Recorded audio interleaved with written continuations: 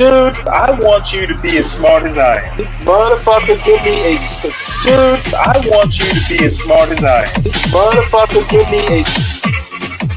Dude, I want you to be as smart as I am. Motherfucker, give me a...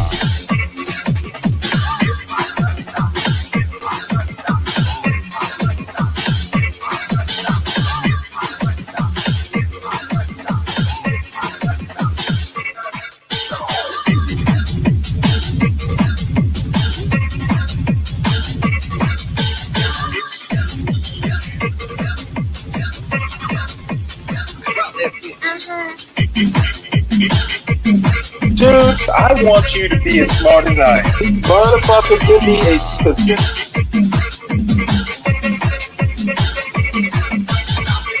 Dude, I want you to be as smart as I am. Motherfucker...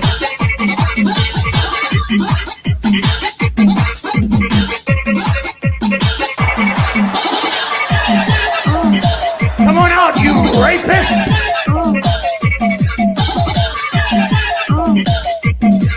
Dude, I want you to be as smart as I am.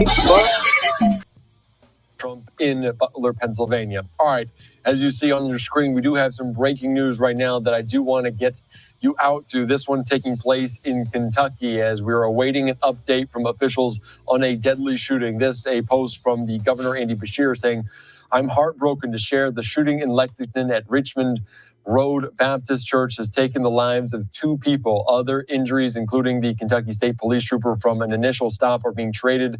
And also at a nearby hospital, the shooter has also been killed." They say violence has no place in our community or commonwealth in our country. Please join his wife, Brittany, and me as we pray for the families of those lost. We do have this, a shot up right now of this there in Kentucky. Officials in Lexington will provide an update on this. So as we wait for someone to step to the mic, I do want to give you just some sense of what we're learning here on Live Now from Fox of this shooting as a suspect shot and wounded a state trooper on Sunday and fled to a Kentucky church where multiple people were injured in a second shooting. We do know, according to the governor, that tragically 2 people have died. The shooting spree ended when the suspect was killed. After the shooting, the trooper and the suspect ended up at the Baptist church. Let's listen into this here on Live Now from Fox as they're set to begin this press conference. Let me introduce you. Is that okay? That's what she had said. Got it. You sure? Yeah. Okay. Good evening. I'm Sergeant Badge Tower with the Lexington Police Department Public Information Office. We're here today to talk about the shootings that occurred earlier today on Terminal Drive and also Old Richmond Road. Chief Lawrence Weathers will provide an update on the investigation. With this being an ongoing investigation, we're limited to the information that we can release and will not be able to take any questions today. We will continue to provide updates on our social media and also through media releases to our media partners. Chief is joined by representatives in our public safety partnerships today from the Kentucky State Police, the Fayette County Coroner's Office, the Fayette County Sheriff's Office, ATF, Lexington Fire Department, the Mayor's Office, One Lexington, and representatives from the Bluegrass Airport. Chief Lawrence Weathers. Thank all of you for being here. And like Sergeant Towery said, it's ongoing investigation, so there's not really a whole lot of questions I'll be able to for being here. And like Sergeant Towery said, it's ongoing investigation, so there's not really a whole lot of questions I'll be able to answer. But I will give you the statement that I have here. There's days like today that are extremely difficult.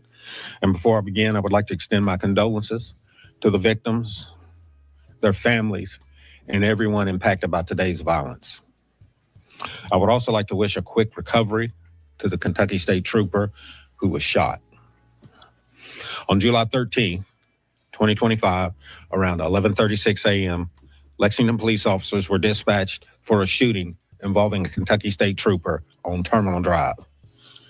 The trooper had pulled over a vehicle on Terminal Drive after receiving a license plate reader alert in the area of Versailles Road. The trooper was shot and the suspect fled. While that shooting occurred on Terminal Drive, it was unrelated to the Bluegrass Airport and did not occur inside the airport terminal. The trooper is in stable condition and receiving medical treatment. A short time later, the suspect carjacked a vehicle in the 3700 block of Bellawood Drive before fleeing the area. No injuries were reported during that carjacking. With the assistance of the department's Air Support Unit and Real-Time Intelligence Center, officers were able to track the vehicle to the Richmond Road Baptist Church in the 5800 block of Old Richmond Road.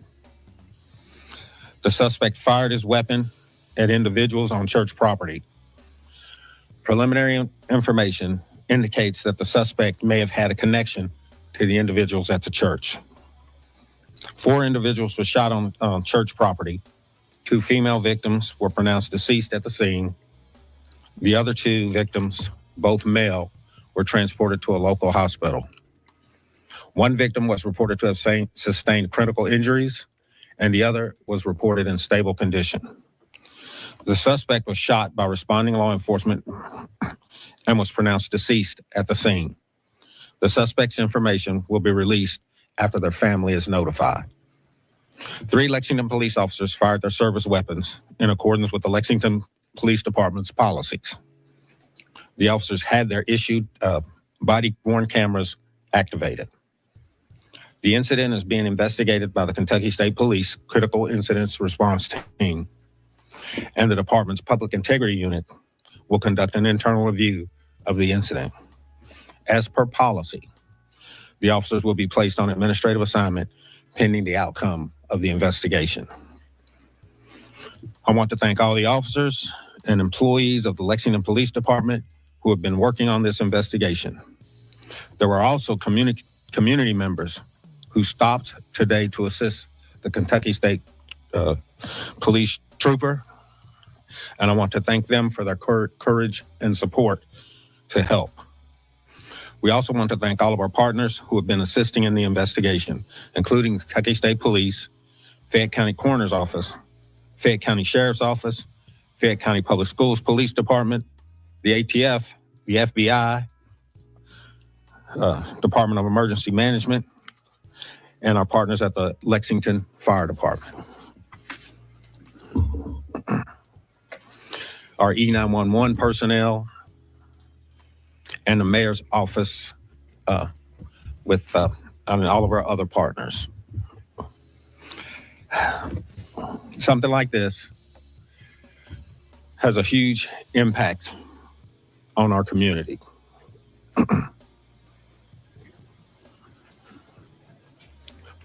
I know when people hear about stuff like this,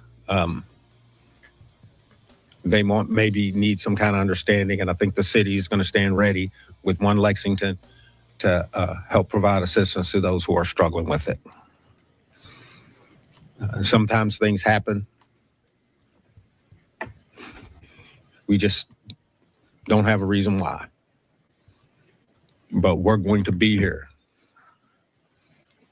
for the people of Lexington. All of these people up here didn't hesitate to come out, didn't hesitate to call and check on the family members, and didn't hesitate to come out and provide support and their service. So I appreciate all of that, and thank you for all of that. With that being said, I'm going to ask Coroner Gary again to step up. Thank you, Chief. So my office was called at 12:56. We responded to 5899 Old Richmond Road, which was the Richmond Road Baptist Church. This, like the chief said, this is an ongoing active investigation. There are literally a few hundred people that are working this crime scene, as well as myself and deputies. This church was a small church, and the majority of the individuals that attend the church there are related biologically some way or another. If not, They've been friends for many, many years. So it's a very tight-knit group of people at the Richmond Baptist Church. Because the family was there and our Lexington police, as well as the KSP, conducted interviews about what happened in this investigation, I was able to notify family of 2 deaths. And I can report that Beverly Gum, she is a 72-year-old female member of the church. She sustained gunshot wounds that caused her death. And Christina Combs is a 32-year-old lady who also received gunshot wounds which caused her death. We have identified the shooter, and the shooter, as the chief said, was shot by Lexington police, and we have not notified the shooter's family. Typically in a case like this, we will notify the family as soon as we can, and once that notification has been made, then we will identify the shooter to the media. Thank you.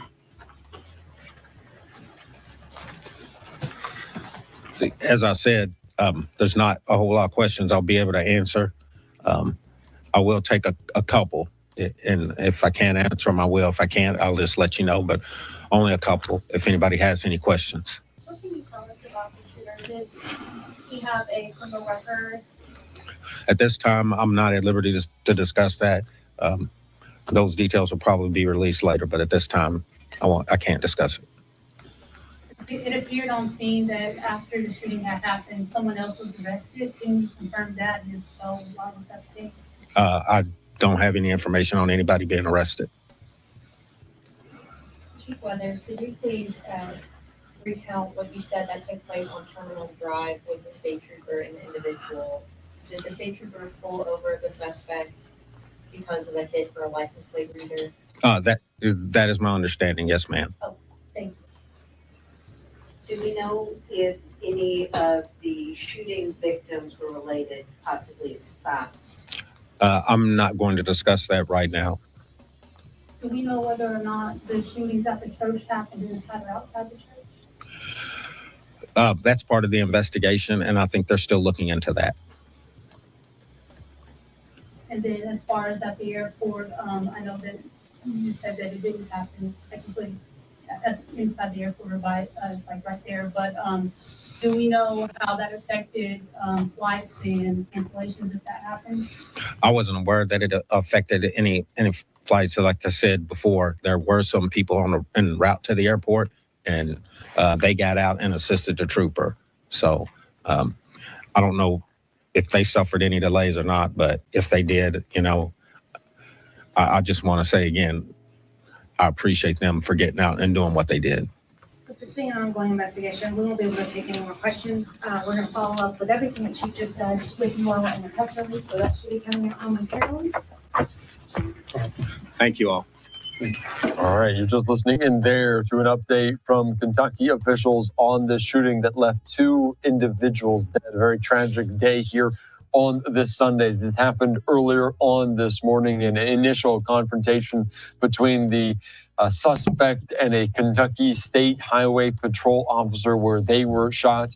They did flee that scene. They did carjack another individual, no injuries sustained at that point, and then went to this Richmond Road Baptist Church, the suspect firing on some of the people there, parishioners. 4 people were shot, 2 females were killed. They identified them as 72-year-old Beverly Gum and 32-year-old Christina Combs. They have not identified yet the suspect that was also killed during this incident. And these are just some images. I'll go ahead and stop it here. Good morning, everybody. Welcome to Stanley versus the World. Make sure you hit the like button. If you have arrived, please make sure you subscribe to the John Gall Urban Landlord channel. If you're new, please subscribe to the Stanley Cross channel, Stanley Cross 6000. That's my channel. Please. This actually happened, I believe, on Sunday. and I didn't get around to talking about it yesterday. I do have a few more details, which we'll listen to. And I'm bringing up this story for a specific reason, and he will know who he is when he hears it.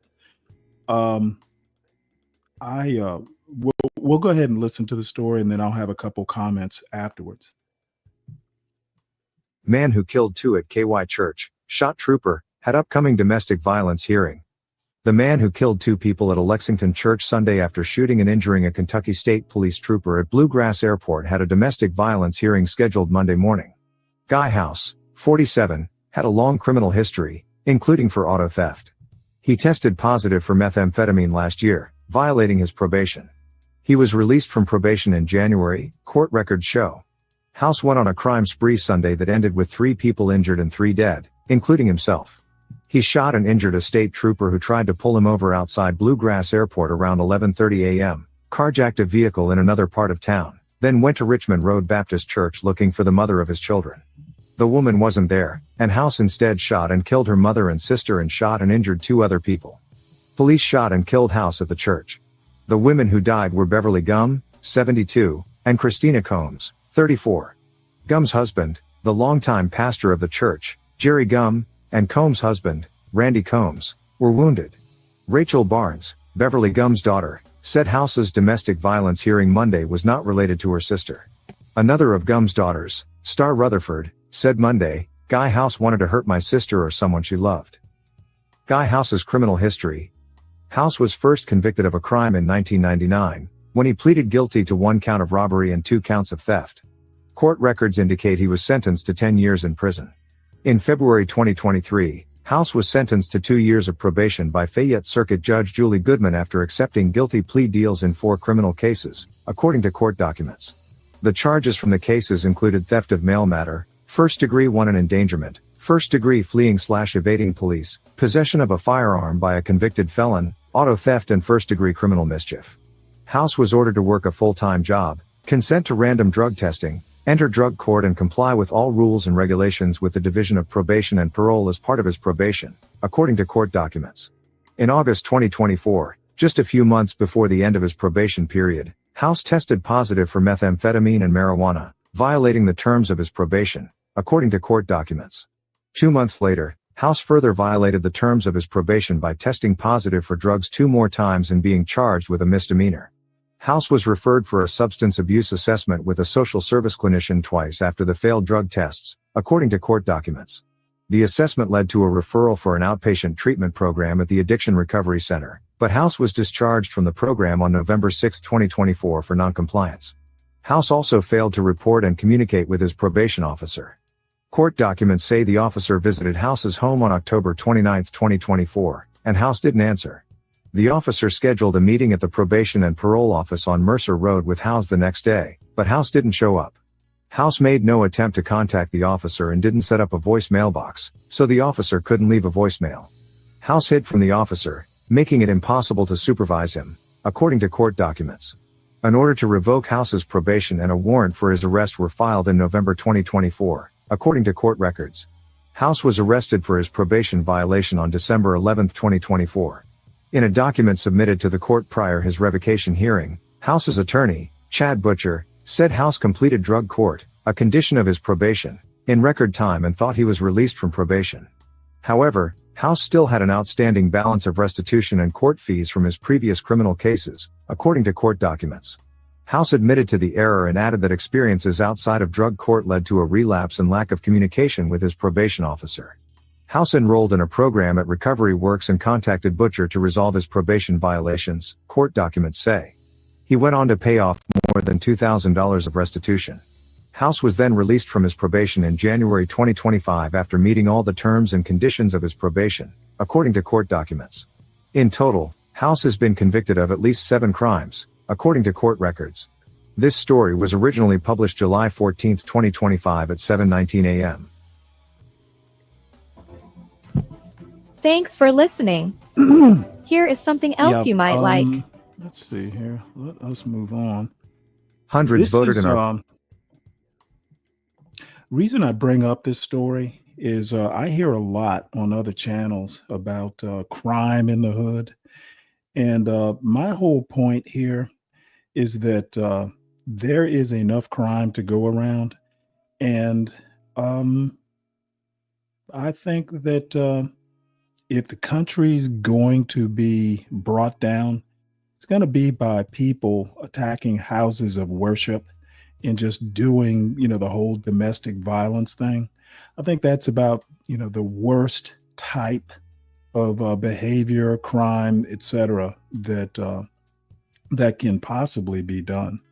Doing it on a Sunday, we need better white people, to be honest. They are the majority, according to one racist that I know. They represent the superior culture. So I expect white people to do better. So that's my comment. Let's move on. Sen, why are you making ice cream in the middle of the morning? Please explain that one. You're not eating it for breakfast, are you? So let's go ahead and get into our daily Trump news. Supreme Court allows Donald Trump ultimately to lay off 1,400 workers in the education department. It says here, last week, the U.S. Supreme Court allowed President Trump to move forward with terminating close to 1,400 employees at the Department of Education. The decision came in response to lawsuits filed by Massachusetts school districts along with labor and education groups, as well as another suit brought by 21 Democratic state attorneys general, who argued that the layoffs interfered with federally mandated educational responsibilities.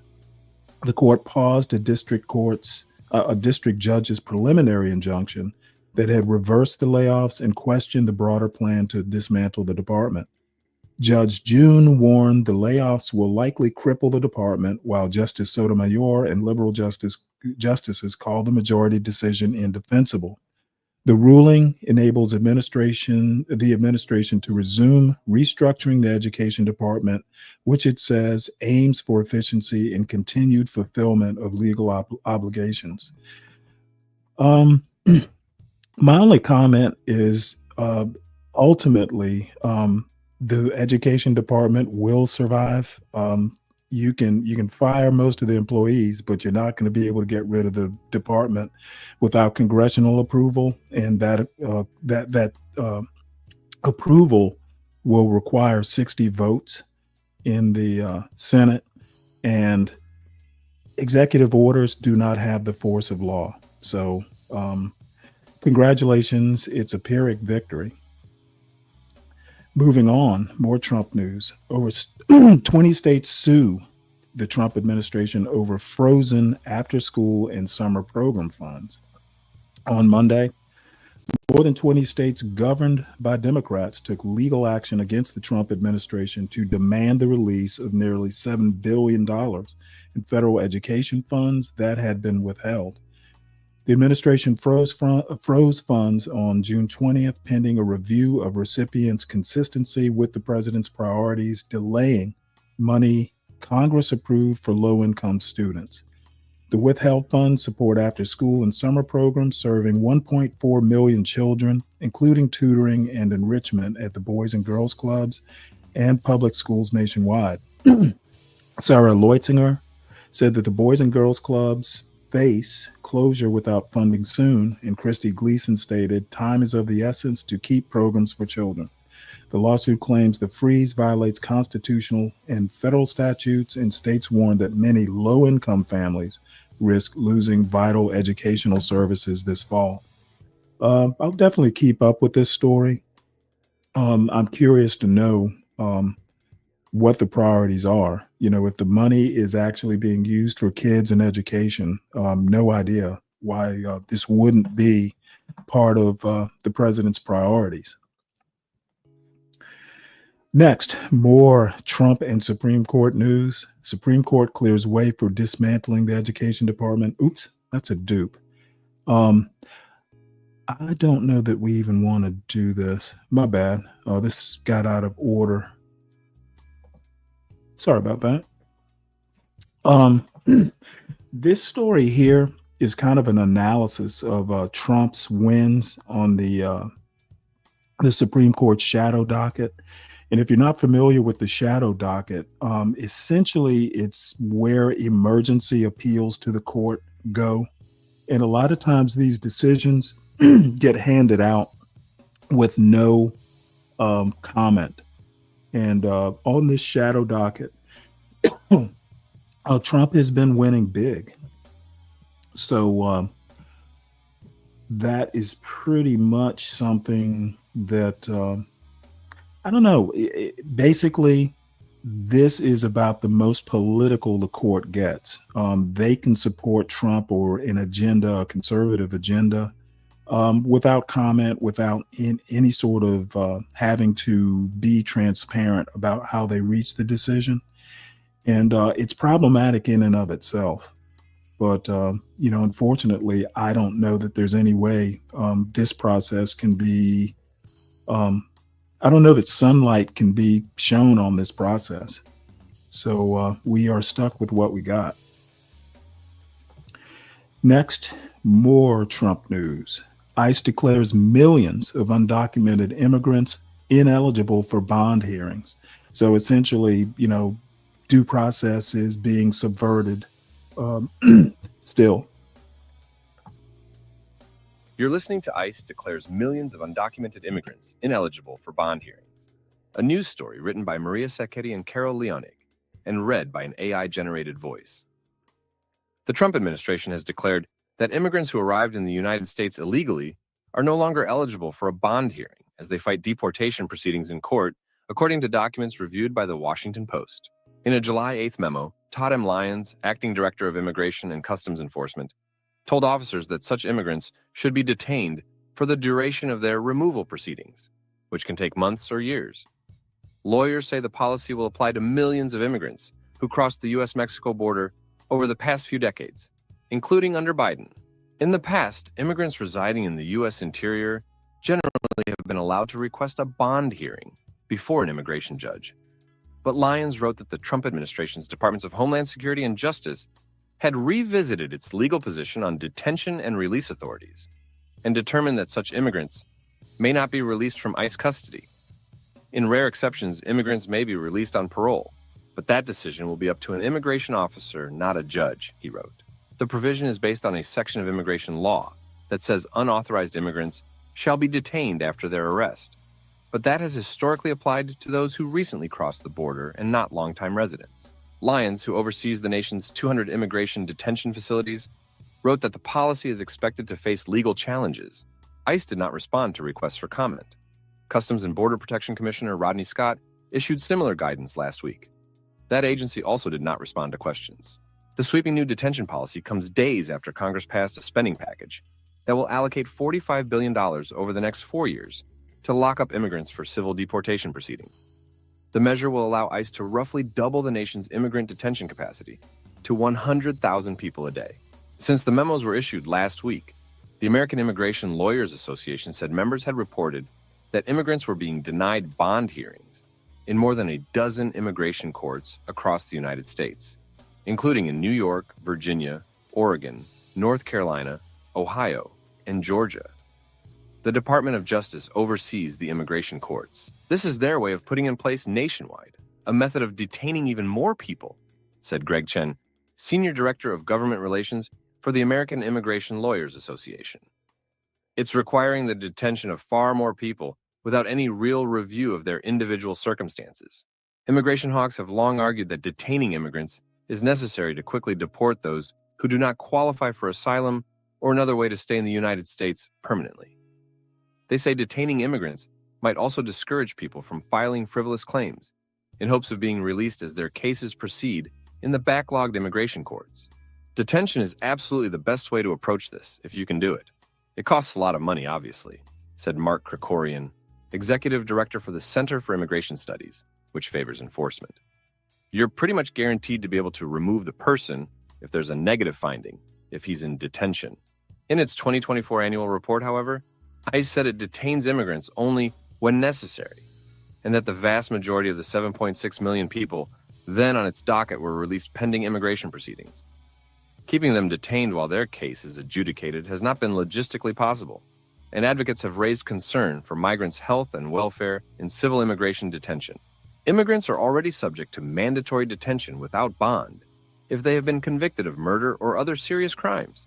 And this year, the Republican-led Congress added theft-related crimes to that list after a Georgia nursing student, Lachlan Riley, was killed by a man from Venezuela who had been picked up for shoplifting and not held for deportation.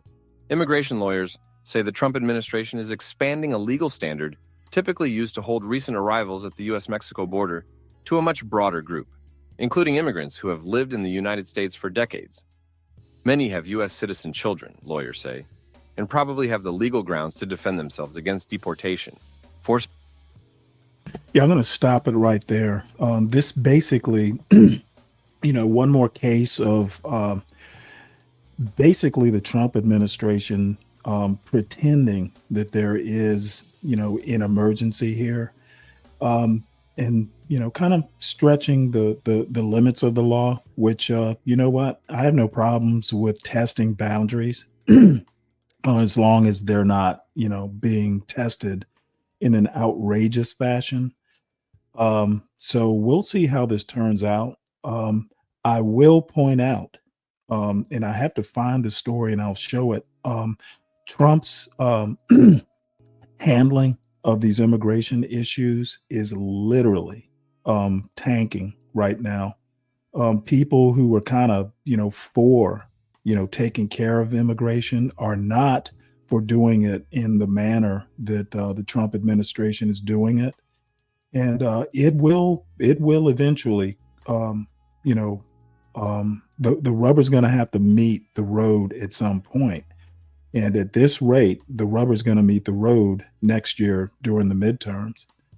Trump's going to have to figure out how to turn this ship around, or his mission is going to tank just because it becomes so unpopular.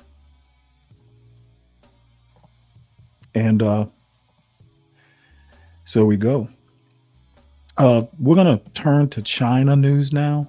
Some things that are rather interesting.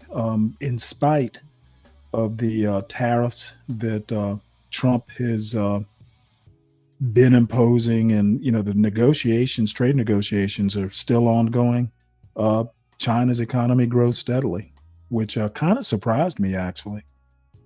China's economy grows steadily despite Trump's tariffs. This article is by Keith Bradshaw and read by an automated voice.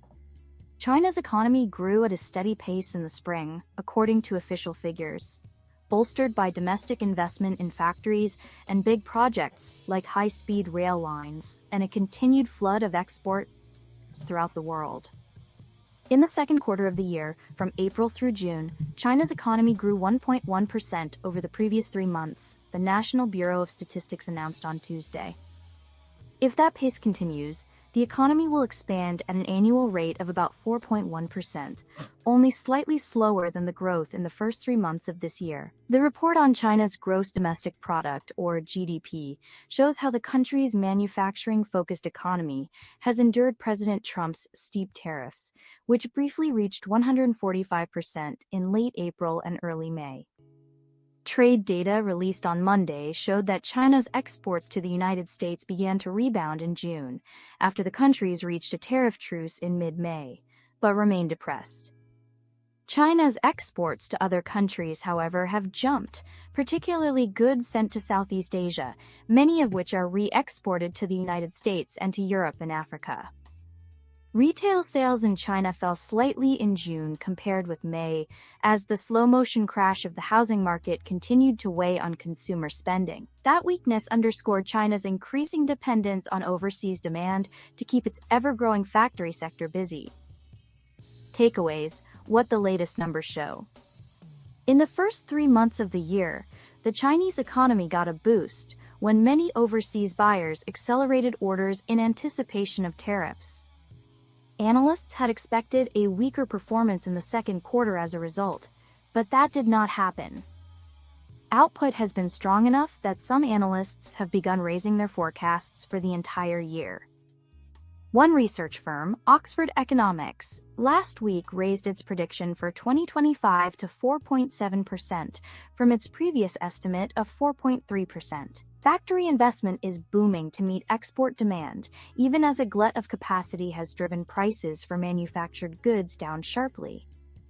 Rapid construction of factories and high-speed rail lines have more than offset a plunge in real estate development, down 11.2% in the first half of this year. Consumer spending remains the weak spot in China and is still worsening. Retail sales of consumer goods were down 0.16% in June from the previous month, although still up 4.8% from a year earlier, the National Bureau of Statistics said. Domestic effective demand is insufficient, and the foundation for economic recovery and growth needs to be further consolidated, Sheng Liyun, Deputy Director of the National Bureau of Statistics, said in a statement. China has been working to encourage spending, including with an extensive subsidy program that began last year.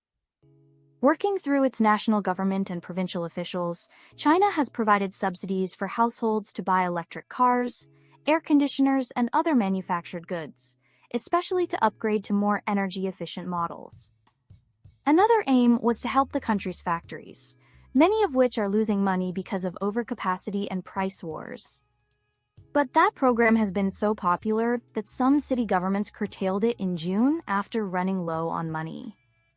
China's economy looked particularly strong during the second quarter by Beijing's preferred measure, growing 5.2% from the same period a year earlier. The quarter benefited from a lower base of comparison because the Chinese consumer subsidy program was only getting started in the spring of 2024, when growth was faltering. Many analysts question the reliability of China's growth statistics, which the government has long cited as a main gauge of its policies. The government's target this year is for output to be around 5% higher than last year. China's difficult balance, exports and consumption. The Chinese economy faces two closely related problems: lackluster spending and a glut of goods. The result has been a steady erosion in prices. Apartments, electric cars, and many other big-ticket purchases are all becoming less costly. What do people say about buying an apartment now? They just want it to be cheap, said Ma Yanghua, a real estate agent in Wuhan. When buying things, everyone wants to get them as cheaply as possible. The cheaper, the better. A broad fall in prices, known as deflation, eats into company profits and can put downward pressure on wages. It becomes harder for households and businesses to earn enough money to repay their debts. China has responded by reducing interest rates sharply. Rates on Chinese bonds are the lowest in 11 years. That has made it easier for real estate developers, manufacturers, and other businesses to borrow money and invest. The real estate sector nonetheless remains in serious trouble. After stabilizing last autumn and winter, housing prices are falling again. Economists have recommended that the government put more money in people's pockets so they can buy more goods. But the central government continues to emphasize frugality. Pensions in China are already tiny, as little as $20 a month for rural residents, and the government said last week that they will rise only 2% this year. Lee, you contributed research. Interesting. That China can, well, I've said it before, China's the only country on earth that can pretty much stand toe to toe with the Trump tariffs. And this kind of, bolsters my argument. The next story is really interesting. Speaking of trade, NVIDIA says U.S. has lifted restrictions on AI chip sales to China. Very interesting. NVIDIA says U.S. has lifted restrictions on AI chip sales to China. This article is by Trip Mickle and read by an automated voice. 3 months after shutting down NVIDIA's artificial intelligence chip sales to China, the Trump administration has reversed course.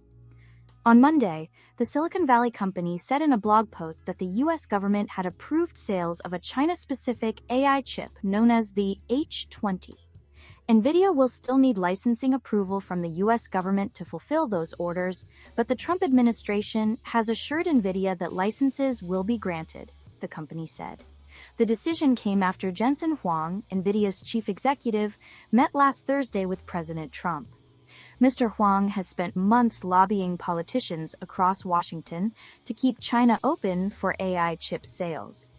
China has the potential to deliver billions of dollars in sales for the world's most valuable public company, which last week became the first to reach a $4 trillion valuation. Mr. Huang has also visited China several times this year, including a trip to Beijing this week where he is scheduled to give a news conference on Wednesday. The Commerce Department and White House did not immediately respond to requests for comment. The reversal has major implications for the race between the United States and China to develop artificial intelligence. It will allow Chinese tech companies to restart purchases of NVIDIA's chips, which are regarded as ideal for running some of the calculations that power AI. NVIDIA was slated to collect as much as $15 billion from sales of the H20 chip during its current fiscal year. With the change, the Trump administration has also backed away from a signature effort to stay ahead of China in the AI race. The U.S. government had been concerned that the Chinese military could use AI chips to coordinate attacks and develop weapons, and had also wanted to preserve the U.S. lead in developing AI systems. In January, Commerce Secretary Howard Lutnick told Congress during his nomination hearing that he thought NVIDIA and other companies need to stop helping China and stop allowing it to use our tools to compete with us. Mr. Lutnick reiterated those sentiments last month. They are trying to copy our technology, and in the race for AI supremacy, they are behind us. But they are working with the central government out to get us, he said of Chinese companies during testimony before a House subcommittee about his department's budget. The Trump administration's previous restrictions on AI chip sales had posed a threat to NVIDIA. Mr. Huang considers selling chips to China vital to NVIDIA's future because the country is home to 50% of the world's AI developers. China also spends more on chips than any other market in the world. He has said that he fears that exiting the market would allow Huawei, the Chinese tech giant, to increase its sales and eventually compete against NVIDIA overseas. Mr. Huang pressed the administration to roll back its restrictions on shipments of AI chips to China, arguing that closing off the China market will only hurt U.S. tech companies. He has also urged the administration to get countries around the world to build on chips and software made by U.S. companies. The American tech stack should be the global standard, just as the American dollar is the standard by which every country builds on, Mr. Huang said during a podcast recorded last week in Washington with the Special Competitive Studies Project, a think tank. Mr. Huang has a more optimistic view of U.S.-China relations than many in Washington. During the podcast, he said that China is a quote, competitor and adversary, not our enemy. Some members of the Trump administration have gradually come around to share Mr. Huang's perspective, including David Sachs, the White House's AI, and crypto czar. The H20 is not NVIDIA's most powerful chip. To comply with U.S. restrictions on sales to China, the company throttled the performance of a more powerful semiconductor, the H100, and began marketing it in China as the H20. But the H20 has significant memory capabilities that are valuable for the process of running AI, which is known as inference. The Trump administration's reversal could face pushback on Capitol Hill. In April, the House Select Committee on the Chinese Communist Party opened an investigation into NVIDIA's chip sales across Asia. The committee was trying to assess whether the chipmaker knowingly provided DeepSeek with critical technology, potentially in violation of U.S. rules. Interesting. Everybody, please make sure you hit the like button. And if you're new, please make sure you subscribe to the John Gall Urban Landlord channel. By the way, a quick show note. This is going to be a little bit of an abbreviated show. So I'll get through some news stories, and I have one specific video I want to show, and then we'll see where we are time-wise. So that is where we are. This is an interesting story, and this topic came up last week during a panel discussion about, well, basically, like social scores, like social like there's this thing that China has where people basically get like a social credit score. And I actually think that the US and the West in general is going to wind up doing something like this. We already check, employers already check applicants' social media. So why not? So let's hear this story. This is actually pretty interesting. You're listening to Big Brother Gets New Powers in China with Digital ID System, a news story written by Katrina Northrup and read by an AI-generated voice. China has long mastered what was once considered impossible, completely controlling the internet within its borders. On Tuesday, Beijing will take another step towards centralizing its power over the web, introducing a government-run digital ID system that will enable it to even more closely censor and surveil the country's 1 billion internet users. China has enforced a real name registration system for over a decade, meaning that Chinese internet companies almost always know the true identity of users who are, say, ordering a dress online, leaving a social media comment, or playing a video game. With the new centralized ID system, the Chinese government will take over the process. Users who submit a trove of personal information, including scans of their faces, will receive a unique code to access online accounts. This means that companies like social media site Weibo or online shopping behemoth Alibaba will no longer be able to see the personal information of their users with digital IDs. But Chinese authorities will be able to see the real identity behind online accounts across a range of sites. Although voluntary, experts fear it may not remain so, or that it will become so widely required as to make it effectively compulsory. It's hard to look at steps like these and not see an intention to make people not feel anonymous, said Laura Edelson, a computer scientist at Boston's Northeastern University who co-wrote a recent report on China's online censorship system. They want the policeman to be in your head, and a really important way of making people feel that policeman in their head is removing any illusion that someone might have that they're anonymous, she added. The rules for the policy, which was proposed last year, were announced in May by 6 government departments, including China's Domestic Security Agency, which incorporates the police force, and its internet regulator. They justified the change on data privacy grounds, saying the ID will better protect individuals' sensitive information from social media companies, data leaks, and fraudsters. China's state-run Xinhua news agency last month described the system as a protective shield that allows the public to truly feel security is within reach while enjoying convenience. James Gong, a data protection lawyer based in Hong Kong, said issues like telephone fraud and data leaks are common in China, leading many people to be defrauded or scammed. This system, he said, may reduce the opportunities of third parties getting hold of your personal information. Critics, however, say the system will lead to centralization of data in the hands of the Chinese government, which already enjoys access to reams of personal information about its citizens. Beijing may more easily find all of the digital accounts registered by one person, experts say, though the ID probably does not provide access to the activity or browsing history of those accounts. I understand that functionally they can get information on online activity now, said Jessica Batke, a senior investigations editor at the online magazine China File, who wrote the report on Chinese censorship with Edelson.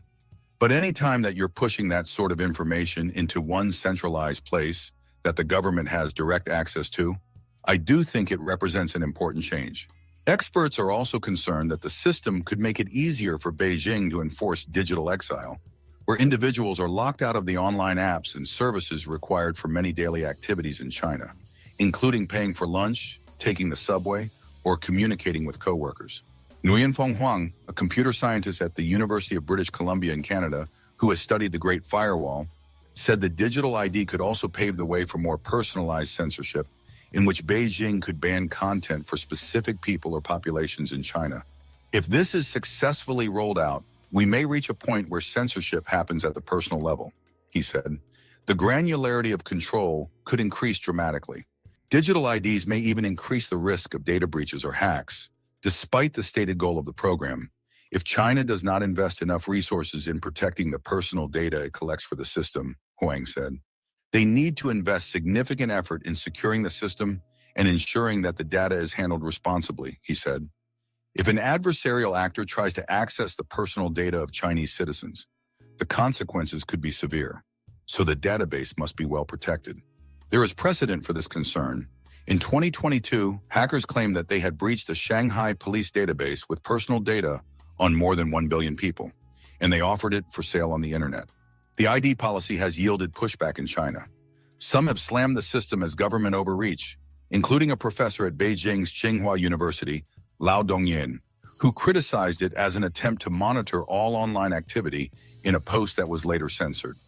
Others, however, have praised the government's attempt to protect netizens' personal information. Deng Yufeng, an artist whose work has focused on China's surveillance state, summed up this dichotomy.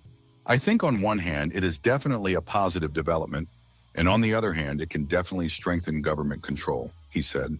Digital IDs will add a layer of protection net to people's online privacy, Deng said from Beijing. There is nothing wrong with technology itself, but how the people behind the technology are supervised. The supporting supervision system, the accountability mechanism for leaks, and the protection of users' rights. Jeremy Daum, senior fellow at Yale Law School's Policy China Center, said the change is incremental given that the long-standing real name registration system already eliminated the possibility of anonymity, and the Chinese government can probably already obtain any information it wants on online activity. I think internet anonymity is critically important, but China hasn't had it for a long time, he said. That ship has sailed. Still, the digital ID system does reflect the ever-adapting nature of China's censorship and surveillance system. Badke likens the system to controlling the flows of water. It allows water to flow in when necessary, stop it when necessary. It can adjust if there's too much or too little, she said. New cyber policies in China, like the digital ID system, she said, are part of a broader, more ambitious national project. They're really trying to change the information landscape that people have access to change what they know, and therefore eventually what they think, and eventually make the information landscape safe for the CCP, she said, using the abbreviation for the ruling Chinese Communist Party. Pei Lin Wu in Taipei, Taiwan, contributed to this report. You know, I don't actually see much of a difference between what China is moving towards with the social credit, digital ID sort of programs, and what Doge did as far as accessing all these government databases here in the United States. I hear in this article that, China seeks to change, the way people think or what they believe. I don't see a difference between what MAGA is trying to do in taking over colleges, getting rid of DEI, basically trying to change the culture, which is a stated goal of MAGA. So I think that, if we're not already there, the United States is moving towards a social credit score system. And, Doge is kind of like the vanguard there. And people may disagree with me, but I think I could support that argument just based on the first 6 months of the Trump administration. And then, Elon and his chips in the head, that's basically, what we're moving towards. What's up, Osvaroon? I haven't seen you in a while. How you been? And J-Dub, this title is basically referring back to a story that I did yesterday on United Healthcare, where basically they are suing people who criticize the company. If you remember, United Healthcare is the insurance company whose CEO was assassinated by Luigi Mangione or whatever his name is. And so, the point came up that, companies, insurance companies in particular, care more about their shareholders, the return on investment for shareholders, than they actually do the sick people who have insurance policies. So that's why the title is what it is. And, just so people who don't know, I generally, it's rare that my titles have anything to do with the show. My convention for naming shows is usually the funniest thing or the most salient point I hear the day before. Like tomorrow's show is a comment that Samuel Guru made. So don't ever look for a theme in the title. Sometimes it happens, but it's not a consistent thing. Generally, whatever makes me laugh the day before is what I'm going to name the show. Just that way I don't ever have to run out of, spend a whole lot of time thinking about titles for shows. They just kind of come to me. So that there is no rhyme nor reason to this show in any case. And by the way, speaking of that, please make sure you support our executive producer, Portia J. And please make sure you support your show host, me. I do have a lot of subscriptions that I do monthly for, all the news sources I use. And towards the weekend, it is nice every now and again to, have folks buy me a 6-pack of Bud Light. So it's inspirational. But yeah, definitely make sure you support all the show hosts here: John Galt, Portia J, me. So it kind of, it's nice knowing that we're appreciated, even if only occasionally. What's up, Bobby? How you doing? So let us move on. This is more or less kind of just miscellaneous news here. Pam Bondi fires U.S. Justice Department's top ethics advisor, and I think that pretty much says it all.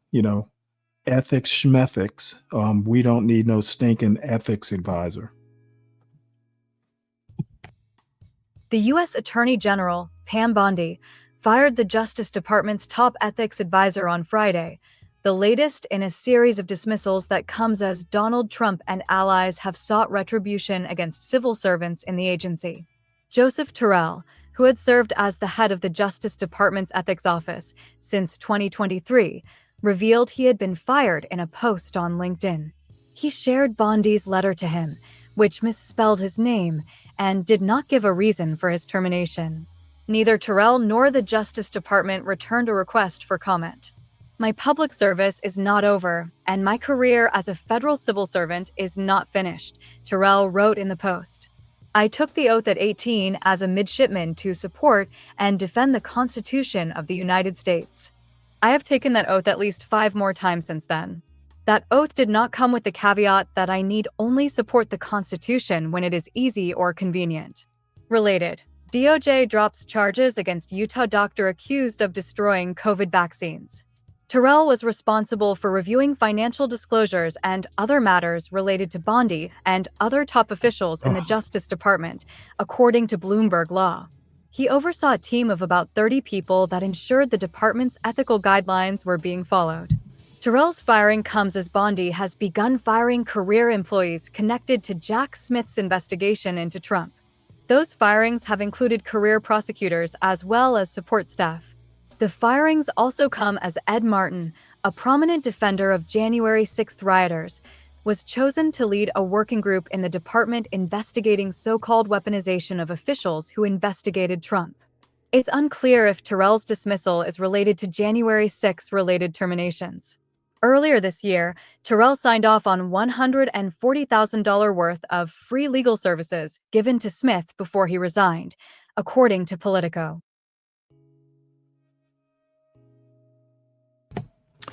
Yeah, the purge continues. So let's see here. Next, this is actually interesting. A landlord seeks to evict Republican congressman over unpaid rent.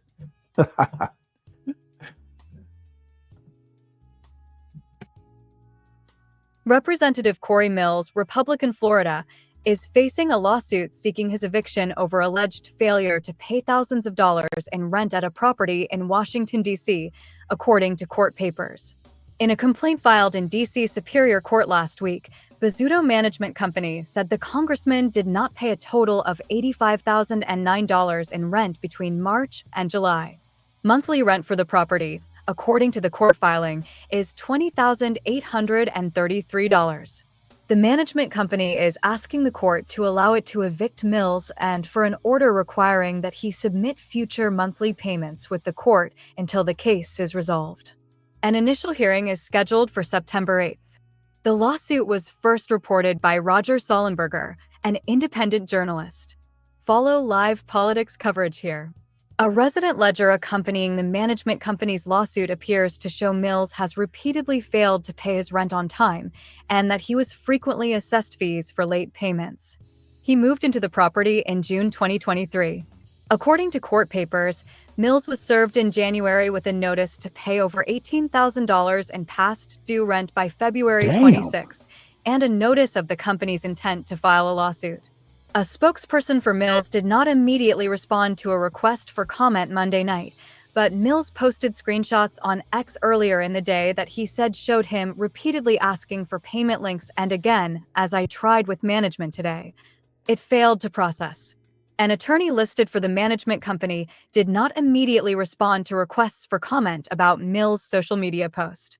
Police in February opened an investigation into Mills over a report of an alleged assault at an apartment building on the same block as that of the rental dispute. Mills' office said he vehemently denied any wrongdoing, and a police spokesperson at the time said the congressman was not arrested and no charges had been filed. Mills has represented Florida's 7th congressional district since January 2023. This article was originally published on NBCnews.com. Representative Corey Mills. Yeah, this is amazing. Don't they pay Congress enough to pay to pay their rent? So this next article is from the great WSAV in Savannah, Georgia, which is where I am currently visiting family members. So this TV station has been around. I'm 60 years old. This radio station has been around ever since I can remember. So it's good to see, good to run into them on the MSN the MSN website. So this is basically talking about 500,000 voters purged from the Georgia voter list. WSAV is your local election headquarters. Almost 500,000 people at risk of being removed from the voter roll. By the way, the lady here, Tina Taya Shaw, she has been a newscaster at this TV station. My God, for at least 40 years. She is a fixture in Savannah news. In Georgia ahead of the 2026 midterms. The Secretary of State's office conducting a sweeping audit of the state's voter list. And WSAV's Christine Fraley joins us now to break down whether you could be affected. Yes, Tina, Ben. So Secretary of State Brad Raffensperger's office says they are sending letters to registered voters that were in inactive status for the 2022 and 24 elections. These mailers are to let them know that if they don't respond within 40 days, their registration will be canceled. Though, according to some, many eligible voters could lose their status. 477,883. That's how many people the Georgia Secretary of State's office says can expect to receive a letter letting them know they're at risk of having their voter registration canceled, which would mean they can't vote. They're sending out notifications that your voter registration has become inactive, and you're invited to respond onto the Secretary of State's website and basically say, hey, I'm still here. Under Georgia law, a registered voter becomes inactive if they've had no contact with their elections office for 5 or more years for any reason. If you have these loose ends because someone moved or someone died or whatnot, you have the opportunity for voter fraud or misrepresentation or other activities that would skew our election results. How many voting machines do we need to put at one polling location? Do we need 5 polling locations or 7 locations in Pooler versus 5 or 7 locations in, say, Garden City? One of the ways that we make those calculations effectively is we measure the number of voters that live there. Though some advocates tell WSAV that the audit could cause eligible voters to lose their status. You can make mistakes. We even had two super voters here who are staff members at Fairfight. They vote in every election, who received letters that they may be marked inactive. And sometimes some individuals will receive these notices and then realize too late that there's an issue and a problem and will be inappropriately removed. Maybe I don't vote every 2 years. I don't know. If I got kicked off, that would be inconvenient because I'd probably go to vote and then not realize that I wasn't registered. And Georgia isn't the only state that audited their voter list this year, with South Carolina conducting a similar process as well. So if you receive a letter letting you know you've been marked inactive or that you're at risk of losing your registration, you can submit a status update on the Secretary of State's website or through your state's online voter registration to make sure you stay on the rolls. Christine Quayle, WSAV News 3, on your side. Chris. She looks all excited. To be honest, I don't see a problem with this. I mean, the voter rolls should be, kind of updated occasionally. And I think as a voter, you should probably keep up with your status. So hopefully nobody's going to make a big stink about this. What's up, Oz? How you doing?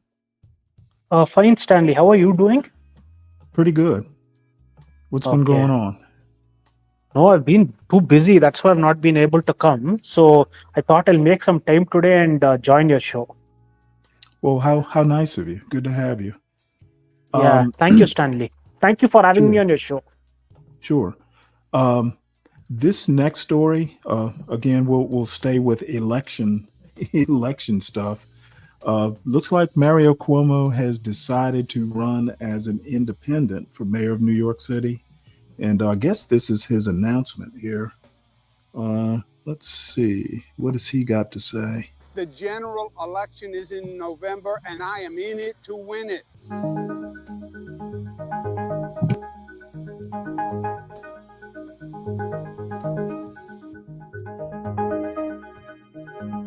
And unless you've been living under a rock, you probably know that the Democratic primary did not go the way I had hoped. My opponent, Mr. Mandani, offers slick slogans, but no real solutions.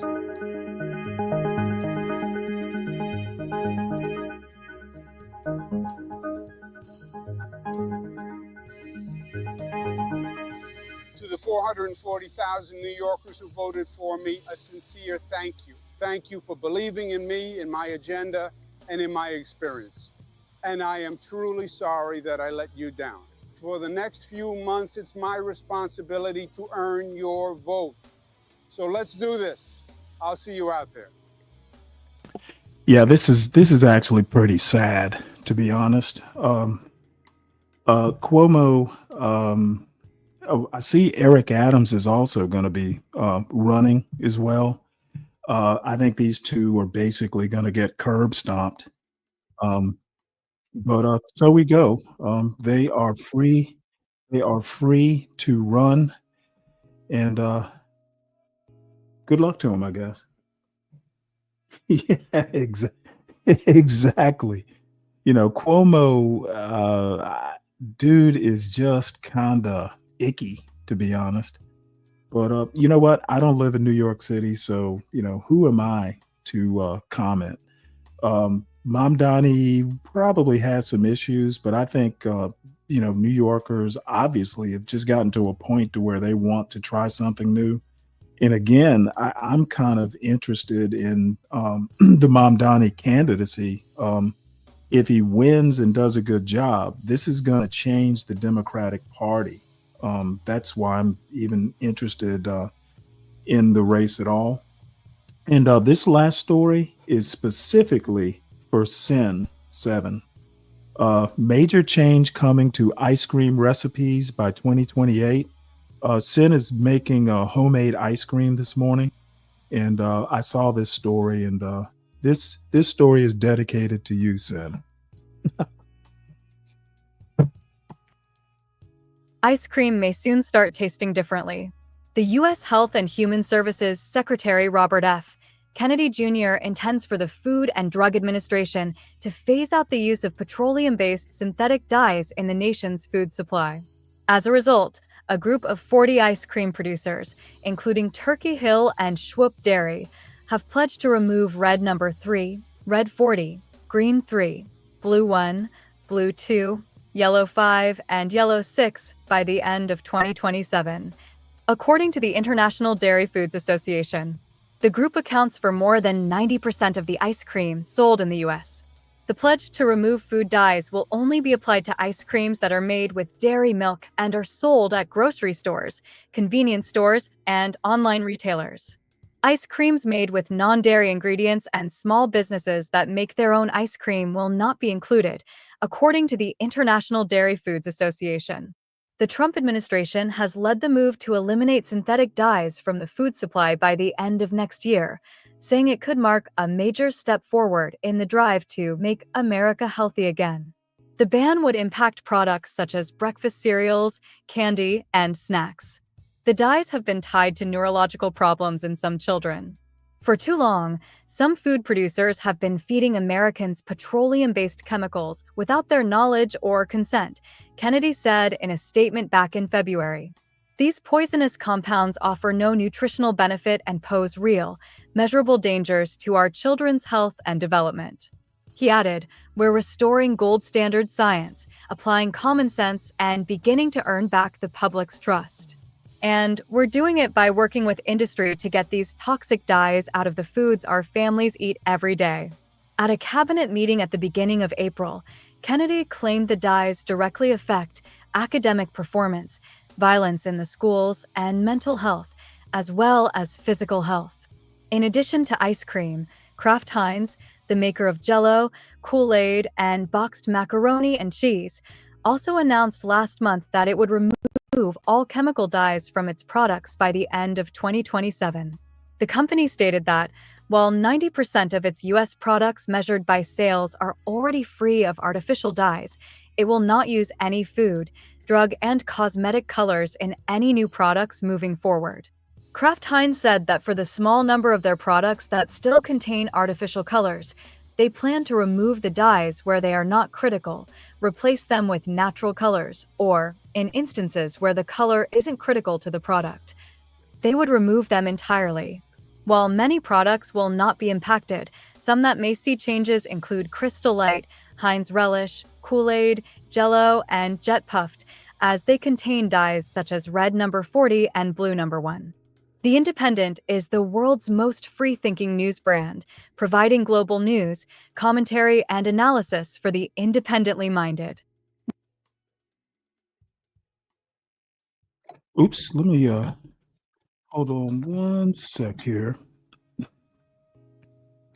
So this, like I said, this is going to be a bit of an abbreviated show, but I did get through those news articles pretty quick.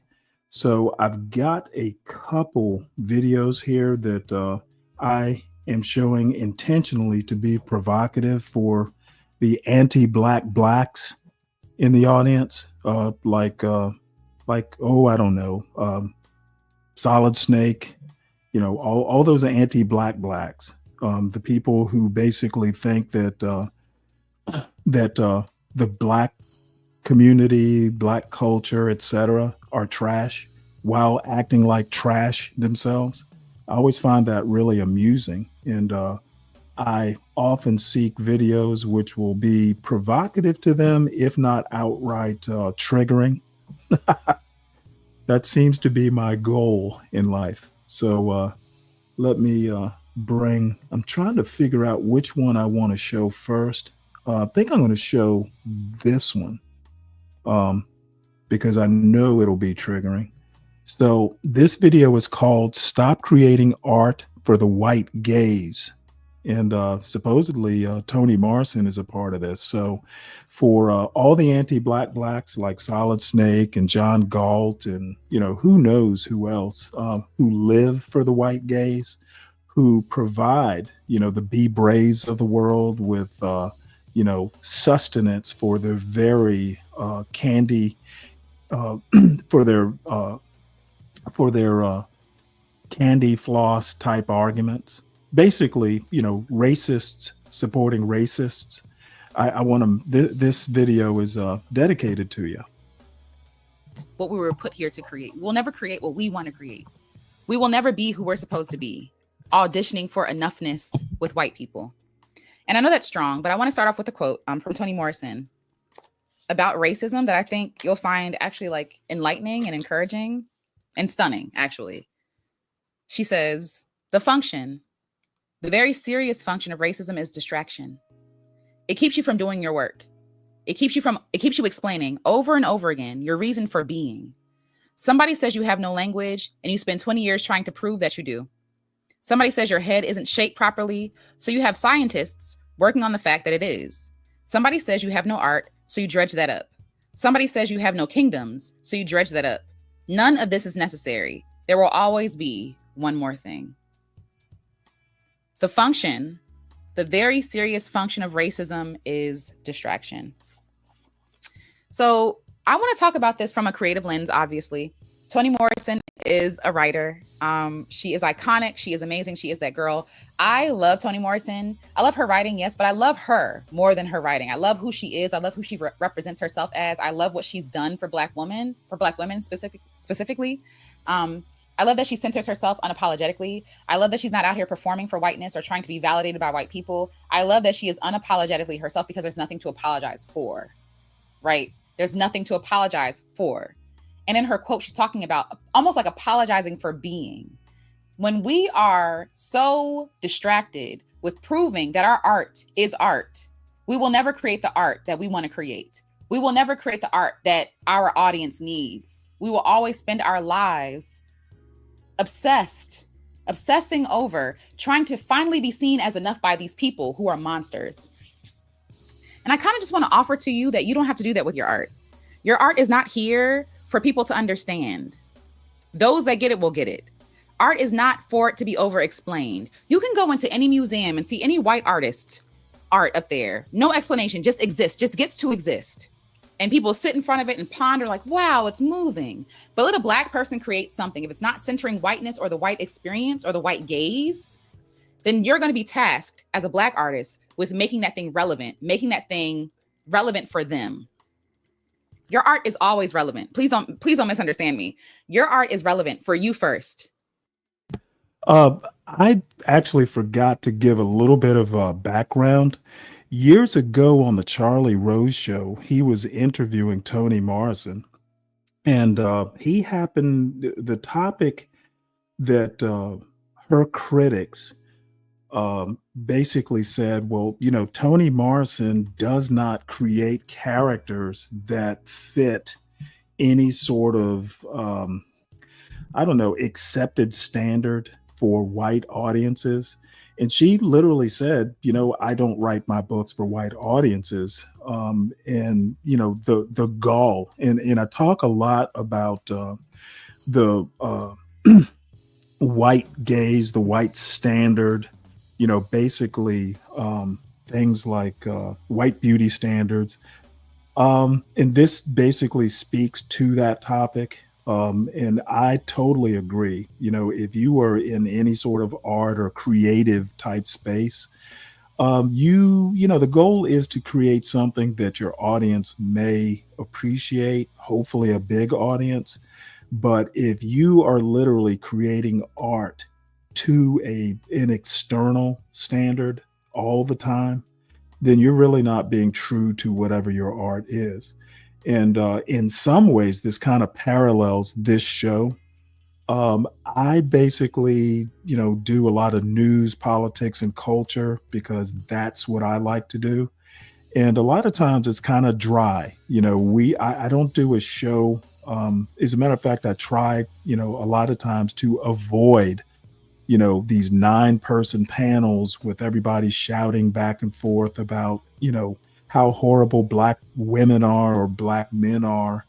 I try and avoid all that. I try to literally try and, stick to some stuff that is newsworthy, informational, and somehow or another, may improve, your knowledge of, what's going on out in the wider world, in the American world specifically. So this particular topic speaks to, one of my core values, which is to, as long as I feel it's productive, I'm pretty much going to do what I want to do as far as, what I enjoy bringing to an audience. And I also want to appreciate the folks who, day in and day out support this show. I'm not stacking a whole, I'm not doing CT numbers, but I also don't do CT type content. If there is controversial stuff, it's going to be, kind of like controversial ideas. Going and just, being manosphere or, anti-black, not my thing. And I'm not going to pretend that it is. And if I piss some people off up on the panel along the way, that's even better, because I love trolling anti-black blacks.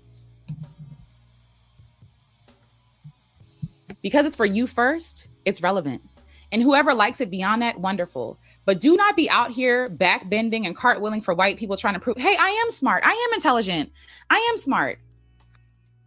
I think about this moment that changed my life forever. I was in college and I was in an African-American literature class. And I cannot remember the story, please forgive me. But the story was about muscadine grapes, and it was about an enslaved Black man eating muscadine grapes, turning the grapes into wine. It was a whole process. And then what I loved most about the story is that when I was reading, I was like, what? And when I read it aloud, I was like, oh my God, this is how we speak. This is how we as Black people speak, right? And I imagine that somebody wrote that story back then, and somebody said to them, well, that's not real literature because you're not using the correct, this word correctly. I'm stuttering. You're not using this word correctly. You're not structuring your sentence in a way that white people say that you should structure your sentence. You're using AAVE or Ebonics. You're not using the king's English, as if any of us are, right? As if this is not a colonized, anyway, as if I was not forced to speak this language. Okay. That's not my language. And so when I read that book, when I read that story, it opened my mind to the possibility that I can be a blackety black, unapologetically Black artist, that I don't have to center whiteness. I don't have to appease white people. I don't have to please them as my first audience so that my Black audience gets to eat after them. And I think that a lot of artists, if we're not careful, can fall into the trap where not only will our art become permission slips to white people to see us as human, but then we start to also put those same chains around other Black artists. How dare you represent permission us like this? slips. Talk about that with Abbott Elementary, with the principal, right? How dare you represent us like this? How dare you show these tacky ghetto people online? Knowing good and well, you know people just like that in your regular life. Like there's this performance that we do for whiteness because we think that if I act like them, they'll see me as human, but they're not even humane. They're not even human. They are a violent bunch. You know what I mean? It never ends. There will always be one more thing, like Toni Morrison said, right? I mean, I guess you can dance, but not like that. Or, we'll use the Black people for this specifically. Like, you can be this, but you can't be that. Like, Black people get to create whatever they want in a world without whiteness. What would you create in a world without whiteness? That's the question I want to ask you. If you weren't worried about what white people thought about the rules, Solid Snake, what would you create anything, in a world without language, whiteness? Anything? What would you create? If you didn't need the permission of white people, if you were not worried about people taking your thing seriously as a Black person, what would you create? And I'm just asking you that question because there are people who live like that every day. But Toni Morrison is somebody that I love because she said, forget the white gaze. Forget the white narrative. Forget them. Forget white people's permission. I'm creating what I want to create regardless. She says that she created for Black people, not to speak for Black people. So let me read you some quotes that I got from this. I watched a documentary on Toni Morrison. I forget the name now, but I'm gonna put it in the description below. Excellent documentary. Using her, like she was in the documentary. So I recommend it. Remove the white gaze. She says, I didn't want to talk for Black people, but to Black people. And I love how she said that because she was not trying to be the intermediate person between white people and Black people. She wasn't trying to prop herself up as the good Negro, the safe Negro, the safe Black woman, right? The woman that white people feel safe around them. Because she didn't center whiteness, they saw her as a threat. They saw her as an enemy. There was a reporter who told her basically that she would be more successful. Toni Morrison would be more successful if she centered white people in the white gaze and the white perspective, as if to say, this is what's missing. This is the secret ingredient that's missing from your art. And if you did this, you'd be more successful. Well, one, we know that's not true, right? Because, excuse me, once the white gatekeepers take the fangs out of you, like water your stuff down, they're only going to use you as much as you're useful to them, right? Tony said, forget that. I'm going to be who I am. I'm going to create what I want to create, regardless of whether you like it or not, whether you understand it or not. I'm not going to over-explain. If you really think about her books and how punchy they are and in your face they are and how honest they are, if she were to explain and center whiteness as the lens to look at her books through, her books would probably be way longer because she would be over-explaining certain things or using flowery language.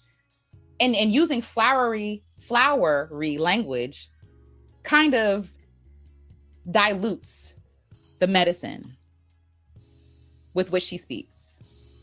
And I think that's the goal, right? It's to disempower you. It's to remove the power from you. It's to keep using them as your gatekeeper.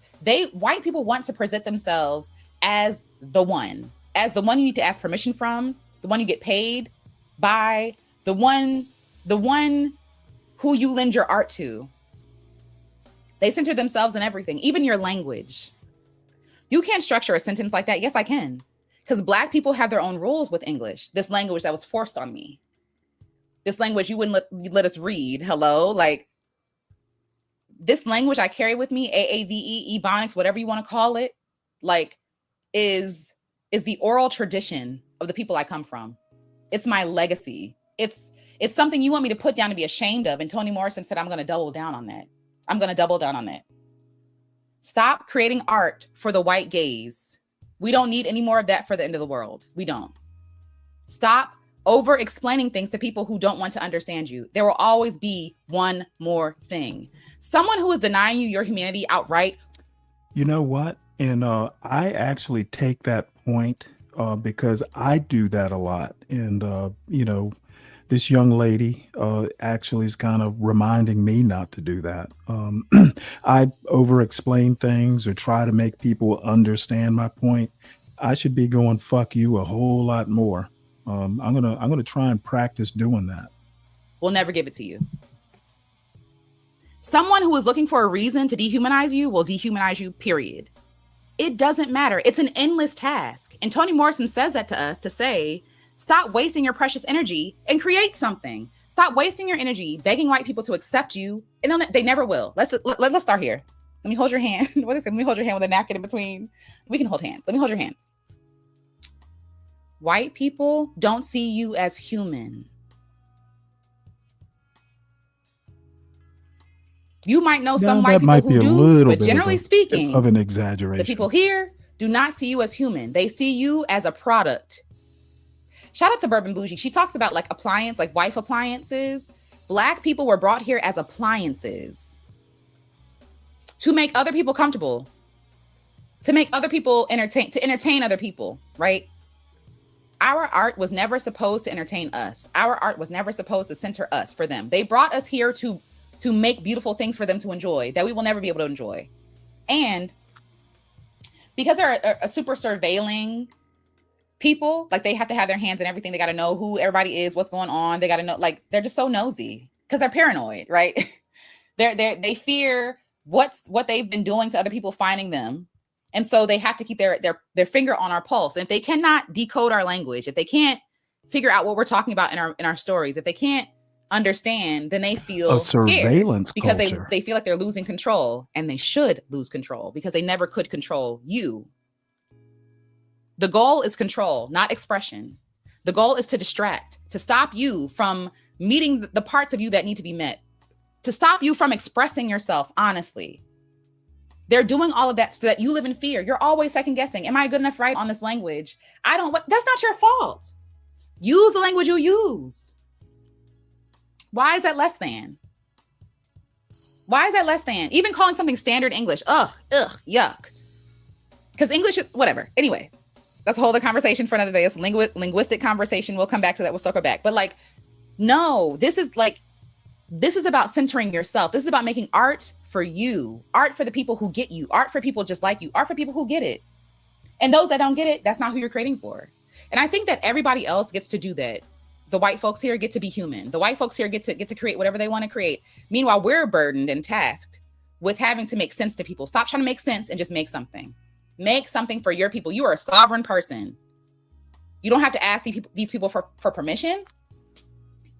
They think you dancing and winding your waist is ghetto.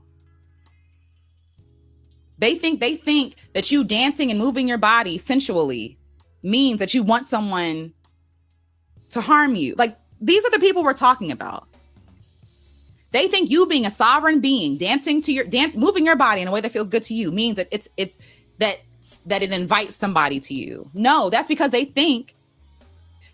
predators. I'm just gonna say it. They are predators, okay? And they're looking to distract you from doing the work that you know that you're put here to do. So I love Toni Morrison, again, for a lot of reasons, but she was so clear. She was so clear that she was not here to make sense to white people. I love that about Toni Morrison. She remained raw and honest, and she held nothing back.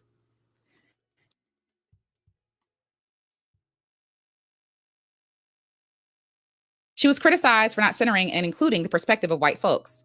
The reporter said, once she did that, once she centered white people, then she'd be successful. If you pay your dues to white people, then you'll be successful. How many know that that's not true? There's always one more thing, because they're liars. Ask folks who are from this land. Ask the indigenous folks in this land. They are liars. There's always one more thing. They're liars. You'll spend your entire life performing for whiteness. And then at some point you forget who you are. You forget your own language. You forget your own thoughts, your own perspectives, your own beliefs, your own values, because you've been performing whiteness. You've been performing good Black Negro for these white people to be comfortable. Let them be uncomfortable. You're not here to make nobody comfortable. That's what our ancestors had to do. They were forced to do that. You don't have to do that no more. Stop making them comfortable. Stop it. It's beneath you. Because your imagination is so far beyond what they can imagine. They imagine death and destruction and enslavement and stealing and lying. They can only imagine destruction and violence. And you can create whole worlds with your mind. And you're like, oh, let me ask this white person for permission. No, the worlds they want to create don't even have you in them. You're not even in their world. And they want you to censor them in yours. She says, write the book you want to read. Write the book that you needed. Write the book you want to read in the way that you want to write it, in the way that you want to read it. Stop. Like, I think about even the multiple ways we perform whiteness in our own artistry. Excuse me. Ooh. I think about the ways that we perform whiteness in our own artistry, including there are people who use a lot of descriptive language, right? But there are some people who feel forced to because they feel like that's the right way to write. The right way to write is the way that you write. It's that simple. The right way to do a thing is the way you do a thing. That's it. I think because of schooling, especially like art school and stuff like that, where creativity can be encouraged and inspired. It can't be taught. Like your specific kind of artistry can't be taught. It's to be experienced. You have to live your life and experience life. And then that helps you to create the art that you're supposed to create. Oh, Dave, you're here. I can only wait to hear your comment. Oh, What do you think? I'm on my positive journey today. She is 100% spot on. You know, I'm being sarcastic. I don't know what Joy Reid Jr. Oh, is are you? talking about. I thought for once you were being sincere. No, I couldn't disagree with her more. I don't know why. What specifically do you disagree with? Just pick one. This obsession with, like, you have to disagree with white folks. You have to be on the other She side. didn't say that. Nope. That you are obviously not listening to what she's saying. She's saying, You already don't know worry. I have a problem with She's listening. basically saying, don't worry if you do. Don't make it your mission to agree with white folks. If you do, you do. If you don't, you don't. Don't worry about it. Bobby makes the comment, Stanley, is this lady interesting to you? yeah, she's very interesting. People who are not afraid to be themselves, and you don't want to be a criminal. You don't want to be, something that's just destructive. But I love people who are not afraid of being themselves, and they will go a hearty fuck you if you disagree with them or if you don't like who they are. So yeah, of course she interests me. I wish more Black people would be like her, not afraid to be themselves. And you know what? If you rub up against a little whiteness, just wipe the whiteness off and carry smartly on and be yourself. So I interrupted you, my bad. But she's not saying, she's not making it her mission to be disagreeable. She's saying, hey, you know what? If we disagree, we disagree. No big whoop. Okay, well, in that spirit, since you cleared it up, it doesn't sound so bad. But there are most think that it's supposed to be a juxtaposition to white, and no matter what, we're just not going to be the same. I don't think we should focus on our differences as much. Well, I mean, I agree that you shouldn't be, intent. Well, I'm doing it this morning, so I am what you're describing, because I'm literally showing this to be abrasive, because I know it'll piss some people off in the audience, and I don't care. However, for the good people like her, she's just saying, hey, you know what? If you're a little bit different, don't worry about it. And SKC says, this is what happens when you eat white supremacy for breakfast. Well, I would think if you eat white supremacy for breakfast, you shit B Braves in his outhouse. You can't help it. That Be Brave comes up every day. Is he in the chat? Oh no, I do it just so this, hopefully somebody goes back to him and tells him what I said. See, what y'all think I have Be Brave on the brain. Actually, no. I fucked with him in his chat the other day. Now I'm fucking with him from a completely different platform. I love reaching out and fucking with people, and that's exactly what I'm doing. This will get back to him if he doesn't watch the show himself. I love the grumpy old men theme. That is amazing. You know what? I'm not particularly being grumpy. I am being cantankerous. Yes. I am poking the bear here. Oh, I'm actually doing work, which I normally don't. I just like to show up and get paid. Let me go on mute. Okay. And SKC says, I like the white gaze. It feels like warmth on a cold winter day. Oh my Lord. I don't even know what to say to that. Apparently you like your white swaddling blanket.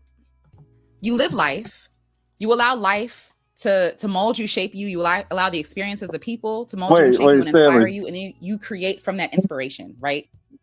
Yes, sir. Is this like Joy Reid's cousin or something? Well, her name, she has a channel, Alicia Renee. No relation? Not that I know of. She's got like 55,000 subscribers. So, I mean, she's not chopped liver. No, she just looks strikingly like Joy Reid. That's all. Well, you have a thing for Joy Reid? They look alike. I'm not thinking about Joy Reid. She makes me think of Joy Reid. I think they have the same shaped head. Same hairdo and the same jowls. Well, I guess they use their jowls a lot when they talk. My perspective is not going to include white people because I'm not white. I also don't have a lot of white friends. I don't. You know what I mean? Like I'm from a very Black place, a very Black family, and I'm a Black person. And so that is my perspective. And I also understand that Blackness is not a monolith. I'm talking all Black experiences, not just like, oh, the stuff that's, talked about, the stuff that Oprah puts a book club thing on it, to the things sold locally in your own Barnes & Noble store. everything in between. We need art, all of it, all the narratives, all the stories, all the narratives, all the stories. I'm thinking and speaking at the same time, because I'm thinking about how me reading that book in college was the preservation of culture. And I imagine how many people told that person, you're not allowed to write like that, because that's not standard English, right? But that's our heritage. That's our history that they want to erase because it's not white enough.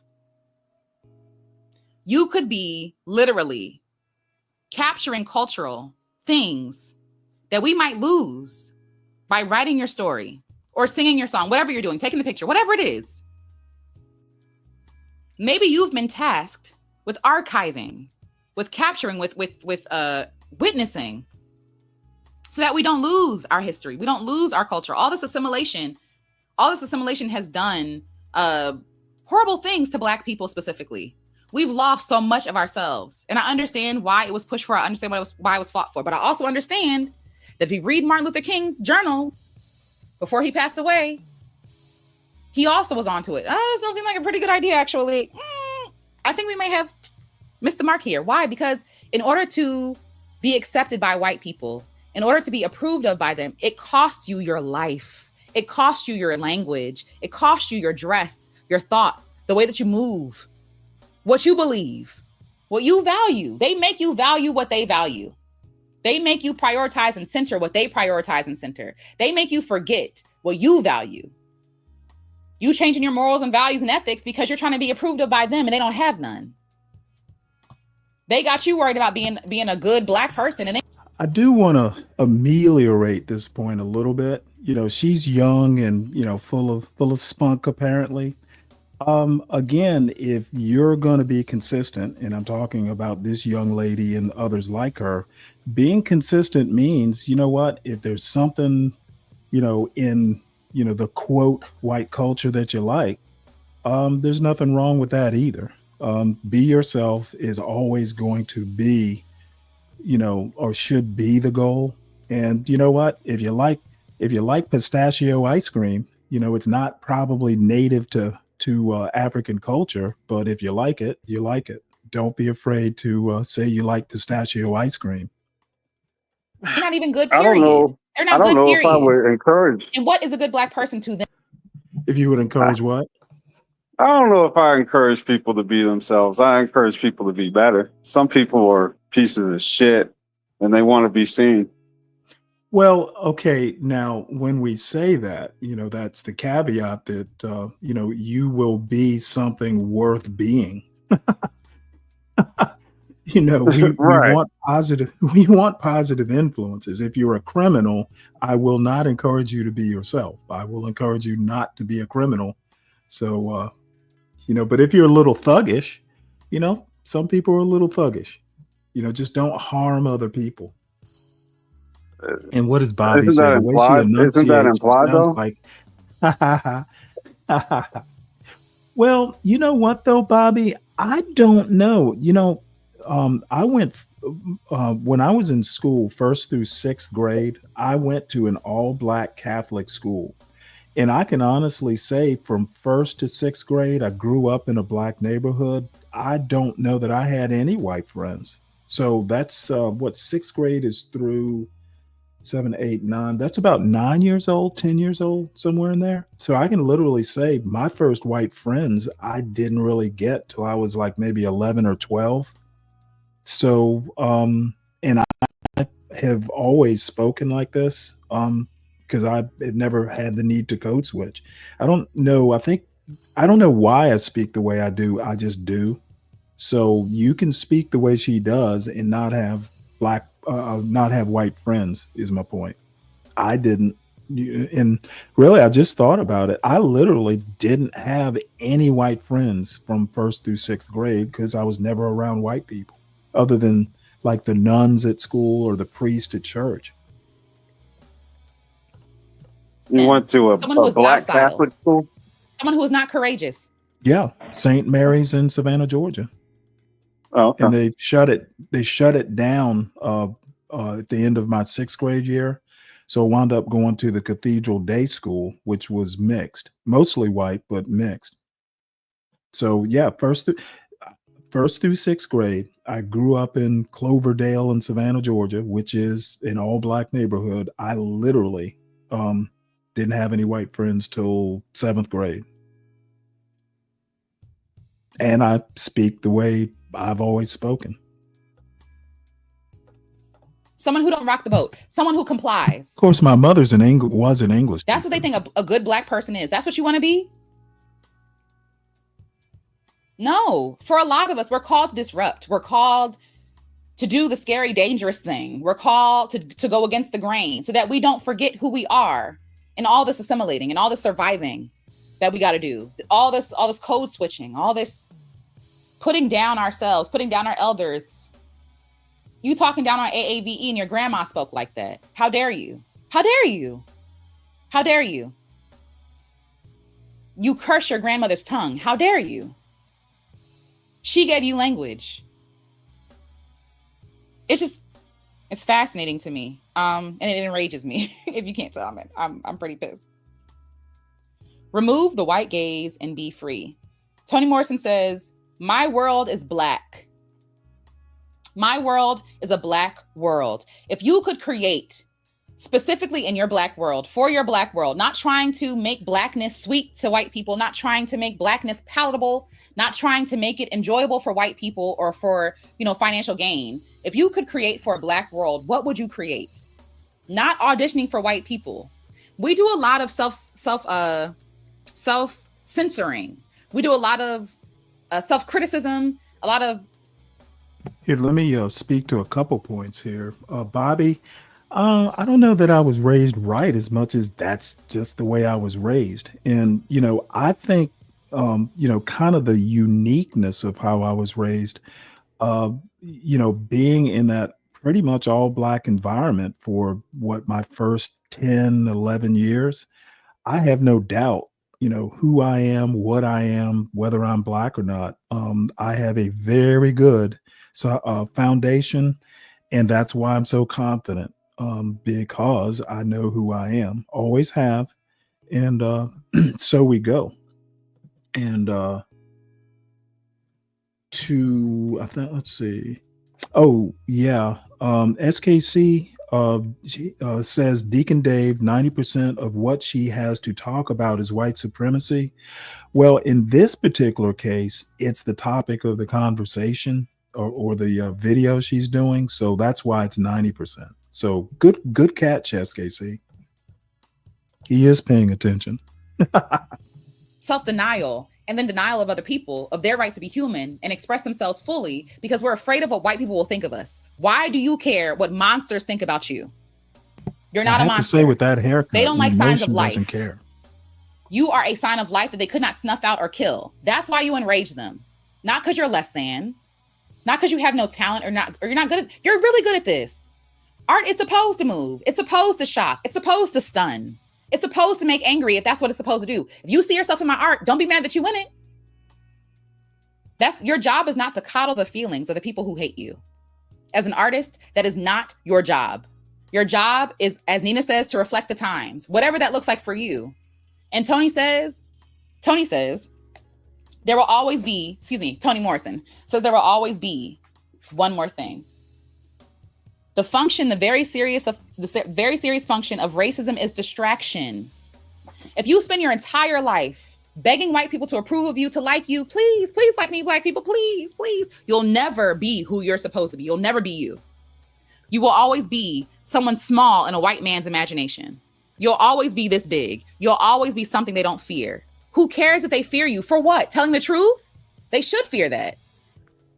Who would be afraid of the truth except a liar?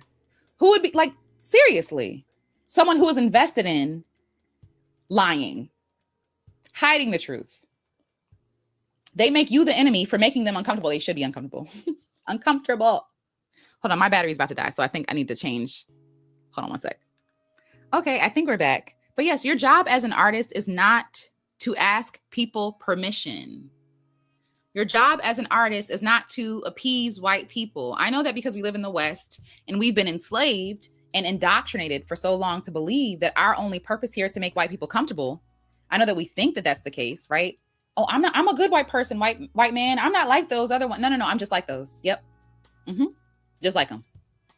Now what? Right? Because then we start disparaging and talking down on people that we love and know. Again, you talking down on your grandmother's tongue.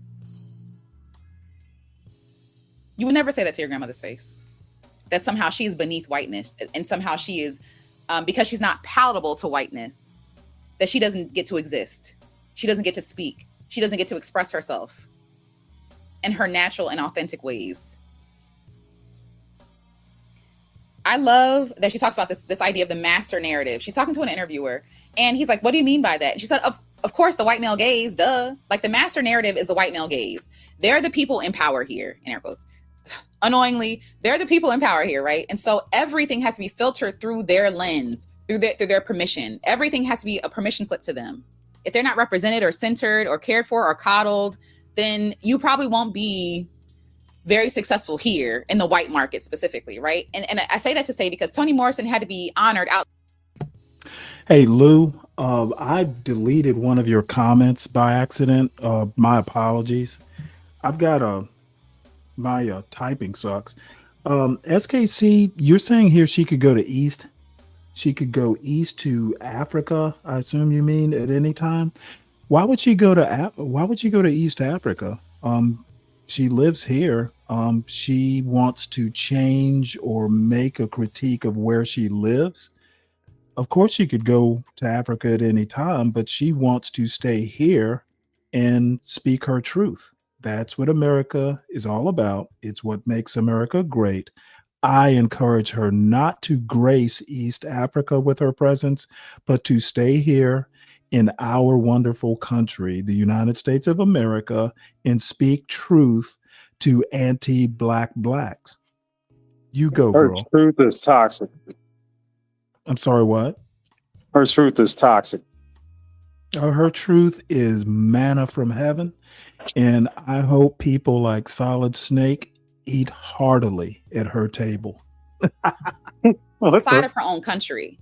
You're a sick. Nobel Peace Prize Stanley, outside of you're her real own sick. country. I'm real what? You're a sick man. Oh, I think this is hilarious. This is like throwing water on the Wicked Witch of the West. I know what you're doing. To be and honored I'm for the fine work with that it. she did. Oh, well, you know what? What I'm doing is sincere. I agree with most of what she's saying. I think she might be a little hyperbolic, but she's young. Young people tend to be hyperbolic, but she is literally correct in her orientation, and more anti-Black blacks specifically should be listening to her. She will set them free. Right? Because she did not play the white man's game. But You're eventually, like trolling. she played the long-term game, staying true to herself. And that paid off. But she had to stay the course and stay herself. One thing I came to learn was that Toni Morrison was not just an amazing writer, she was also an amazing editor. And she inspired people, asked people like Angela Davis to write a book. Angela Davis wasn't even going to write a book. She inspired Toni Morrison to write a book about her life. Toni Morrison was so unapologetically Black, and then used the power that she got, the money she got, the accolades, the respect she got to bring other Black women up with her, who the white world specifically hated, deemed an enemy. She was in the corner of people who were counted out by the white world, who literally, like, she hung out with a bunch of badasses. You feel me? Like, she hung out with people who said, white girl, forget about, who cares about any of that, right? And was successful. Iconic. Okay. Oh yeah, The Bluest Eye. Okay, one thing I want to talk about, The Bluest Eye. That book, game-changing. But I did not know what inspired the book. So in the documentary, Toni Morrison talks about a friend she had as a child. And when she was a child, her friend told her that she no longer believes in God. And so Toni Morrison asks her why. And the friend says, because I've been praying to God to give me blue eyes, and God has not given me blue eyes. I forget how long she asked, but God didn't answer her prayer. And because God did not give her blue eyes, she stopped believing in God. That was the inspiration. That sounds real familiar. And I love how she centered Black girls' experience. I feel like I'm gonna cry. Ooh. I love how she centered Black girls' experiences, right? And it's something that a lot of us can resonate with. If I could just achieve being pretty like this, then maybe I'll be treated with respect. Maybe I will be loved. Maybe then I'll be pretty. Maybe then people might want me, right? Being taught that black is ugly. You know, that whiteness is what's beautiful and appealing. Light skin is what's beautiful and appealing, right? Like, you know, light eyes, all these different features, being really thin, like all these things created by white men. Had this little girl thinking that she was ugly and that God didn't exist because God refused to make her beautiful. And she remembered that. And she used her own life's experiences, her own black life's experiences to write her stories. She used her own life's material as inspiration. And that was enough. She knew that her life was a wealth of experiences that she can pull from to create beautiful things. I want to give to you that you might not need another course. You might not need another retreat. You might not need another book. You need to look over your life and see what you're inspired to create from the pain, the joy, the conversations. That conversation you can't forget about that you had with your friend in elementary school. What's that about? That experience that you can't put down. It's meant to be. She took that bitter experience and made it medicine. She literally alchemized her friend's trauma and pain because she loved her friend. She loved her friend. She loved Black women. I love that she also, Toni Morrison, obviously not her name, but she was talking about reinventing herself every 10 to 15 years. And that was advice from Sonia Sanchez talking about Toni Morrison, but I thought that was really cool. And I thought about this myself. I thought about coming up with a pen name for myself. Alicia Renice is my name, right? And so, but I love the idea. Toni Morrison said that she created this character. I keep saying caricature. I don't mean that. Character. She created this character, this writer, to be who she was when she's writing, and then to be able to put that down when she's at home, right? Who she is out here. And you know what? This is a great question that SKC's asking. He's asking the chat, could you imagine being married to a woman like this? I actually could. And the reason being is I know where, you know, a lot of these anti-black blacks are also misogynists, or they call themselves anti-feminists, but they're really just misogynists. And basically, most of the people who shall remain nameless, but there's one in particular I'm thinking of who would probably in the off chance that he would marry her, she would be more masculine, not because she's particularly masculine. It's just, you know, the person she, you know, I'm thinking of would be particularly feminine. So, you know, relatively speaking, she would be more masculine, and I think she's extremely feminine. You would have to be a man.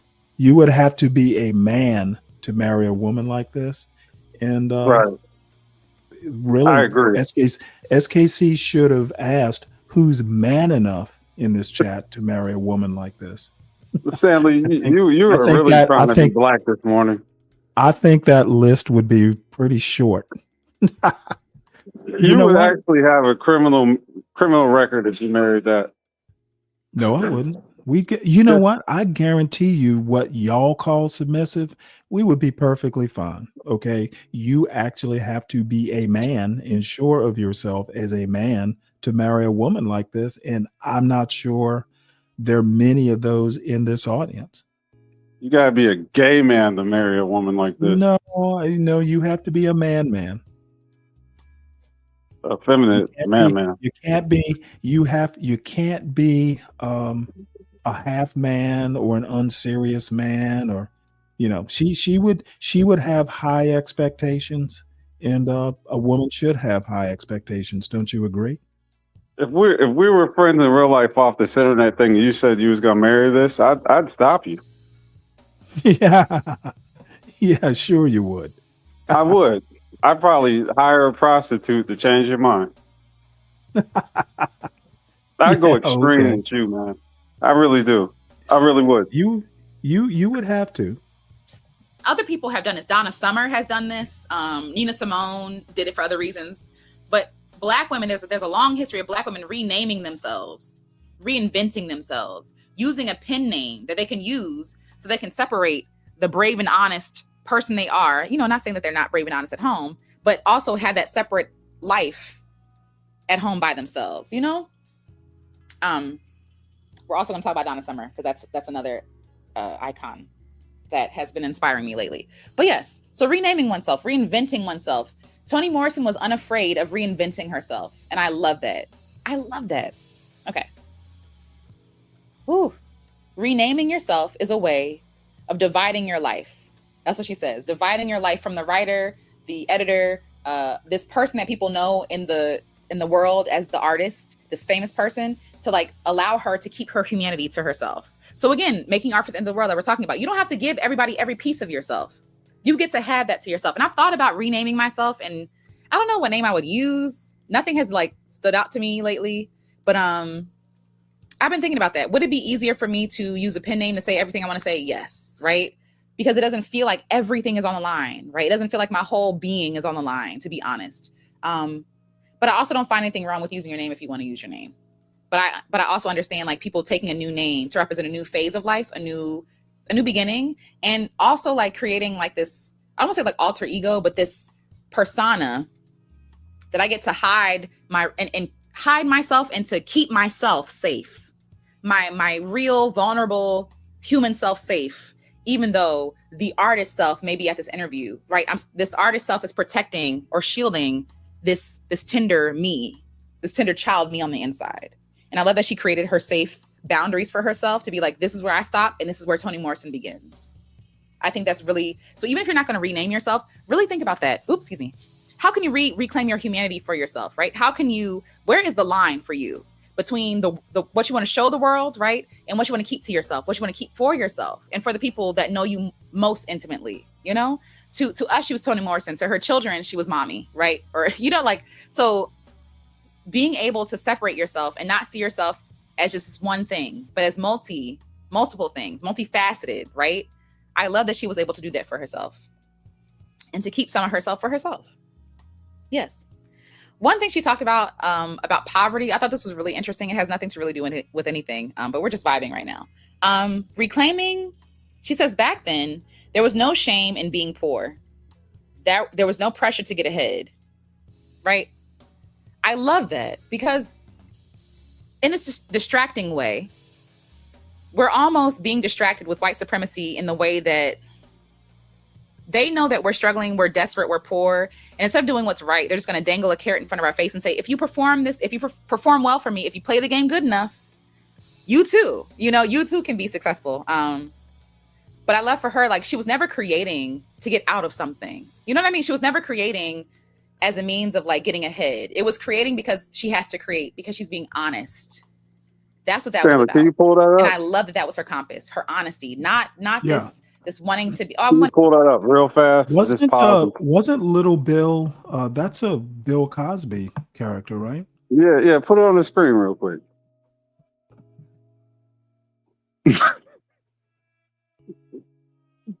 Okay, Ann. Oh, you think this looks like this woman here? Boy. All I have to say is you are easily distracted, aren't you? You silly.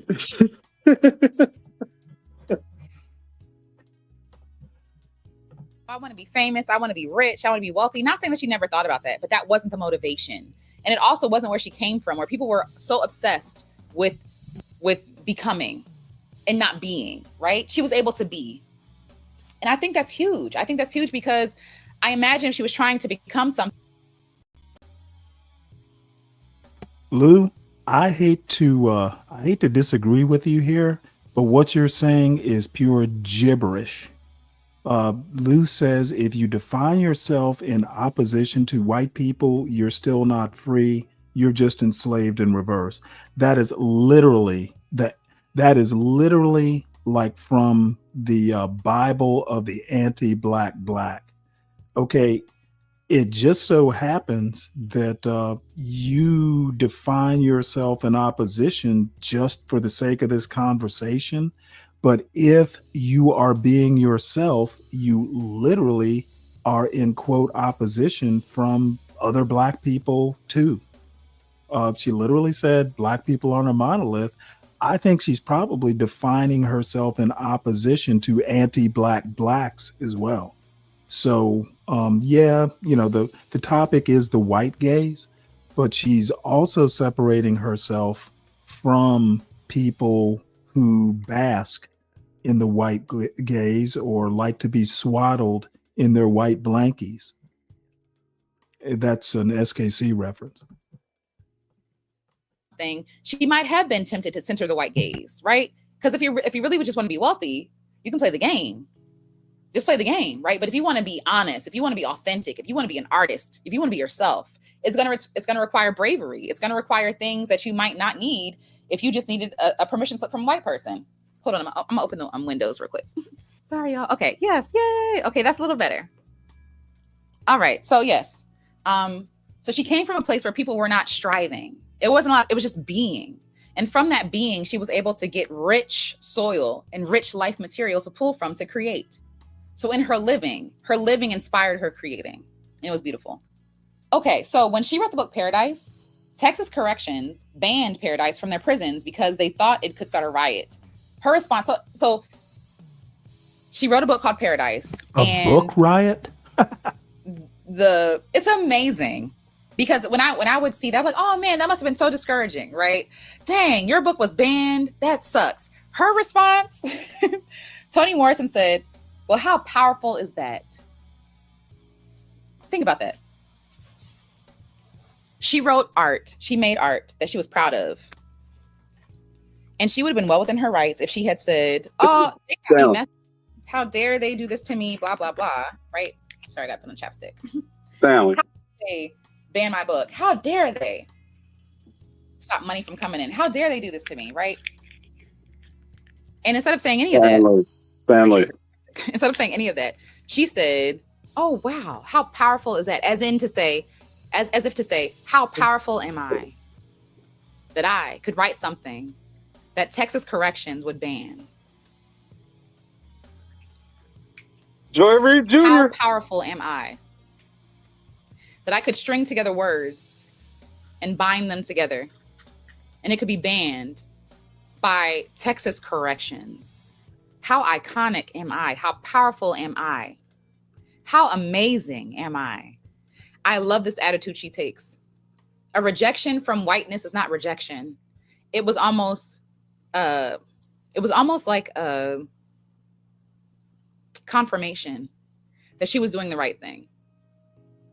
That her words could start a riot, honey. Her words could incite that power within somebody who has been incarcerated. Her words could inspire hope and rage and like, how iconic am I? How powerful am I? And I want to offer that to you. When you're being unapologetically Black, when you're being unapologetically yourself, when you're being human, and you're creating art that you love, and somebody despises it because it's too Black, or it's too ghetto, or it's, it ruffles people's feathers. How powerful are you? How powerful are you that your words, your music, your dance, your work could inspire rage within somebody, could inspire hope within somebody, could inspire sorrow or guilt? That means you communicated correctly. So all this talk about you're not using the correct use of this verb, you're not blah, blah, blah, we don't do double negatives. The message still got across, didn't it? Okay.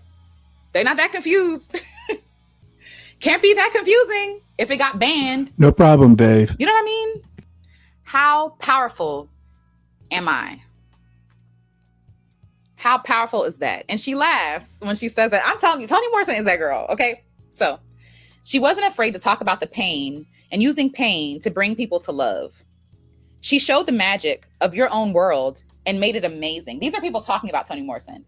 Toni Morrison took the magic of our everyday world and made it magical and made it amazing. She made the backdrops of her stories, I was gonna say movies, of her stories, Black life, and made it magical. Took what was ordinary for us. And the thing is, because white people don't have the eyes to understand it, what Black women specifically create that's mediocre is 10 times better than anything. Like we really downplay what we be doing. Like, oh, is it? No, how powerful are you? Black girl creative, Black woman artist. How powerful are you? that the whole world is trying to silence you? How powerful are you that the whole world is trying to discredit you in your language and your speak and your wisdom? How powerful. When you get that, and it's hard. I'm not even gonna, I'm not gonna pretend that it's not. It's difficult. It's hard to hear that criticism. It's hard to keep going when you keep getting punched down. But if your work is inspiring emotion in people and not like you're trolling people or, harming people, if it's inspiring emotion, that's what your art is supposed to do. Art is not supposed to make people comfortable. It can potentially, like, a couch could be art, right? It can make people comfortable. Whatever. Like a song can become comforting to a person because the person that it's associated with, right? But art moves. Comfort is still a feeling, right? Comfort is still a feeling. What white people want is for you to be emotionless, to be nothing, paste. You know what I mean? Like just product, just content in a bowl or a container, content like water in a cup, content, right? But not an artist, not an individual, but something to say. They want to take the fangs out of you. They want to dilute your art to make you more palatable for them, because they don't have the taste buds, honey. They don't have the range. They don't have the range, so they got to water down what you're saying to make sense to them. And you're thinking you're inferior. Don't disrespect yourself like that anymore, okay? So yes, when you speak the truth, you bring others with you. You bring the world with you. When you speak the truth, you bring others with you. You bring the world with you. There is freedom in Toni Morrison's language. She helped people to feel human. And so Toni Morrison said something. She says, I was loose. I probably overdid it, but I don't regret it now. Toni Morrison lived. You hear me? Lived. And regrets nothing. Lived a big, juicy, beautiful life. Was able to be human. Allowed herself to be human in every aspect of her life. Allowed herself to make mistakes, to not be the savior for the world or Black people, to not be this intermediate like person, intermediary, whatever, a mediator between the white world and the Black world. She did not want to lay on her back to be a bridge for white people to understand Black people. She didn't care about any of that. She didn't use her resources, her wealth, her energy for any of that. She used her energy to bring fire, to bring it straight forward, to tell the truth and to live fully. She didn't keep herself bottled up in her writing. She didn't keep herself bottled up in her editing. She didn't keep herself bottled up in her artwork or her craft or her work. She was a fully expressed human being. And I love that. Some writing advice from Toni Morrison. Don't write what you know. Write and imagine and invent. She says, don't write what you know. Write and imagine and invent. I think that's so dope. I think, I love that advice. I think it still would be beneficial to share what we know, because oftentimes our perspective, our wisdom is not held as sacred. And also, Black people are not just here to be your books. They're not just here to be your wisdom, right? They're not just here to share our wisdom willy-nilly. We're also here to create and invent ourselves. Even though they want to keep us out of that world of inventing and creating, Black people create worlds all the time. That's how we survive. We don't survive in this world that's happening. We create our own worlds to survive in. We have our own communities. We have our side projects, our side hustles, we put down our code switching at the door. We live a whole different reality than what people see us living in the world. Does that make sense? Like, we've always been tasked. There's so many ways that people have said it. Walking in a crooked room, code switching, right? Like, there's so much energy we put into surviving, right? That sometimes we forget to be human, to be ourselves. Put that down at the door. Put that down on the bus on the way home. Listen to take off. Brian Nichols, bingo. She does have the luxury of living in a society, and this society is not of extreme comfort. That's that be brave and think babble. Be brave has no fucking clue what he's talking about, but we do live in a society that is blessed. So yeah, she wouldn't have time to make this video if she was out hoeing her own, fields.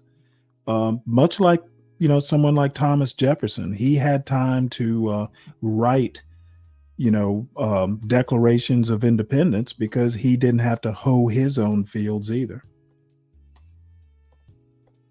Take off the armor on the drive home, listen to music, right? Like, but become human again.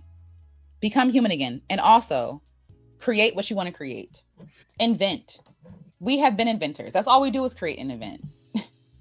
Create and invent. Keep doing that. Toni Morrison's work was centered around her gifts, her editing, her writing, her being honest. Yeah, let taking up me space. make one quick point here. Solid Snake basically says any young male we invest in a college education has this to deal with. Who is we? Okay, this is the crux of my disgust with the anti-black blacks. You are not investing in anyone's college education unless it is your own child. We are not a community. We do not invest in any boy's college if you're not in that boy's family. So the bullshit about, we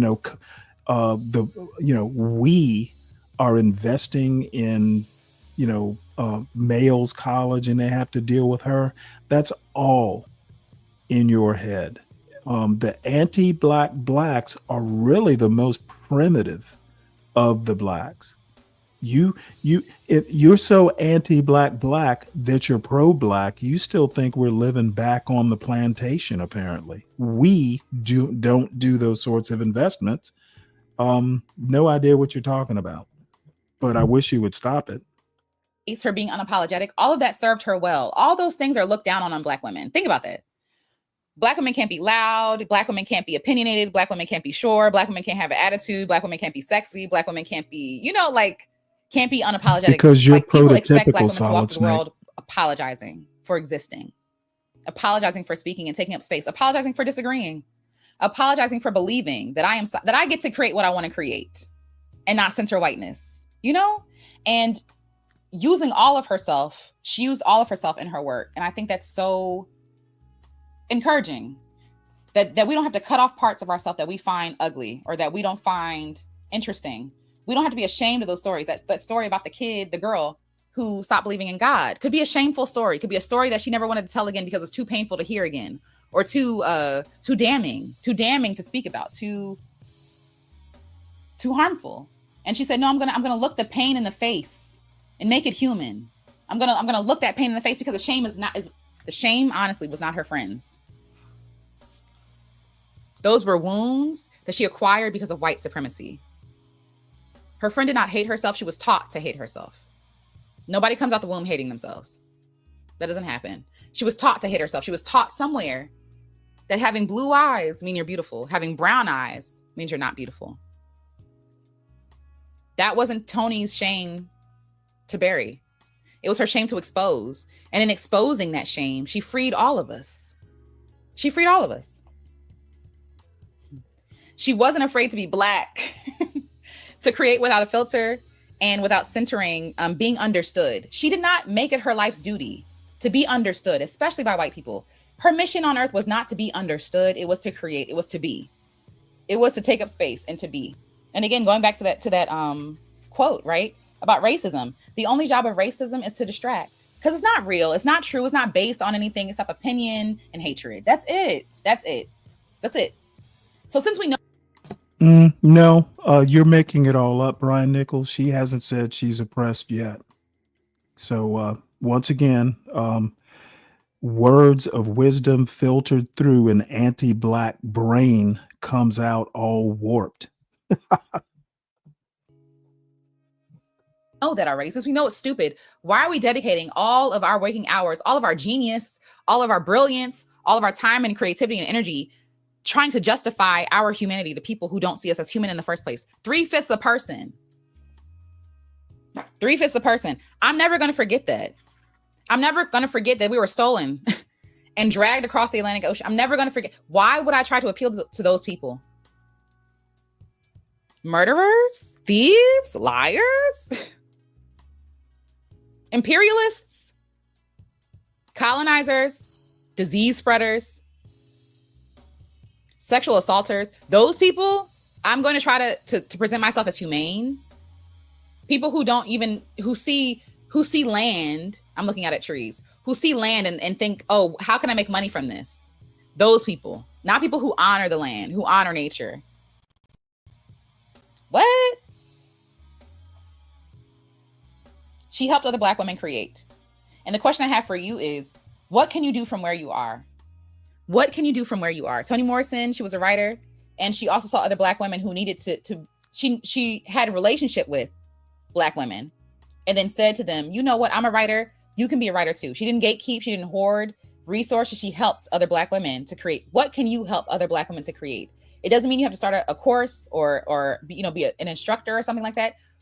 Do you know a friend who has a dream that you can help realize? Do you have an elder who still wants to do something and you have the tools to help them do it? What other Black woman can you bring with you in the end of the world? Can you link arms with? Can you say, I've done this, I've climbed the mountain and been back, I'm gonna bring you with me next time? That is our duty as artists. So with protest, you need someone keeping record. Toni Morrison helped people keep record. Toni Morrison was almost the record keeper. In her stories, yes, but also helping other people create their own stories, create their own books, write their own, tell their own stories. Without her, we would not have these books. And I had no idea. So who can you bring along with you? Toni Morrison wasn't afraid to take up space, and she fought for what she deserves and fought for justice. And if you have ever seen Toni Morrison on screen in an interview, she's so sure of herself. She's so comfortable. She's so seated. She's so sure. She is so sure. So somebody asked her, like, how do you choose to write? With all the things going on, how do you choose to write? She said, make a list of what you have to do and stick to that. As in what you have to do, what you cannot not do. I cannot not create. I cannot not share. I cannot not sing. I cannot not dance. I cannot not laugh. I cannot not create. Do what you can't, do what you can't not do. Do what you have to do. We're assigned things that we have to do. Oh, you have to do X, Y, and Z. Says who? Says this person. In order to be a realized person, in order to be respected, you got to do X, Y, and Z, blah, blah, blah. Never once checking in with ourselves. What is something that I have to do that are non-negotiables for me? Something that I cannot not do. For me, I cannot not sing. I need to sing. It helps me to move energy out of my body. It helps me to ground myself. It helps me to create. And it's fun. It's fun. I love singing. I love harmonizing with myself. I love singing. I cannot not write or get ideas down. In my phone, I have tons and tons of notes on my notes app. If you're a writer, you know what I'm talking about. Just notes apps forever, for days. I cannot not create. I cannot not run. Don't mean I'm writing a book. Could be I wrote a line and I had to say it. I have to get that energy out of me. When I feel that creative fire, I got to put pen to paper, voice to mic, whatever it is, like a voice note, make a sketch of something so I don't forget it. So I don't forget this fire that I'm capturing, right? Do the things you have to do, the thing that calls to you, even if you feel like it's silly, even if it doesn't make sense to other people, even if other people think it's wrong.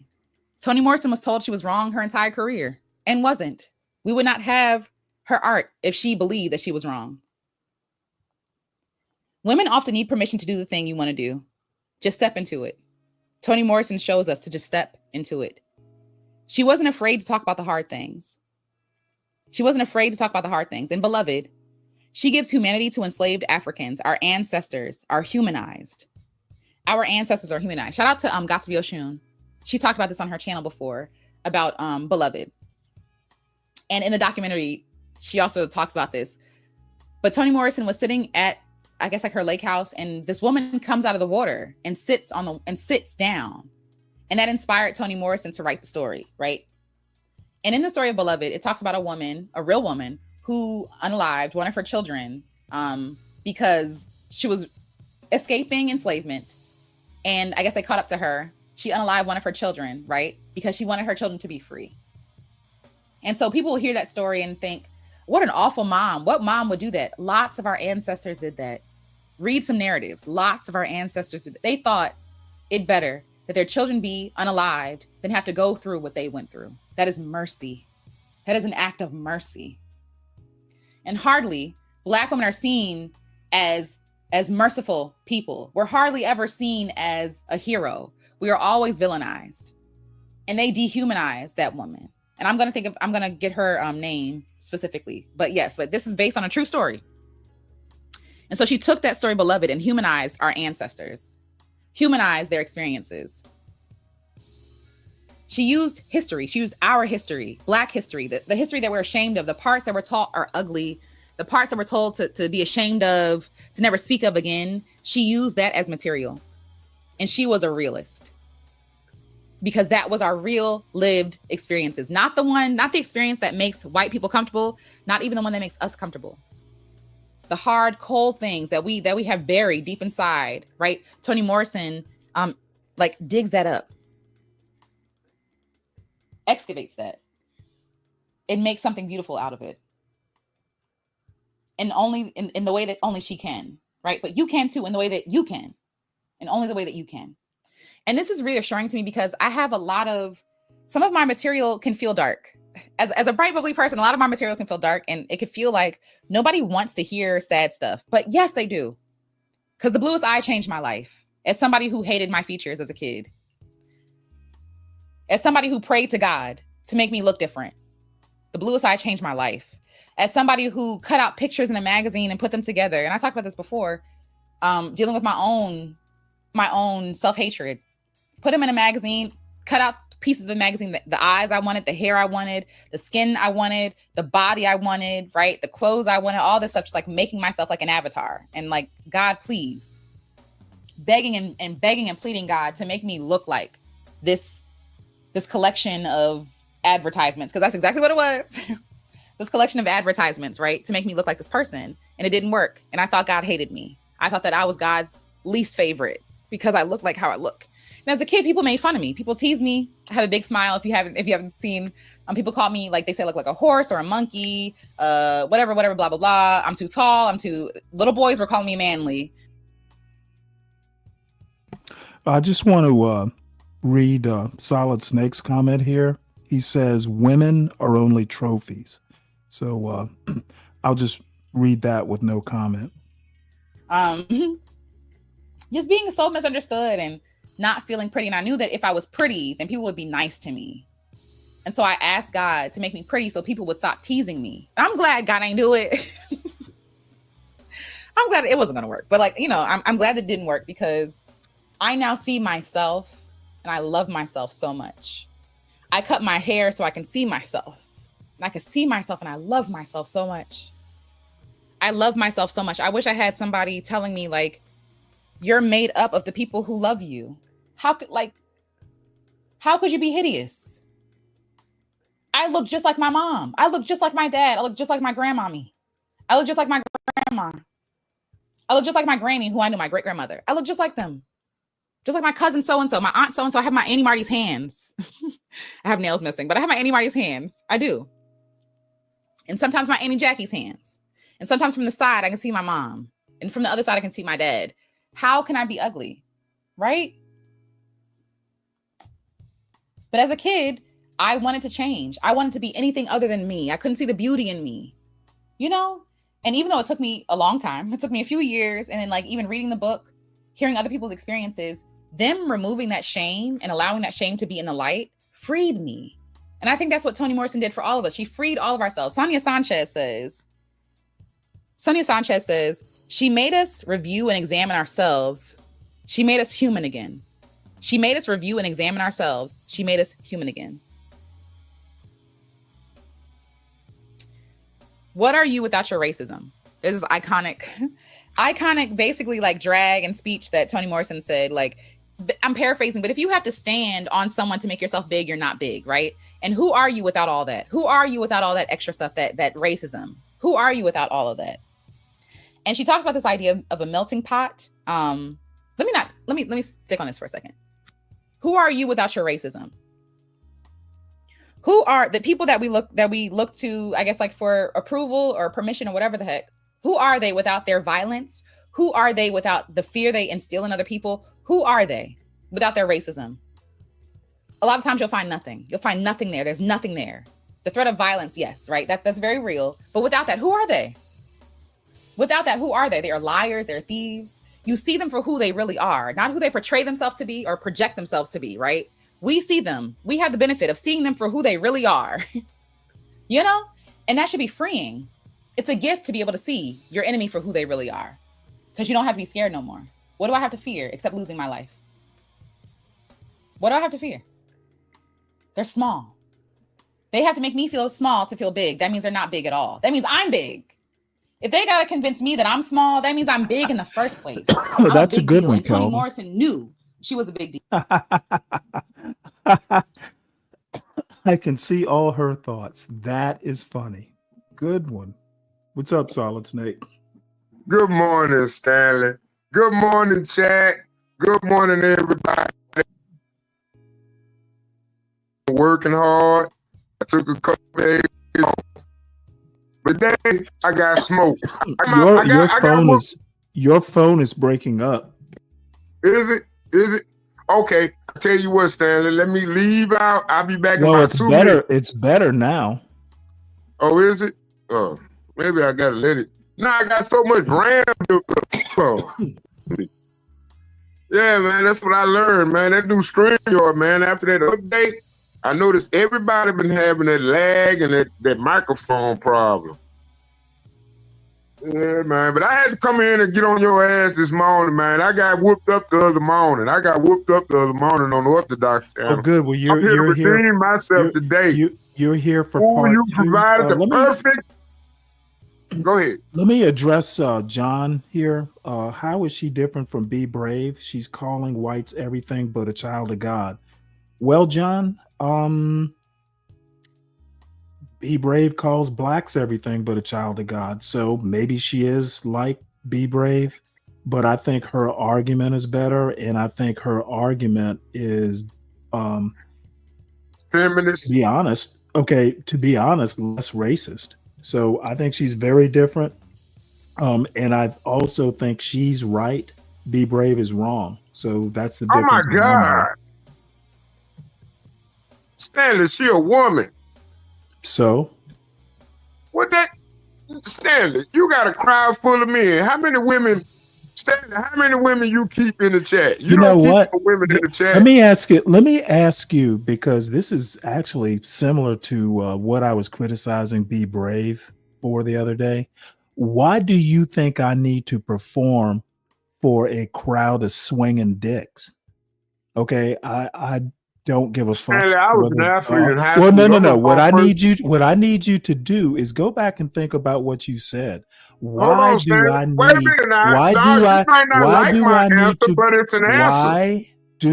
need to be performative for a crowd of swinging dicks?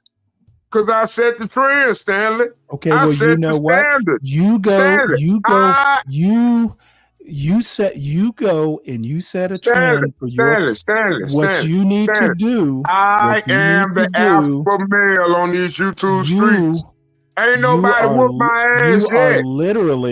You are literally a mess, and you want to perform for a bunch. How you gonna call me a mess? You are literally enjoying swimming in a sea of testosterone. Hey, Stanley. You know, to be the king dingling, you gotta show them motherfuckers who the king dingling is. Free Zone Lou, I think historically her argument can be supported. No, Stanley. Okay, what you need to do is stop interrupting me. Well, my bad. I'm talking too loud for one. Yeah, Lou, I'm glad that you're here to defend whiteness. That's exactly what she's talking about. No. See, there you go, bringing in race. Stop bringing in race, Stanley. You can't sit up here and put a bald-headed black woman up here to chastise black men and then blame the white man. Hey, asshole, she hasn't mentioned black men once. Well, stop putting I don't give a damn, Stanley. You know what you're talking about. You need to stop centering yourself. Shit, I'm about 9 in, Tyrone. I'm about 9 natural lights. Nine of them. I'm about 9 of them. I've been up all night, shit. I ain't lying. I was waiting on your ass, Stanley. and then you come in with this bullshit this morning. You got to do better, son. You got to do better, son. What you been locked up in jail all your life, Stanley? You don't know what a man is. You don't know how a man thinks. What you need to do, sir, is you need to shut the fuck up and drink your 10th beer. Oh, you can talk like that with that woman power, huh? Talk to me like a man. I just did. I told you. I'm talking to you. I'm talking to you like a drunk man. Shut the fuck up and drink your beer. Well, get some beer. You got the luxury now, nigga. Get it. My store across the street, I ain't got to call Uber. I can go over there and get my beer. What you got? Let's listen to the other side. Everybody hit that cash. I support the host. Let's get that motherfucker drunk. Nope, not gonna happen today. As a matter of fact, that reminds me. This show is gonna go. Let's see, what time is it? This show will go maybe another hour and 15 minutes. I'm gonna have to cut it short because I got something I got to do. I may actually do a show when I get back this afternoon. I haven't really decided yet, but so we got another hour and 15 minutes. I do have another video I want to show. Stanley. Let me tell you about my night. Dude don't escape the goddamn methadone clinic. So he walks into the store late night. A white dude, a Mediterranean dude. He like Mediterranean, Middle East, not Arab, but like Kim Kardashian type. He one of them Middle Easterners. So, he come in, he just walked in the store. Man, that motherfucker was about, like, what this shit called, that shit I was telling you about, them kratom, right? He bought 3 kratom shots, took all of them at one time. So the whole night, you know what I've been doing? Waiting to throw his ass in cold water. But he eventually called the ambulance, and they came and took his ass out of here. The babysitter, goddamn meth head all night. Man, that shit killing them white folks, man. You don't believe that shit, Stanley. I'm not sure what to say. I'm glad he's okay. Yeah, we had to look out for him all that night, man. I'm glad I got the people I hang around at night. Man, God looked out for that motherfucker last night, man, because he was out here. He could have got robbed, killed, stabbed, could have been a dead body in the morning. You know what I'm saying? But like me, you know what I'm saying? I know God got me. You know what I'm saying? So when God puts something in front of me, I deal with it with God. You know what I'm saying? And I know y'all ain't no religious people like that. And I know I get drunk on the wine all the time.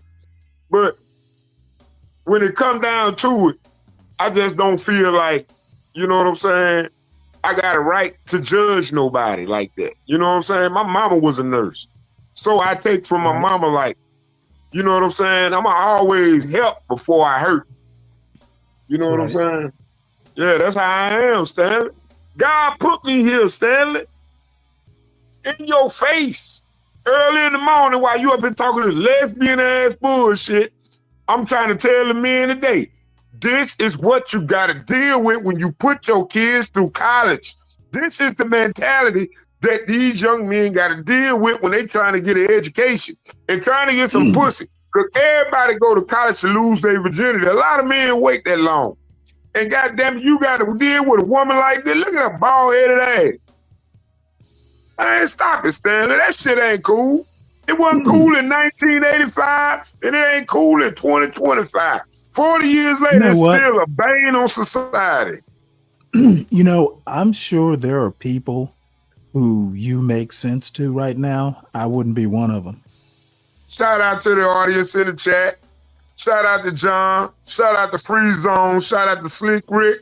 Shout out to JQ219, Tyrone, Kevin. Yeah, man, we a family up in this bitch, Stanley. We ain't gonna let you come in here with that bullshit. Shout out to Bobby Perkins.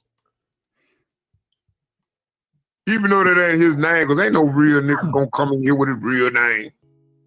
But I'm just up, man. I'm just up, Stanley. What's up, CK? I had to Well, holler here's at the you, deal. though. You know, I had to holler Let at you. me, everybody, make sure you hit the like button, please, whilst you're here. And let me reiterate why I'm playing this. The actual reason, and she has kind of gotten off, into her own little topic here. But my reason for showing it is basically, I admire this woman because her basic message is be yourself. Don't worry about what white people think of you. Don't worry about what white people think is going on in the hood and shit they don't know about. Half of it they're making up anyway. And I think that is a good message. Be yourself. Stop worrying about. Stop what? No, what I need you to do. What I need you to do is let me finish. Stop worrying about what white people think. Be yourself. Hopefully you'll be your best self. But this whole worrying about what white people think and worrying about what's happening in neighborhoods you don't live in. Who gives a fuck about Chicago if you don't live there? I don't. So that's basically what I'm taking from this. Worry about what you can control. Stop worrying about what you can't control. And it'll be all right. And by the way, stop worrying about what people are doing in college if you're not in college. That would be the other thing.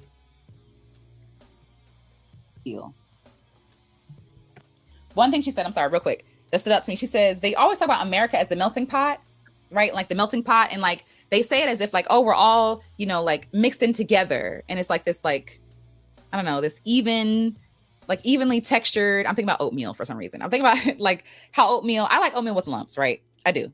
But there are a lot of people who like oatmeal, the same texture all the way through, the same whatever, blah, blah, blah, no surprises, right? And so I think it's amazing because we don't realize blackness is not in that melting pot. Blackness is the pot. And that's what she says. Like black folks are the pot that people melt into. Our labor, our resources, everything we built, everything we did. And they don't even acknowledge that they're in us. They're in the pot that we created, right? That we are the pot. We're the thing holding the thing together. Stanley, pause. I thought that was.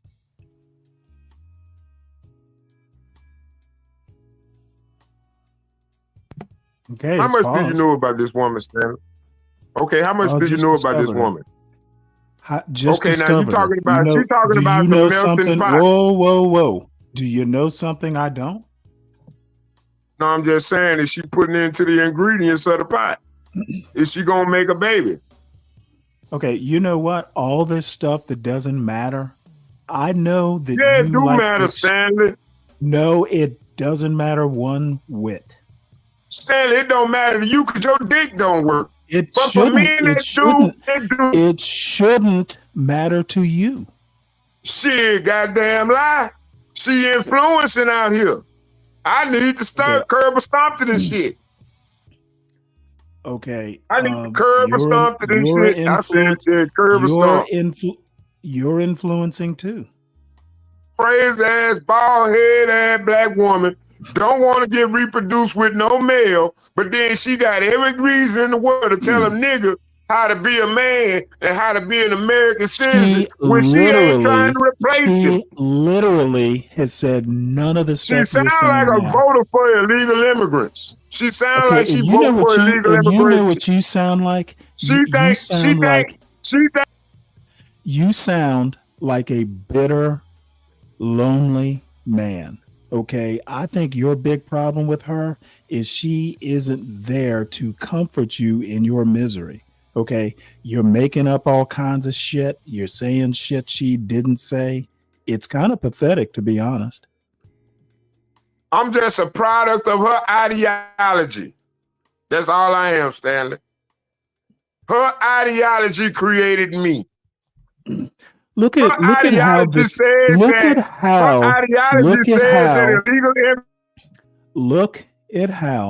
this one single woman has triggered about 24 motherfuckers on this show right now. She has triggered y'all, and I think it's hilarious. That's because your ass can't make babies. It don't matter what the fuck you think, Stanley. All I have to say is Encourage reproduction, Stanley. Stop being a Chinese nigga. I got one A big made in baby China on the ass panel. nigga. I've got one big baby on the panel, and who See, knows CKJ how many Chris. in the chat. I got one big baby on the panel, and who knows how many in the chat. All over one woman expressing her opinion. Y'all are just like a big hornet's nest. Y'all are funny as hell.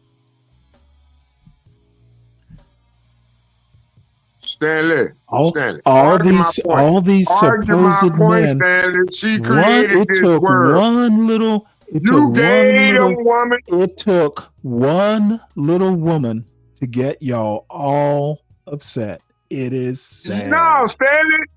You supposed to be the alpha male of the clique, No, and you motherfucker. you I am playing a here. woman right now. I And got am more here. balls than you. She got more I am nuts than you. here. I am here roasting Come your on, ass. Look Stanley. at you. She Look can at you, make babies froth. and she got balls. Hey. What you need to do is whip out a handkerchief and wipe the corners of your mouth because you know you're Yeah, frothing. because you know what? You know what, Stanley? I got know checked the you're other night. frothing. Go ahead. But Go I ain't ahead. gonna Go lose ahead. tonight, Take dog. a I ain't minute. gonna lose Take tonight. a minute. Take a minute and wipe the I corners of took your an mouth emotional. and I your took sweaty emotional defeat the forehead. other night. I ain't taking no While more. this woman is making you Ain't no sweat damn and woman. froth. She a lesbian. Stop calling You her a know what? woman. You She know might what? find that offensive. So you're getting She all might hot and find that bothered. offensive. You're getting all hot and bothered over a lesbian? What's up with you this morning, Solid Snake? Well, she don't identify as a woman. She Why trying you to take getting your all place, Stanley.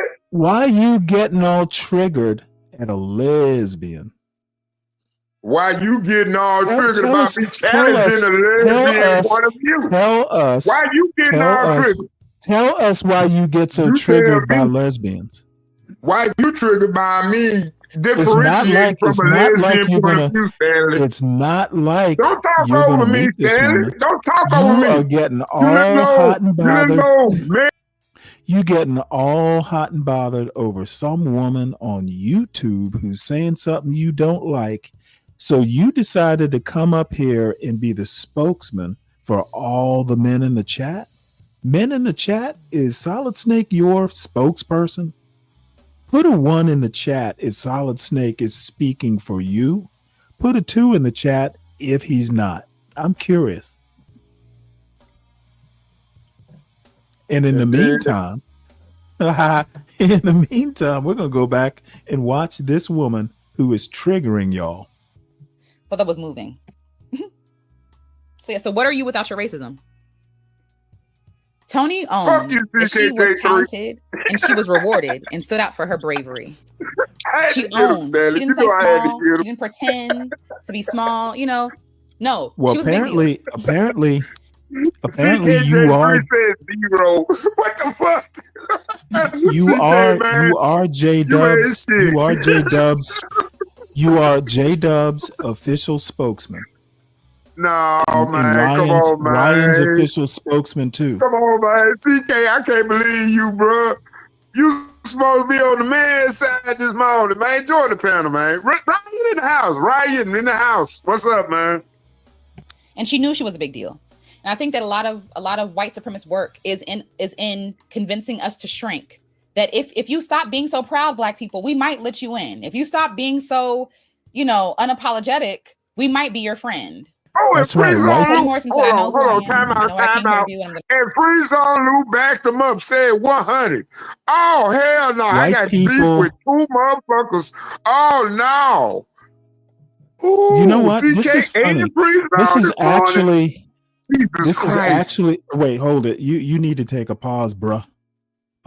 She said something about. Well, bottom line is we need more. White people need more Solid Snakes. Like this woman is saying, if you stop being a proud Black man, white people will accept you in. And I think you pretty much fit that. You pretty much fit that description. And as proof, look at Ryan here. He's going, Snake, you are the man. White people like Ryan need more Solid Snakes. They don't want proud Black men. They want Solid Snakes. No, they want more Stanleys. You know what? They can't have me. Gonna do that Shit, they with already or got without your you. permission. Love that for her. Love that for her. She was more honored in the world than she was at home. Toni Morrison, because she didn't center whiteness, she did not get, all the proper that solid snake? accolades and all the rewards she should have gotten in America. Toni Morrison Man, didn't center. man, she Toni Morrison didn't center whiteness. Do you center whiteness? I want to know what she just said. Didn't you just hear her say what she said? What I want you to do is answer the direct question. Do you center whiteness? I center Americanness. So you center whiteness. Gotcha. I center Americanness. You know what? That's a euphemism for whiteness. Stanley, that's what I'm talking about. You and that That victimhood bullshit. no. See what? I don't buy into that. Okay, what you want to do is you basically want to bamboozle. Okay, I didn't ask you about Americanness. I asked you about, do you center whiteness? Okay, in hiding behind people like Donald Trump think Americanness is whiteness. Okay, people like Be Brave literally don't think Black culture is a part of American culture. So when you say American culture, you are basically saying you're not a part of Black culture. See, I actually listen to idiots like you and Be Brave, and I know the code phrases you guys want to use. You don't believe Black culture is a part of American culture, Solid Snake. So when you say American culture, you mean not Black culture. So you telling me she jumped on a black man TV? No, I'm telling you. I'm telling you. Hold on, Stanley. Let me talk. I am telling you that you are anti-Black. And I'm telling you, you're a psychopath. You know what? Let me I'm talk. a psychopath. Let me elaborate on my I'm beliefs. a psychopath. Why you always got to calling you keep interrupting me, though, Stanley? Let me talk. Because why? I'm not talking It's to your a Black show, man. Stanley. I love you, man. The audience love you. That's why we here. I want to make in the it chat, hurt. Man. I Everybody want hit that like to make it. But I Stanley, want to make it Stanley, I hurt. had an argument with a whole homosexual the other night. I don't give a fuck about that. Why Yeah, would I that shit care was about crazy, though. Why But would I still care? won. Okay, why do I care about you? Because you denying why your do I own care sexual about proclivity. you and your homosexual buddies? Why do I care? No, Stanley, you trying to deflect from reality, Stanley. No, you're talking about homosexuals, Stanley, and I'm talking about America. You'll have some. You know who you'll have on the screen right now, Stanley? If you was a man, if you was a real man, Stanley, you know who you'll have on that motherfucking screen? Kevin Samuels. But you ain't got Kevin Samuels on the screen. Okay, You know who you got on the screen? You know what? Let Some me lesbian stop feminist you. bitch. So you Let me ain't trying to stop tell a you. young man how to be a man. Okay, dude, you are the last person I could think of to tell me how to be a man. So let's start with that. Kevin Samuels doesn't tell me how to be a man. I think he's interesting. That's about it. But I take no lessons from Kevin Samuels or any other motherfucker. I take how to be a man. I figured it out by myself, and I did not need Kevin Samuels to do it. Did you learn everything you needed to, Stanley? Because I don't believe you did. Yes.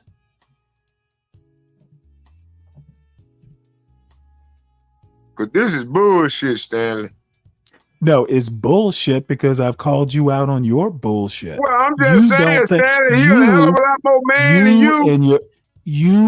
Well, to someone like you would think that. He has a more reliable critique of people. Okay, all I because he have got to more say, social. all I have to say is you thinking that Kevin Samuels is a man tells me Drink some all water, I need to know. man. I ain't trying to have you coughing all night. You thinking Kevin Make your Samuels is a real man tells Kevin me Samuels what kind motherfucker, don't interrupt me. You telling me Kevin Samuels is a great man tells me all I need to know about you as a man. I don't need Kevin Samuels to explain manhood to me. Maybe you did. 15 million subscribers to his channel. I don't give a fuck. Within 6 months. You've I been on don't here give 2 years. You've been I on here don't the give same a amount of fuck. time, Stanley, and Oh, you I've just been got I've been 500. on I've Come been on, on man. YouTube. Make it make sense. I've been on, dude. Wait, hold it. You think YouTube is my living? No, I think YouTube is your outlet. And if you want I think results, you better play the game right. YouTube is my current hobby. I don't depend on it It's for not a my. hobby, Stanley. I It's not a don't hobby. depend on it It's for not my a hobby. vittles. Again, It's not a hobby. you thinking that Kevin Samuels is a symbol of any sort of manhood tells Yep. me all I need to know about you. And you criticizing him playing a lesbian tells me all I need to know about you. You being triggered by a lesbian is You hilarious. think That's I'm why I'm triggered? playing. No, I'm Hey, triggered by when a I co-host. I'm started, triggered by a dude I'm on a panel with worshiping a lesbian. were you here when I I'm started this video? co-paneling with you and you worshiping Were a you lesbian here? and you can't Were find you a here? man, strong black man Were down in the place. you here? Were There ain't you no women in here? Okay, motherfucker. Were you here when I started this video? I literally said, I know it's going to piss some people off in the chat. And lo and behold, I was prescient. It has pissed you off because you can't handle it. If someone does not conform to what Solid Snake thinks is black, then you just fucking act a fool. And I think it's hilarious. Well, it is what it is. Everybody support the channel, hit that like button, man. Because Stanley don't know what the fuck he talking about. Oh, I think I know what I'm talking about when I say this is triggering you. I'm going to go and tell America you right. played I'm in going her to face tell like you they played too. in a lot of people's faces. Nina Simone's faces, Tina Turner's faces, Donna Summer's faces. There's so many people, black people specifically, who had to go out of the country. James Baldwin. There's so many black people who had to go out of the country to go find success. Hey, Ryan. Ryan says this lady has likely never picked up a power tool, spatula, or any instrument amongst the blue-collared community. And Exactly. you know what? And you know what? My response to that is, so the fuck what? You If gonna she do had- all the heavy if she lifting had for, ain't if she you? had picked if she had picked up a power tool, you and Solid Snake would be the first person saying that she's a man. You know, she's acting like a man, she's acting all masculine. The problem with the anti-black blacks and their white shade friends is they're never satisfied. They have no ability to critically think through their own prejudices. But to be honest, Stanley, I think I'm the only real man on these YouTube streets. And you know what? A lot of other people think so too. That's why all of y'all are fucked up. Make America great again. Grab them by the pussy, everybody. Grab them by the pussy today. Just grab them by the pussy today. Now let me stop. You won't be grabbing this by the pussy. Josephine Baker. The list goes on and on and on, right? And so, because she wasn't there's a scripture that says a prophet is hardly ever honored in his hometown or country or whatever it is. And Toni Morrison was a prophet. I don't care what you say. And many like her, right? Who are often disparaged. to You this hear day. that, Solid Snake? She But doesn't she care was what you honored say. with a Nobel Peace Prize. She did not win a Nobel Peace So Prize. she was never Get given it the due right, that she was girl. Get it due right. here. She won a. But it doesn't wait, mean the hold world it. did not. I have to correct this. She did not win a Nobel Peace Prize. She won a Nobel Prize for literature. So my girl here needs to get her information straight. See her for who she was, did not honor her. You might not be rewarded where you think you want to be rewarded, right? But again, by who? These people who are monsters. I don't necessarily know that. I don't know that Toni was concerned with white approval. Doesn't seem like she was, right? But I imagine there was some like ouch, some yikes. It's like, dang, y'all look over me after all I've contributed and done for black folks and black America and therefore America. Like, how dare you, right? but I'm glad that she did get her props. And there will always be someone else who sees what you're doing. There are, even with my own stuff, like when I think about my YouTube channel or whatever it is, when I think about my music, sure, there are people in my personal life that I want to care about my artistry, right? And they don't. And that sucks. And I honor that pain. I honor that. I get it. However, there are also a lot of people, which I am grateful for. There are a lot of people, who do see and acknowledge what I'm doing, who do celebrate me, and who do look forward to when I put out things, who do honor my honesty. I was having a conversation with a couple of people recently about how people really don't want the truth. They say that they want the truth, but hardly ever really want it. They want what makes people comfortable. The truth is hardly ever comfortable, ever comforting, ever convenient. It's never the right time to be honest or whatever. And so people don't really like honest people. But there are people who love that I'm honest. There are people who love that I don't. Sometimes I feel like, am I sharing too much? I don't know. Like, should I feel shame about this? Because I don't. Because people tell me I should feel shame about it, and I don't. And it's just like, but there are people who honor that I am unashamed in a lot of ways, And so for you as an artist, you might not get your parents' validation. You might not get your siblings' validation, your family's validation, your friends in your hometown's validation. You might not get that. But there are people who need what you are creating. There are people who need you. I imagine the girl who inspired Toni Morrison to write the book, The Bluest Eye, needed Toni Morrison's words, right? And it may have come decades later, but it came nonetheless, right? There are people that we can heal through our art, that we've met over our lifetime, and we don't have to beg them for their approval. Just create the art and let the art.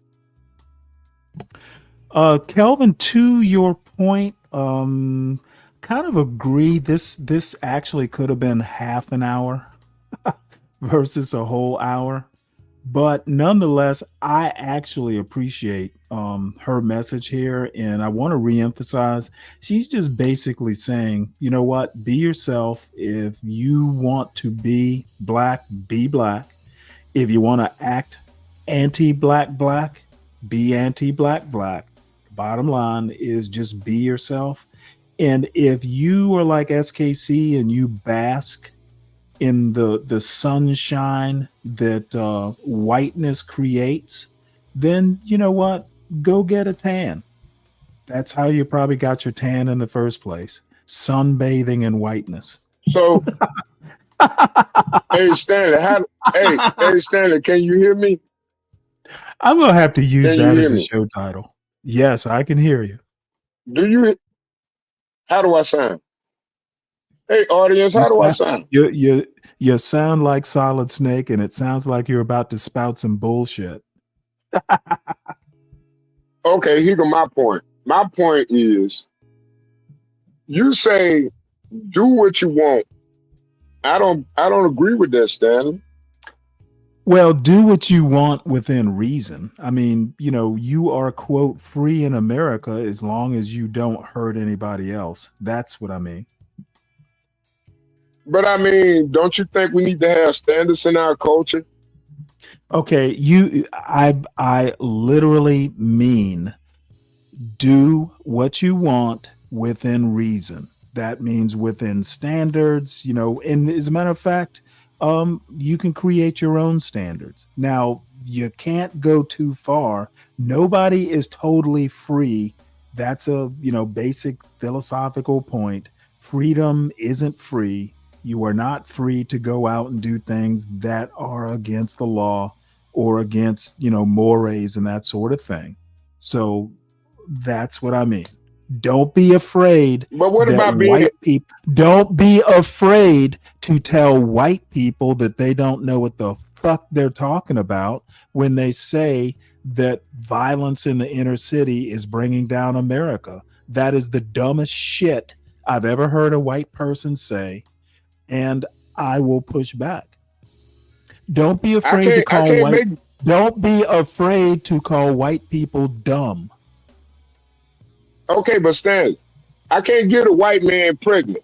I can get a black woman who pregnant. gives a And don't fuck you about think that any of affects that me as a bullshit? black man See, when a black this woman is sitting out here advocating? The white people have trained Why you you to always be gotta blame the dumb. white man? The white people have literally ruined your brain. What the fuck Come on, does man. getting Stop what blaming the the white fuck man. does getting a white man Stop pregnant have to blaming the do with white man. You got anything a that whole I black said? lesbian up Okay, here see, who will not reproduce a black child. If She I'm not will not. if I'm not kissing white ass, apparently Solid Snake thinks that I am being like I don't even know what the fuck you think because it's a muddle. Be yourself. Don't care what people, what the white shades say. As long as you think you're doing the right thing, do the right thing. And as a matter of fact, as I've said, the white shades are not much of a threat to the conceptual black community. It's the anti-black blacks that are the internal rot to the black community. But Stanley, how anti-black do you got to be when you're a black woman who's saying she will not reproduce a black child? Who said that? Who said that?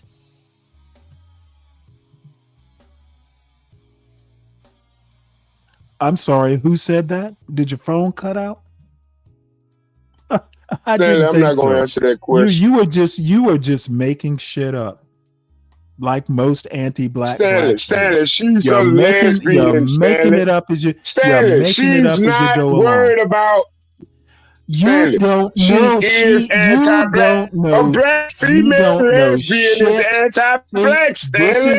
This is exactly how the this is exactly how the white shades want you to think. Okay, a woman is a little bit out of the ordinary and doesn't meet the white gaze or the white European beauty standard, and the white man's attack snake wants to go all in on her. You don't know a damn thing about this woman other than what she said on the video, but you just want to project what you think the white shade might say. Dude, you are the white man's attack dog. Get him, sick him, Solid Snake. Stanley, stop deflecting.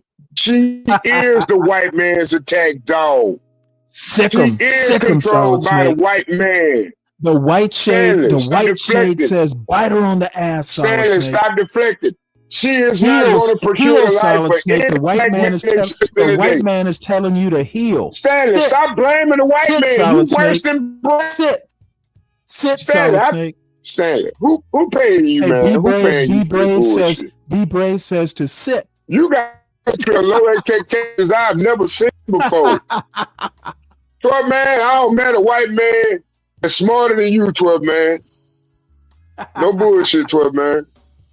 That's You know what? bullshit, Then man. you don't know a whole lot of white people, do you? Speak for So itself. what you trying to say, 12 man? I don't know what the fuck you talking about. You're a I'm lie. trying to say you I'm don't just fucking with know. him. You were talking to me about standards, right? Yeah, you don't have any. Yeah, okay. I have no standards you'd be able to meet. So I might as well not have any. You don't. You up here got a black lesbian, which is what's the probability of her having a child, Stanley? This woman has triggered the fuck out of you. Damn. I want to know why you playing. I had no idea she was going to ruin your day. But then you call me anti-black. But she a black woman and can't have babies. You are anti-black. She literally decided. She literally decided not to have black babies. You worship. She wants your woman, Stanley. She wants your woman. Because she feel like she could do a better job at pleasing your white woman than you ever could. And you don't hear that. You don't see that. What's wrong with you, Stanley? Are you serious? You obey whiteness. This black woman feel like she can eat that pussy better than you. How do you know this? Shit, look at her. I bet you she ain't gonna never respect you. I don't know. She gonna look at you like goddamn you her daughter. A 60-year-old daughter. That's how she gonna treat you. All right. Well, She gonna be surprised let's somebody see. even laid down and had a baby with you, Stanley. Stanley, you You don't know know what what? you're You know doing. what? You really don't know what you're apparently talking about. you apparently have thought way more than I have about this. So you go ahead. Tell us more. Stanley, I live out here in the real world. I don't live in that fantasy world you make up in your mind. Dude, your nowhere Louisiana is not the real world. Nowhere in Louisiana is where I No. stay. Isn't the name of your town Nowhere? Yeah, Madison Parish. Yeah. All right. Well, I think we have Hell, we more exhausted really than this. Marietta, I have motherfucker. gotten all the trigger value out of this video I'm going to get. So let me find another video Goddamn that'll cancer trigger you. patient. How she gonna sit up there and act like she a cancer patient with a Yeah, head full of hair? that's what she's How she gonna cut her acting like. glory off, Stanley? Cause she Yeah, thinks she a yeah. better man than you, Stanley. She's acting like she's a cancer patient. She thinks she a better man than you.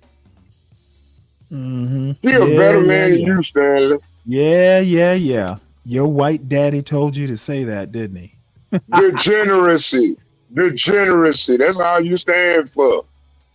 Yep.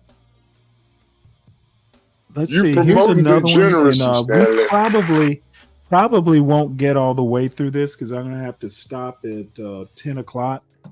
But this basically meant to show it yesterday. Actually, this is Jason Stanley. He's got a book out called Erasing History, and it's mostly about a lot of stuff that's happening today in the United States. Just so you know, he's actually an expert on fascism. So you know where this is going to go.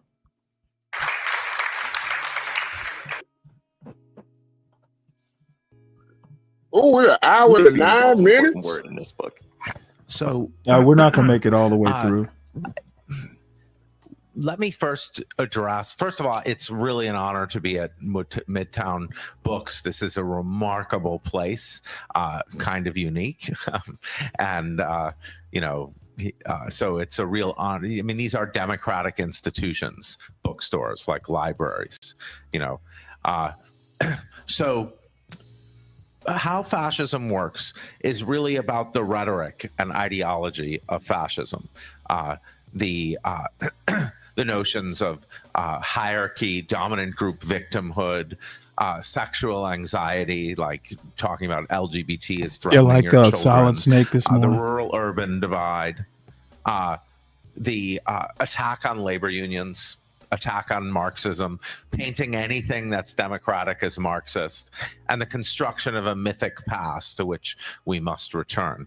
So that book is like the ideological structure of fascism. It's really about rhetoric. It's really about how people talk about the world. But I'm a philosopher of language, and I don't believe that you can separate the way people talk about the world from other kinds of practices.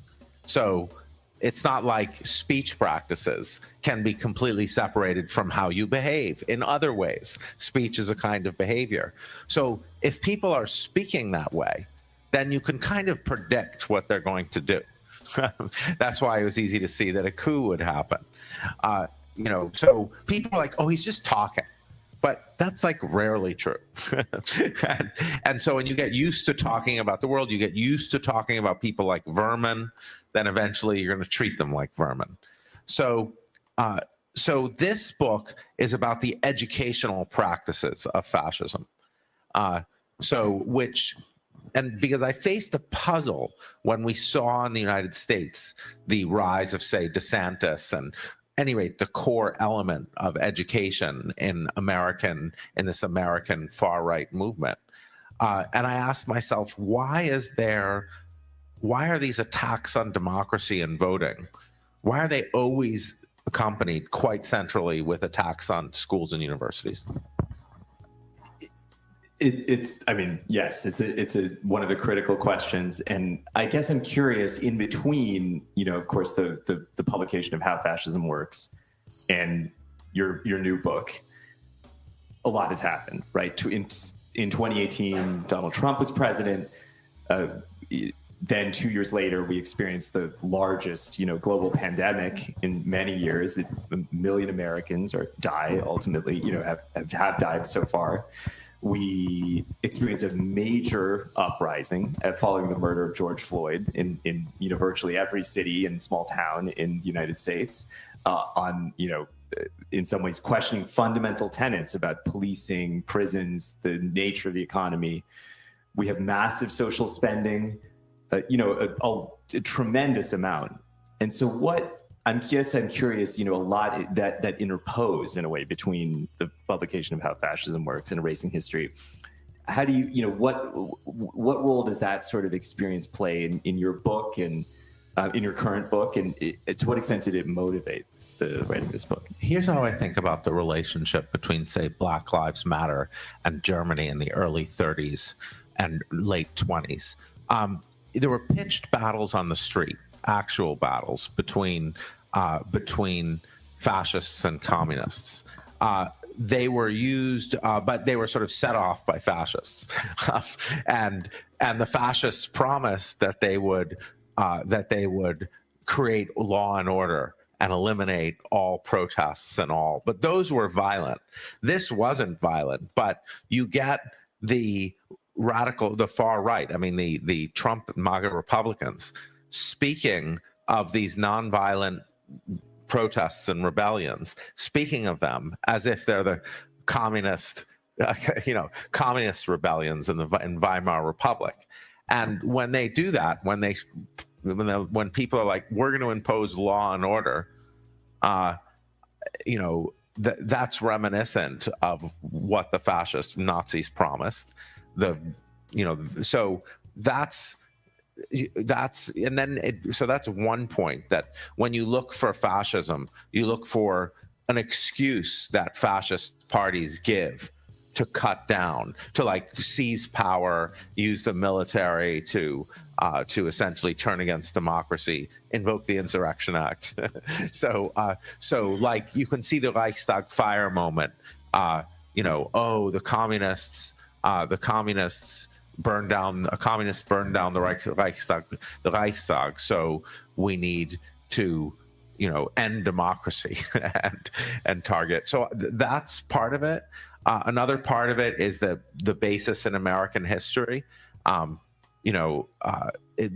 of my students at Yale once asked me,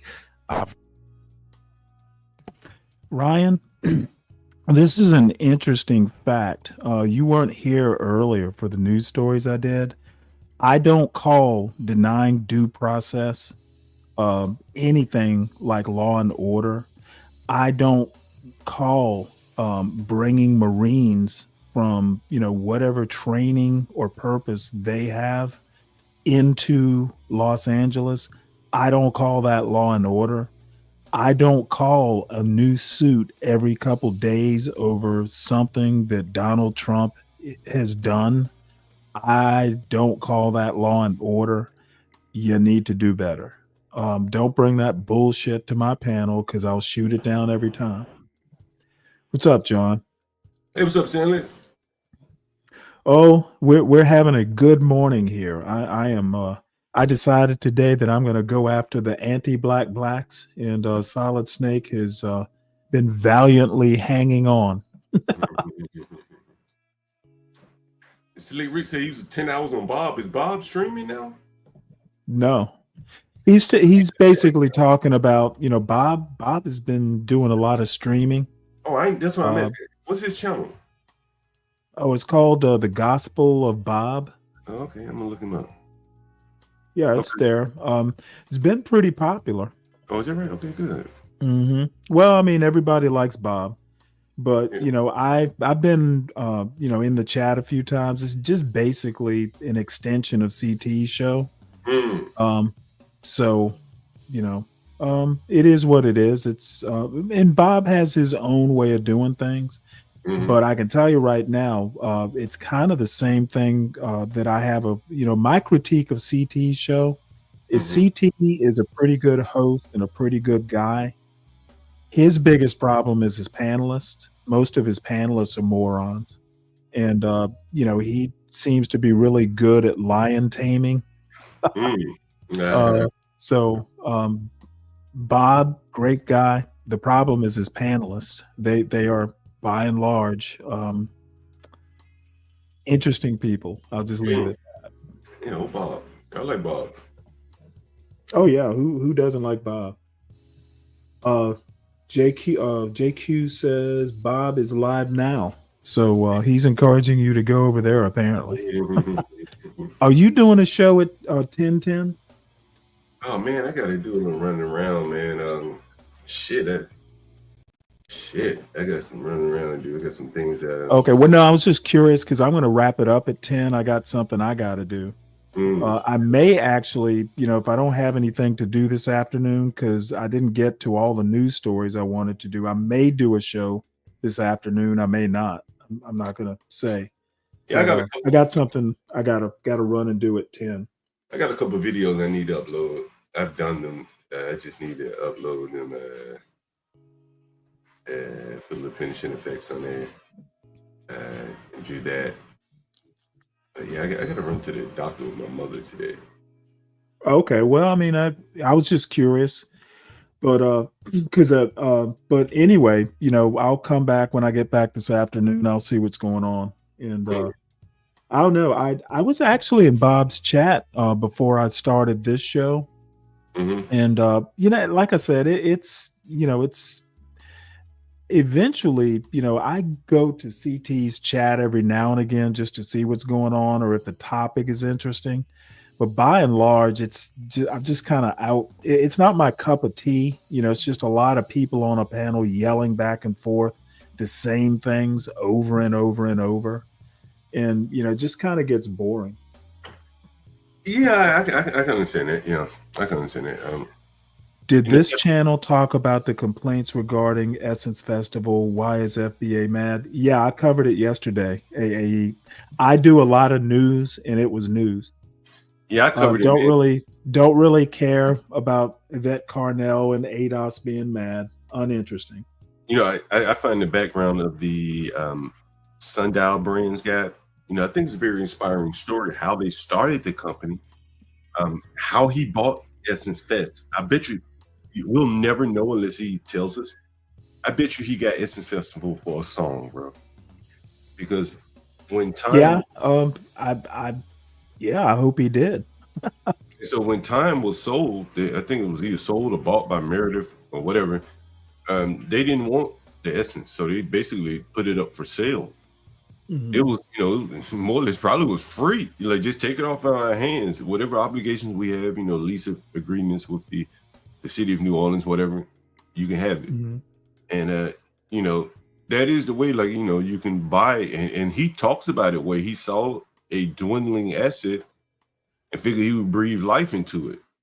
So yeah, he bought it from Time. Yeah, because Time was being bought. He breathed life. It's just kind of a controversial life, but you know what? Who knows? It may wind up being like, something that everybody enjoys. So yeah, I think that a lot of times these projects have, a lot of complaints at first, and then, over the years they become beloved. It's just changed. He changed it and people aren't liking it. And sometimes things need to change. I was again, and I've talked about this, and I've talked about it on the stream.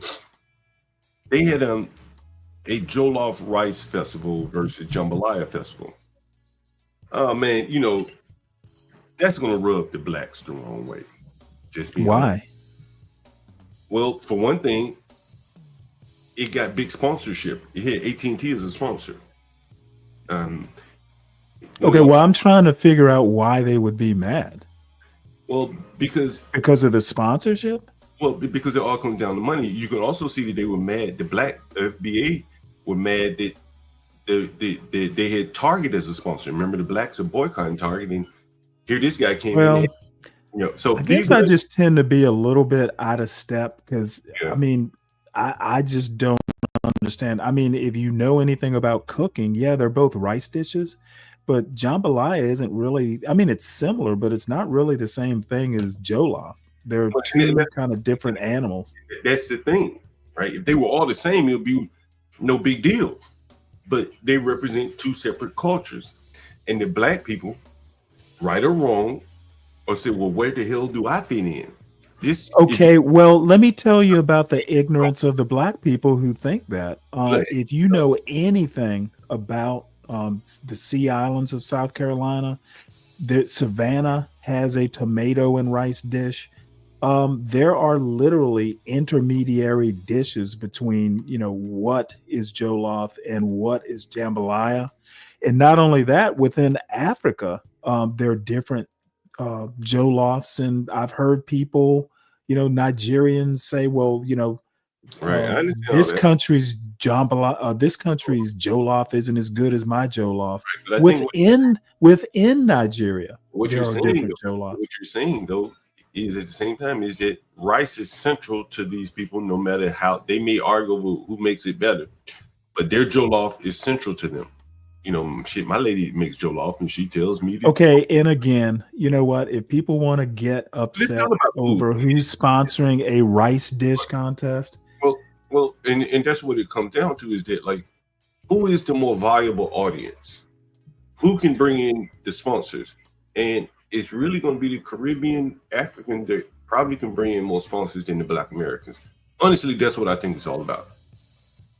well, I'm glad you spend all this time analyzing it. Well, because it's not just Essence. Essence is just like a microcosm of what's happening on the larger scale. And that the African, You know what? I guess I just don't see it. I know people, AAE talks about Yvette Carnell being upset about, you know what? Who gives a fuck? I mean, I like Yvette Carnell, but not to a point to, that I care what she thinks about Essence Fest. Well, it's not that I care. I don't care either. I've never been. But again, you're in a small town, so you may not be experiencing some of these dynamics, these conversations that are happening. But where there's competition, where they bump it head to head, the Afro-Caribbeans seemingly are, taking the lead, and that is causing some friction. As I tell you, man, like, I see it all the time in Brooklyn. Most of the places you see me go to that are seemingly black owned or Caribbean owned. The blacks that live in Brooklyn aren't ignorant of that fact as well. They know, Yeah, well, I just wonder why people, butt heads over rice dishes. Well, it's not rice, it's culture. You understand? One has a deeper culture than the other, no matter that they may Okay, and you know what? I would actually argue that one culture is no deeper than the other. It's fine. And the reason I say this is, you know what? American blacks have an African heritage. So somewhere way back in the day, we share a common heritage with people who are still in Africa. It's almost like studying Homo sapiens. A lot of these, different versions of humans have common ancestors. If you go back far enough, humans and apes have a common ancestor somewhere way back. So even how you look at one culture deeper than the other, I don't even know that that's right, because the culture, blacks in America, their culture changed, but it's a blended culture. You can make an argument that you go over to the Sea Islands of South Carolina, that Gullah culture is a blended culture. So in some ways, these Creole cultures are more complex or as complex as any African culture. I think a lot of times these headbutting contests basically are eruptions of ignorance. If you knew some shit, you wouldn't have anything to be upset about. Maybe you're right. But as it stands, people are, again, I think it's all financial. You saw the other day, the African guy called me, and He got here at 19, and he's shepherding around Black Americans who've been here all their lives for housing. That's not lost on him or the Black Americans. Damn, like I'm a bit low. Okay, well, the thing is it's not widespread. So yeah, it's a curiosity. Yeah, I mean, it's the second call I've had where African social workers are taking Black Americans. You live in one little corner of the Black community, John. It is a curiosity. Well, I imagine that the same thing probably happens in Philly, New York. You imagine, but you don't know. Well, I know in New York, it's the same. I know in New York it's the same thing. Okay. Well, those are two little corners. Most Black people don't live in New York. And if you took DC and New York and combined them, most Black people don't live in the two cities combined. Yeah, that's fair. Most Caribbeans don't live in those two areas, but where they do bump heads, there's a clear winner, you know, and that's what I'm saying. Who's the clear winner? The Caribbeans are winning, man. Like, you know. Really? Yeah. If I had to be honest, and I've looked back over 25 years of my life, I've had some Caribbeans that managed me, my manager in the software world. I rent out a space to a Caribbean Jamaican. He's a finished carpenter, so he runs his own business. They've done decently here. I see them run pretty decent restaurants because they're leaning on what they know is that jerk food. Shit, I saw a lot of the food being served at the Essence Festival was jerk. Like, just go watch some of the videos. Well, I guess the Caribbeans have one. I make my own jerk dry rub, and I do a lot of jerk just in my little kitchen at home. So I guess the Caribbeans won, and I didn't even know.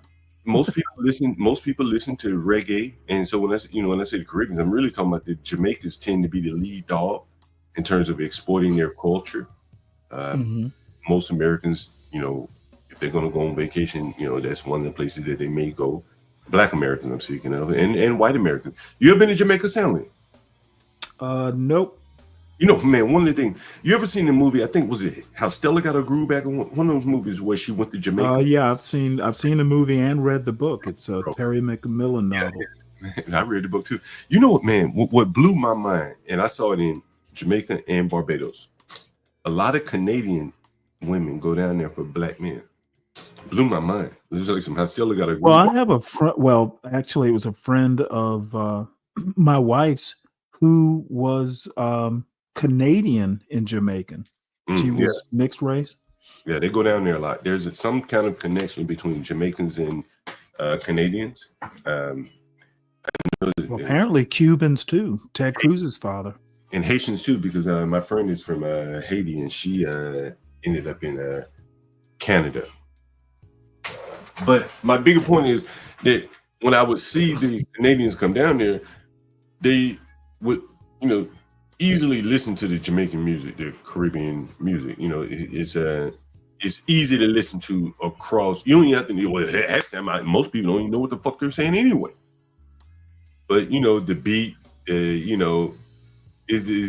that's mostly music is anyways. The beat, you're really paying attention to what they're saying, and the music it crosses racial lines very easily. It seems it crosses the racial blood-brain barrier very easily. It seems. Yeah. Well, I don't know. I think one of the bigger problems we have in America, and this is actually one thing that I agree with actual conservatives, the right wing, this group thing, this identity politics when taken too far is problematic. I think that the group that loves Jollof, butting heads with the group that loves jambalaya, I find it hilarious. Well, what's interesting? When I was on Grace's channel yesterday, and when I talked to OPC Dunn in the background, and I think he came out on the channel, they were like, "Yo, we need conflict. We need conflict, to drive ratings." And so I may have said it on the stream to him, but I know I said it to OPC Dunn. I said, "Man, competition drives conflict." Typically, it can be a healthy conflict, or it can turn negative where people pull guns. And so I said, if we get the girls in competition, that'll be the conflict you want right there. It'll come natural.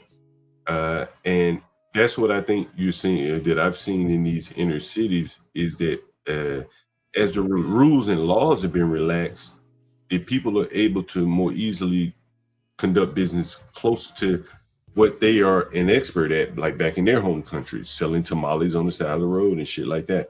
They're very good at that, resourceful at that. Americans, they want to go in the kitchen and cook, and so they're severely disadvantaged in that sense. And that's what I think you're seeing, the separation there. Man, I've seen Jamaicans, man, cooking on the side of the road in New York, no problem. It's a little different with the Americans. Someone, Ryan said a progressive, Stanley. There, you got something to say about that? Hey, Stanley, listen, I rented a room to a lady the other day. I got a video of it. I'm going to show it to you guys at some point. I'll post it. She was training. You couldn't tell, bro. Jeez, man, they're doing a great job with this shit, bro.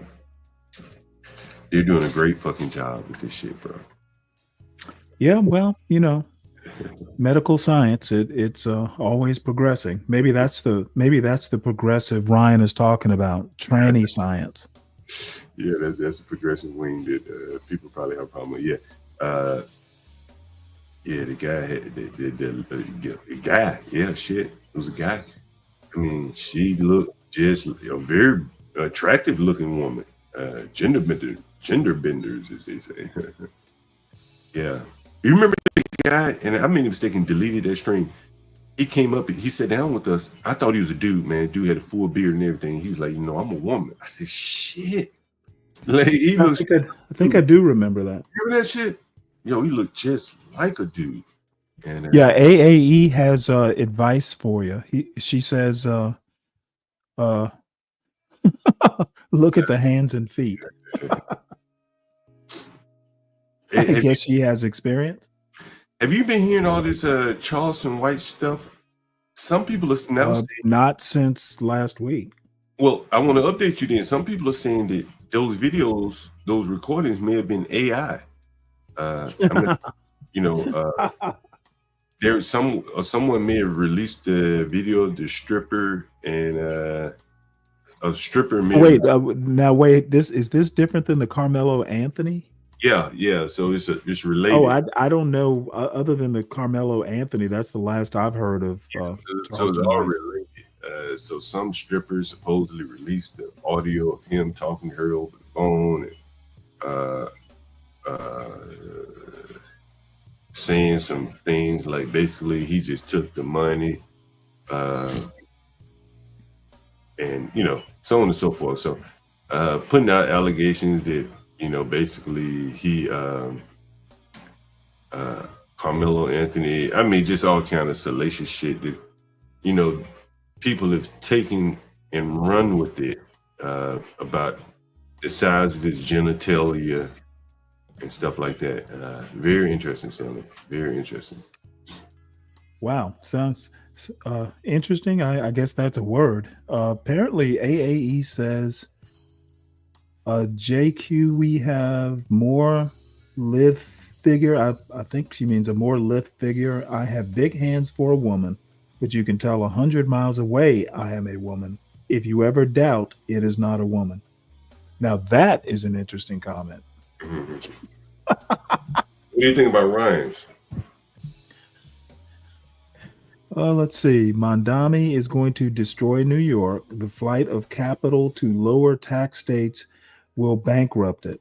Oh, well, I don't live there, so I don't want it to happen. But if it does, I'm sure New York and New Yorkers will deal with it.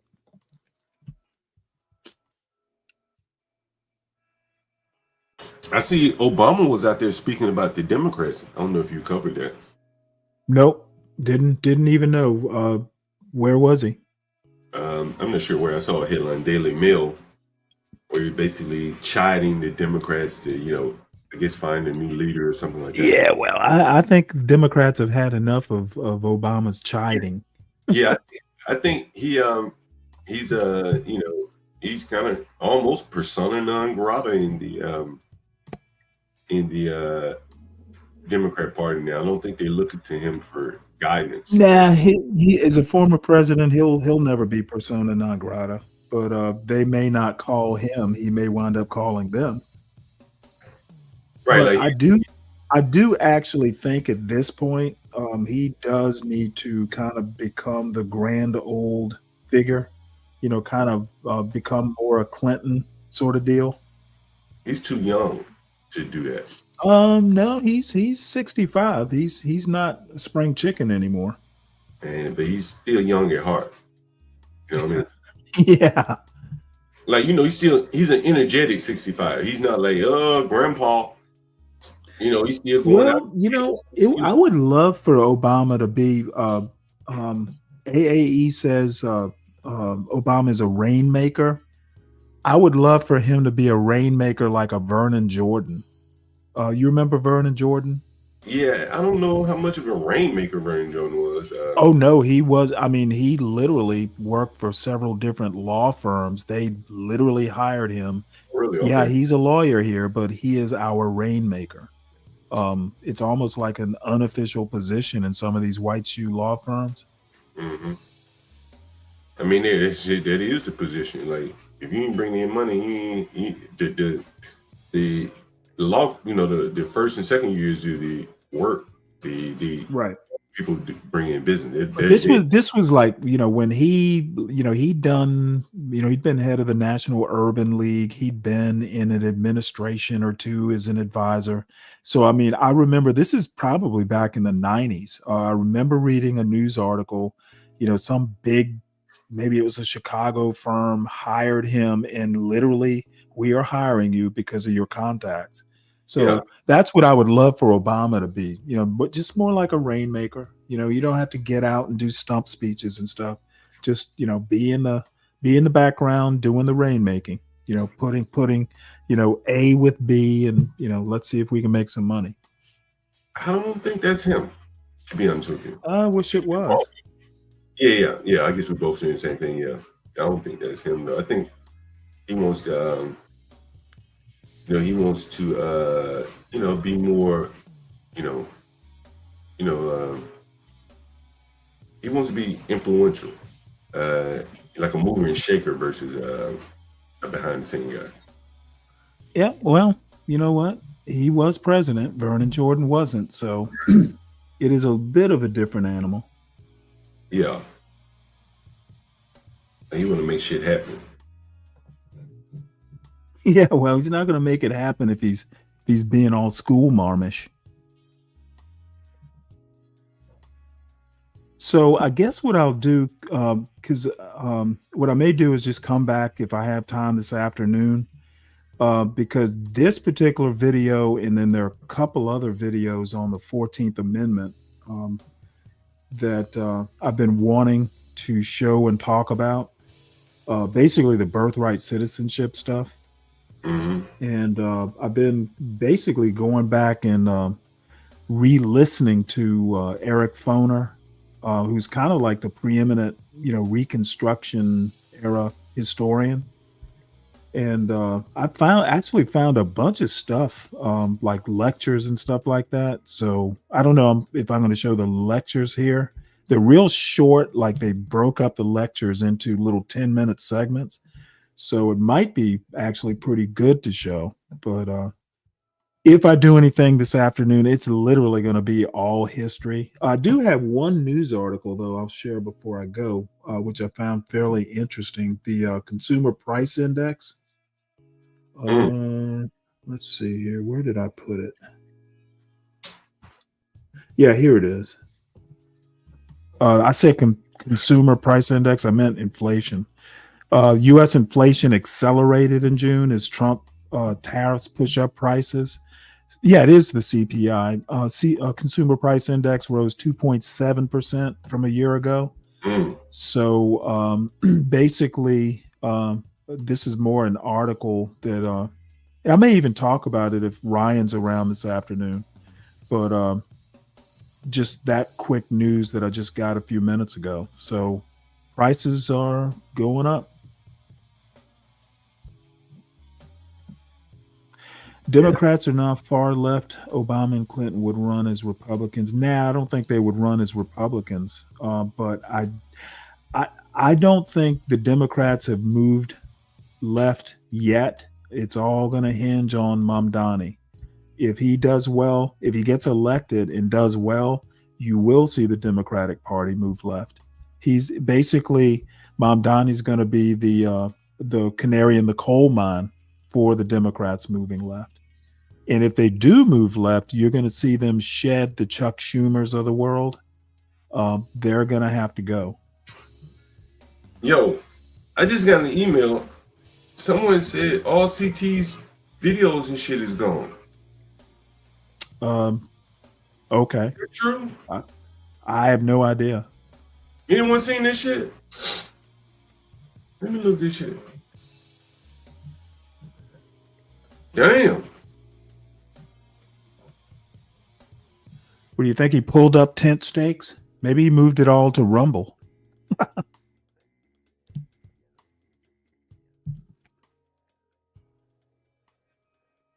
Is that right? What? That can't be right. Damn, that can't be right.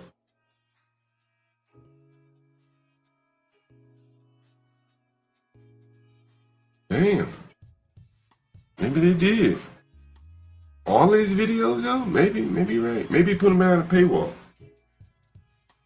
Damn. Damn. Damn. What? Man, you know, Stanley, you should watch this Anton Daniels video. I don't know if you like him or not. It doesn't matter. He's talking about YouTube. Oh, Stanley, be right back. Yeah, I was suggesting you guys watch. Matter of fact, while Stanley is going, I'll pull it up.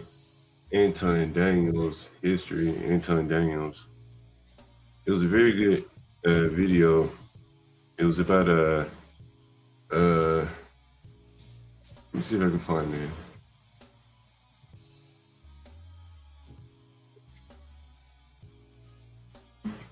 Snake. It was a video. What's up? Good morning. Good morning. What's up? Yeah, man, I had seen that last night with CT. Hey, sorry. I'll be right back. Yeah, go ahead, Stanley. What happened? I don't know, man. He was getting mad he was talking about how somebody had seemingly got mad at him or whatever. And that was like, I had went to Bob's channel, but when I clicked back, that video he had was gone. And then when I tried to go back and find it, it was all his videos was deleted. And I'm surprised because I hadn't seen him. He didn't even show up on Bob's panel. Mm.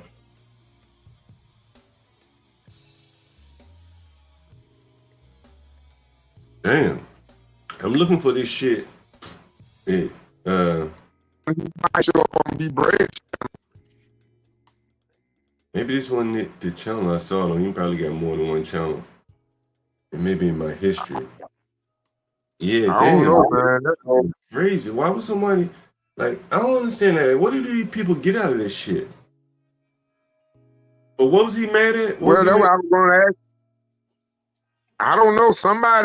He was talking about, it was like, I guess somebody came on his channel. He was trying to get the cursing and everything down. He really trying to get remonetized.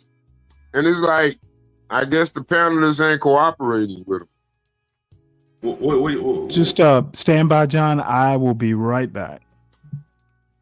But Bob gone live now, but I'm trying to see myself.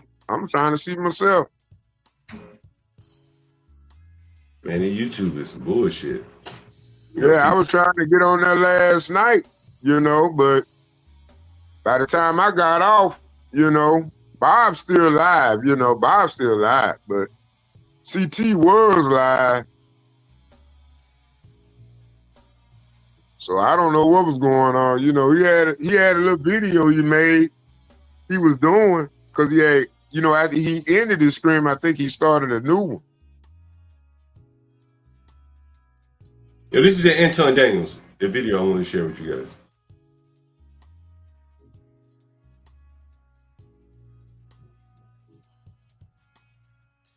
I was looking at some videos because I was actually studying and looking at Nicki Minaj calling Kai Cenat and calling Aiden Ross and trying to figure out, which platform will be better to stream on. I seen this one with Young Thug.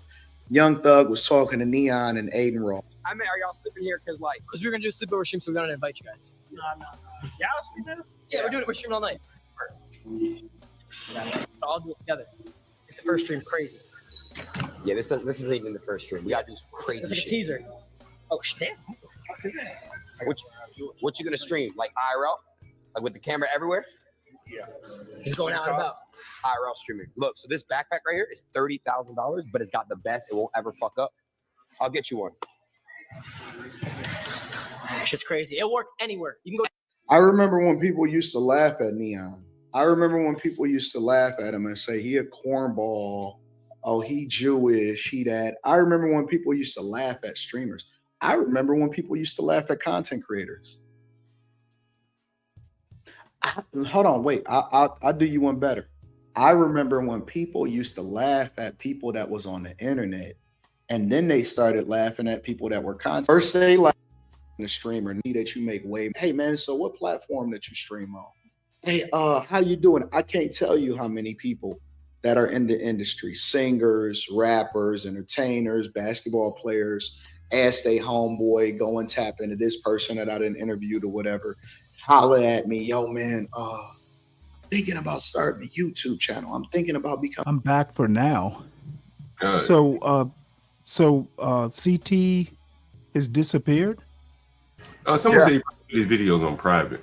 I'm sure he did. Okay, well maybe he's doing some editing or something.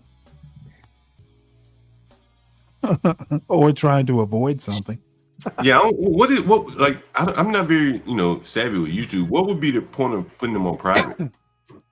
Well, I think sometimes if you put them on private, it's not accessible. I know, like sometimes if you get porn bombed or something, you just take it completely off and do the editing. But I don't know any deeper than that. Yeah, I don't know either. I'm trying to think it through. Damn. Maybe if you got some, the one thing I could think of, if you got content you think could hinder you from anytime somebody attacking you with a video or something, and you got a lot of videos like that, you just got to take it all down. You can't go find all that shit. Yeah. I'm just thinking about somebody. I'm surprised we ain't been taken off YouTube yet. And I think that goes shout out to Portia that. I mean, Lone Star Bill. What are you talking about? So $10 a day for Portia J for keeping our stream alive. Let's keep the real soldier in the army real, happy right now. You know what I'm saying? She on vacation and she still hard at work. Because God knows what she go through with me and Stanley. So shout out to Portia J. $10 a day for cash out Portia J, y'all. You know what I'm saying? Just show us some love, y'all. I think the panels, the uncontrolled panels, like Anton Daniels runs a panel, but it's his people basically. He not just letting random people join. And uncontrolled panel is just that. It's uncontrolled. No TV show would allow you to run an uncontrolled TV show. People just call in, you don't know who the fuck they are without screening them, a 3-second delay, stuff like that. On YouTube, there is no 3-second delay. And so you kind of have to do all this shit on the fly, which probably makes it very difficult doing panels because you can't control 10 people. Well, I would think that CT has the kind of people, by now who, wouldn't be getting him in a lot of trouble. Well, I think it's the topics at the same time. Like, if I get up here and cover a topic, it's just me, right? Boom. Right. You like or hate it, turn it off, turn it on, spam me in the chat, whatever. But then if I got 3 or 4 other people up here spouting some shit that may criticize other people, then how do you righteously get at them? Now you may take on their fire, right? By their attack. That's true. To take the, like, they'll attack you to get it Gimpy or whoever the hell else is up on the panel, right? And that becomes That's true. That's true. Yeah. Because, you know, last night, well, the other night on Bob's channel, you know, you got a lot of haters go over there on Bob's channel, too. You know, they might have some grievances or whatever. But I guess he just playing a secure role, you know, just take everything down. You know, who knows what he doing. But like somebody else said in the chat, he going over to Patreon, and that's probably what he planning on doing. Just taking this completely over to Patreon. You know, I've said this before. Most people do both, though. You know, I can't imagine why you would just want to do Patreon. Man, you know, I don't know a lot about Patreon, but I do know that, you know, from what I think, is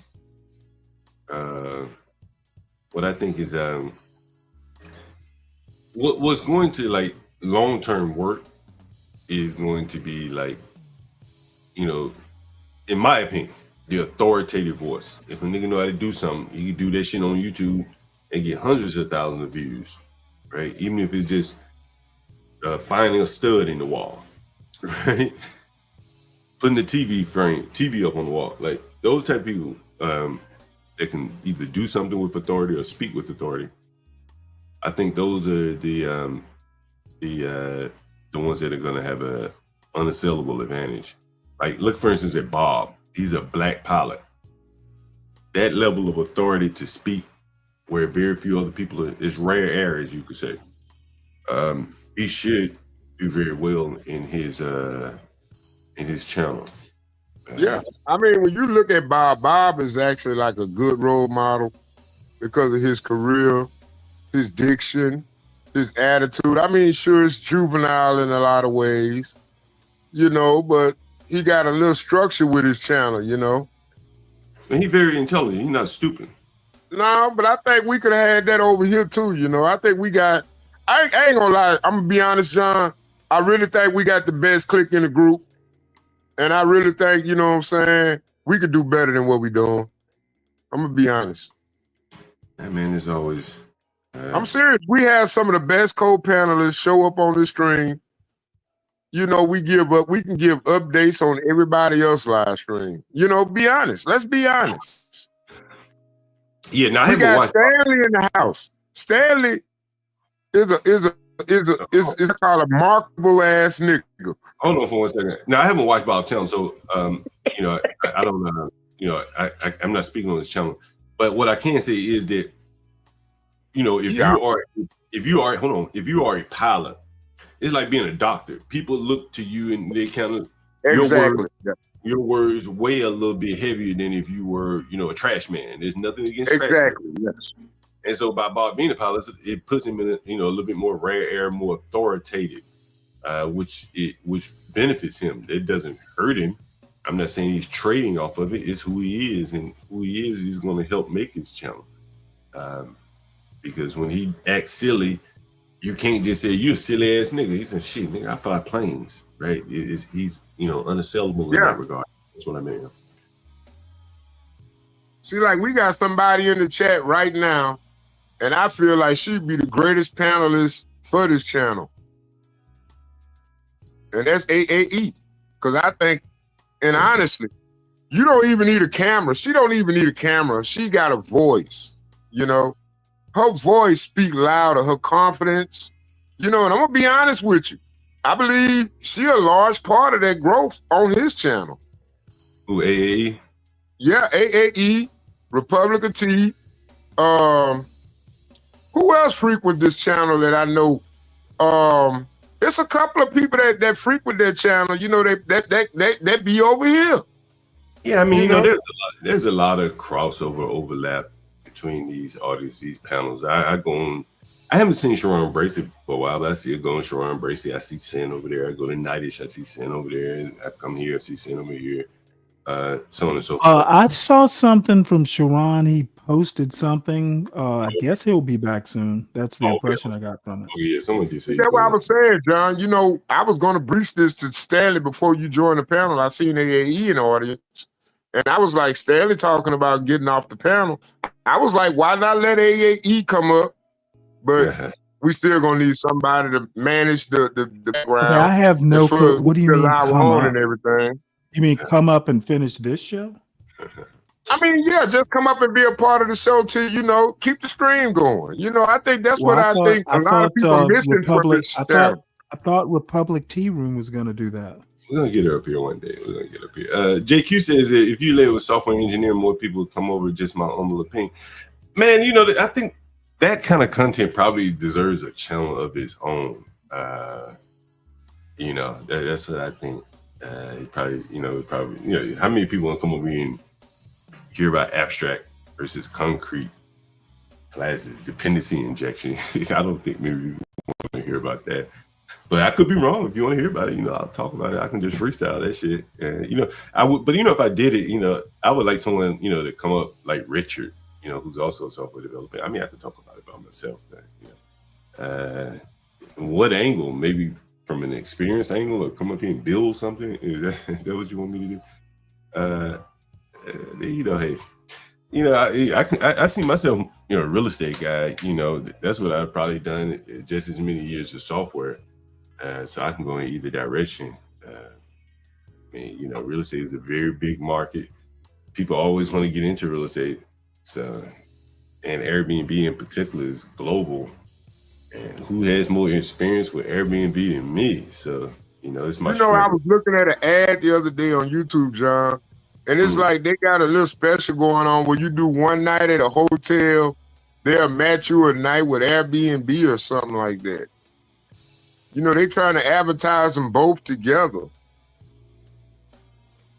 Like they trying to do like the hotel chains and Airbnb. They trying to link them together for some strange reason. I noticed last night when I was listening to the ads on YouTube. You know, what I will say. You know, just in my Joan talks, just my Joan. You know, again, I'm not a content streamer. I was talking to Grace and all them. I'm like, yo, all this, you know, the ideas, this whole creating narratives. You know, like I got this space. You want to come stream? You come in one of my houses and create your own narratives, your own content, like any of these other streamers are doing. So that's really, you know, kind of where my strength is. You know, from a content standpoint, bro, I feel like I probably could do streams.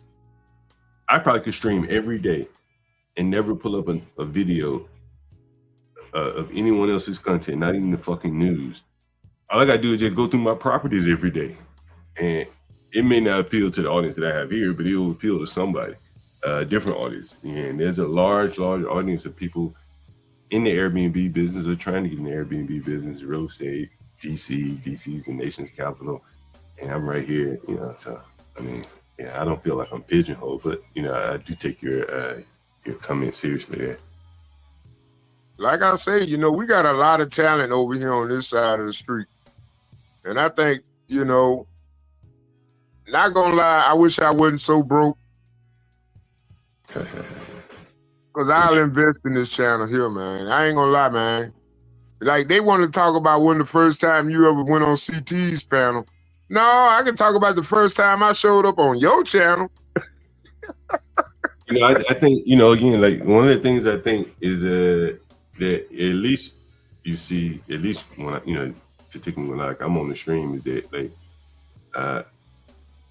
you know, I came in, I said, man, I can't be dependent on super chats and monetization because I come from the Airbnb world where they create these stickers and designations for yourself, and it ultimately ends up making you their hope. You be their super hope, you know, in Airbnb parlance. So, you know, you be their YouTube hope, dancing for super chats, and then it can all be taken away from you overnight, as we see with CT. And that's not a business to me. You know what I'm saying? I can't even pursue anything like that because I don't know how many videos CT has, but he probably has many. And now he has to take them all down because of what someone attacking him, and he has no control over that. That's not a business.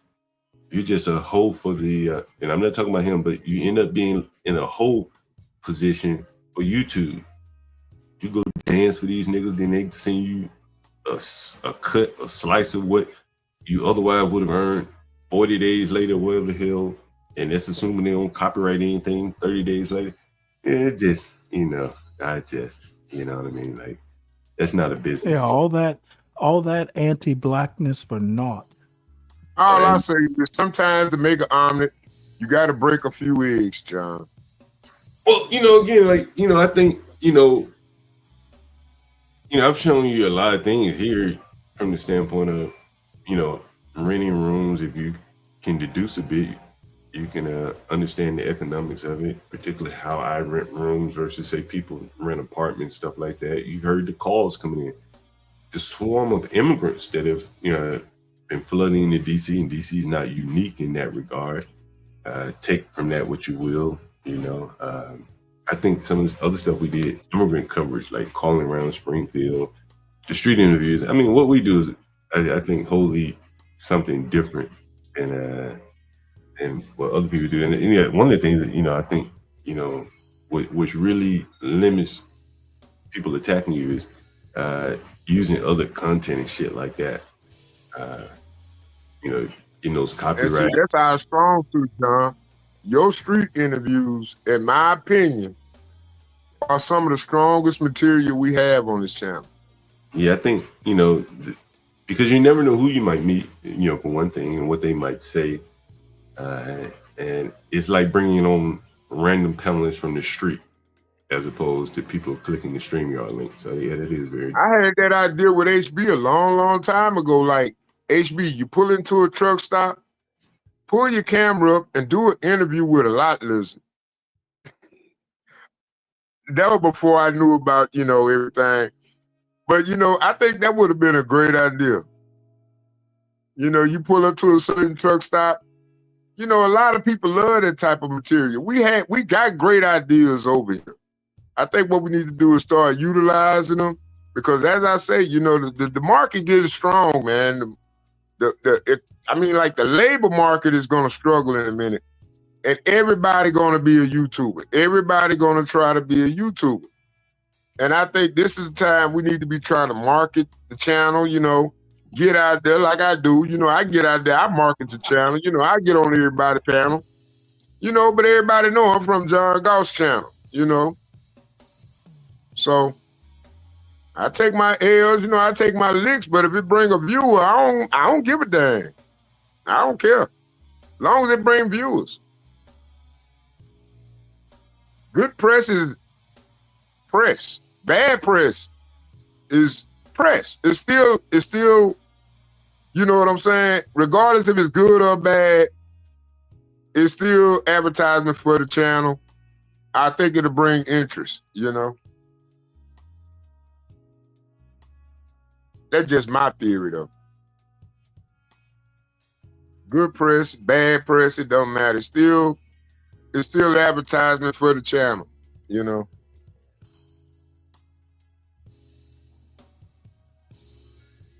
All right. Well, I actually thought I was going to be leaving at 10, but I'm in a holding pattern here. So I guess we'll go back to my buddy Jason Stanley talking about the doom and gloom that's happening here. Actually, AAE brought up an interesting point about the percentage of channels that have over 1,000 subscribers. I wouldn't have thought that it was 8. Close to 9%. I would have thought it would be way higher than that. Nah, hell no. Considering how many channels there are. I mean, it's probably been 1,000 channels created while we've been here talking here. Well, I guess I'm not the YouTube analyst that she is. I think, man, getting back to the topic for 1 second, Stanley, I think, honestly, and I'm just speaking in general, everybody has their weak and strong points. And Anton Daniels spoke about it in his interview there. I think when I first started to stream, I used to look at the YouTube analytics just out of curiosity because I built algorithms, and so they suggest things to you. If you ever go in the studio, Stanley, you'll see it for yourself. They suggest things for you to talk about, right? Yeah, I've seen that. Right, and basically those suggestions are based upon what is doing well relative to other videos. Does that make sense? So if Trump is in the news, they say go talk about Trump, and you follow that herd and hope that some of the slop falls down to you, if that makes sense. And I think that you can do that if you're very good at following the herd, the trend, and covering it better than anyone else or better than most people. Short of that, I think there has to be something unique about you or your life, or something that not many other people know how to do, or you've been successful at something that people are either aspiring to be successful at or have tried and failed, or something like that. That's where I think the YouTube is headed, in my opinion. It makes it easier to get up here and talk about it if you can just lean on like historical knowledge or whatever to fill in the gaps. I think it makes it a lot. Yeah. Well, let's since I'm here and everybody wants to No, you got something to do, man. Do it. No, I thought I'd be gone by now, but I'm like I said, I'm on a holding pattern, so might as well finish watching this. Basically, this is a new book. Actually, it's been out for months now, talking about erasing history. And Jason Stanley's premise is that there are a lot of fascistic things that are going on right now. And I read years ago, his book on fascism, and I actually thought, well, nothing like that's really going on. But Trump is making me a bit of a believer with the way he's handling places like Los Angeles. And, looking at where his poll numbers are, I would have thought at least the immigration policies would have remained above 50% popularity. But a lot of what Trump is doing right now is not popular even with Republicans, and that kind of shocked me. So Jason Stanley sounds like he's being fairly prescient here. The only thing that's going on with Trump right now is the Epstein files. Is the what? The Epstein files. That's why his numbers dropping. I know it's not crazy. I'm afraid you're wrong on that account. Stanley, you can deflect all you want. It's the Epstein files. Okay, dude, I'm not only deflecting, I'm trashing. No, I you think are wrong. His immigration numbers have nothing to do with Epstein. But I bet you his supporters. Well, I'm just saying. That okay, and I'm just saying you're wrong. I mean, I've been listening to some. I've been listening to some of the commenters, and this is they don't have a problem from what I hear about him rounding up people. But that whole Epstein thing, the whole Bongino and the other guy, I can't remember his name, the Indian guy, Kash Patel. Kash Patel. I think it's causing a lot of conflict within the Trump side of the aisle. Exactly. Basically, his base is, kind of roiled by Epstein. When I talk his immigration numbers, it's a wider net that I'm casting. When he's dismissive of those people, the whole Epstein allegation, like it really made a lot of the Trump supporters say, "Oh, he's captured, or he's just like all the rest of them. We're never going to get to the bottom of this." I think he is just learning how crazy his cult is now. Well, I think no, Stanley is you heard what the fuck I said.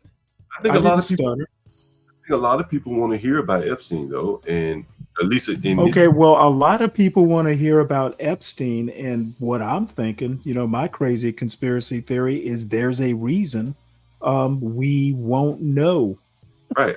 I agree with you, and I think his supporters know that too, and I think that they want some transparency from Trump, and they're not going to get it.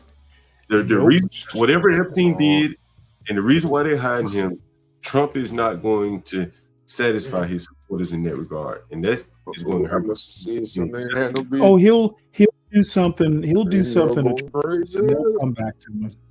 No, because I think it just doesn't make sense when you think about the whole Epstein thing. It makes perfect sense.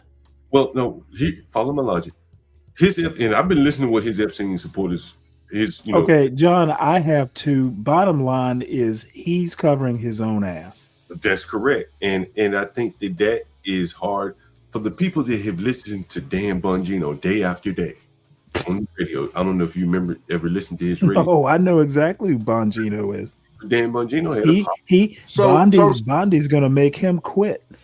Right, but Dan Bongino spent years on the radio talking about he's a man of integrity and things like that. I remember he ran for Congress here in Maryland, and now that he's put in a position where he has the power to do something about some of this corruption, he's not doing it. He's captured, and his fan base, the audience, the people that were so fervent to hope that him and Trump and Patel would, pierce the veil there, it didn't happen for them.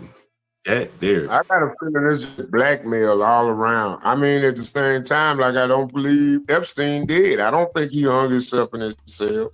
I don't think any rational human being that followed this trial believed that Epstein killed himself. It always makes me laugh when you say rational. I'm just saying, Stanley. How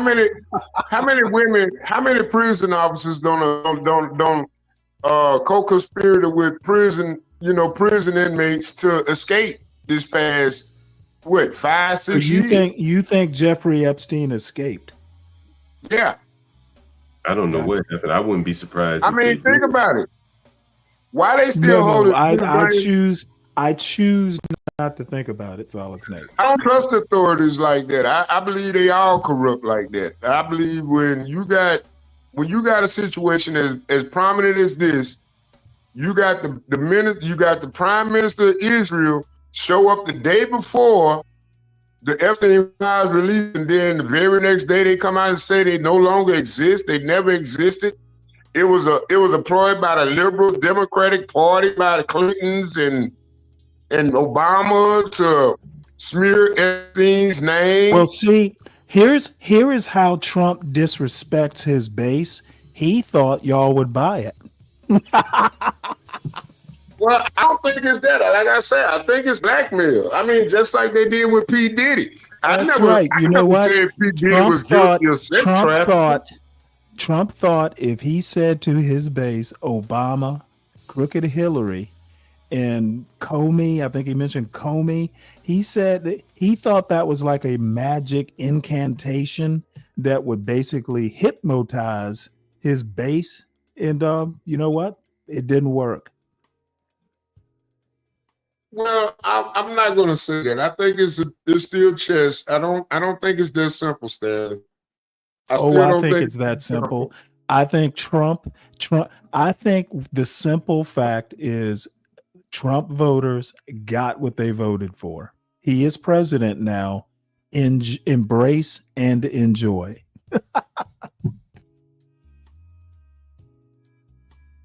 That's a pretty shallow way of putting it, but okay. I mean, I'm gonna stick with Trump though anyway. Don't you wanna hug your president? I tell you what, you need to hug Trump. You need to hug Trump like he hugged that flag. Wow. Okay. Well, like I say, Stanley, it's not as simple as you try to make it out to be. I don't believe it's ever going to be as simple as. Oh, I'm afraid it is. I'm afraid it is that simple. Stanley, let me ask you this question. You see JQ's coming on the screen. Do you believe they're in the same team? No. Yeah. Yeah, I do. I said Stanley, Snake. Oh no, I think they're. I think no, I don't think they're on the same team. Okay. See, that's why I think. That there are groups of people. There's a segment of people like yourself they think that this is honest dealing here, that one side really is fighting the other. Okay, well, let me dispel your notion. Okay, I'm not, a pie in the sky. The Democrats are, angels. Now, when you say the same team, I think both sides basically want what's right for America. Both sides have different visions of what is right for America. If you want to talk about America as a racist country, I think both sides are on that team.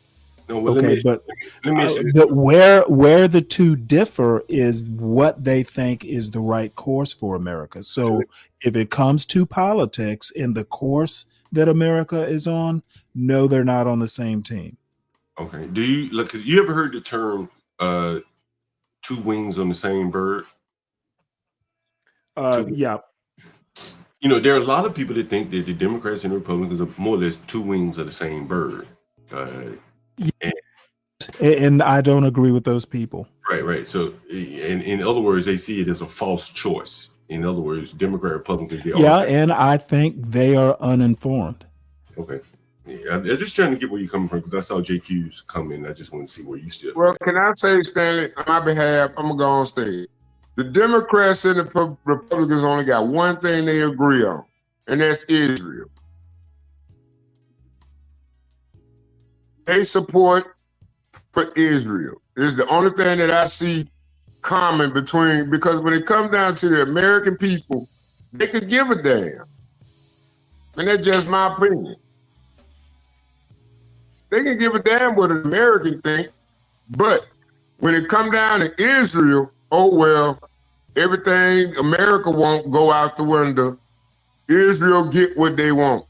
And I think that should be, for all this anti-blackness, pro-whiteness, and all this talk we be doing here, over here in America against each other, we need to be looking at what lobbying firms that they coincide with and coalescing with that's allowing the American individual to lose every single time something big come up. Whatever plan Trump may have or any other politician we may run in the future may have, will be stunned by Israel's benefit at the end of the day. If Israel don't benefit, America don't benefit. And I find that very troubling. What kind of crazy bullshit are you spouting? What are you drinking? But Stanley, you can see that Ryan, he agrees with you. And I think that's really where the big divide is, man. There are a lot of people now that have, basically canceled themselves out. They've quit. They don't vote at all because they feel like they're all doing, Okay, well, John, the difference between you and me is I'm not talking about me. But see, you focus on just whoever you may be talking about. And we've interviewed. The difference is I'm not one to give credence to people who obviously have no clue about politics. I'm not one of these people who will get up on a panel and be polite, and let you make your outrageous or ridiculous argument. I'm gonna shut it up quick and I'm gonna correct the mistakes. So if people want to fool themselves into thinking that, all politics are the same, they couldn't be more wrong. But what I'm saying is that you don't invest country-sized loans inside a country that's no bigger than New Jersey. You don't do I that. have You don't no spend clue. 80 billion, I have 80 no clue what you're talking about. Okay, Israel ain't the size of New Jersey, bro. In the Middle East, Okay, Israel is no bigger than the size. Israel, contrary to popular opinion, though they do have outsized lobby power in America, Israel is not the tail wagging the American dog. Yes, it is. Okay, well Yes, then it you and is. I Blackmail. disagree. Through blackmail, I Okay, believe that. I'm you sorry. and I disagree, and we need not even discuss it farther. We're not going to agree on this. Well, Let's move Stanley, on. we need to discuss it Let's further because move American children on. is dying. Let us move on. I'm not going to go back It's and American forth. children. I am not going to go back and forth about tails wagging dogs. I mean, I'm not We're going to not listen gonna to you we're and not going to Brian and agree. the rest of We you can guys. cover more ground. Brian, And join the panel, man. this global elite bullshit, I don't agree with that either. I am not a be brave global corporate media or whatever the fuck. I'm not that nuts Yes, either.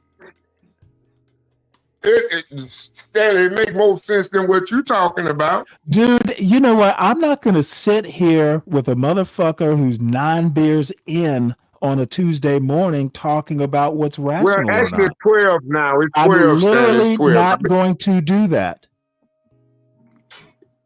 I'm almost at the end of my 6-pack, and I'm about to bust open another 24 ounce. Okay, well, what's rational to you right now might not be in a few hours. Yeah, I'll be asleep then. I got to work tonight, man. I got 2 days off after the night, though, you know? Hey, Snake, when you come up here to DC, man, work with me. Man, when you want me to come up there and work with you, man, you ain't giving me no kind of instruction, man. I'm going to tell you, I'm an employee for life. Come tomorrow, man. I told you. I ain't lying. Hey, listen, come tomorrow. You need bus You gonna ticket? pay the bus ticket? Yeah. Yeah. God damn, really, John? Give me next week, man. Give me money. Let me tie some loose ends up. All right, let me know when you Shit, I'm ready, man. I'm ready when you ready. I'm being honest. Well, I said tomorrow. He said, give me a week. I said, okay. Yeah, give me Monday, man. I want to make sure everything all right. You know, right here at where I'm leaving, you know, because that's a whole couple states away, John. Yeah, shit, it ain't nothing but a But flight I can't back. fail when I get out there. I got to do what I got to do, man. I got to make it look good for the channel. Man, DC easy, man. If you can't make it here, you can't make it anywhere. Promise you.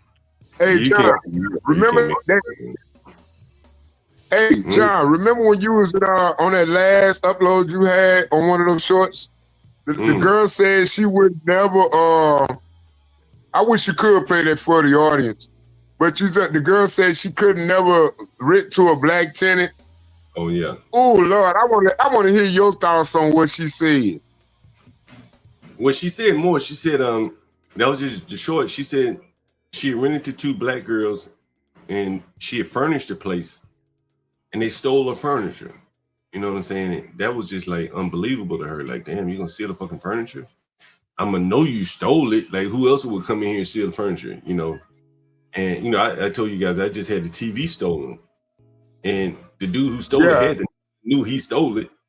Right? And it's like, dude, like, how obvious can you be? Like, this level of I don't give a fuckness. It makes you not want to deal with people. It's one thing somebody climb through your window and steal your shit.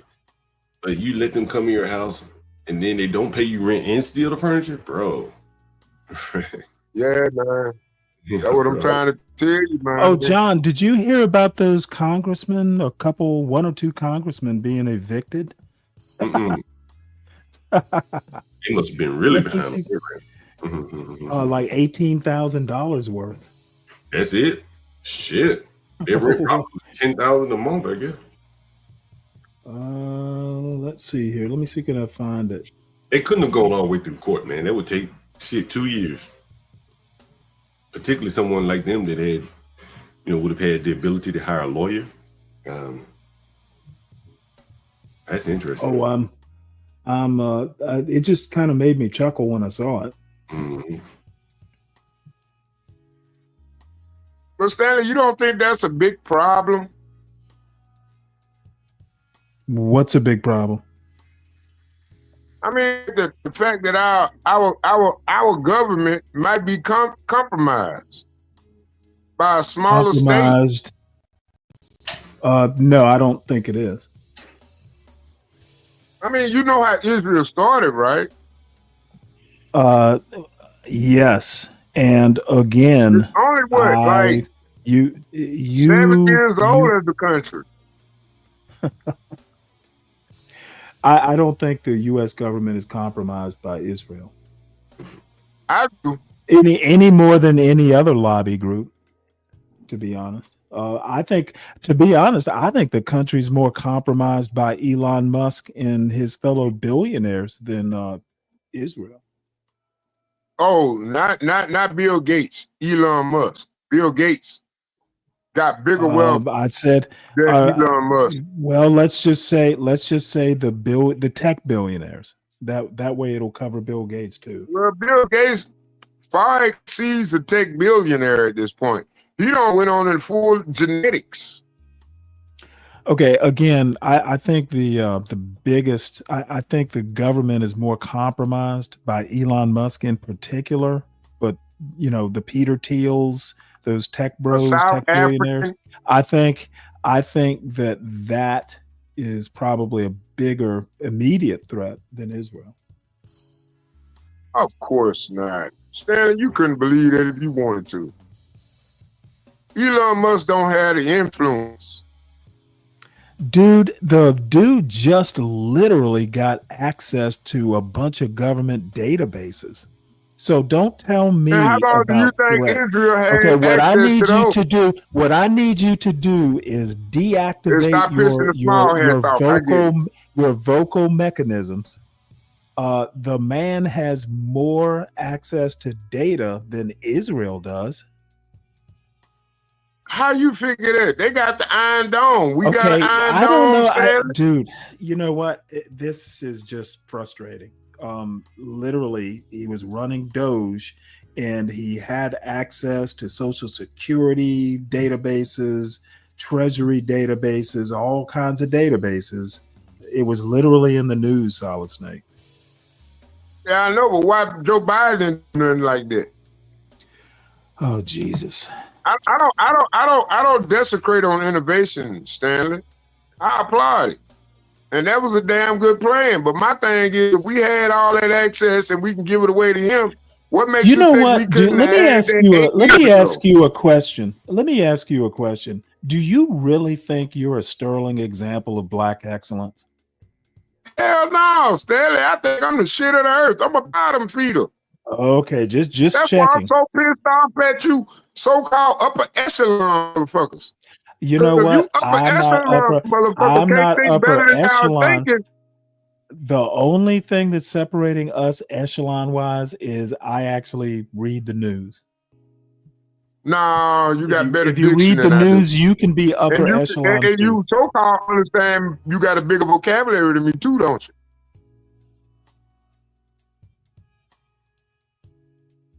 And you don't understand the world economy better than you do?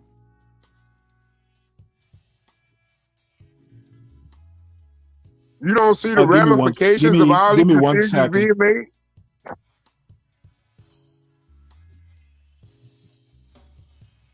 Well, one sec. I'm sorry, say that again. So you don't see the ramification of all these decisions being made? Okay. I mean, you can't be as smart as you are, Let me, Stanley, and let then me come go back back and to Monday my morning quarterback. let me go back to my original point, because I think I've lost track. I was looking at a text here. I consider Elon Musk and the tech billionaires to be a bigger issue, if not even an existential issue, to democracy in the United States of America than Israel. Israel is a big deal, is a big issue. I think the tech bros are a bigger issue and a more immediate issue. No, you know what I think a bigger issue is, Stanley? Men like you that sit back and desecrate black women, intelligent black women with an opinion. Hey, John. Yeah. CT's going live, so he's still around. Oh, okay. Well, that's good. Hey, That's you good. You may have just private these videos for some reason. Yeah, he'll probably discuss it on his live. As it But you turns know, out, that's something you ought to do. I what I thought was going to happen is not happening, at least for the next couple hours. So I'm going to play this video because I think it's important, at least as far as stuff to talk about. Again, a lot of the stuff that is being talked about here, especially, it talks a lot about history, and which is near and dear to my heart. Backlash this occurred, but he said, Professor Stanley, ever since I was born, it's been like a police killing, then a rebellion against the structure, and then everyone agrees they're going to do something about it, and then there's a backlash and it just gets worse.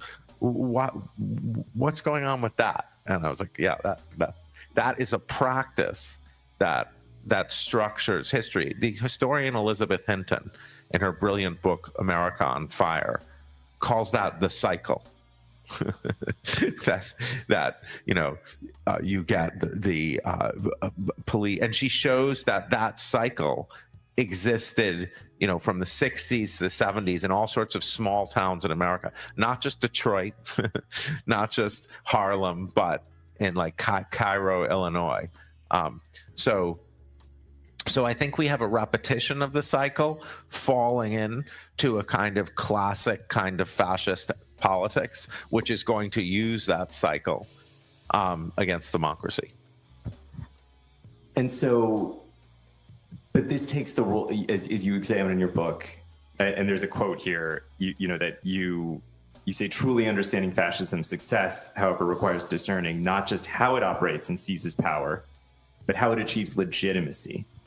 And so thus we turn to schools and education. Why is schools? Why is education? Why is that important to the legitimacy of the fascist enterprise? So Vladimir Putin endorsed my book a few months ago. He said, "Did you accept it? Is it on your?" I did. Did you put it on the blur? It's the beginning of one of the chapters. He said, "Wars are won by teachers."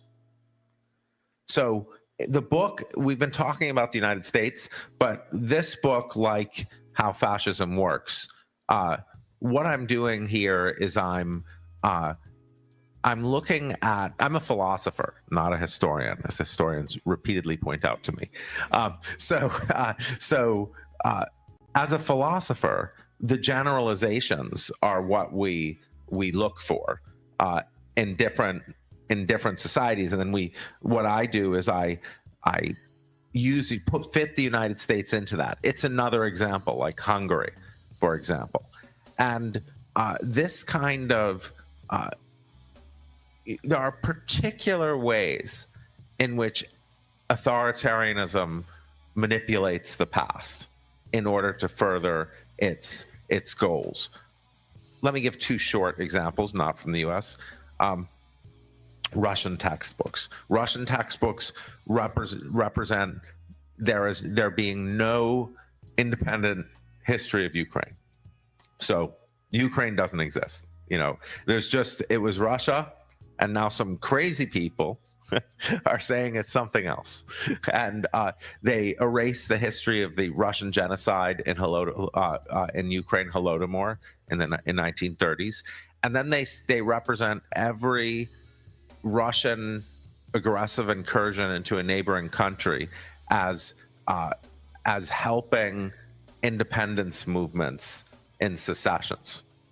And so that's why Vladimir Putin says wars are won by teachers, because you're going to think, who are these crazy Ukrainians, the people who call themselves Ukrainian? It's just an anti-Russian identity, which is what Putin said. So that's a very clear example. There are other very clear examples. India is a very clear example. The textbooks under BJP, I won't go into the details, but they're trying to sell Gandhi as slowly as a traitor, and then Turkey. And the United States, of course, very clearly in the Jim Crow era, I talk about like the Virginia textbooks in the early 1960s saying, the slaves were neither as unhappy as the Northerners thought, nor as happy as the Southerners thought. And but going all the way up into so these what I'm trying to do is figure out what are the patterns that are anti-democratic patterns. Just on that Virginia textbook, that's not that. Of course, they published those during the Jim Crow era, but as you note, there are some recent revisions to curricula that where that's not. That sounds fairly reminiscent. Absolutely. For example, in Florida, you're not allowed to teach the Black Lives Matter movement, what happened in 2020. You're not allowed to teach that social movement. People might not realize, but teachers and professors in states like Florida, now Ohio, Indiana, Tennessee, are terrified. They're undergoing a horrific authoritarian attack on what they do. And so you asked what happened between how fascism works and this. There was the attack on critical race theory. There were by Christopher Rufo. There was the attack on gender. There was the international attack on LGBT perspectives that came here in Florida. Think about or let's just take Moms for Liberty. Like Moms for Liberty says, we want to be able to intervene in schools to make sure our kids aren't made uncomfortable. But think about if you're the child of same-sex parents, or you're a child who's LGBT, then you're an LGBT person. How are you going to feel when your perspective is not allowed? It's not like a same-sex couple can say, we don't like all the heterosexual representations, right? That's not going to work. So Black parents, Indigenous parents can't be like, we want the white people taken out. We don't want them to be normative. So what does the liberty in Moms for Liberty mean? It means white heterosexual supremacy. Toni Morrison makes this point that very often liberty and freedom in the United States only makes sense when contrasted with a Black unfreedom. So this is what we're seeing. It's universities, Florida, there are these cookie cutter bills that are passing in state after state, and they're designed to sort of hide what's happening.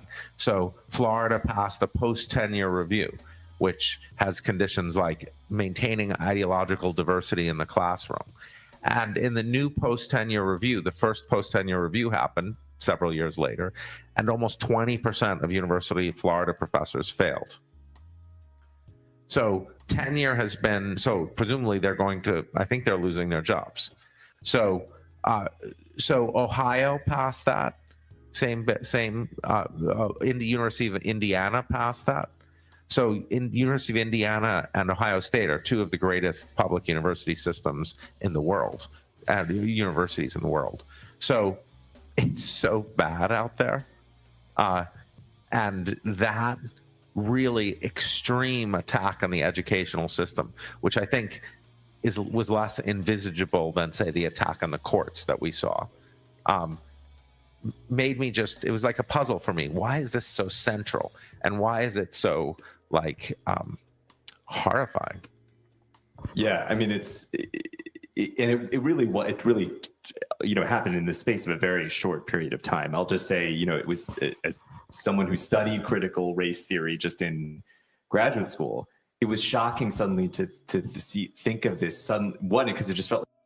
See, this guy studied critical race theory, and he's not dressed in saggy pants and Air Jordans. Like a fairly obscure topic. And then suddenly everyone was talking about it, and it became the subject of this very successful attack, largely on, on Black, studies. And there's a couple things going on specifically with the attack on critical race theory. First of all, it's an attack on the expression critical race theory. As Christopher Rufo said, I'm not the one who called it critical race theory, because without knowing what it is, it sounds scary, and it's reminiscent of the old conspiracy theory that Jews are convincing Black people to create into a race war. Right? And then it fits the whole narrative, like Marcuse is Angela Davis's professor. So critical race theory evokes this sort of conspiracy theory. But secondly, critical race theory, it's really a home run, because critical race theory just is Black history. Critical race theory is the study of structures that maintain racial inequality independently, because they were originally conceived at racist times, but then even when explicit racism goes, you still have the structures in place. So Hinton's work in America on Fire is about police structures, policing that keep, the way police function in segregated cities, like New Haven, where I live, to maintain racial hierarchies. Mortgages and redlining. That's a study. That's critical race theory. So, I recently met, I'm blanking on her name, but a woman who did critical Palestinian studies. She was looking at the legal frameworks that tilted the land ownership to Jews rather than Palestinians, non-Jewish Palestinians. So it's the study of those structures. So critical race theory. So it's both a scary label, and you can get at Black history, because if anyone teaches, mortgage and redlining, it's critical race theory. You mentioned India earlier. I'm Indian, born here, but from families from South India, and I followed Indian politics fairly closely because much of my family's there. And one of the things that critics of the current government or the ruling party have been called is anti-national. So when you start criticizing India, you start criticizing what's happening in a particular way, you're called an anti-national. And it became this proud thing, actually, for many people, who were critics of the government. They would have their Twitter handles and they'd say anti-national. There were shirts that were, because you were like, oh no, I'm a proud anti-national nationalist. And so one of the things you talk about in your book is the concept of nationalism as a kind, and it's that, and how nationalism, is a way of conducting an assault on history and what have you. And specifically, you come up with a term called supremacist nationalism. I'm wondering if you could talk about what that is and what makes that distinct. I didn't realize you followed Indian politics. I think of you as so right, folk. So Indian politics, yes. Let me begin by saying what they're doing in India strategically. They're the Hindu nationalists. The original Hindu nationalist theorist in the 30s. What was his name? I'm blanking on his name again. Savarkar. Yeah. Savarkar was, look at the Nazis, what they're doing with Jews. We should do that with Muslims. They're explicitly modeling themselves on the Nazis. And they've taken over. Modi was the head of Gujarat, was the prime minister of Gujarat during the Gujarat program, when he let them. Man, I'm sorry, Sam. I'm interested in the chat here. Dirty Dude is saying that Bob and CT had a disagreement or something, and with some of the people going to Bob. No, he was asking if there was a breakup, and my response is no. There's not a breakup, at least not that I know of. Maybe something happened. Last I heard, as a matter of fact, I was in Bob's chat before the show started this morning, and they were singing CT's praises. Bob wasn't there. He's probably working or asleep or something, but Bob has a co-host, so Bob's not even always there. Okay. CT has been on the show. They were saying how great CT was. Right. As near as I can tell, a few hours ago, everything's okay. As a matter of fact, one of those guys said he knew me from CT's show. So it wasn't like. Yeah, they seem to have a pretty good relationship. Yeah, well, I mean, they're basically saying that Bob is like the hangout after once CT goes to bed or something.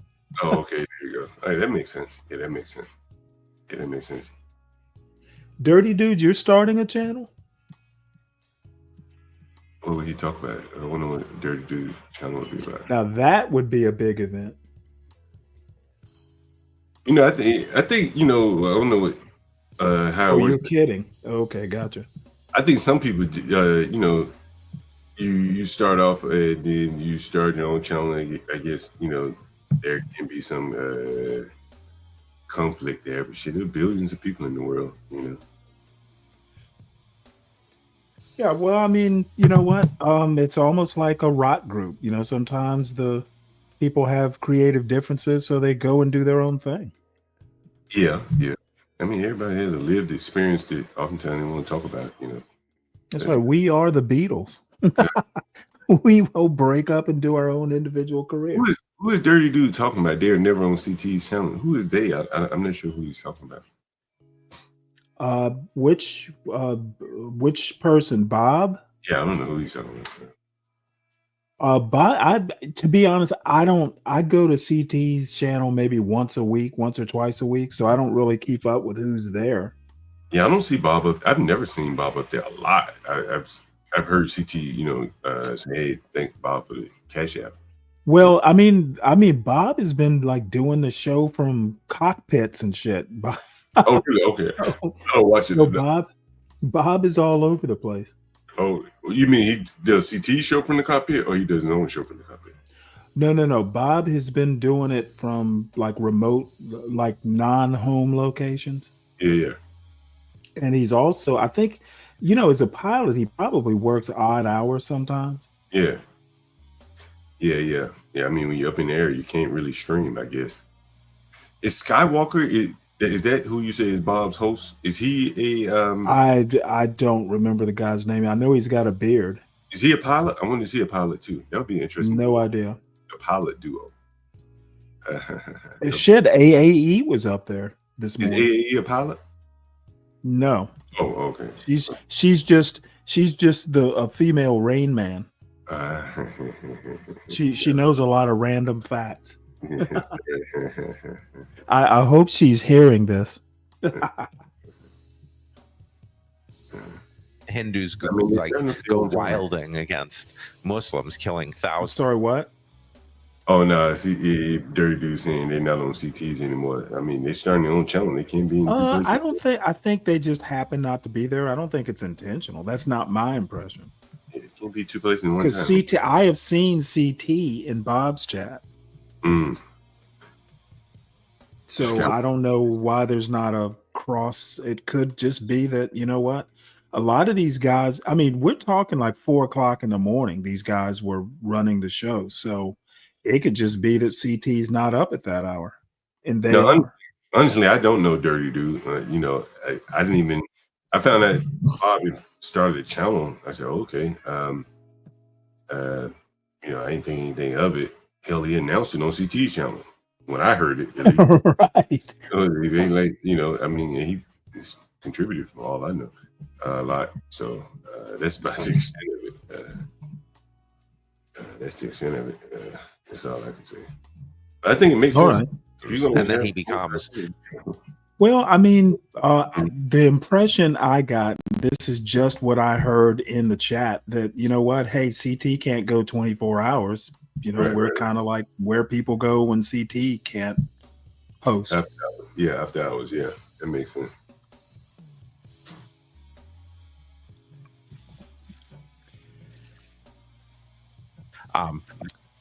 Head of India. Now, what they do, what BJP does, is they conceal their supremacy. So I make a distinction in the book between anti-colonial nationalism and supremacist nationalism.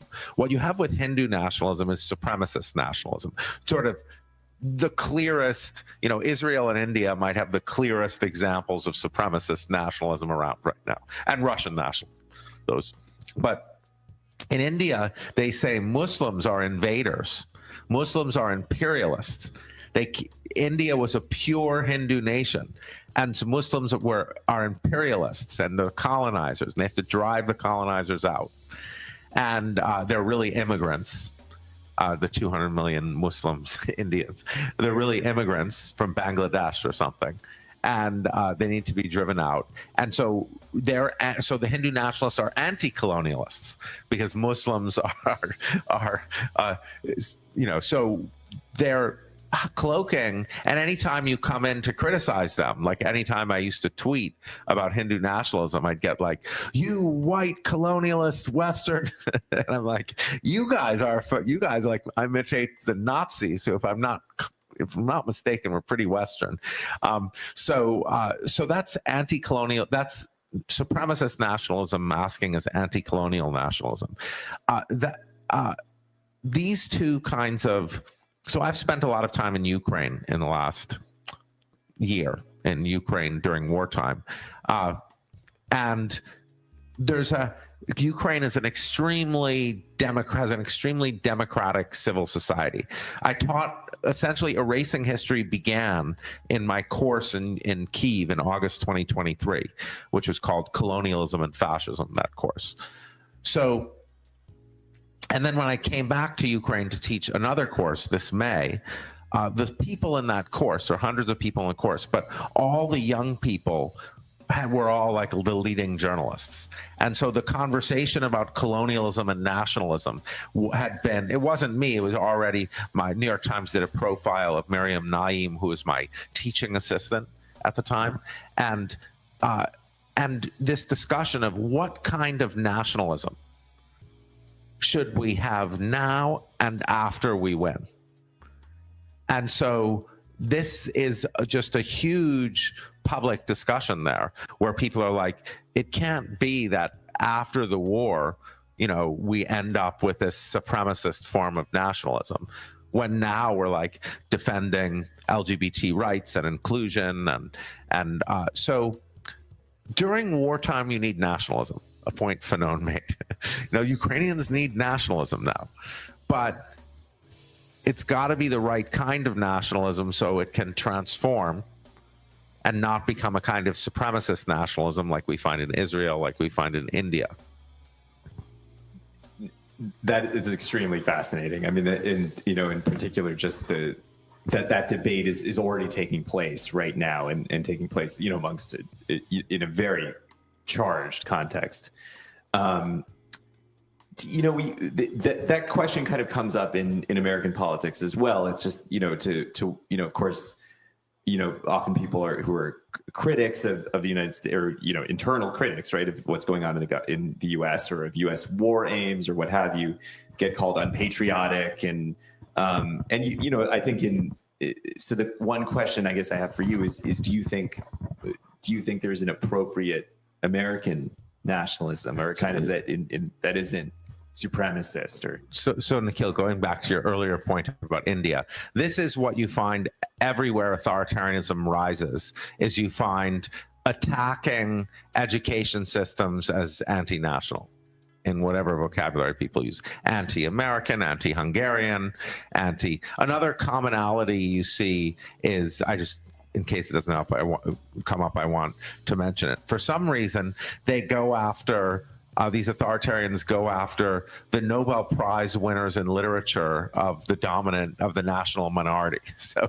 Hungary removed Imre Kertész, the only Hungarian post-war Nobel Prize winner in literature, from its national curriculum.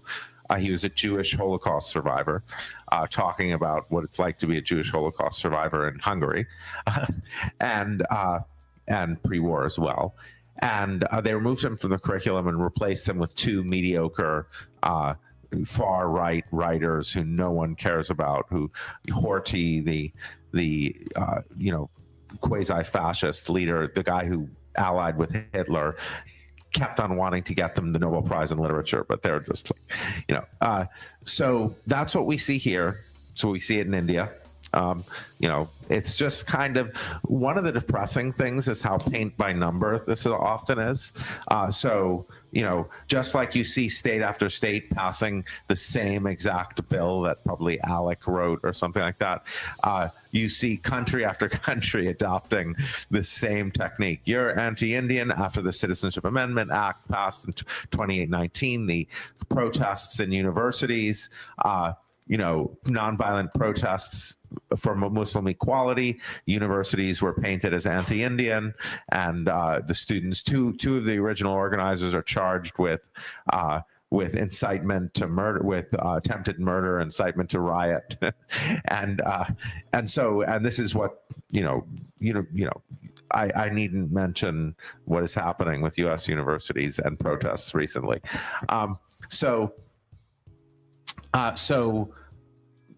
In the case of the United States, my worry, I don't think we're at the point where we can even ask whether there's a kind of healthy American nationalism. I do believe in healthy versions of national. I mean, I don't know. I do know that Tim Snyder and I had a debate in the Yale Political Union, resolved nationalism leads to tyranny, and he wiped the goddamn floor with me because I was saying it does. So I don't want to.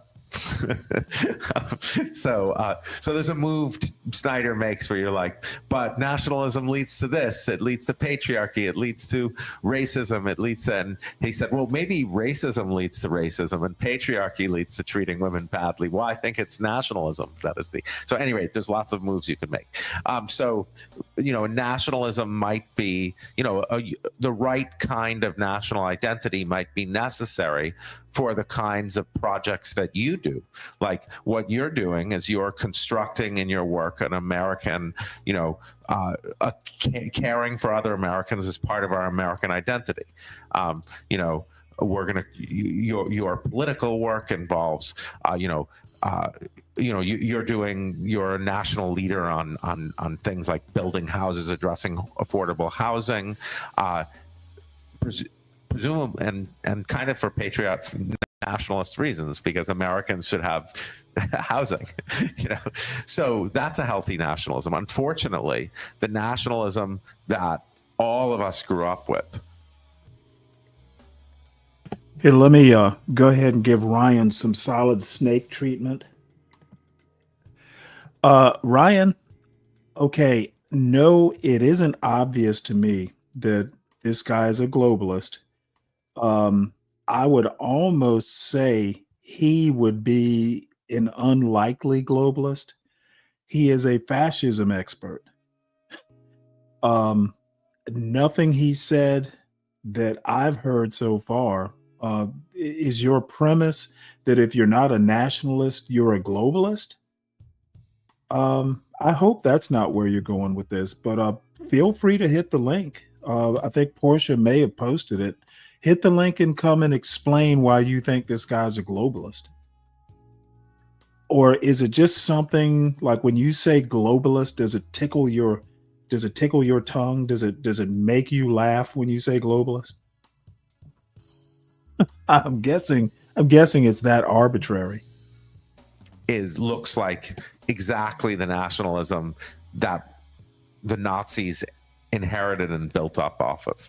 I remember when I was first in Ukraine in 2017, and I was giving a talk on these issues, and I said unhealthy versus unhealthy nationalism. So, and I said supremacist nationalism would be like when you said your country is the greatest on earth, your country. So Hitler, the Nazis said Nazi Germany is the successor to Greece and Rome. And I heard that, I think, in school about our founders. So I said this. I was like, supremacist nationalism is when you say your country is the greatest ever. Like, imagine Ukrainians saying their country is the greatest ever. Now they're making a case that they're pretty great. But and someone raised their hand and said, "But your President Obama says that all the time about your country." So we have supremacist American nationalism as our national narrative. And if you're looking at that. Okay, let me make a distinction here. And again, I'm not an expert on this, but essentially there is nothing wrong with thinking your country or your culture or even your race, if you want to be all racist about it, is the best. It's when you want to enact these ideas into policy. Okay, when you want to make, for instance, English the official language, which I guess you could do, but and Trump is trying to do it with an executive order, I think. The bottom line is when you try to institutionalize the supremacy, whatever your flavor of supremacy is, if you try and institutionalize it, it is a problem, and I am not for it. Okay, when you hear people going, it's a white man's country, that is literally like race and culture, I think. And when it becomes institutionalized, it becomes a problem. And I think we are there, getting rid or just basically trashing and getting rid of diversity, equity and inclusion, instead of being surgical about it. I think that is basically white nationalism. And the link is pinned to the top. Feel free to hit it. But I said what I said. And in the way I do as a philosopher, looking in a sober way at the kind of dangerous nationalisms that prepare a country for fascism. Again, I thought I just said it, and maybe I'm reading this time late. There is nothing wrong with having a common language. It's when you put it into policy and you seek to force everyone to do what the common language is. I am all for encouraging it. I am all for, if you want to just put all your signs in the national language, I'm okay with that. It's when you force people to do it, I have a problem with it. It looks a lot like that. So even, we should just be cautious, right? Or skeptical even of those claims, even when they're not made by, when they're not made ostensibly by the political right? They have... That's what's scary about we talk a lot about the material basis for fascism. Oh, there's a Great Depression, and so there was economic anxiety, but there's also an ideological basis for fascism, and the ideological basis for fascism is laid down by the schools. If the schools are already giving you are the greatest ever, then it's easy to say, oh, our nation is in decline. I want to get to at some point how we get out of this, but before we haven't we run out of time now? That was a joke. No, that was a joke. That was a joke. That was a joke. And so you're going to tell us how we get out of this.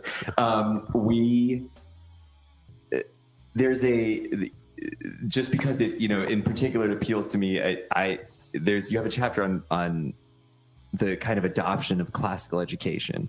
And, just to rehearse some things, when I was growing up, one of the big debates was about the canon wars, right? And so one of the questions was, there was maybe, let's say, a side that said we needed a more traditional canon that, what some would argue was too white and male, but and others would want to, modernize it and bring newer authors or neglected authors or authors that, women authors, Black authors into literature, and that the same applied to art history and music and things like that. And so the debate in some ways seems, you might say, people would argue that you shouldn't teach Toni Morrison because you're replacing Milton with Toni Morrison.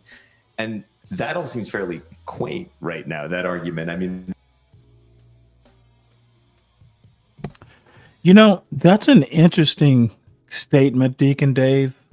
You mean the working class? Are they the brokes? Right now, we, in your chapter, there's just the wholesale demolition of some of these,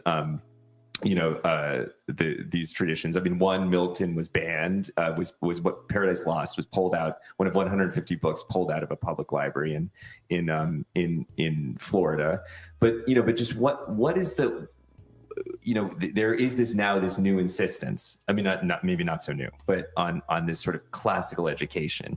And so what function does that serve in this context? Great. What is it? Like, what are they Great. trying And why is Hillsdale College saying, pushing Christian nationalism under the banner of classical education? So, the idea is this attack on classical education, this newfangled LGBT perspectives threaten classical education because classical education supports the nuclear family. Marxism threatens the classical education because Marxism is opposed to the nuclear family. Well, in the symposium, the highest height of love is between an old male teacher and a young boy he's teaching. So, I'm not really sure, classical education is anti-LGBT perspectives. And, secondly, Socrates in the Republic argues that in Callipolis, the ideal city, all children are removed from their families at birth. So this kind of absolute crap that Christian nationalism is classical education, and that these ideas, Martin Luther King had a exam for his social and political philosophy class at Boston University. One of the questions was list the radical ideas in Plato's Republic. So, Plato's Republic has an argument, argues for that both women and men can equally be rulers, because he said, the response to Socrates is, well, they are different natural aptitudes. And Socrates says, well, bald people and people with hair have different natural aptitudes. It doesn't bear on their ability to rule. So Plato argues for female equality. Plato argues that children should be removed from their families at birth, because then if you don't know who your kids are, you'll make sure to take care of everybody. And if young people don't know who their parents are, they'll make sure that all older people are taken care of. So, so it's just bullshit. And so what's going on, all these radical ideas have occurred in the classics. There's a whole bunch of different confusions on this. Another is that, oh my God, Black studies and women's studies are challenging the Enlightenment ideals of reason and objectivity, and moral progress and moral personhood. It's all this newfangled stuff. But Herder, in the 18th century, Kant's main opponent, thought that there was no universal notion of moral personhood. There was no such thing as universal reason, and he used it to argue against colonialism. He said, you can't invade another country to save them, because there's no such thing. They speak a different language. So all these ideas that they're saying come from women's studies and area studies are contemporaneous with the Enlightenment. They're the counter-Enlightenment, the anti-Enlightenment. So it's all bullshit. So because the concepts of classical education, the discussions are much more radical. All sorts of the positions taken on Enlightenment ideals and pro and against are all taken by white men. And so what one worries about, the Nazis loved classical education.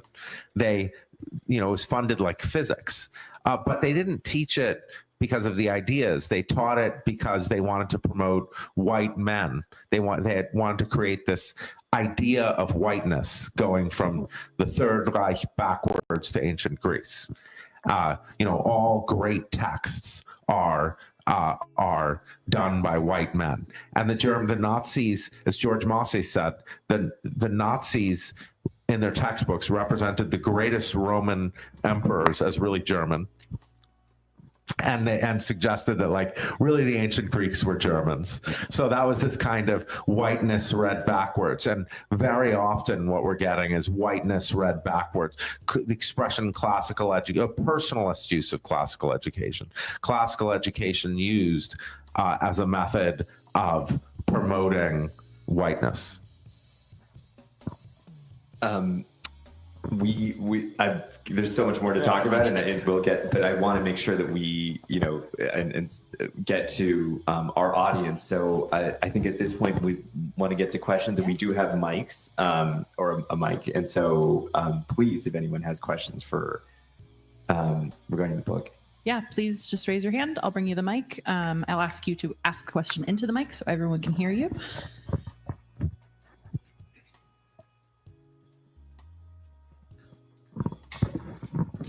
So the senator asked you, I don't think you answered the question, or we ran out of time or whatever. The question was, how do we get out of this? So the so I think that on a national level, people might be aware of the little fascist-like incursions into society, but I don't think that the American public is as aware of those things, or they even care as much about those things when they're on a state level. And the state level is where most of this stuff is happening, right? So what's the answer? Well, those are different things you're bringing up, but I mean, you're absolutely right that, a state like Tennessee is like basically a fascist state, one party state. Like abortion is illegal even in the cases of rape and incest. It's like a Christian nationalist authoritarian state. Contraception is required. Parental consent is required for contraception, 18 and under. And one could go on. So we've let these things happen. There's an online reporting forum for professors, so you can report professors who teach divisive concepts. So, they narrowly rejected criminal penalties against such professors who taught about white privilege or mortgage redlining. So it's so extreme what's happening now. It's meant to create this culture of authoritarianism where you turn each other in, where you're encouraged to turn each other in. So what do? I think you fight the culture of authoritarianism. You fight the fear. They target teachers, right? They target people who serve on local election boards, and they make their life hell. There's a tendency to want to scurry away when there's this attack. I've seen it happen. Started in the universities, the targeting professors. Turning Points USA, campus reform, they target someone for a tweet or something, and then they make that person's life absolute hell. And that's what they're doing on that strategy has gone into the local level. And everywhere, it's, so I think what's vital is solidarity.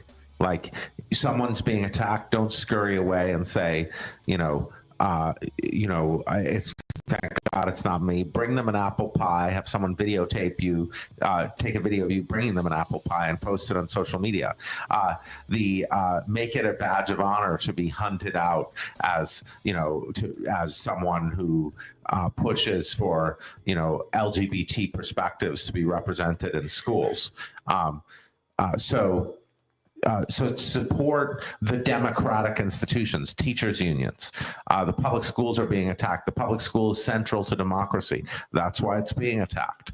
The Freedmen's Bureau created public schools, and Black Americans created public schools in the South because they're central to democracy. That's why they're attacking them. Support unions. Unions are central to democracy. Have solidarity when they try to go after us.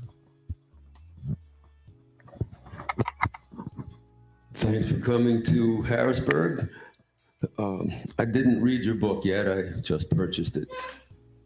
Do you think there's a danger in over-focusing on political fascism and political authoritarianism and avoiding talk of economic authoritarianism, economic fascism? I mean, the corporate structure itself is a fascist structure. Oh, good. Excellent.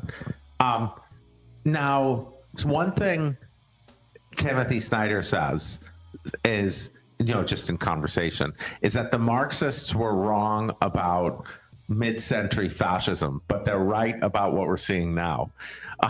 So monopoly capitalism.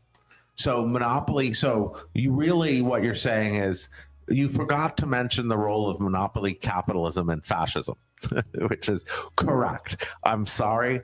I should be, I talk about it in how fascism works more, but it's a central part as we're seeing. We're seeing the tech billionaires, we're seeing the fossil fuel industry line up behind Trump, because it's a very natural thing. It's the opposite of free market. Even if you're just a straight orthodox capitalist, you should be really opposed to what's happening, which is monopoly capitalism, which is a bunch of super rich people are lining up behind an autocratic leader, hoping to get special deals on cornering the market. So that's what's happening. That's what the Marxists said was happening in 1930s Germany. It's much clearer that it's happening now. It's very clear. It very clearly happened with Putin. Very cleverly used monopoly capitalism to seize Russia. He got the oligarchs behind him, and suddenly the oligarchs found out that, so that's what we're seeing here. It's another paint by numbers thing. It's monopoly capitalism. People are hoping crony capitalism. People are hoping they're going to be able to get the special deals.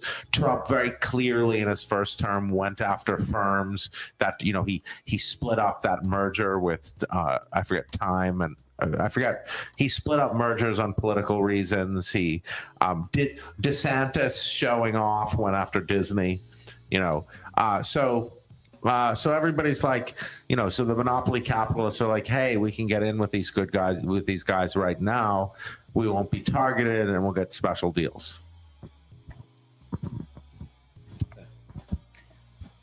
Other questions? We're up on the gallery for this one. Great. Okay, cool. Hi. So kind of going off of your quote, war is won by teachers, fighting the fear. And earlier you answering about, supporting teachers union, supporting the teachers. As a teacher for U.S. history, what kind of recommendations do you have for us who are kind of on that battlefield? As we kind of move forward through this, kind of war on these topics, as someone who has seen certain topics being removed, even in PA from my own curriculum, and me trying to have them back, what kind of just advice or recommendations do you have for us? I'm going to disappoint you, because to me, your question is a little bit like if a Ukrainian soldier asked me, what kind of recommendations do you have for us on the front line? When the Russians are shooting at me, what does philosophy say we should do? You're on the front lines. So, the emails I'm getting from you and your colleagues are things I'm learning from. We have this model of, like I talk about in the book, the Jarvis Givens and Imani Perry's Black Teacher Archives, which is digitalized, where you're really looking at Black teachers in the Jim Crow South, trying to keep the memory of slave rebellions, of Black agency and Black resistance alive. What to do right now? You're in a moment where we can stop a certain slide. Like recently, I was in Europe over the summer, and in one of my talks, a woman stood up and she's like, I'm Russian and I'm getting my master's here, and then I'm going to go back to Russia. What can I do to stop the authoritarianism in Russia? I said, you could stay the hell away from Russia, because you will be killed if you try to stop the authoritarianism in Russia. So we don't want to get there. We don't want to get to the place where we want to stop it right now, because it slides. Russia is an extreme example, but Hungary, lots of examples now where you can be, you're going to be in the political crosshairs. And we already are. You already are in the political crosshairs. So, you're a frontline soldier, and you guys, what's crucial, I think, this is why Tim Snyder's On Tyranny is so useful, because it's all about what you're supposed to do. So chapter 1 is anticipatory obedience. So don't start changing your curriculum in advance before you have to. Yale, my own institution, is like, it's like almost like textbook anticipatory obedience for reasons that I won't go into because they pay my salary. But there are professors who are trying to fight back on that. So anticipatory obedience, but I feel terribly telling you, a U.S. history teacher, like, you should not get, you're going to, just by the very fact you're here, suggests, you're trying to figure out what to do on, but, God bless you. Hello. So the question I had is just from like the last 10 years, the conversation between patriotism versus nationalism has come up quite a lot. So my question for you is, why should we lean towards a more healthier version, which I think needs to be explored a little bit more, of nationalism versus patriotism? Like, what would be the difference for you, and why go towards nationalism instead? Good. I mean, this is a much vexed, like, is there acceptable patriotisms? I don't myself, some people would say, yeah, it's sort of definitional. Like, you could say you could be patriotic about the ideals of your nation, like democracy or something. But I don't, the problem I have is that the resonances of the term patriotism tend to be pretty authoritarian. Probably the resonances of nationalism too, but nationalism historically emerges as a response to monarchy. So it's not like, by definition, it used to be all kings and queens, right? And it wasn't like the Habsburg emperor and the British the British king, their children would marry. And so nationalism comes in the 19th century, and it was actually a movement that involved undermining monarchy. And nationalism, try telling, like, there are portions of the world where it has a different valence. Think of BJP has done heroic work on turning it from a good valence to a bad valence. But in African nationalism generally has a good valence, right? So, no one's like, oh, the terrible African nationalism, So whereas, patriotism, I'm not convinced there's I don't know what the core of patriotism is supposed to mean. If it means idolatry of symbols, then it's problematic. And it often seems to mean idolatry of symbols. I have a question really quick, which I want to ask because there's sort of a debate happening on our YouTube live stream of this event. And it's sort of a devil's advocate question, because I think here in central Pennsylvania, we all interact with people in our friend groups and our families who are on the opposite side of the political spectrum. And these events, as much as the issue of, anti-fascism should be nonpartisan, often are not. Often we do have these conversations in something of an echo chamber. And we're sitting here talking about, I think, right-wing authoritarian movements pretty heavily. But people wanting to debate this issue and wanting to erase history and rewrite it often say that the other side of the aisle is doing the exact same thing, saying that communism is trying to take over, all of our systems, all of that. So how do you approach that question, that accusation, that issue, especially with people who, we all know and we love them and we just want them to see sense? Yeah. So she must know Orion. I have all my living relatives are Orthodox Jews and Trump supporters, but I know why they're Trump supporters, because he's going to deliver for Orthodox Jews, like he's going to allow the religious schools to remain, not not having to have standards so people learn to read, things like that. So getting it done for your community, like religious communities might see the abortion agenda in a certain way, but there's a puzzle, right? The Nazis won by saying the same thing that the MAGA Republicans are saying now.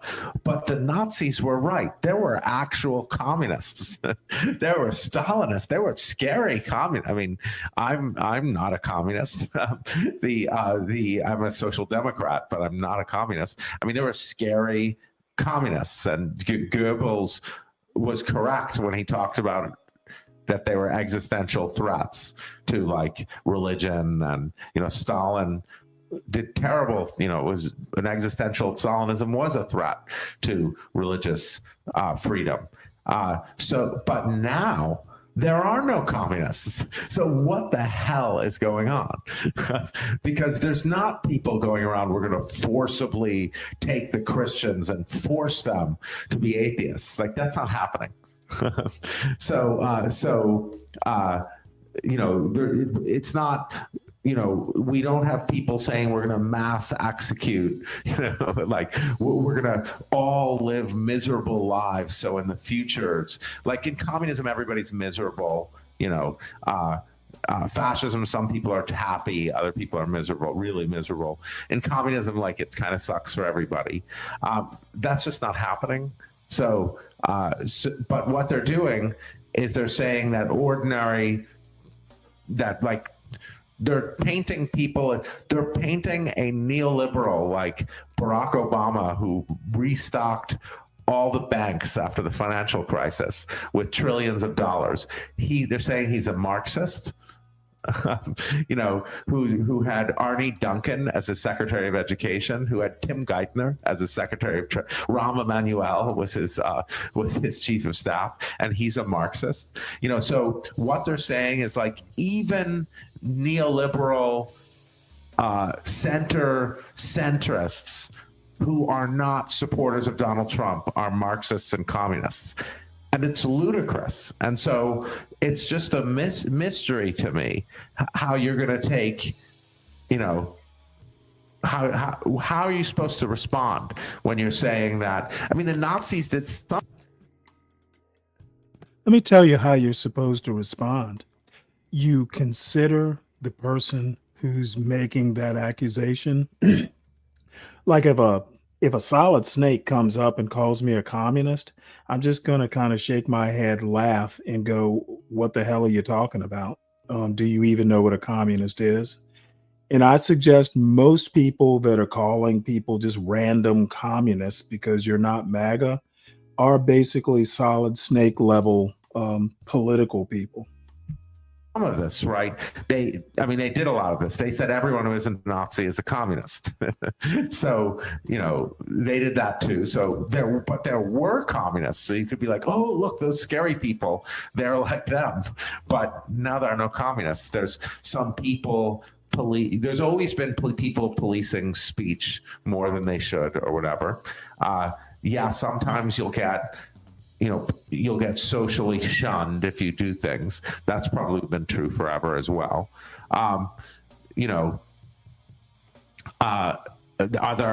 Do those social mechanisms exaggerate? Are there bad uses of them? Sure, there are. That's probably always been true as well. But communism, like taking over, closing the churches, making sure that everyone is the same level of relative poverty. That's just not happening. So it's another one of these, dual reality things. Barack Obama is not a communist. Timothy Geithner was the head of Goldman Sachs. He's not a communist. He was a Secretary of Treasury under Barack Obama. So how do you argue with people who say the CEO, the head of Goldman Sachs, is a communist because he served in a communist? It's kind of I don't know how to react. because there's no, which is not to say that there aren't, like my Orthodox Jew, I have many more Trump supporters in my family than, like almost everyone is a Trump supporter. And we love it. We, when we're together, they argue with me sometimes, but they're not Trump supporters because they think there's communists like running, or Stalinists running around. They just have particular interests that, Trump is delivering for certain right-wing interests. Among them, deeply socially conservative, religious people like my family. I'm glad you are as mystified by it as I am. We do have time for one or two more questions. When I look at what you're saying, I really look at structural problems that cause divisiveness, because when it comes down to it, it's people have different ideas about things go. And right now we're in a presidential election cycle. Well, we're going to go through that and we're going to be partisan, because that's what you do. You vote against the other side. Well, as soon as that's over, we're into a midterm election cycle. You do the same thing. No sooner do you get into the midterm. Yeah, Calvin, I get to torture. I get to torture Deacon Dave and Solid Snake and all the other people who don't like truth. I just get to torture them some more. Election cycle. What happens? The next presidential election cycle comes up. So there is a structural thing which says we are going to be hyper partisan almost every month or every year. So what is really, the idea is what's really keeping us from our hyper partisanship? And as you know, you're out there in academia, and as everybody else knows, you've got 24-hour news, and you also have the internet and a blogosphere. So all these things have put us on edge every single point. And guess what doesn't happen? It's called governance. We're running for office, but we're not legislating in office. Thank you. So yeah, legislatures are pretty dysfunctional. I was not going, in right. No, I mean at the federal level. On the federal level, he's not. Ours he is, gets it done. Well, that's what's so impressive about you is, and politicians like you who are actually using government to get things done for the good, which is like actually it's supposed to be the idea of a state. Like we have so abstracting from the weird MAGA Republican structure we have now, which actually is very pro-state, like Ron DeSantis is going to use, they're going to use the state to go after schools. They're using the state to go after Disney. They're definitely using the state, so that's like not what I'm going to talk about. The anti-state, the sort of Reagan legacy of Reagan, libertarianism. They want to say the state, they want to destroy the power of the state. They want to say states can't work for you. That's the old school stuff, the old school sort of, from the 80s, 90s. But so the work you're doing is showing that states can function. And that sort of idealism is what we need in politics. We need people who want to work together to make things function. And I think you can actually have some overlap on goals. Like some of the MAGA Republicans are sometimes populist, genuinely populist. Like I think J.D. Vance did co-sign legislation with Elizabeth Warren. So, those are ways, he's also Peter Thiel's protege, so it's hard to make sense of. But you can have some overlaps. Like if you're going to be serious about the populism, let's do something for working. Let's do something about the finance industry together. So those are ways to we have now democratic socialists, we have national conservatives, there could be some possibility of overlap in if we had some seriousness about the populist aspect. However, I'm very pro hyper partisanship. Like, just as a thought experiment, would you be hyper partisan in the 1932 German elections? Yeah. Yeah, right.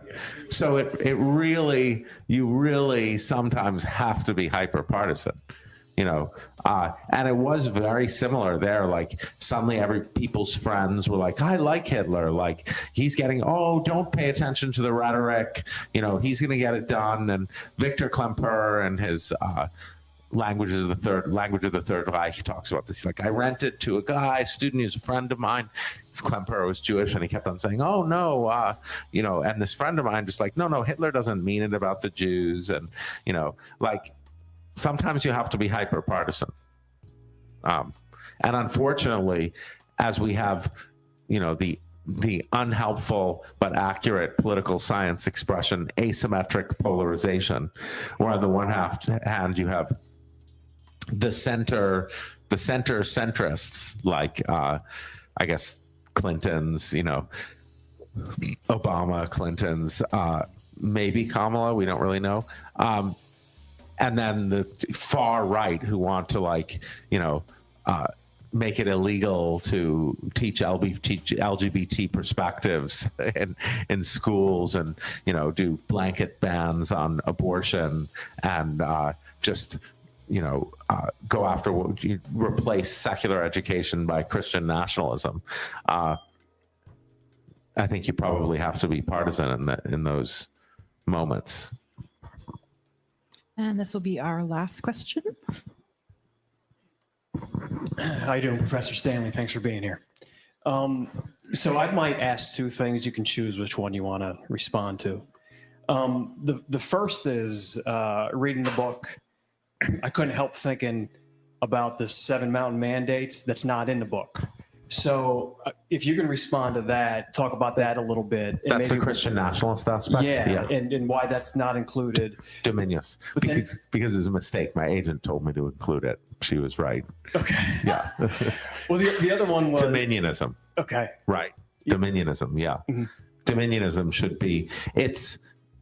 I'm focusing more on... It's a great question and vital point. What we're facing is a theocracy, and explicit theocracy. And then we have cynical figures like Trump and I think DeSantis, who, just want to be autocrats, and they're going to bring in the theocrats to support them. So I think that's what's going on. But the specific thing we face is theocracy. Yeah. Well, thank you. The second question I was going to ask, and maybe you can leave us on a positive note, see the light at the end of the tunnel. We've been here before in the 20s, the 50s, the 70s, early 2000s, and here we are. So looking back at history, do you see the light at the end of the tunnel where things start to, the pendulum swings back again? Totally. I think that the history of authoritarianism is so long.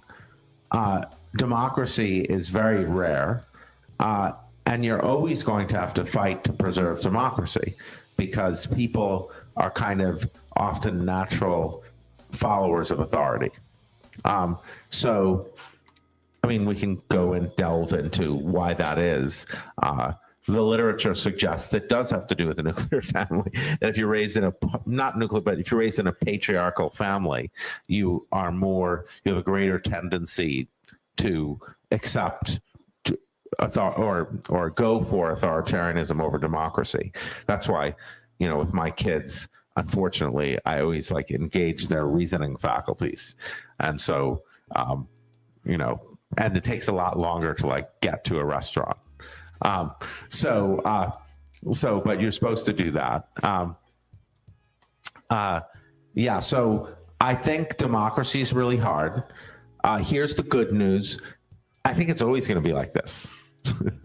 So, probably always has been. Like the 90s, the very idea that the 90s were so great is a very white thing in the United States. They were horrors, the 90s, the Clintons in the 90s, like, the crime bill, 100-to-1 crack. I mean, it was very brutal time of racism and mass, crime is dropping, incarceration is shooting up. So things always suck for a lot of people.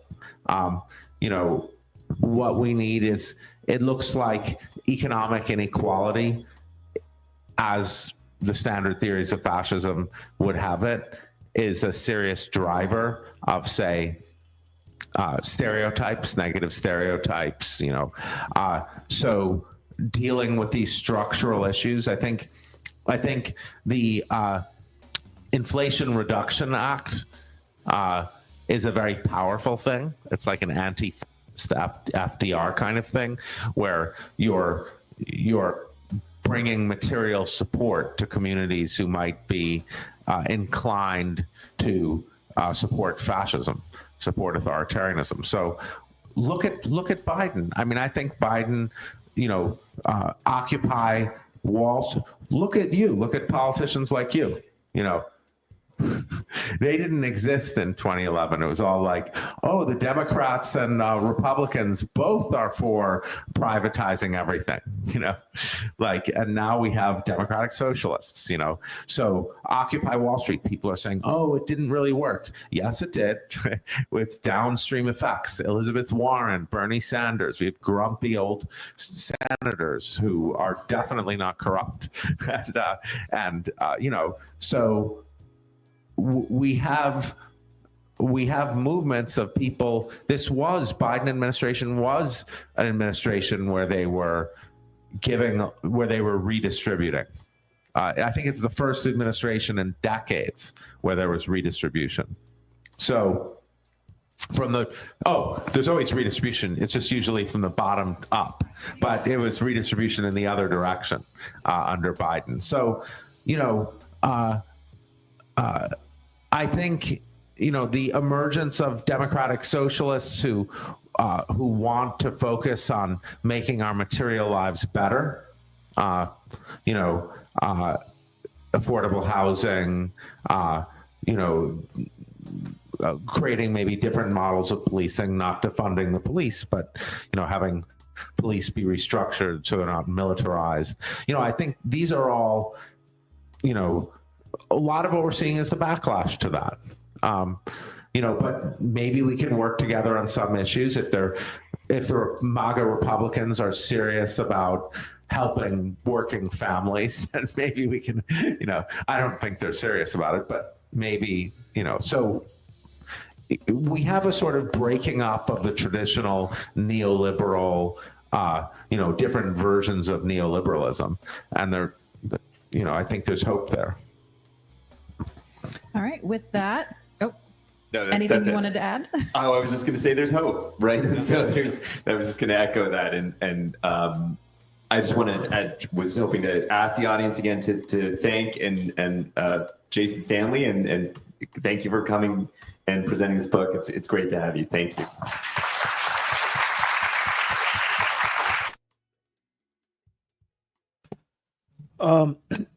I actually found something that just popped into my algorithm here, which we'll check out. I'm not sure if we need to watch the whole thing, but this is something from the Brookings Institute. And if you're not familiar with the Brookings Institute, it's actually fairly famous. It's a center-left think tank. And their main claim to fame is they came up with that formula, you graduate high school, you get married, then you have kids, et cetera, et cetera. That particular combination winds up being, a productive, successful it's more likely to lead to a more productive, successful life. I forget what it's called. Yeah, that's it. It's not the millennial, it's the success sequence. Maybe they've tacked on millennial, but they are the think tank that basically came up with it.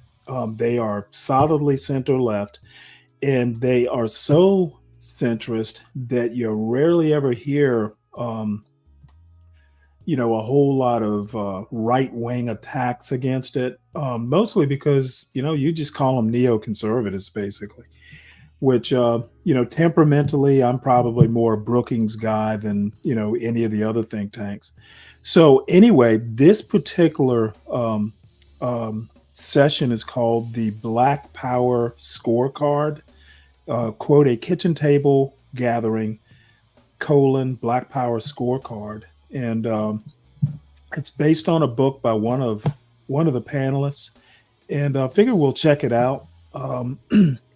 Maybe there's something useful there, but it is Black centered, and apparently this is Brookings Metro, so it's a part of the think tank that's dealing with more urban affairs. So we'll check it out, see what it's all about, and if it's boring, we will move on.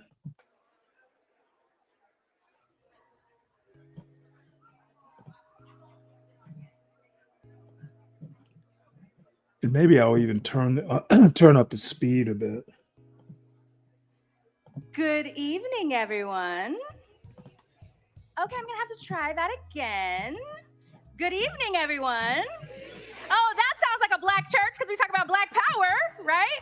Now, for those of you who know me really well and think I'm very tall, they have a box underneath me. And I was really concerned because I said, are you trying to say I'm short? But they said, no, we're just saying the podium is tall. So I'm gonna go with that asset mindset and just weave it through my comments for the opening. So I am so honored to be invited to have the opening remarks. And I asked Andre, I said, is there anything I should avoid saying that would embarrass you, make people in the audience clutch their pearls? He said, no, have at it. Because I want this to be a family conversation. And the best way to start a family conversation is to invite your crazy cousin. So that's me. I am Tynesha Boye Robinson.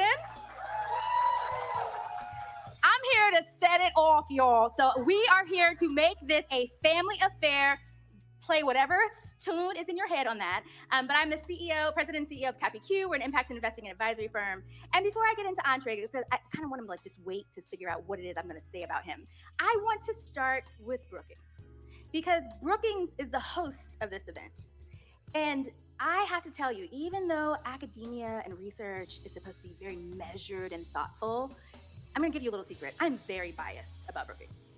Very biased, because I think they're the best. So let me tell you why. When I was an itty bitty mid-20-year-old, launched the first expansion site of a nonprofit that trained young people in technology and placed them in jobs called Year Up. Okay, yes. You wouldn't have said that in 2004, but that's cool.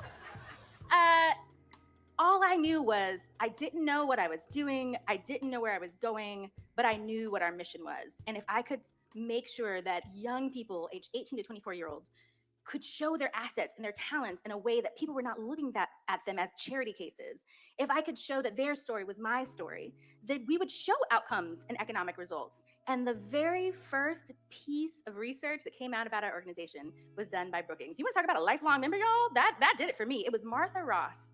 And Martha Ross, yes, I know, I hear some, Martha Ross. Martha Ross has been in the game for a while, but she still looks fly. Martha Ross basically broke down the economic impact of what it looks like when you invest in people because of who they are and who their assets are, not because where they came from, not because where their start was. And it was the fodder that allowed us to raise money, to host President Obama, to place thousands of young people in jobs when I was just someone with a passion and a prayer and a belief. And from that, Brookings continued to show up. They showed up when I did inclusive economies work, which is basically what you used to call racial equity work, but across the country.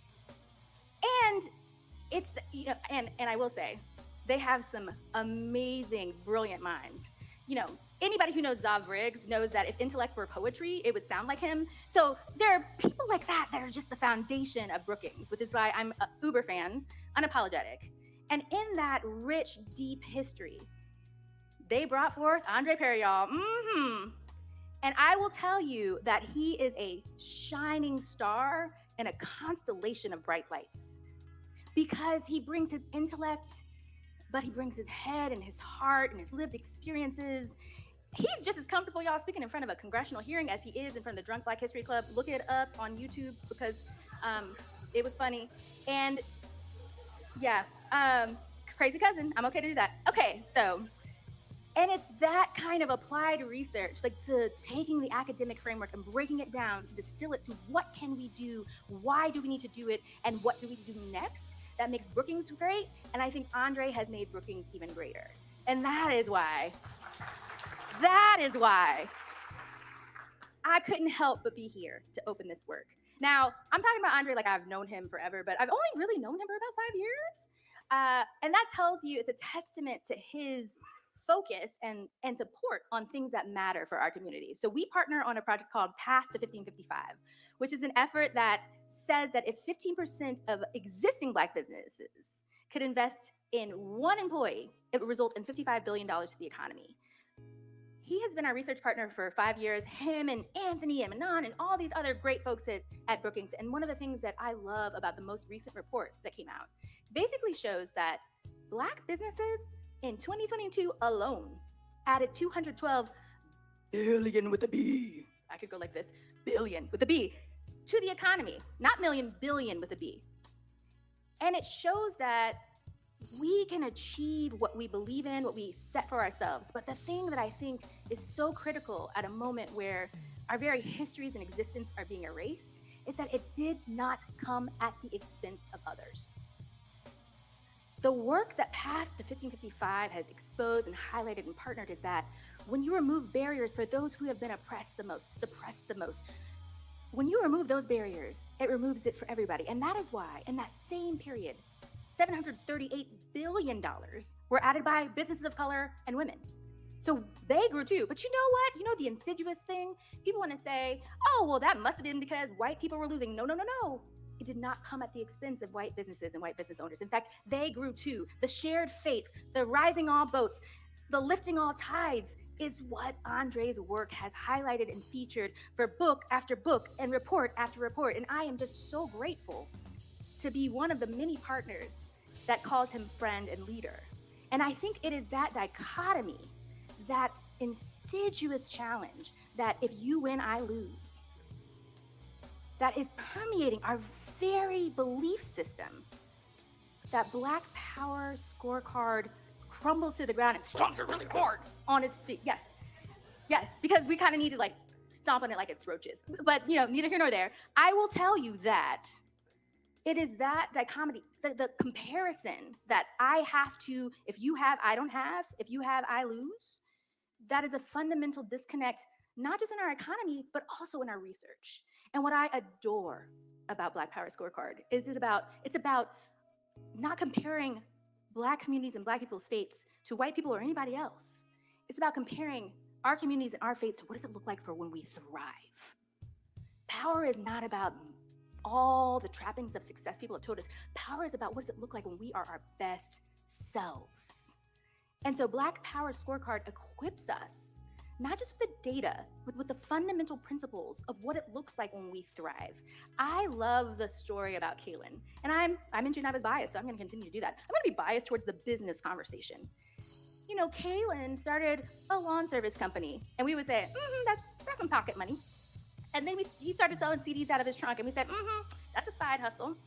And then he started a healthcare company, and we would say, Lord Jesus, how many companies and businesses is this dude gonna start? But if Kaylin were a white man, he would be called a serial entrepreneur. If Kaylin were a white man, he would be invested in based on potential, when the Kaylin who exists today has thrived because of proof. It is that kind of data that is woven throughout Black Power Scorecard.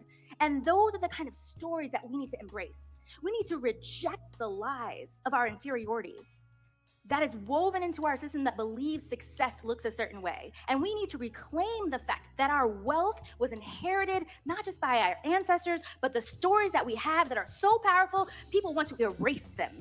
That is what Black Power Scorecard is about. And so if we are going to move forward We need tools and resources like that. You know, one of the things that is not my core subject matter expertise, but I've heard Andre in enough meetings talk about valuation, especially valuation with housing, and how Black homes, Black-owned homes, are undervalued in a way that's incredibly unfair and has precipitous economic effects. But I want to pose a different conversation. I want to say, what would it look like if we valued ourselves? There's this interesting little piece that most people don't pay attention to when you value a business. It's beyond the financial metrics. It's called goodwill. And I'm not talking about peace and goodwill to men, and women. I am talking about the intangible assets that make a company worth more than it looks on its face. In the corporate community, that looks like reputation, brand, customer service. But I will tell you right now what you already know, that our intangible assets make us so much more valuable than we ever look on our face. It's our resilience and brilliance. It's our hustle and our heart. It's our purpose for our people. Our valuation skyrockets when you think about the things that make us thrive, and when you really break down wealth in a way that reflects our community's strengths and assets. So I want to thank Andre Perry for the gift that is Black Power Scorecard, because it is equipping us with everything we need to remind us why we can, we will, and we always thrive. Thank you.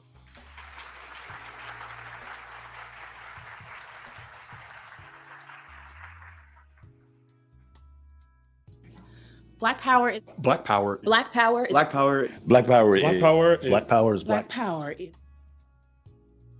Black power is not crabs in a barrel mentality. Black power is not individualistic. Black power is not only celebrity this or professional athlete that. Black power is not divisiveness. Black power isn't for sale. Black power is not trying to be like somebody else. Black power is not cultural erasure, and it's not something that can be obtained individually. Black power is not to be clueless. Black power is not to sit on your hands and to keep your mouth shut. Black power is not individual profit maximization. Black power is not forcing Blackness into a story that was not originally intended for it. Black power is not some celebrity saying, "Ooh, we're great," or "Ooh, we got all these likes," or "Ooh, we getting all this money," while they get money and never pour into their community. That's what Black power is not.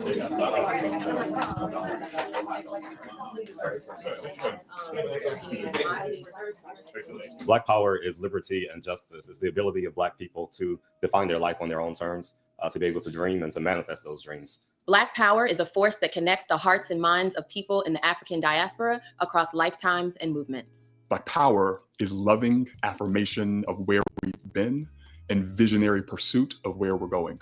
Black power is communal. Black power is spiritual. Black power is ancestral. It's rooted in the faith that sang in the fields, marched in the streets, and praised in the pews. Black power is the ability to be your authentic self. Being proud of the beautiful skin I'm in. Black joy. Unity. Pride. It's about being exactly who we are. Black power is rising out of darkness, rising in spite of darkness, transcending negativity, ignorance, and lack. It's the power that we have inside that they try to diminish that they know they can't. It's reaching back to pull up and empower younger generations. Black power is building political power and making greater investments in Black communities to become more self-sustaining. It is a powerful instrument that we could use to achieve what we want and need, both politically and economically. Black power is Black banks, Black broker-dealers, Black asset managers, and Black capital allocators. Black power is generational wealth. Entrepreneurship. It's connecting Black communities to the resources we need to strengthen social determinants of health and thrive at scale. Black power is to be conscious of who you are. Black power is to understand the struggle of our ancestors and progress forward and not repeat the mistakes of the past. That is Black power.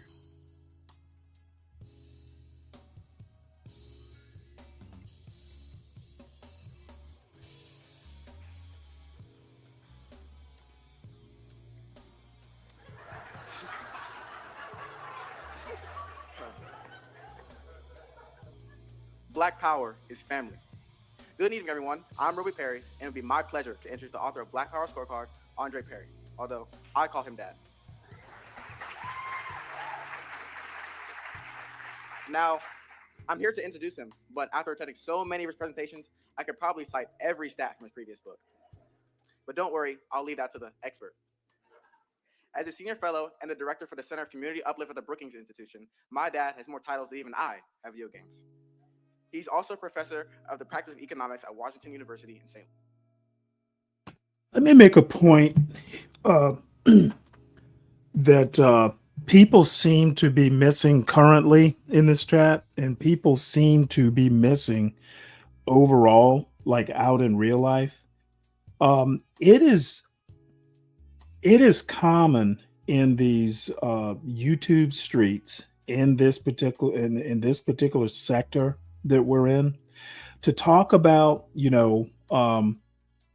equality and equal outcomes and all this stuff.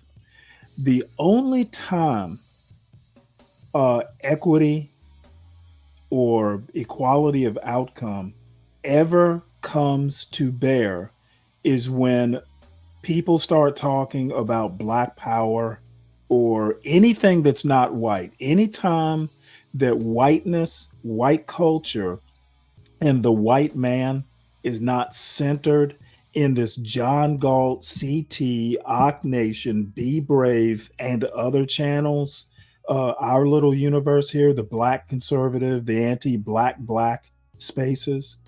The only time equality of outcome is ever considered is when somebody says Black power. Okay, Black power is not like white power. Black power is not the equivalent or the diametrically opposed or the night to the day. Black power is not any of that. So when you start talking Black power, if you automatically go, well, isn't white power the same? The answer is no. The two are not equivalent. The two are not equal. The two do not have equal outcomes. Okay, in this fucking bullshit that people want to go, as soon as somebody starts talking about Black stuff, everybody just reverts to the centering white stuff. That's part of the problem in these anti-Black spaces.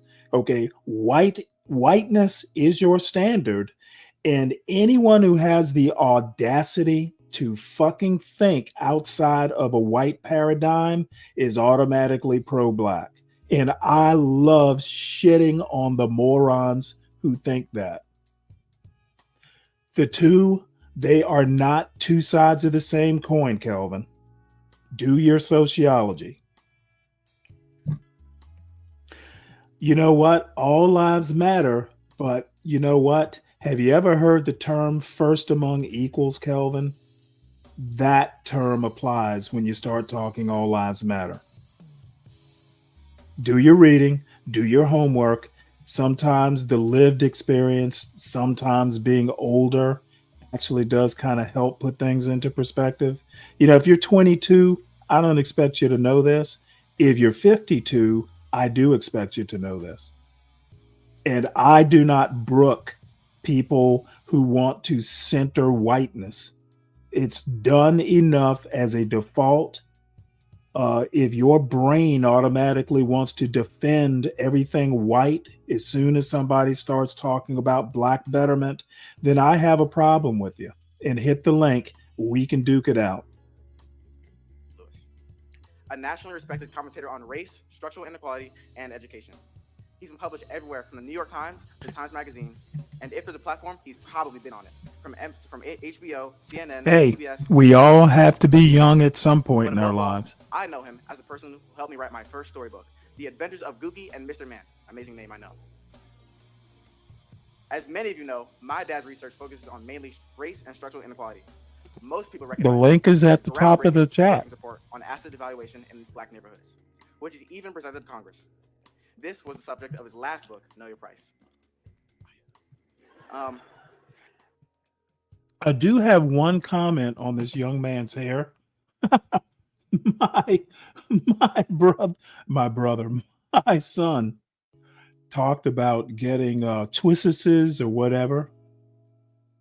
And my response to him was not while you're living in this house. You know, when you go to college, you can do whatever you want with your hair as long as I don't have to live with it. And he keeps threatening to do it, but he never does it. And I think that this young man is not doing himself any favors by this hairstyle. You know, if you're gonna wear a suit, you know, at least kind of take those things up and put them in a rubber band behind your head or something. I'm still looking for my son to do twists, except his hair is not. I don't even know that he can do twists. I think they'll wind up looking like ponytails or something. But anyway, let's get back to this young man. I don't think he looks like a female. I'm really looking forward to this new book, not because I need more stats to memorize, but because it means more opportunities for me to hang out with my dad. So without further ado, please welcome the person who annoyingly wakes me up every morning, but I still love him for it, my dad, Andre M. Perry.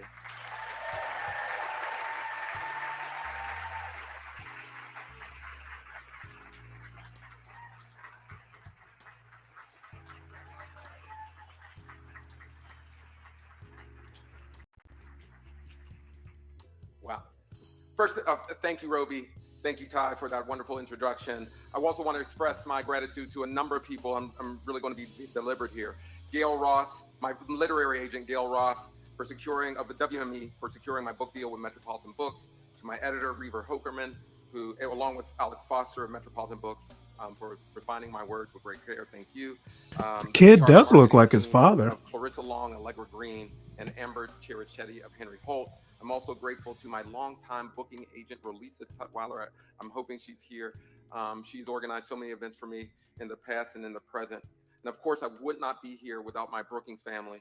I really want to name them. Without them, so much would not get done. Anthony Fiano, Danetta Parrott, Afara Khan, Manna Donahue, Hannah Stevens, Will Teasley, Krista Lanning has helped out with this event, and the number of fellows and non-resident fellows here. I see Makeda Henry, Nikki, Tracy Lowe, others here that have partnered with me, carried me actually throughout the way, and I truly appreciate your work.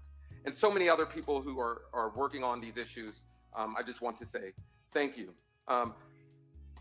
Somebody I see out there, I'll just set this straight. Somebody I see out there, I saw them in a cafeteria recently, and they told me, "You better get him, Andre." You better tell him, Andre. And right then and there, I knew what the directive was. Now, notice the pause in between, "You better tell him," and then the syllables in my name. That "You better tell him, Andre." And just for those who need translation, there's a clear cultural reference there. You know, the M says who I'm talking to, one. But the Andre says a lot, because Andre is sort of the equivalent of Jalen is today. It's a quintessential Black name. Like, if you have Andre, you were born in the 70s somewhere, you are from the hood. Right? There are exceptions. Andre Agassi maybe, but you know. But I took that as there was a passion to organize and mobilize. And that was the reason why I wrote this book. In particular, in the aftermath of George Floyd's killing, and particularly around the slogan Black Lives Matter, which sparked a lot of energy, both positive and negative, I started trying to figure out how do I enter this conversation? Now, while many people questioned its meaning, whether or not we should say it should be Black Lives Matter 2, All Lives Matter, I saw a research question. I saw what are the most important factors on life expectancy. In other words, what matters most for Black thriving? You know, for me, it represented an opportunity to have a comprehensive approach to looking at these issues. Too often when we organize around issues, we organize around what hurts us, not necessarily what keeps us living. And if anyone saw the visuals of George Floyd's killing, you know that when it comes to power, that the opposite of power is death. That's there. So it has to be about thriving at the end of the day. And so for me, I wanted to explore all the different factors that impact thriving in communities. So in 2020, my colleague Jonathan Rothwell, who's not here today, and I need to give him a special shout out too, we went about, in collaboration with the NAACP, we went about looking for the places where Black people are living the longest. And we used a machine learning algorithm to scrub through all the databases we could find. We went through Redfin, Facebook, census data, IRS data, and when we let it go through lasso regression, it allows us to sift through many different factors to get to the most important social determinants here. And we categorize those things into wealth, human social capital, environmental quality, family, and safety. And as was mentioned, we did not compare Black to white. We compared Black to Black in different places. There's a couple of reasons for that. You can clap that up. We did that for a couple of reasons. We wanted to break this incessant sort of need to compare Black people to white people. And why it's a mistake in this regard. When you look at Black people to white people in the aggregate, it really masks what is happening on the ground, right? And I know from the work that you all do that you're actually having an impact on people's lives. And I wanted to see that. So we ran that data and we looked at, we found a bunch of things, positive and negative correlates. So I'm just going to run through this, and this is probably the place where I need to talk about the differences between causation and correlation, because this is mainly a correlational study, right? And I'll explain this as we go through the data. Now, no surprises here. Places. I want to just go ahead right quick here. This is actually going to wind up being a bunch of data. And, I'll make sure I hold on to this video. But, people start talking about, median household incomes, home ownership, these stats that come up, constantly in these spaces. The one thing I don't see yet, and I hope they do cover, is crime. I'd like to see that addressed. And again, I haven't seen this. This is the first time I'm seeing it. And it's almost, it's an hour and 45 minutes roughly. So hopefully they do get to that. But, the last thing I'll say before I start it again is this is what I consider, going and actually doing at least a little bit of, work to kind of support arguments, either pro-Black or anti-Black or, whatever you call your argument. Knowing some of these basics, knowing that these resources, videos, etc., exist. This is not a video of a crack hoe stealing from Walmart. This is some stuff that, anybody who wants to get into these sorts of sociological or cultural arguments, this is the kind of homework you should be doing. It's not digging in a book. It's not going to the library, but it's something more serious than sitting in a chat, listening to some, white trash blowhard go on and on about nothing in particular, about nothing he actually knows about. Where the share of incomes are higher, where home ownership is higher, business ownership is higher, you see higher life expectancy. You know what? Some of the places. It's easy to be on a roll when you're a fucking hollow sphere. He's a big white snowball, and you roll him downhill, he just gets bigger, whiter, and rounder. Really pop here. Prince George's County is in the 95th percentile when it comes to home ownership.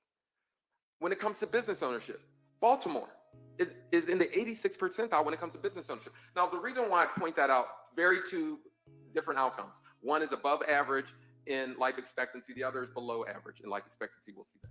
But in every city, there's strength that we can build upon, strength that we need to acknowledge.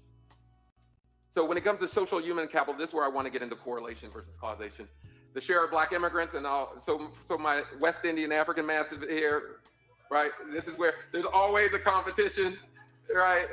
But places where you see higher shares of Black immigrants, you see higher life expectancy, right? Now, some of it may be a compositional effect in that Black immigrants, generally speaking, are healthier and wealthier when they land.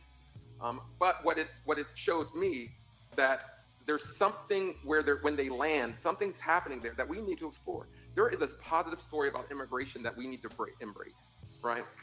That we all can embrace. So I talk about that in the book. Now, higher education is another important correlate. You're sitting in one of the most highly educated places in America, right here in the DMV. Now, no surprises here. Environmental quality really does matter. If you live in places with bad air, bad water, I don't care what you got there. It's going to be hard to combat that. So we need to figure out ways to address air pollution and population density. Now, Virginia Beach, one of the cleanest in terms of air quality places you can find. So I wanted to spotlight this. Now, we cannot avoid conversations about family, right? I sent the book out to reviewers along the political spectrum, and they were a little concerned that I was addressing this issue. Now, if you're going to talk about Black power and not address Black family, then you're not really addressing the issue, right? Now here is when we need to really specify about correlation, right? Children without father present, what this is saying is that the fact that you're not living with your father doesn't make you sicker, but there are probably environmental factors at play that do make you sick or associated with it. So if you live in an area where there's higher levels of incarceration, you're going to see these kind of outcomes. Lower incomes, you're going to see these kind of outcomes. But for me, I really want to hit this dead on because Feneba Ado, who you are going to meet later, really gets this on target. Healthy communities build healthy families. It's not the other way around, right? And so we have to be invested in building assets in communities instead of saying what Black men or Black women aren't bringing to the table. It just doesn't go anywhere. San Diego, 85% of Black families are children live with their father. There's a military presence there that has a lot to do with it, but there are lots of places where we see variations in those metrics. Now, last but not least, safety. Walkable cities, if you have access to all the things you need in a neighborhood, those places are more likely to generate higher life expectancy. But gun violence is an issue. Again, correlation, not causation. Now, if you live in an area where life expectancy is 75 and people are dying at 25, you will see lower rates, right? But what this is telling me is that, generally speaking, if you have lower educational options, you have lower employment options, you're probably also going to see these kind of numbers. So these issues are correlated with other things, so they're not causal. Now, I'm going to quickly go in Boston. Like so many people talk about Boston and how bad it is a very safe place relative to other cities. And DeKalb is a very walkable area. Now, I'm just going to, because I really want to get into these conversations with my panel. So I want to point out some places. So Washington, D.C., the predicted life expectancy in Washington, D.C. is 78. It's a little lower in actual. What we want to always see is the actual is outperforming, if you're outperforming the predicted. It's like saying if you predict the weather to be 75, it's 80, either something wrong with the model, which nothing's ever wrong with my models, or something's going on in the environment. And so what you want to see is higher life expectancy, or you're bucking what the prediction is. Now, I'm going to just go through the DMV a little bit just because of the current context when we're talking about what's happening in the administration. There is a serious threat here. If we lose jobs, lose incomes, you lose revenue, it can have a dramatic impact on actual life itself. So I really want to bring out these numbers. Montgomery County, for instance, folks live to well in their 80s, bucking trends. Fairfax, another place, 83 actual. Baltimore County, about 73. Baltimore City, less than 70, right? But again, there's strength in Baltimore. So this is what I wanted to emphasize throughout the book, that we should not look at cities and say, oh, these problems are insolvable. I'm looking at Alison Plyer here from New Orleans. She's in New Orleans. And when I look at New Orleans data, what's interesting, lower life expectancy, but they are actually exceeding their expectation. So what it tells me that folks are doing something there that are improving their conditions. And we should embrace that, right? We should embrace that. Georgia, 75. There's lots of great places. Durham, North Carolina, predicted bucking the trend. Philadelphia, I'm going to Philadelphia. Just so you know, that Durham, North Carolina used to be like a financial capital in the Black community back in the early 20th century. Durham is where all these Black insurance companies got started back in like the later years. I think it was the later years of Reconstruction, but definitely the late 19th century through, I don't know, maybe the first 2 or 3 decades into the 20th century. I said 19th century into the 20th century. Just so you know, Durham was like a kind of like a where some rich Black folks lived for a short while. In a few days there, we'll be talking to folks there. Putnam, New York, I think is the highest where folks are living to 85. Not only are they, you're Putnam, New York? Okay. Look at that big Black community in Putnam, New York. New York people just claim anything New York. BK. BX, I like. Exactly. So I'm just going to breeze through this. I want to show where that Black people are thriving in different places. This national narrative that all is lost is not true. It's just not true. And from the research perspective, if you constantly put out data that says how bad Black people are, you're doing us a disservice. No one invests in problems. They invest in strength. The people I'm going to bring up to the table are people I really feel that we should be investing in. Yeah, this guy is echoing what I keep saying to the Be Brave crowd.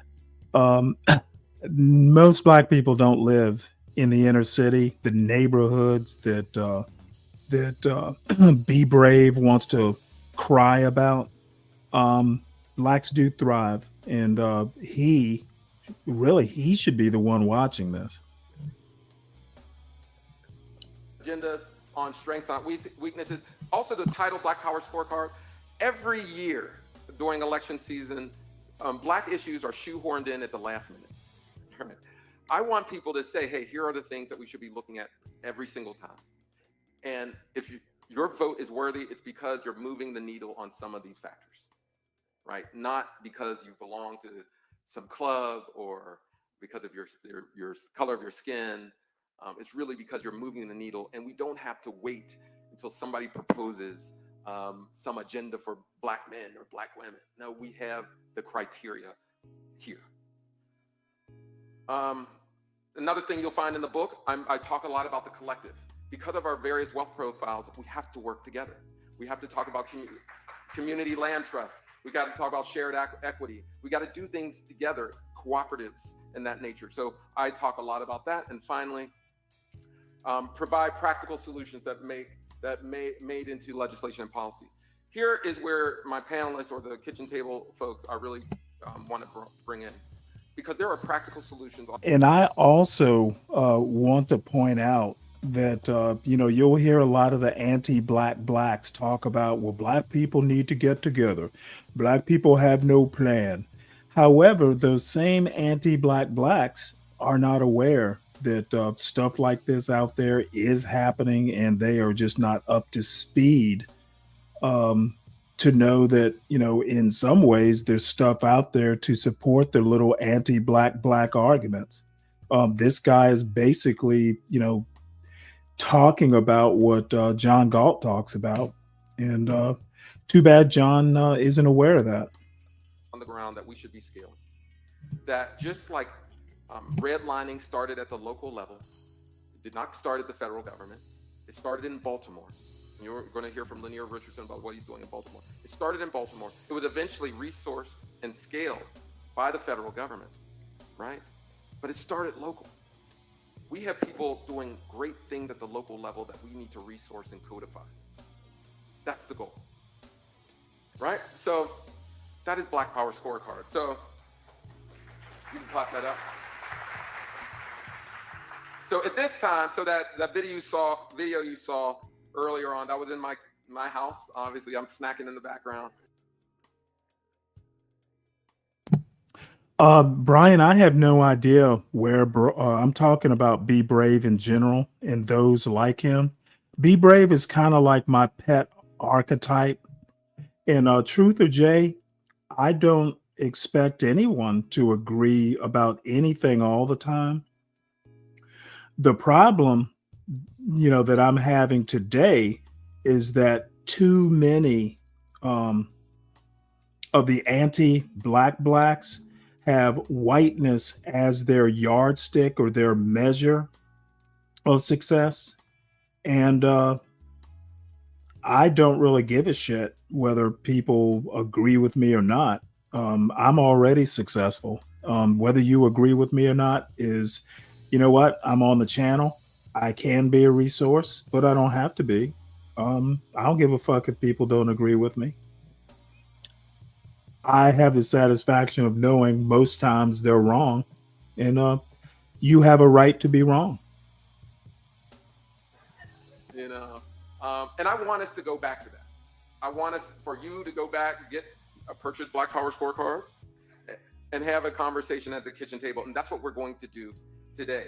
So the first conversation I'm going to ask them to come on stage. We have Lisa Rice, President and CEO of the National Fair Housing Alliance, Angel Gregorio, owner of the Spice Suite, Lanier Richardson, CEO and co-founder of Chicago Trend, and Malik Yoba, founder and CEO of Yoba Development, and he's an actor on occasion.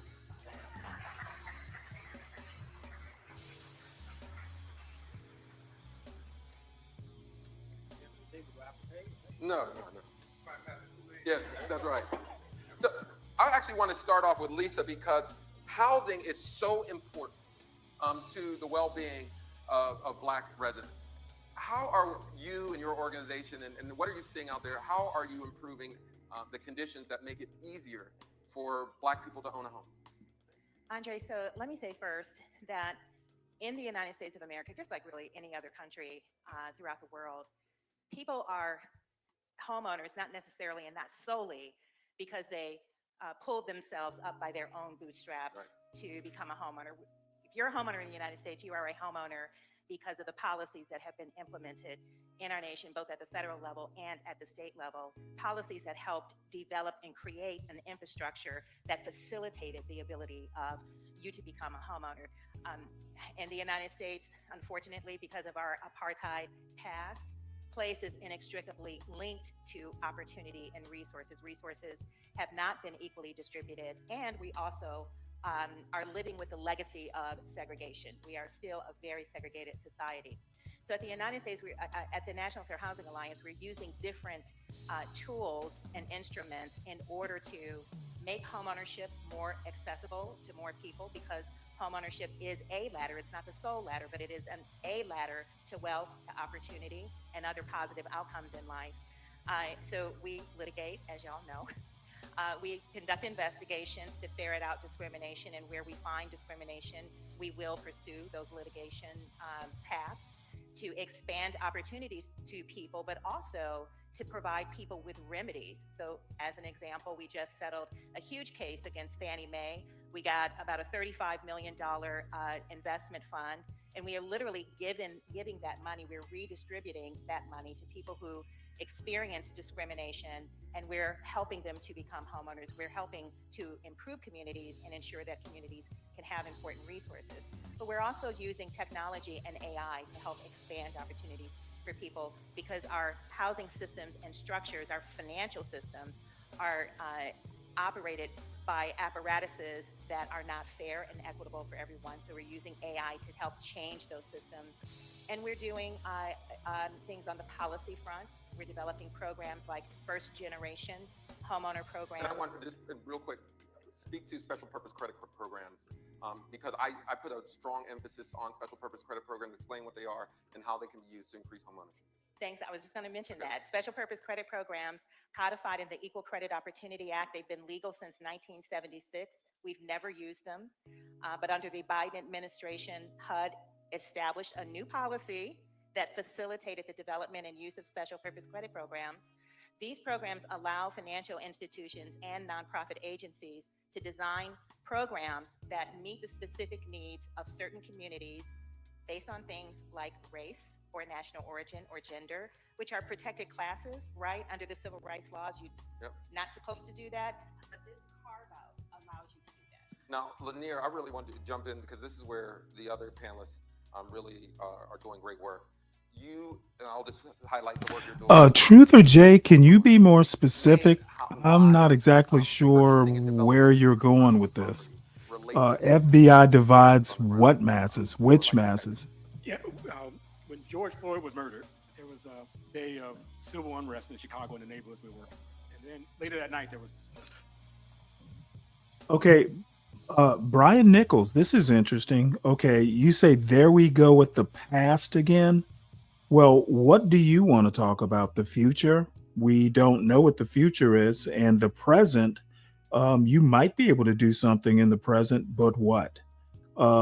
Information, learning, history, all that stuff comes from the past. So the past is important. No, Brian Nichols, fully in the present. That's also called happy-go-lucky.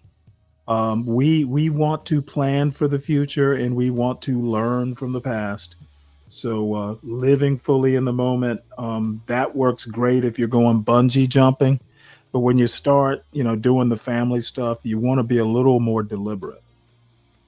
Okay, Tariq Nasheed is a moron, so I have no clue why you're even bringing him up. But have at it, or hit the link if you want to come up. Come on up. The link is pinned at the top. I don't do Umar or Tariq, but if you I know who they are, of course.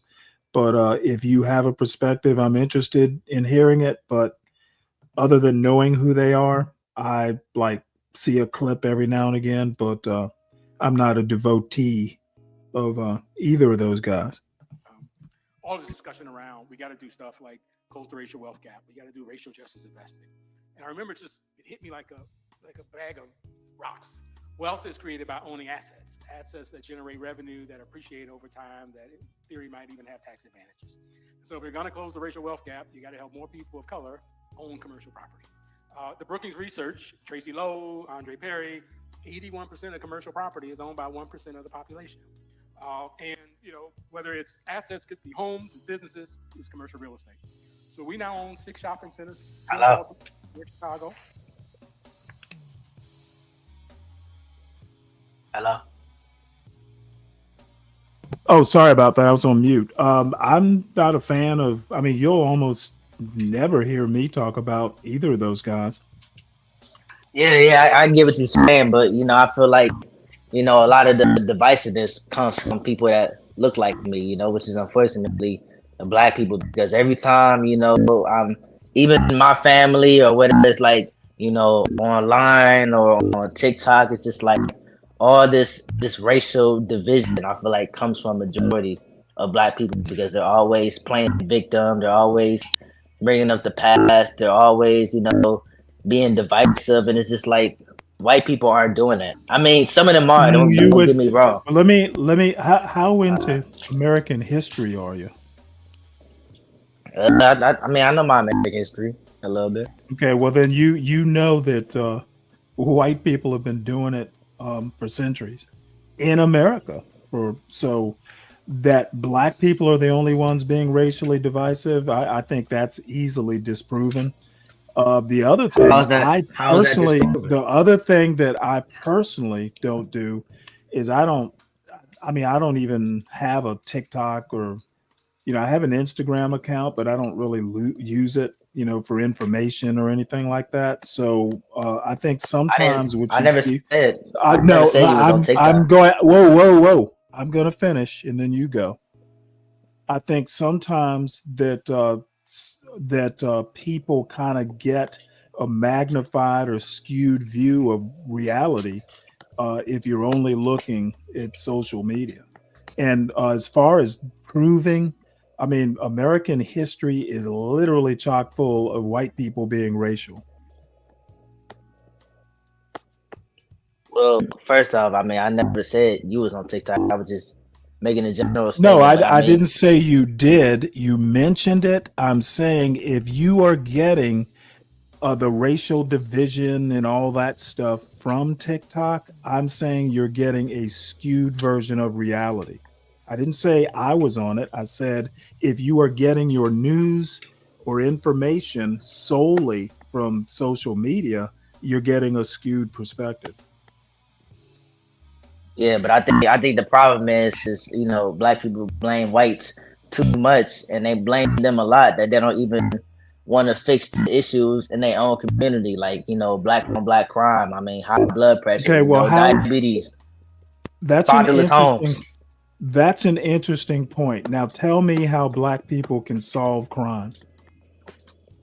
Well, first they can solve crime by asking for more police instead of trying to be stupid and defund the police.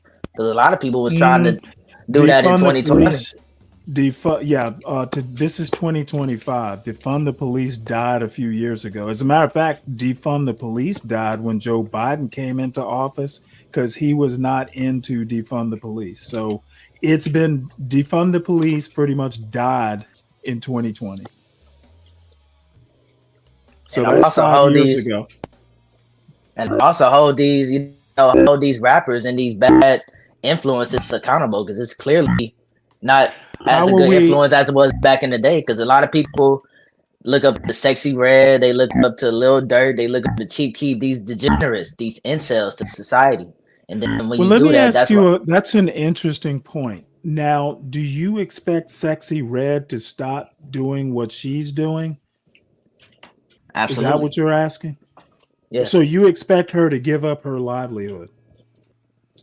I'm saying she needs to change her image because a lot of young black people, especially my age, are looking up to that. Well, let me ask you a question. Do you blame Sexy Red for these kids looking up to her, or do you blame the parents?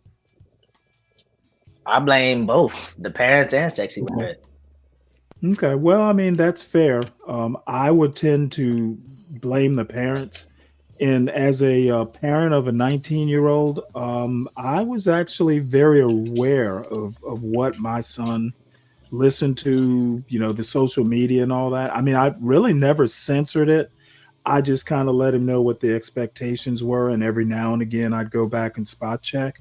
But I personally think that Sexy Red should be as sexy and as red as she wants to be.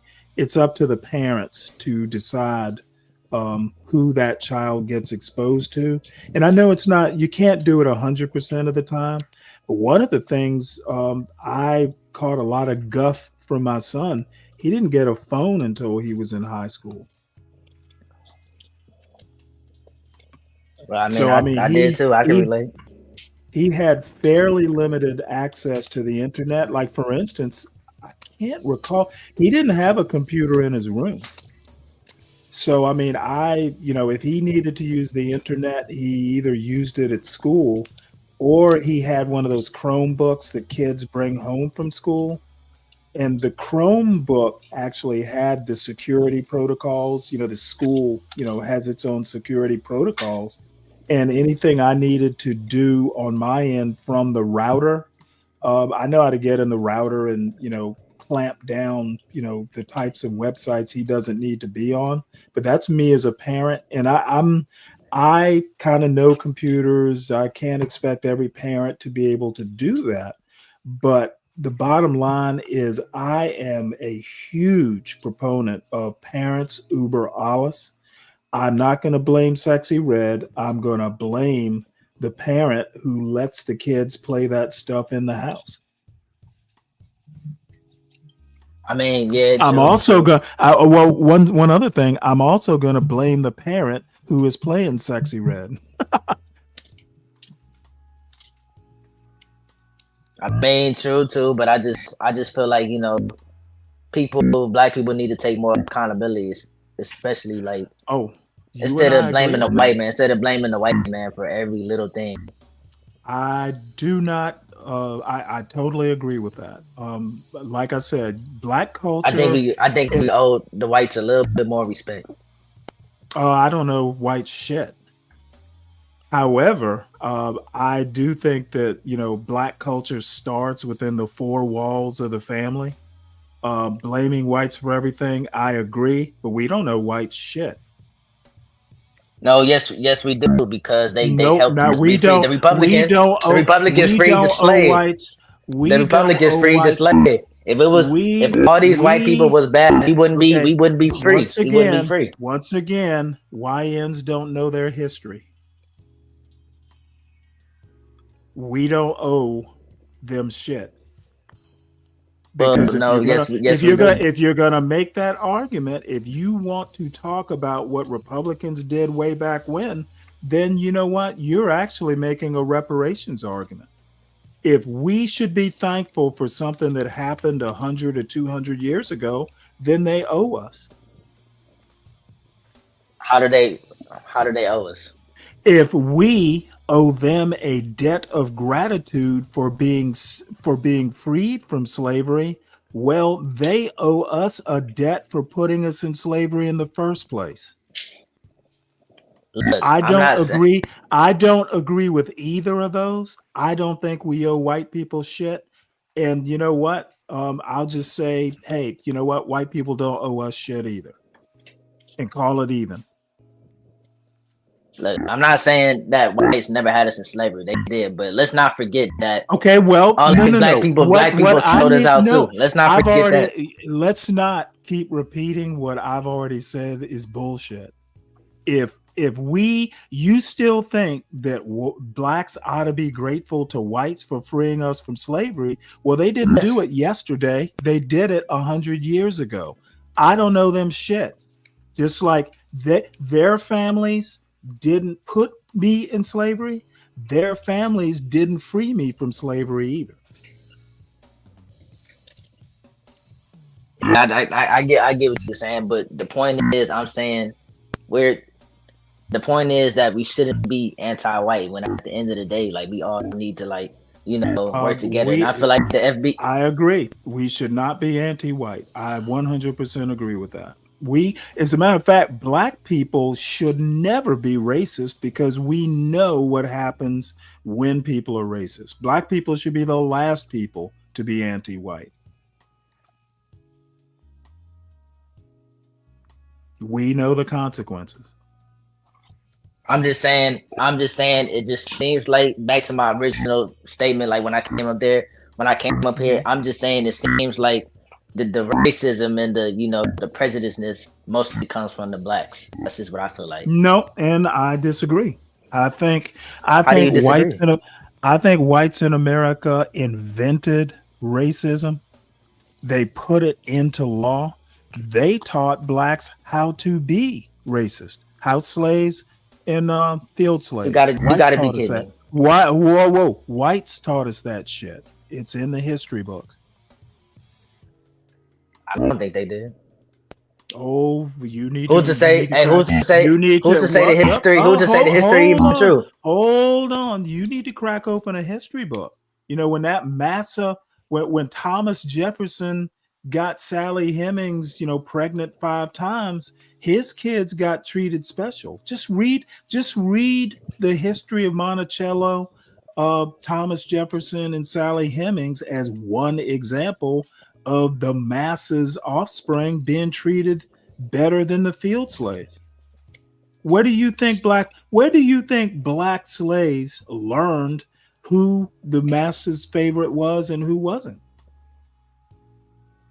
I mean, look, don't say that black people taught themselves how to be racist. It was the racists who taught us to be racist. No, that's not true. It is 100% true. That's your opinion. No. It is not my opinion, son. Thomas Jefferson was real, son. Sally Hemings was real, son. It's in the history books. My opinion is formed off of certified, bona fide, verified history. Yours is not. You're based off. You're doing things. You're saying things based off your opinion. That's what you literally. You're saying things based off your opinion. You literally do not. You're saying things based off your opinion. I am literally telling you, you are ignorant. No, you're ignorant. You bro. You do not know enough. You are don't ignorant. know enough. You do not know enough to make these. That's why you be ducking. That's why you be ducking. Be brave. Nope, I'm telling you, you don't know shit. I literally just. No, you don't know. No, you don't know anything. You're speaking. You're speaking your opinion. No, you're speaking your opinion. Nope. You're just speaking your opinion. You want to say things that fit your narrative. That's what you did. You want to say things that fit your narrative. You will let me. You want to say things. You want to say things. You want to say things that fit your narrative. Yeah. You need to calm your young ass down. My opinion is you don't know shit, so you get to just spew your ignorance and I'll listen. No, you're speaking your opinion. You're saying things from your point of view, bro. You're not speaking facts. And the facts is that white people are not the enemy. That's the facts. Now, yes, did they do things back in the day that wasn't so good? Yes, I never said they did. But the point is that if all white people were bad, then we wouldn't be free. So that's why we own. And you know what? It took a goddamn war to do it. They didn't do it out of the goodness of their hearts. How did they not do it at the goodness of their heart? No. Now you. How did they not do it the goodness of their heart? Okay, how did they not do it? How did they not do it? Hey, motherfucker, didn't they teach you about the Civil War in high school? Is the Civil War my opinion too? The fact is that slavery ended and it took a civil war to do it. Now fucking tell me that's my opinion. There's nothing worse than an ignorant YN, in my opinion. Look, the Civil War is not your opinion. I never said that. What I'm saying, matter of fact, didn't blacks fight in the Civil War? Didn't we fight in the Civil War? Okay, dude.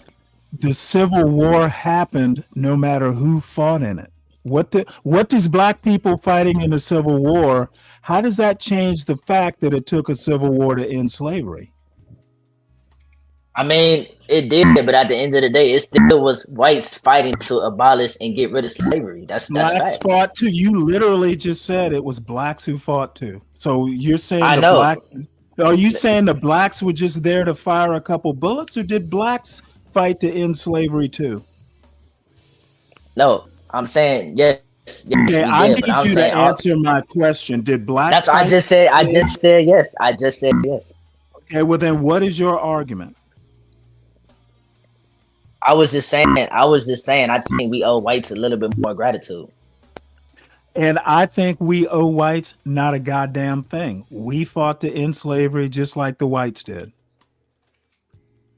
Yes, we did. You're right. Okay, so why do we owe them gratitude for something we fought for? Because this is a majority white country, right? Okay, this is so like a country that's. I got you. So you're just into worshiping whites. No, that's not what I'm saying at all. You're twisting my words. Sounds like. I'm just saying. Whoa. Hey, before you go on, I'm gonna twist the shit out of your words. You better make sure they're untwistable, because I will twist them. No, you like to twist. I will literally. No, you like to twist people's words. I will literally. You like to twist people's words. I love twisting. You're not slick. Words. You're not slick. You will be surprised at how slick I can be. You're not slick. Hey, you're not here slick. Is the Be brave and put me on to you. You're not slick. Okay. Once again, you want to talk constantly. This gish gallop isn't going to work. I will take your word. You better just make sure your words are good words and are untwistable, or I'll twist them just like Be Brave. I twist Be Brave's words all the time for the fun of it. I will take your words, I will twist them, and I will laugh at you when I make a fool of you. Now, back to what I was saying. No, I'm not worshiping the white man. I'm not bowing down. That's not what I'm doing. Well, you know what? You keep talking about my opinion. My opinion is you're worshiping the white man. And the reason you're worshiping the white man is because the white man made sure you weren't taught American history. That's not true at all. You don't think so? I can't tell. And who's to say that, I mean, the history, I mean, could have been a lie. I mean, a lot of things were a lie. I mean, who's to say history wasn't a lie? Like, we don't know. Who's to say it's not a lie? I'm just saying at the end of the day, none of us was alive for things going on back then for 20 years ago. So if again, none of us we don't were know. alive, if none of us were alive, what makes your version of history better than mine? I didn't say mine was better. I just said at the end of the I day, didn't say never you know. said it. I just asked you a question. You keep saying that none of us are real sure about what actually happened. My question, if I'm going to buy that argument, what makes your version of what happened any more valid than mine? Look, I'm just saying you never know, but I was just speaking. Well, you what I never learned know about. either. See, that's the funny thing. I was just speaking what I learned in high school. If what you're saying is no one knows, then we are both equally ignorant. Your argument is no better than mine. I'm just saying, look, at the end of the day, I'm just saying, back to my original point, because I feel like we keep, drifting off and getting away from that. Keep going over it, and I'm going to keep twisting your words. To remind everybody, we don't know white people. We do not owe white people shit. Yeah, I'm about to leave because you just keep twisting my words. That is probably why you just keep speaking your opinion, bro. But I'm gonna say. I am so glad that I didn't raise a son to worship whites and think they owe something to. I don't worship. I'm not worshiping. How am I worshiping them? At a minimum, how am I worshiping them? You are grateful that the white man freed you. Well, last time I checked, it's a white country, and you need to be careful because if they really wanted us gone, we will be gone. It is a white man's country, but the white people running it are nothing like your daddy. Be brave. Okay, be brave. At least if white people are going to run the country, there's some smart white people, unlike Be Brave, who is a goddamn moron. And a racist moron at that. Look, Be Brave is not my dad. Be Brave is not running. Be Brave is not running the white man's country. So stop worshiping. I didn't say. I'm not worshiping him, bro. You love you some Be Brave. I've been on this channel for like a month. I mean, he be speaking facts. I will take you. I hope I get you and Be Brave up on a panel so I can twist both of your words. It'll be a twofer. We'll be, me and him is like a dynamic duo. All right. We would tear you up. A dynamic duo of hayseeds. What I'm saying, all right, look. What I'm saying is that black people need to take more accountability and quit blaming whites for everything. I agree. At the end of the day, at the end of the day, like I said, the racism is coming from the blacks. It's not coming from the whites. You know what I'm saying? They donated to Shiloh. Does it come from white people? White people taught black people in America how to be racist. So did they teach us how to shoot up each other? They taught us. Did they teach us how to join gangs? Did they teach us degeneracy? Were black people speaking English when they were brought over as slaves? I mean, no. No, were they or not? They were fresh off the boat from Africa. Who taught the slaves English? The white people did, because they English. Okay, so you know what?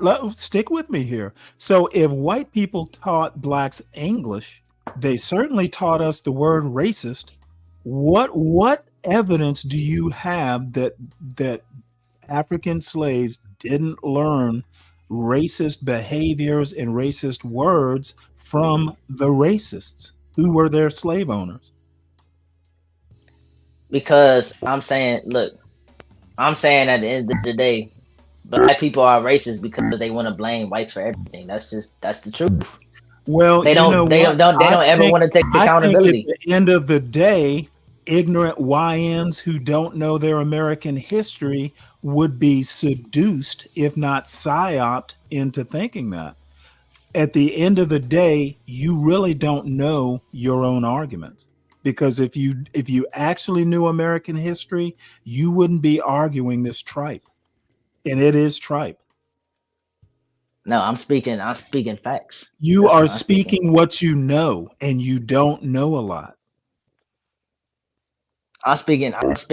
Look, I'm speaking facts. All right, and the facts You are that speaking. black You are speaking. blacks kill other blacks in the street. You are Black speaking communities are worse. A little knowledge is a dangerous thing, and you have a little knowledge, but not a lot of knowledge. That's why you're speaking the facts you know. They're producing degenerate characters like Lil Durk and Chief Keef and all of them, and they're not taking I have accountability no for it. idea That's who the those problem. people are. They're producing. The black community is producing degenerates and incels to the Okay, community. you know That's what? messing everything That up. may- They fuck that everything may up. well be, but degeneracy is a different argument than racism. You're moving the goalposts. I'm not moving the goalpost. That's not what I'm One doing. minute we're talking black people are racist, and the other minute you're saying they're degenerates. I'm saying they're two different arguments. I'm saying some black people shouldn't be racist because the white people I are think giving them what you're saying opportunity. is you just think black people are trash. That's not what I said. Dude. See, you're twisting my Oh words. no! That's I'm not what I said. translating. I didn't say you said it. I'm saying I'm translating. You think black people aren't worth a shit, and we should be worshiping whites, and we'll be on the road to actually being decent human beings. I'm saying that's not what I'm saying at all. I'm just saying. Well, I told you I'm going to twist your words. I warned you. That's what you're doing, man. Because you're an idiot. Okay. I warned you, and I'm going to keep doing it. See, when you don't know what the fuck you're talking about, it just makes it easier for people like me to twist your words. You got to know something. You got to know what you're talking about, and I won't be able to twist it. No, you're twisting my word. You're choosing what words. I am choosing. You're choosing what to listen to. That's what you're doing. Mangling. That's what you're doing. I'm taking your words out of context. I'm taking them out of context. I'm making it up as I go along because you don't know shit. Oh, you don't know anything. You don't know anything. I'm surprised Be Brave didn't warn you that coming up here, I would just crush bad arguments. He didn't tell you man, that? I don't need. Why do you think Be Brave never comes up here? Why do you think Be Brave never comes up here? Because I do to him what I just did to you. No, I'm taking you on by myself. I don't need. Oh, motherfucker! I don't need him over here. I don't need him. I don't need him over here. You are not taking me on. You are you're having a mud hole stomped in your argument. I'm ignorant. I'm beating you in the argument. No, I'm beating you with facts. You're speaking opinions. You're speaking opinions. You're speaking opinions. You literally think black people should be thanking white people because we're free. Yes, absolutely. Yes, absolutely. 100%. You know what? 100%. I'm telling no you doubt right about now. I'm telling you right now. If you knew a little bit of American history, you would know how ignorant you sound. No, you're the ignorant. You're the ignorant one. That's what you is. You sound like you're the you are ignorant a one. scared, tired, cold former slave. No, you're the ignorant one. That's what you is. You're the ignorant. No, I'm afraid not, son. I'm afraid I'm not ignorant. I'm afraid, as usual, when you one of these FBA. You probably one of these FBA Americans that play victim. That's what you is. You was the FBA. You know what you are? You're just another FBA. You're just another FBA. That's what you is. You are a Jesse Lee Peterson. You're just doesn't know. How am I? Wait, I don't even watch Jesse Lee Peterson. How am I Jesse Lee Peterson? I don't even watch him. I'm not subscribed to him. I don't watch him. You know what? If you watched him, you would know what you sound like. I don't even watch that dude. He's a troll. Jesse Lee Peterson is a troll. Like, what are you talking about? Stanley. What's up, CK? Jay is trolling. Do you come to save this young man from Yeah, himself? he's from Northeast Ohio. He's trolling, Stanley. Oh, is that right? How am I? Wait, CK. How am I trolling? How am I trolling? Jay, I know where you from, man. You trolling, man. How am I trolling? The school you went to did not teach you what you're saying right now. No, let me tell you about my life story. Because I learned this stuff. The past 4 years. But you did not learn that. I grew up. I grew up around. I grew up around whites, right? Yeah, in Twinsburg, right? Yes. Right. That school did not teach you what you're speaking right now. Well, I learned what I'm speaking from the past 4 years watching right-wing conservatives. All right. Oh, okay. Well, that explains a lot then. All right. Well, you got a lot of work unlearning what you learned. But even back then, before I was watching right wingers, like I never really played this victim mentality. I never was anti-white. Okay, well, I never was. Wait. I agree that black people should not be blaming white people for everything. As a matter of fact, I would almost go even farther and say black people shouldn't be blaming white people for anything these days. If you can't make it in 2025, it is not white people's fault. Generally. Now there are maybe exceptions, but by and large, 99% of the time, blaming white people in 2025 because you can't get a job or something like that. But outside of the two of us, he'll be back. Outside of you and me agreeing on that part, we don't agree on American history. I think black people owe white people nothing in 2025, and they don't owe us anything. Yeah, true. But CK doesn't know what he's talking about. Because I never said I learned this stuff in school. So I don't know why I wouldn't be fucking with the admiral like that. No, he doesn't know what he's talking about. I never said I learned this stuff in school, so I don't know what he's talking about. But that's another. You have this weird tick about you didn't say something. No one's saying you said it. We're telling you what you mean. Okay, just because you didn't say it doesn't mean you don't mean it. Now, CK, if he's just scared of white people, he can just say that. But I grew up in white spaces, and I don't have no issues. Both of us were in the Navy. We know white people well enough to know that you don't need to worship them or thank them or anything else. They're people just like you and me.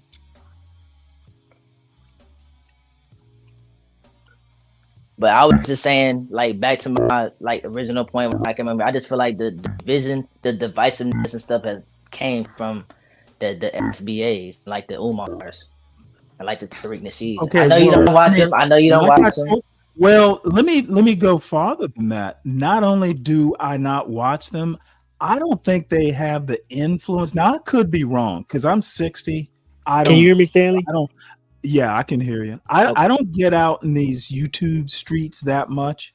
I don't get out in the streets that much. So maybe Umar has more influence, and maybe CK would probably know better than me.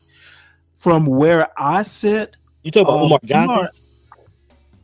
Umar and he has Tariq Nasheed. He has no influence. If you're listening to those guys at all, you're being led astray. There's almost nothing that I've come across, and I do see a clip every now and again. I've literally heard nothing that they've said that that would help me in a historical or race or political argument. They're really like candy. It sounds good, maybe makes you laugh, but there's nothing of value I would go and have some debate with.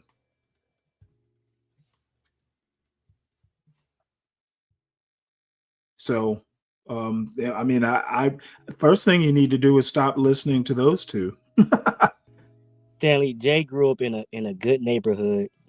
He went to a decent school, and I know that school did not teach him what he is speaking right now. Well, no, he said he learned it in the last 4 years. Stanley, he only what, 22? I don't know. He sounds young. I don't know Yeah, how he's old. young. Really? Yeah, Oh, man. he only like 22 years old. He's a kid. Oh, wow. Jay, you still there?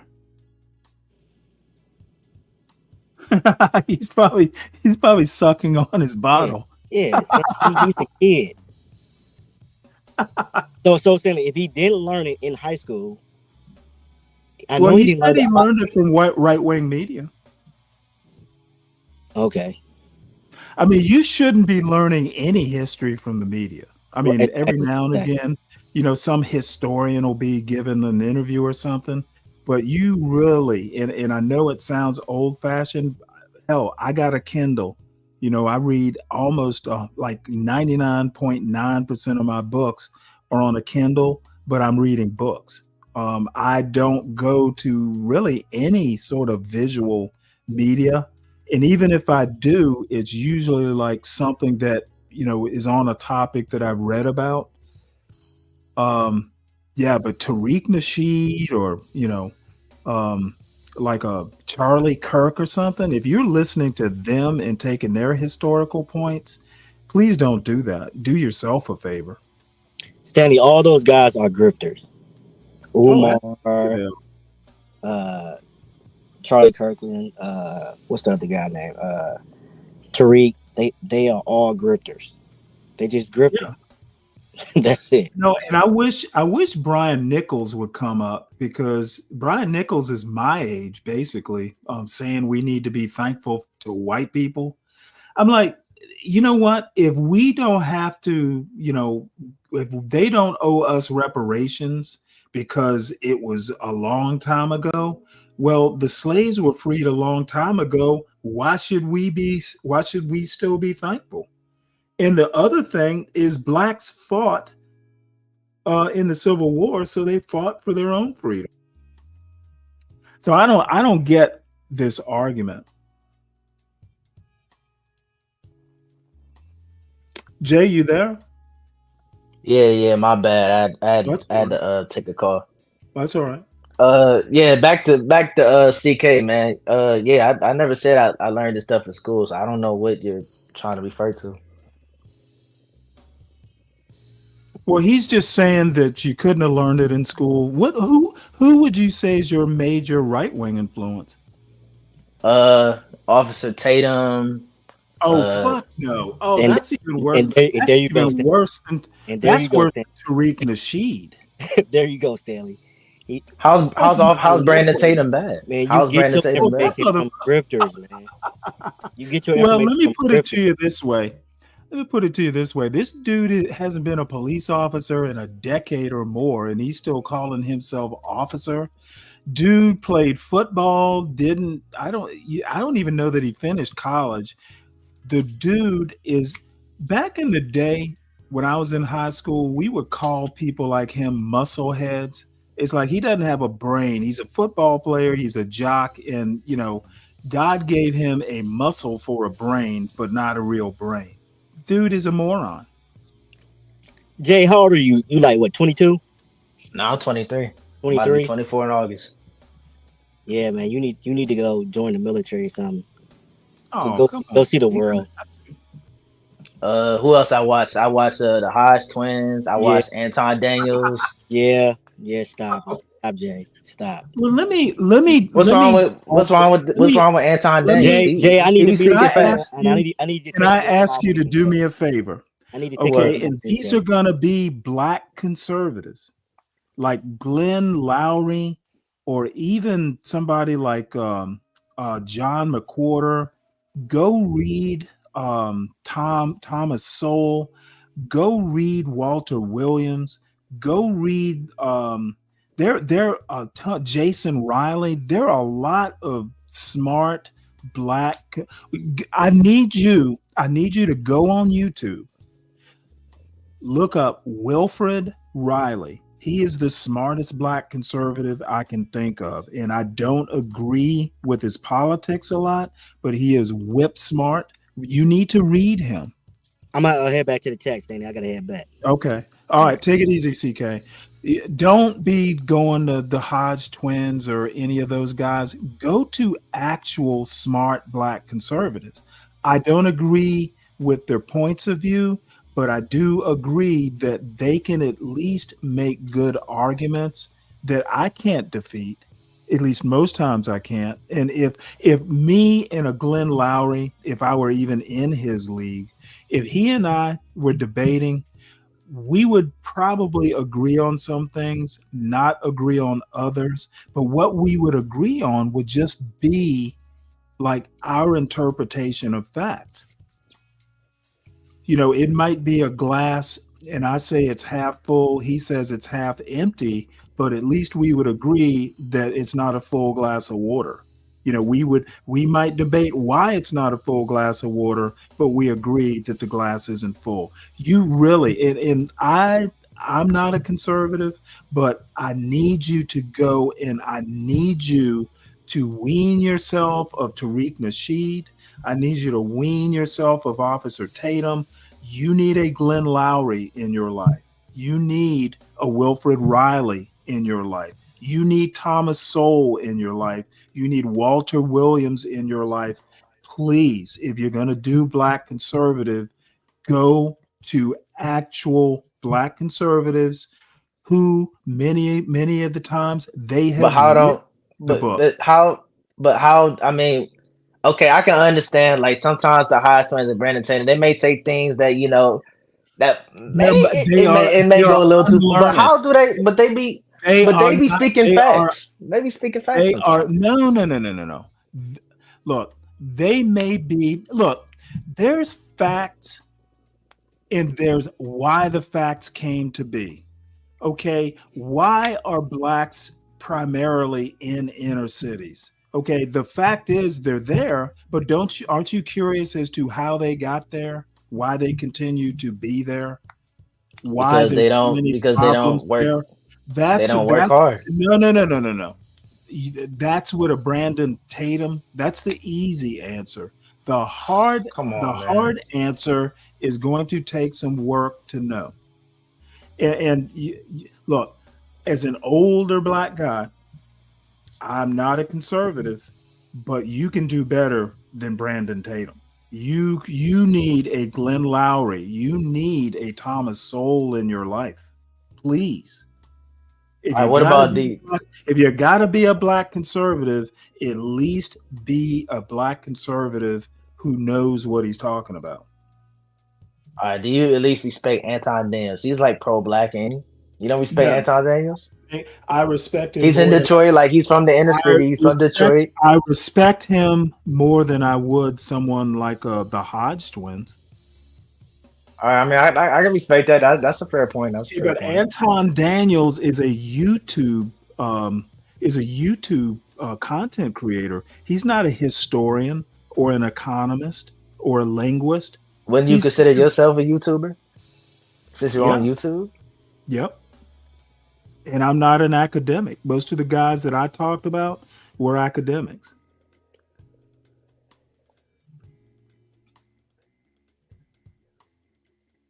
But I also will say that, you know, I didn't major in history, but I read a lot of it. I actually, if I want to know an answer, I don't generally go to YouTube to find it. I may use YouTube to reinforce it. But if I want to know American history, I will go and read an American history book. I will read several American history books because there are historians who will write about the same event and have different interpretations of why it happened. But you don't just read one history book, you read a bunch of history books. That's the other recommendation. But dude, go to the classics, go to the professors, go to the black conservatives who have been being black conservatives for 30, 40 years. Even I respect Glenn Lowry. And by the way, I read black conservatives too. I don't just limit myself to one side of the aisle. I read everything. As a matter of fact, it's sometimes better to know your opponent's argument better than he or she does. It just makes your argument stronger. Yeah, I get it, but I'm gonna get off. Okay, I gotta and the go. But one you know, thing, be the brave. other But be thing, brave. Still my man, though. He's still my man. right? But well, that's fine. I mean, I like Be Brave. I just think he's a racist. However, but let me make one other thing, and you've probably heard Be Brave and John Galt. They will just poo poo like I don't need to read a book. You need to read a book. Okay, Be Brave, bright guy, good guy that he is. He is literally unknowledgeable. He does not know what he's talking Oh, about. come on, man. How is he No, unknowledgeable? he doesn't. This 70% bullshit. You do realize that he and I have actually sat down and had some form of debate, dude. He talks a good game, and he is telling his truth. But the bottom line is he is cotton candy, and what you need is a good, solid meat and potatoes meal. And I'm making that analogy to knowledge. Be Brave is a Brandon. He's in the league with an Anton Daniels or someone of that ilk. If you want deep knowledge, you don't go to Be Brave or Anton Daniels. You hit the books. You put in the work. Yeah. Well, I was just saying, I was just making, a point for whites. I guess because like in high school and like throughout my life, like I didn't have like good experiences with like other blacks, especially in high school. Well, I let didn't me get tell treated you by them the something. best. I grew I up. got treated by whites the best in my life. I'm not. Let me tell you my background. I grew up in a black neighborhood. I was talking to Dave, first through sixth grade, went to an all black Catholic school. Up until seventh grade, I never even had a white friend because I didn't go to school with whites, didn't live in a white neighborhood. Seventh grade on, I had white friends because I was in mostly white schools. Um, I have lived in a black world, grew up in that black world. It wasn't the hood. It was actually still a pretty nice neighborhood in Savannah, Georgia. But I know both sides of the coin. Hell, I married a white woman. So, I mean, her side of the family, my son's grandfather, he's got one white grandfather, he's got one black grandfather. So I have straddled both worlds. I can tell you right now, white people are no better than black people and vice versa. We're all All right, see you people. later, Brian. But the bottom line is America has some problems, and it takes some work to not be affected by those problems. You will have to work hard to stay above the fray and be as objective as you can. And the bottom line is that, white people don't owe us anything, though I still think the reparations argument is a good one, but it ain't going to happen. So, bottom line, white people don't owe us anything, and we don't owe them anything. What you do owe is to be the best person you can be. And if you are so inclined, raise the best family you can raise. That's really all you owe anybody. You owe your kids, you owe your wife, your future wife, whatever. I wouldn't even say you owe it to the black community because time's out for that. Yeah, that's a good statement. Yeah, I'm a center left. People would call me a liberal.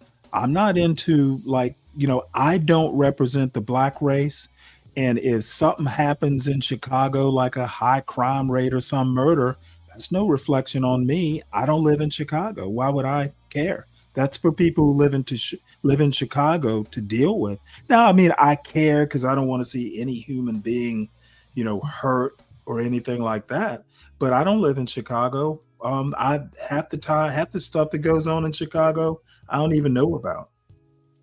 So, this thing about, the black community, like this show here that I'm watching, I don't agree that, we all need to band together. If there is a black community, there are black communities. As in, I'm in Savannah, Georgia. There's a Savannah, Georgia Black community. There's an Atlanta Black community. We don't have a coast to coast Black community. I've talked to, I have friends, Black friends out in Los Angeles. Half the time, I don't even believe they're Black. I'm like, are you really Black? I've never heard of such a, I've never heard of so much bullshit. Blacks don't have that much in common outside of their very local communities or their families. This, you need to be a credit to your race is bullshit. This is in 1934. This is 2025. Things have changed, and I think a lot of Black people need to know that. They need to get their heads out of Dr. Umar's ass and read a book. Mm-hmm. What's up, Dave?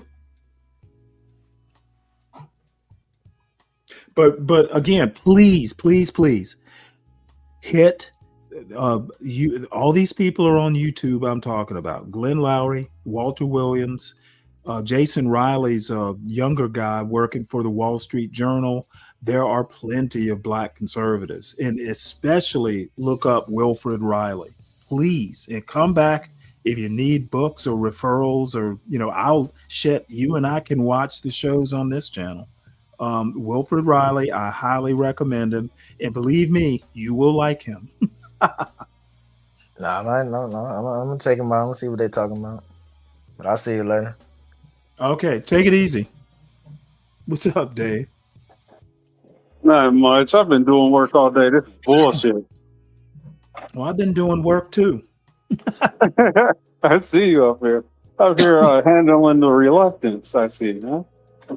No, you know what? I all of a sudden when Jay told me he was listening to the Hodge twins and Brandon Tatum, I'm like, well, please, find Glenn Lowry, find Thomas Sowell, find some like substantive Black conservatives.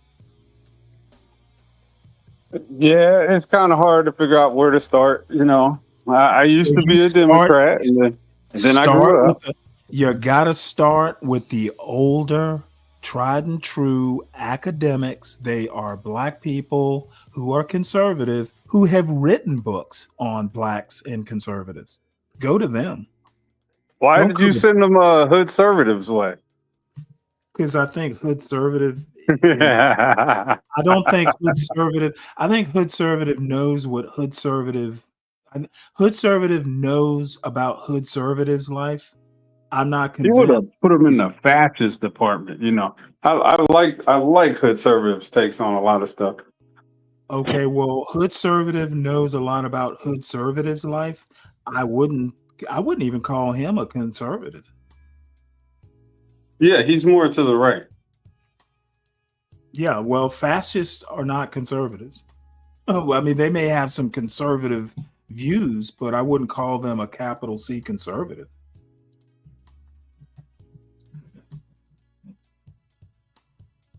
Yeah, sorry. Yeah, I think he does embrace being further right than a conservative. He used to be a conservative until he found out that wasn't right enough. Yeah, okay. You don't have to tell me. I believe that because when I seen where the right was, I'm like, yo, you guys aren't, you got to move the needle for real. The amount of medicine you need or the strength of the medicine has to actually be strong enough to be effective. You're going to have to go more right. And you know what? That is definitely fascist because you're going to have to force people to take that medicine. They're not going to do it voluntarily. Right. So I totally get it. It's doing what's necessary. No, I don't think. Well, number one, I don't think it's necessary. I'm saying that wrong. And if most people figured it was necessary, it would have happened by now.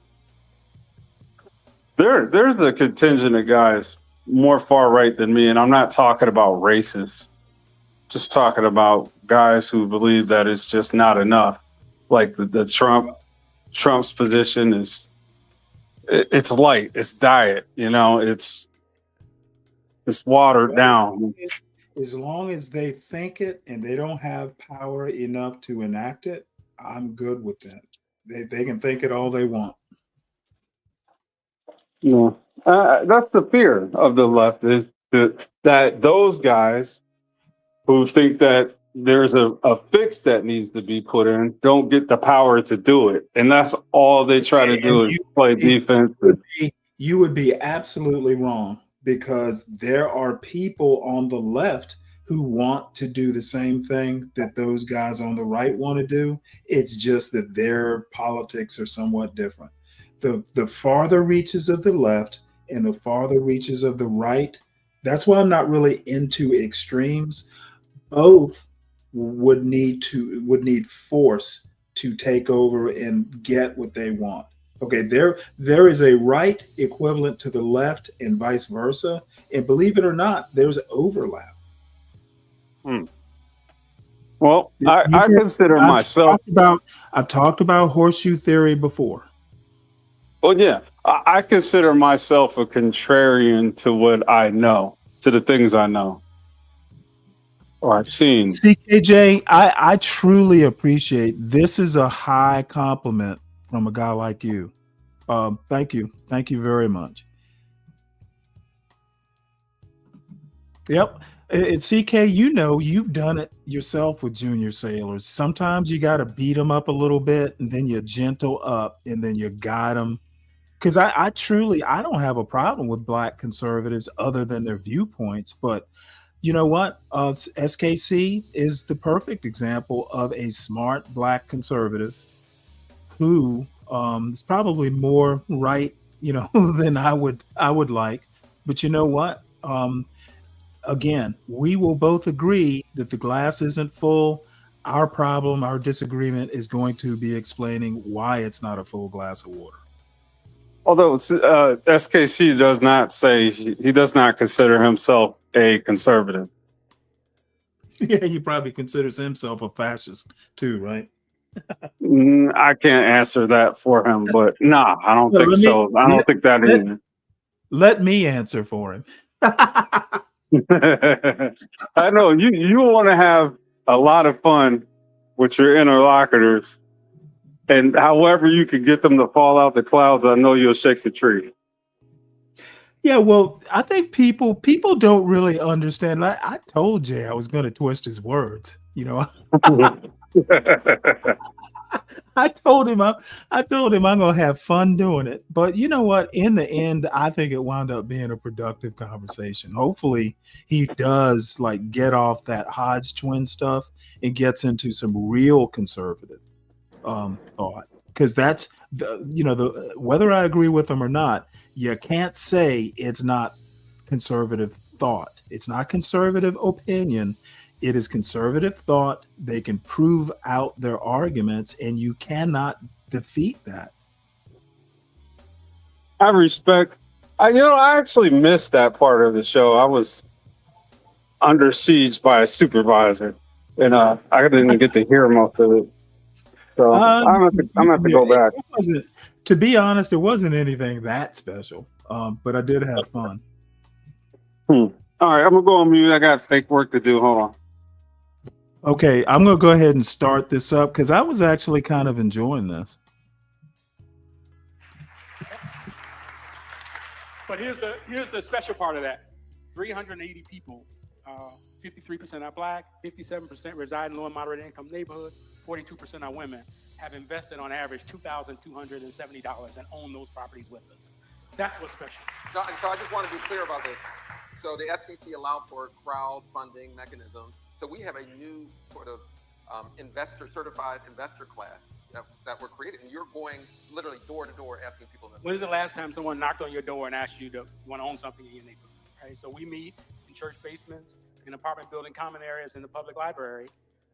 We sort of marry old school community organizing with fintech. Right. So our offering is registered with the SEC.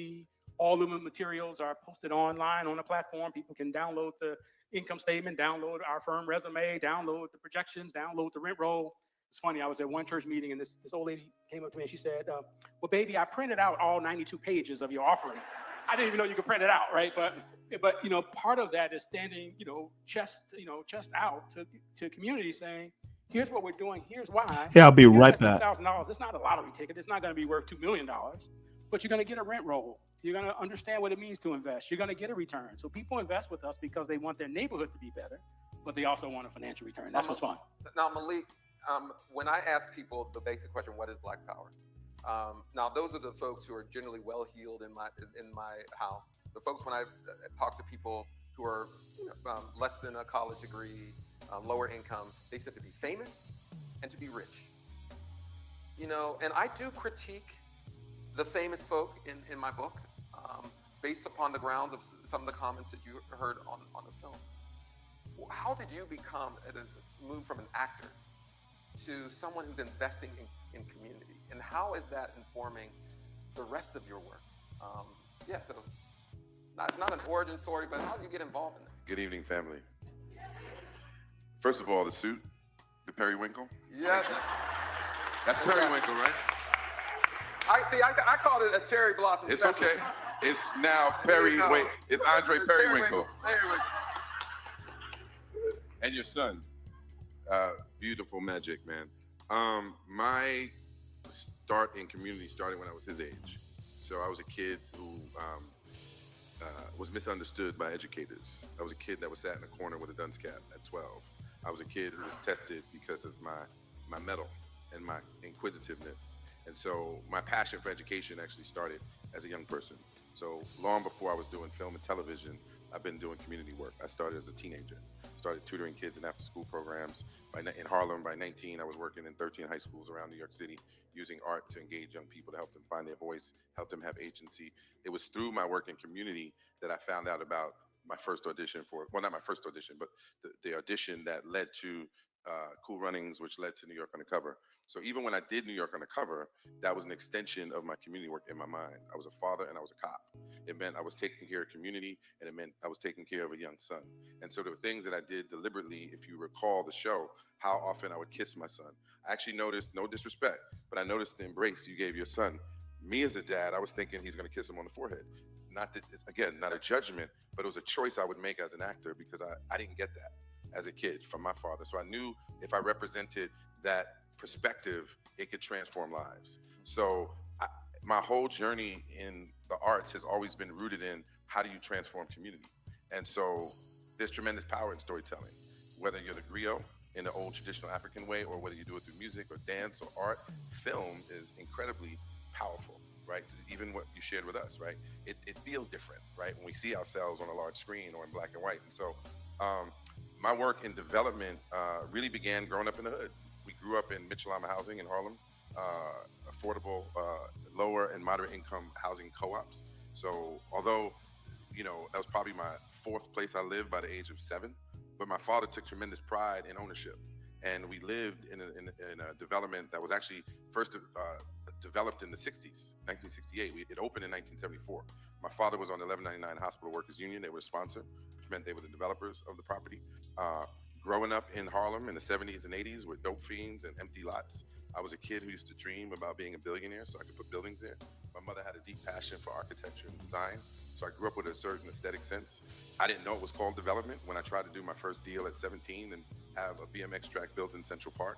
I just knew that kids needed a place to ride their bikes.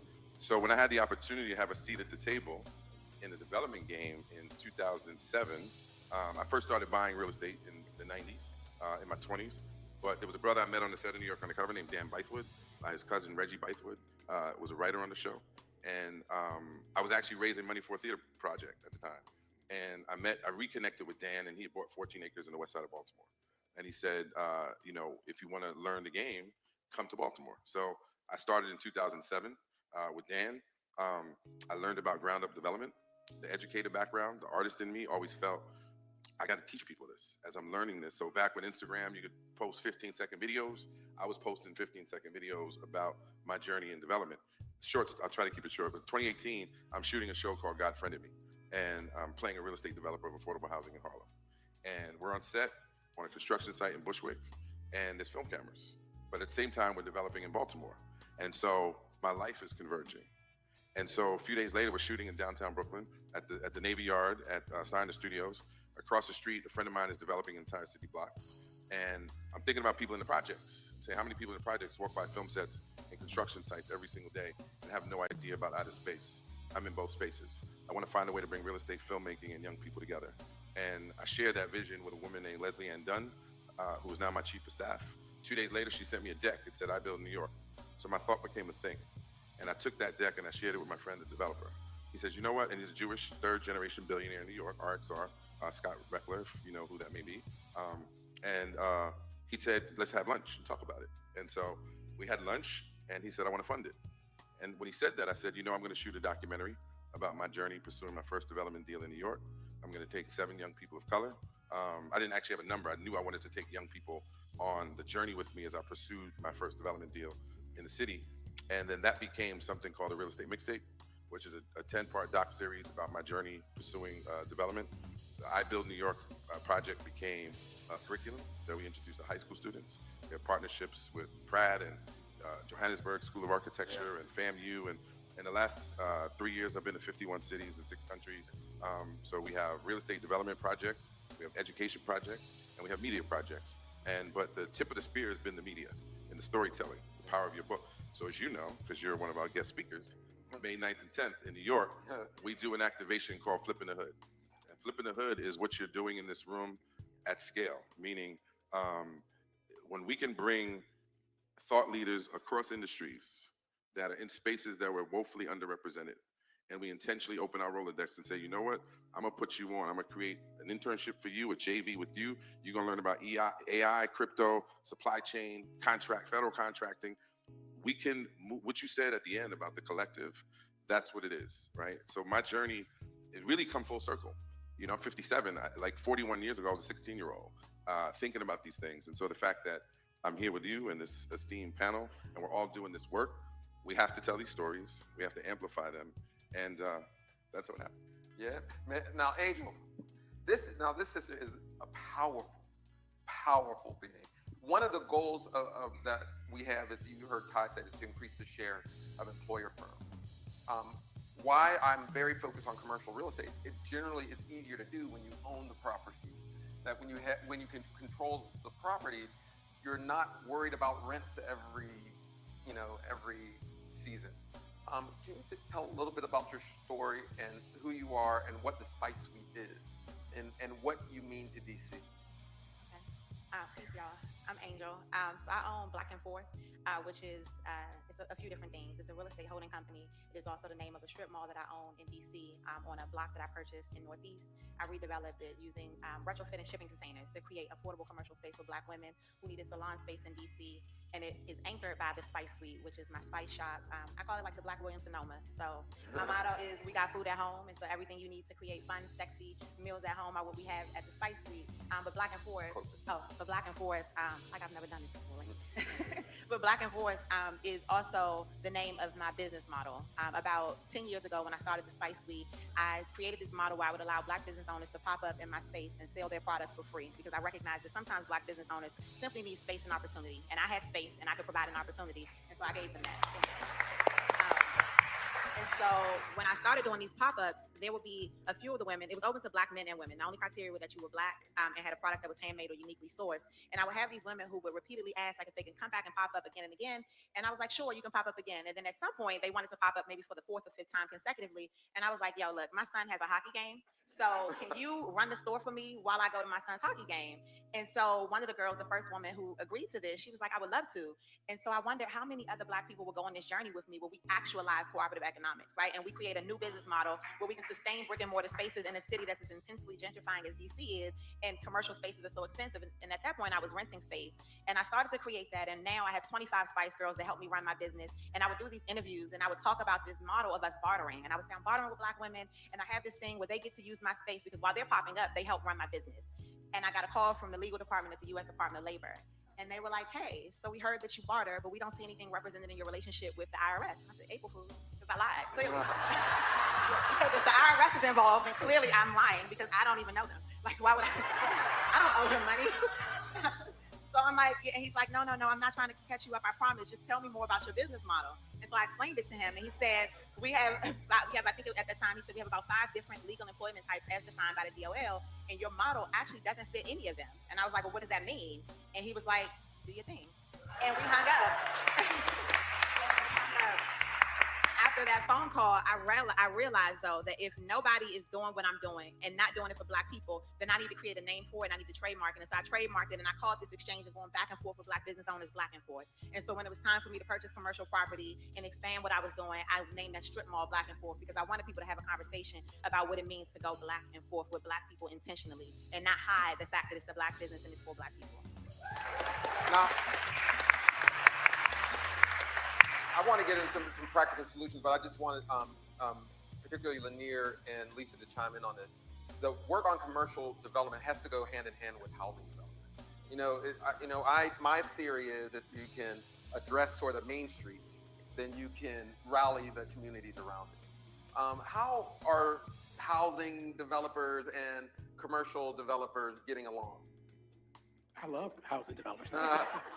Look, the commercial property is your first impression of a neighborhood. If the commercial property is blighted, it's dollar store, liquor store, check cashing, even if the housing is strong, it brings down property values. It attracts crime. It becomes a liability for the neighborhood. So, one of the things we look for is, we bought shopping centers in Baltimore in stable, middle-class Black communities intentionally. High traffic, densely populated, home ownership rates high. But the commercial property was a liability. 5 youth shot in the parking lot about a year before we acquired it. Fires, just disinvested. So the thought was, if we invested in the commercial property, it would raise home values, and you would do it in a way, because you had Black and local ownership, that doesn't raise the G word. As soon as you start doing something positive in the neighborhood, people are like, oh, gentrification. Well, we're able to improve the commercial corridor, and Black people don't have to move. And nothing raises home values like a Starbucks coming into your neighborhood. As soon as you see Starbucks, the property values go up. But the one thing that I will say, building on what you said, Lanier, and I loved it, is where I want to see commercial developers and housing developers work more closely is on the appraisal gap issue. Because if the property, whether it's commercial or for residential, is being deflated, that means you have to come up with that much more capital in order to make the deal work. And if we can get rid of appraisal bias from our communities, then that means you need. And let me, I just noticed that Be Brave is doing a show. So Jay just went back over to Be Brave, which is no surprise. But, I have to give credit to Jay. He's like, yeah, Stanley twisted my words, and he says he likes to twist words, which is true. But, Jay's at least good enough to say, hey, he gave me some Black conservatives, to listen to and, to read. So what does Ryan do but get up there and start going on about how Stanley hates Black conservatives and he hates Thomas Sowell? Well, no, I don't hate anybody. And I literally recommended these Black conservatives, and I literally said, if you have to be a Black conservative, at least be a smart Black conservative. People need to understand that just because I disagree with your worldview or your point of view or even your interpretation of American history, it does not mean I hate you. It means I disagree with you. I don't know what it is with these people who just want to turn every disagreement into a melodrama. It's really annoying. And to me, it just speaks of like a low threshold for intellect. Disagreement does not mean hate. Less capital to get the project done. You're not throwing good money after bad, and you can get the deal closed quicker.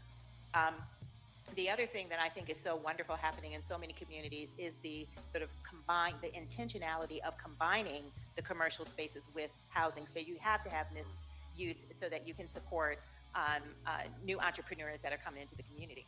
Now, Angel, none of this happens, or I should say, it's harder to keep people in place when incomes don't rise. But as an entrepreneur, how do you struggle with paying people a high wage, a living wage, and just maintaining a business in this environment? It's hard, but I think one of the things that I have been very intentional about is finding really good people, being very clear about what I need those people to do, and paying them a wage that I feel proud about, right? So because I think when I pay them a wage that I feel good about, I can brag about when I'm able to pay my team. It's a small team, but they are actually willing to do more for me when they're paid their worth, right? Like, it's really hard to ask a whole bunch of people to do a whole lot for you at minimum wage. But if you get This is a very interesting look that she has. I would love to talk to her and ask her why. Or they're willing to, they're a bit more flexible. Why? So I think sometimes we have to, the same way we think about scaling our business in terms of multiple locations and going into big box retail spaces, we have to also think about scaling our employee size in the same way and do it at a pace that makes sense for us. So sometimes it's not about getting to a point where we have 50 employees. It's having a really good 5 that'll hold us down for now, and then just going to 6 and not 16, right? So just scaling slowly. Yes. Now, we actually have to close out here, but I want you to give the audience some very practical advice on building up the real estate assets in their communities. And we'll start with you, Malik. I think it starts with education. You know, when you talk about, if you ask 10 developers what's development, you'll get 10 different answers. And I think that it's really important to help people understand it's not just the construction work you see, but who acquired that land, who financed it, who's your engineer, who's your title company, who's doing the mortgage, who's your banking, your investment, committee at the bank, who is, doing your entitlement. So I think that it's really, really important that we understand how the game works, so that when we do come in our communities, like I experienced, we're in Poppleton, right? So I'm sure you know our development and some of the challenges it is mixing. Yeah, unfortunately, I ate all the crackers. Rented is challenges that can come with that, and some of the biggest challenges actually are what happens when you develop in a traumatized community. They can't always appreciate what you've done, and so when we are developing in our neighborhoods that have been disinvested in, we have to deal with the trauma. Because they will break into your building, they will set your garbage cans on fire, they will organize in the community and speak ill of you. And so that's a commitment that you have to also make. It can't just pencil out and make sure that you're going to get your returns based on your financial investment, but you have to make a spiritual investment, you have to make a mental, emotional investment. And so, but to me, it's all about education, which is why our slogan at Yob Development is builder of people, places, and things in that order. You want to just chime in on that? Two quick things. We're talking about Andre's book tonight, but Andre and Tracy gave me a platform as a non-resident senior fellow at Brookings to write the Buy Back the Block playbook, which really outlines how you identify a piece of property, how you put a deal together. It's on the Brookings website. It's free.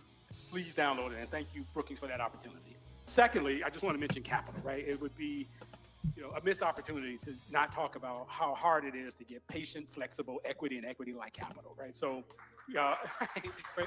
we've benefited out. You're going to hear from Joe. I mean, Living Cities provided the first $500,000 that allowed us to buy. Let me just make a quick commercial break here. Everybody, please make sure that you hit the like button. Also, make sure that you subscribe to the several channels. Subscribe to the Stanley Cross channel. That's my personal channel, Stanley Cross 6000, at Stanley Cross 6000. Please make sure you subscribe to the John Gall Urban Landlord channel. And please make sure you subscribe to Urban Landlord Clips, preferably all 3 channels. My channel, I tend to do things like, short video essays and the occasional clip. Probably going to clip a part of this show today, the Jay and Stanley back and forth about whether Black people should be grateful to white people or not. I thought that was actually a pretty good conversation. So I'll probably clip that overnight. And make sure you support the host. It will be the weekend one day.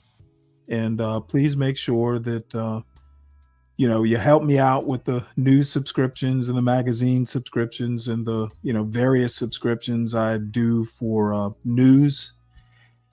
And also make sure, hey, wouldn't hurt to have a Bud Light every now and again towards the weekend. And also make sure you support our executive producer, Portia J, who I saw her in here earlier today. She's probably busy. But make sure you support the show, Stanley versus the World. And Kelvin Watt, I don't know. I don't think he was a troll. I just heard him a little bit over on B Brave's channel, and you know what? He didn't trash me. So I think he's a good guy, and hopefully he'll go and he'll get into some Thomas Sowell and the other black conservatives. That way he starts from a good, solid conservative foundation. I don't consider people like Brandon Tatum and the Hodge twins actual conservatives. So anyway, let's get back to this Brookings conference here. Our first shopping center and to really build out our model. And it was patient capital. You got 5 years. It wasn't, break your kneecaps, although Joe could probably break a kneecap. They wasn't break your kneecaps. And it allowed us to then scale our model. So more, philanthropically motivated impact capital that allows us then to give our community investors a market rate return. We need more of that. So I don't want to miss the opportunity. We formed a fund that has MacArthur and Kresge and McKnight Foundation, big philanthropic investors that invested on average about $2 million and said, go make the community better, educate the community on how real estate works, and give people a return that looks like 12 or 15%. To have philanthropic capital that wants to see that happen, that's wealth gap closing. That's racial wealth, racial justice investing, and we need more of it. Just two things. I think one is that we have to support the existing businesses, right? Like it's really hard to make a case for new businesses to get funding if there are a bunch of failing ones, right? So just really being intentional about supporting the small businesses that exist. And two, be civically engaged. Like so much of what I've been able to do with purchasing Black and Forth was me going to the council and going to the mayor and letting them know, like, I've done a whole lot for this city. It's your turn, right? Like it's your turn. And I don't want a loan. I want a grant, and I'm not giving you the money back. I need my money. Run me my money. And so I think we need to be able to we have to position ourselves to be able to make those types of asks, though, right? Like I didn't go to them asking for $1 million grant without having done anything for this city. So I think being civically engaged as a small business owner is extremely important, and it's something that's often overlooked. We don't realize the role that we play in policy, the amount of legislation that I've been able to co-author in this city to be able to help other Black people, the commercial property acquisition fund that helps to write with Councilmember McDuffie so that other Black business owners. Calvin, yeah, he went back to B Brave's channel, but he said, "Hey, yep, I went up to Stanley's panel and I talked to him. He didn't trash me. He basically said that, oh, hey, yeah, he likes to twist your words, which is true. And he also noted that I gave him, some actual solid, academically, inclined Black conservatives. I would much rather him, learn from a Thomas Sowell or a Glenn Lowry or Walter Williams, especially, versus the Hodge twins. So, yeah, I didn't. Why wouldn't he go back over to Be Brave? He likes Be Brave. Just get access to capital via grants to be able to support their businesses and being able to purchase. I think it's important. Lisa, close us up with some advice. Yeah, don't forget to pull somebody up with you. There are a lot of successful people in this room, and if you're not mentoring somebody else, a younger person or someone else in your community, and helping them to be successful too, what are you doing?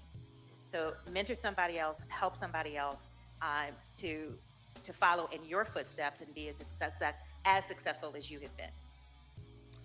Well, with that said, we're going to move this way towards the table. Please give this kitchen table a round of applause. Okay. Oh, that's okay. Okay. Now, I'm really excited for this next table, right this way, because some of the most controversial issues we face is around religion and family and all these different areas. So I'm going to ask this next panel to come up as Fenaba Ado, Associate Professor of Public Policy at the University of North Carolina, Chapel Hill. Tonya Wellens, President and CEO of the Greater Washington Community Foundation. Thomas Bowen, Founder and CEO of Engaged Faith, Minister, and he's Minister of Social Justice at Shiloh Baptist Church. And last but not least, Calvin Mackey, Founder and CEO of STEM NOLA. Please break this down. Now, Calvin, I'm going to start with you because you're the bridge from this last discussion to now. I love what you do with STEM NOLA there was a picture. If you looked at the pictures with my son, there was a picture of Calvin Mackey and I holding up my son. And it was because my son participated in this wonderful program called STEM NOLA. Explain what that is, but also explain what you're doing in New Orleans East in terms of property acquisition, and I'll explain why it's so important to me. All right, thank you, Andre. My son is here tonight, Miles, who's a senior at Howard University in mechanical engineering. But at the time, I was a professor at Tulane University, first and only African-American ever trained in the history of college engineering at Tulane. I came home one day, and my son was in the 3rd grade, and he said, Daddy, I don't like science anymore. I said, boy, you're crazy because it's in your DNA. When your mama was playing that crazy classical music to her stomach, I was whispering Newton's 4 laws to her belly. He said, no, Daddy, the teacher just talked to the board.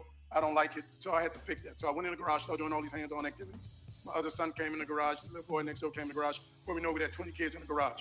Over time, we saw these kids' whole dispositions change. Their lexicon changed, their confidence changed. The words that they was using was changed. So my wife and I took $100,000 and took this model to the community and started going out to recreation facilities. We started bringing STEM to the community rather than forcing the community to come to the STEM.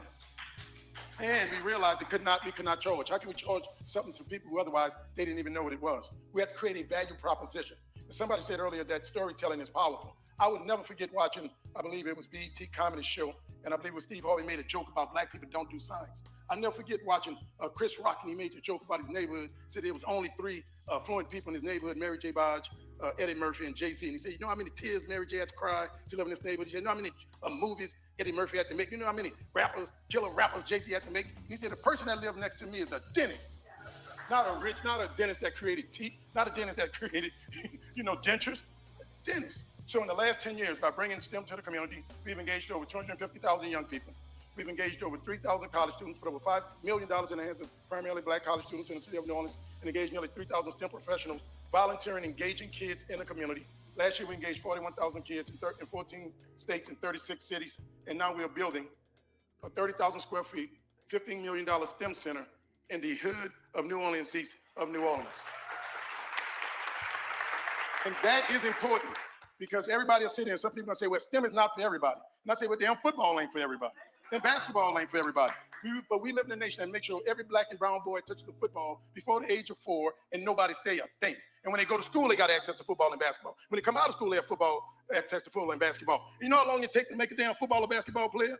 18, 19, 20 years. So when I say I want to put STEM in the hands of every kid before the age of 4, people look at me like I got horns on my head and I don't know what I'm doing and our kids don't want it. But if we never expose it to them, guess what they won't be? A scientist, a technologist, an engineer, and a mathematician.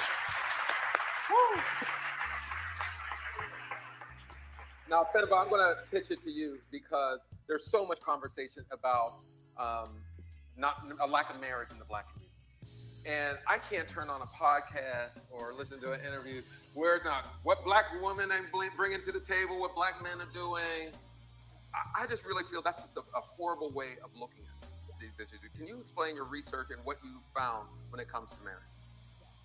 So I think, when you showed on the results from your research that a father missing from the household is associated with lower life expectancy, we focus on the relationship or the marriage. And we don't focus on the socioeconomic status of our households. And the work that I do focuses on the role of wealth and how the racial wealth gap, in particular the black-white wealth gap, is associated or is also with family structure and outcomes such as social determinants of health, which you look at. Even more importantly, the lack of a private safety net, which is how we think of wealth, is the reason for why we see the outcomes that we see and not necessarily family structure. And so I'm a public policy professor, and so I'm gonna talk a little bit about policy. That's right, go for it. And we have seen a rollback of our public safety net. We don't have a public safety net, so when households experience shocks, such as health shocks or wealth shocks or unemployment, issues that are very pertinent to our lives right now, and you don't have the wealth base, it can lead to or is associated with poorer health outcomes.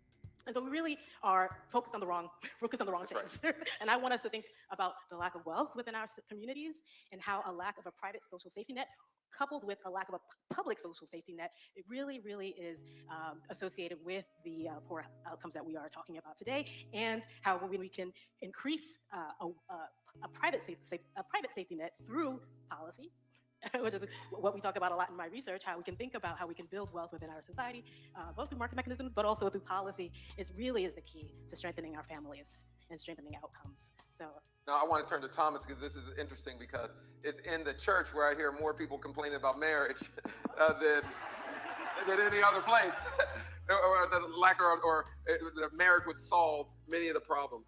But one of the things, I want you to talk about that, but one of the things that we saw is that religious adherence, or the propensity of folks who go to church, is a negative correlate with life expectancy. Now, just to be clear, going to church does not make you sick.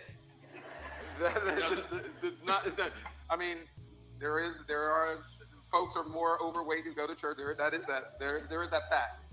But what it's telling me is that people are going into church sick. That there's the suffering in the neighborhoods that is being reflected in this metric. So can you just talk about the church's role in all of this? Because from an asset perspective, they own property. They can conduct programs. What is the church's role in addressing some of these issues? Well, Andre. Get in the church, brother. As you rightfully point out, that correlation is not causation. But before I delve into that, I'm of that James Baldwin ilk and what he says about America. I love the church. I love it so much that I reserve the right to critique it. There's no one more critical of the Black church than I am.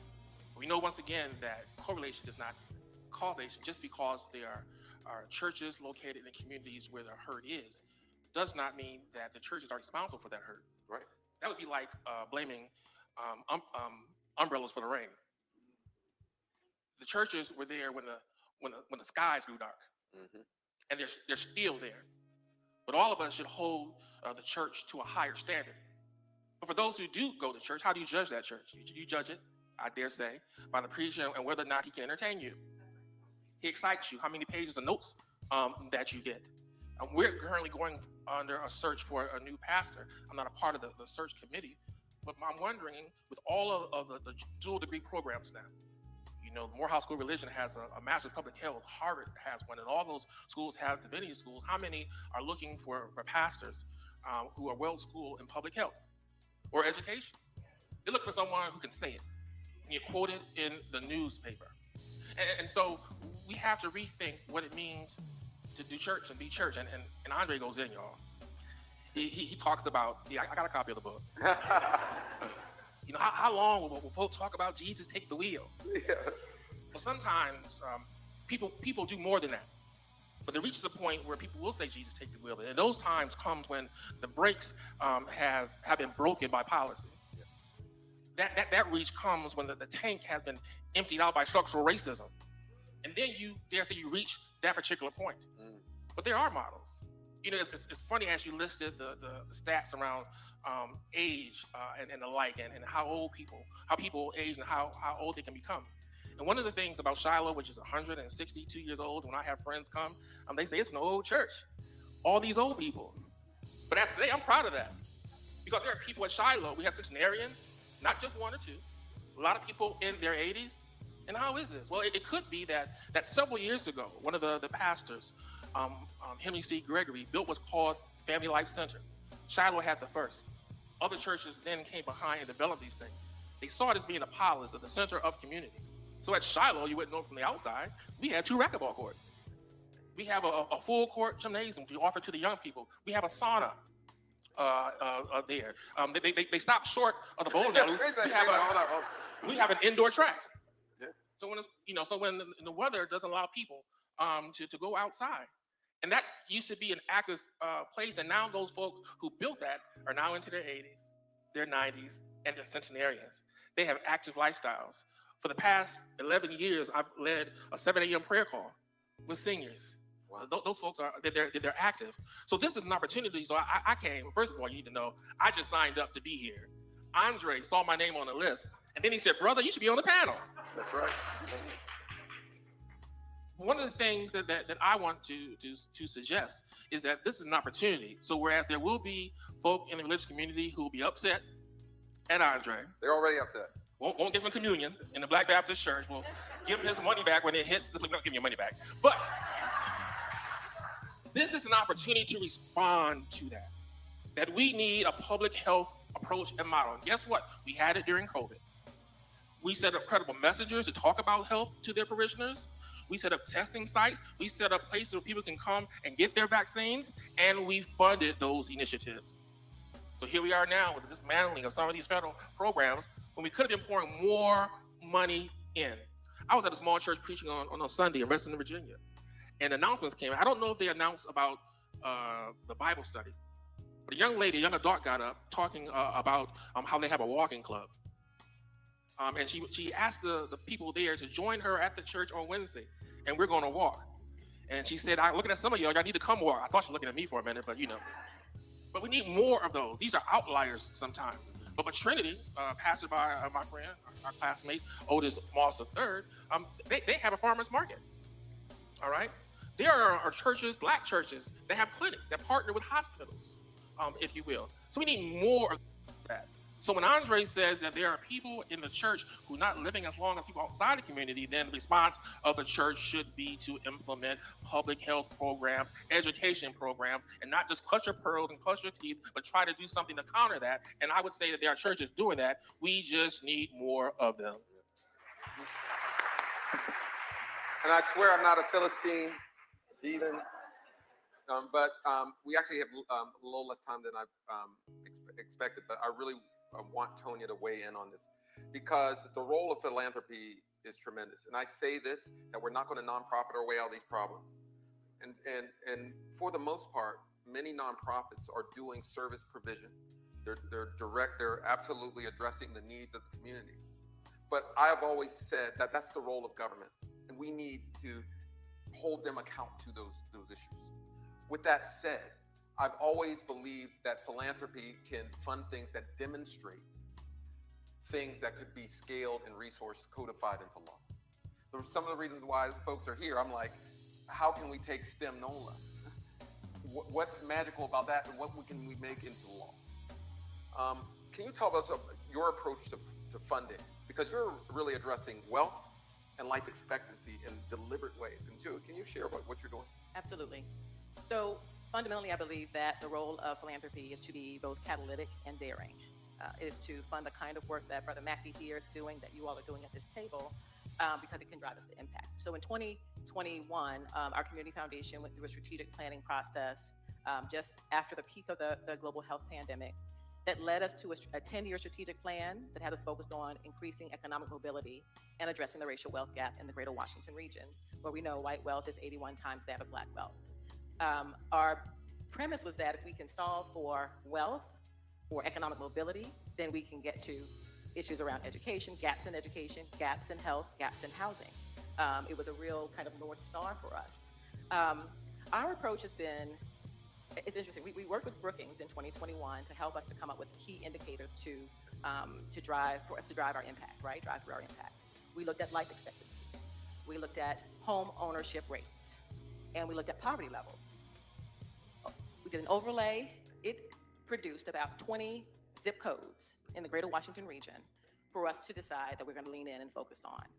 So whenever we have discretionary resources, we are driving those to those 20 zip codes across the greater Washington region. Whenever we are engaging with our peers and partners in philanthropy, we're driving towards impact in those neighborhoods. In the book, you note, Dr. Perry, you note that place is not neutral. Place matters, is what we're saying. Right. We cannot continue with a spray and pray approach to philanthropy. We have to be incisive and deliberate about where resources are going and how we're using them. Just a couple of examples.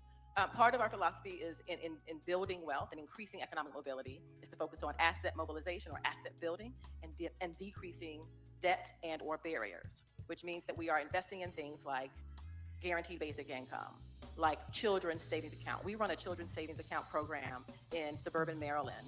We're working with 2 public schools, one in Montgomery County, one in Prince George's County. We're investing $1,000 a year, K through 12. When those kids graduate from high school, they'll be able to redeem the nest egg, use it for entrepreneurship. They can use it for a down payment, I say in a small condo in Bowie. they'll be able to roll it over into a qualified retirement account, or they can use it for education. 4 qualified uses using philanthropic capital. We use philanthropic capital for down payment assistance for home ownership.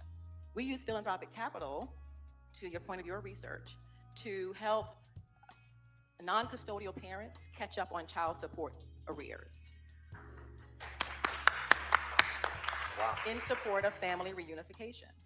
We use philanthropic capital to buy down medical debt, to lower the barriers for all of the other wealth prospects and wealth opportunities that families can pursue.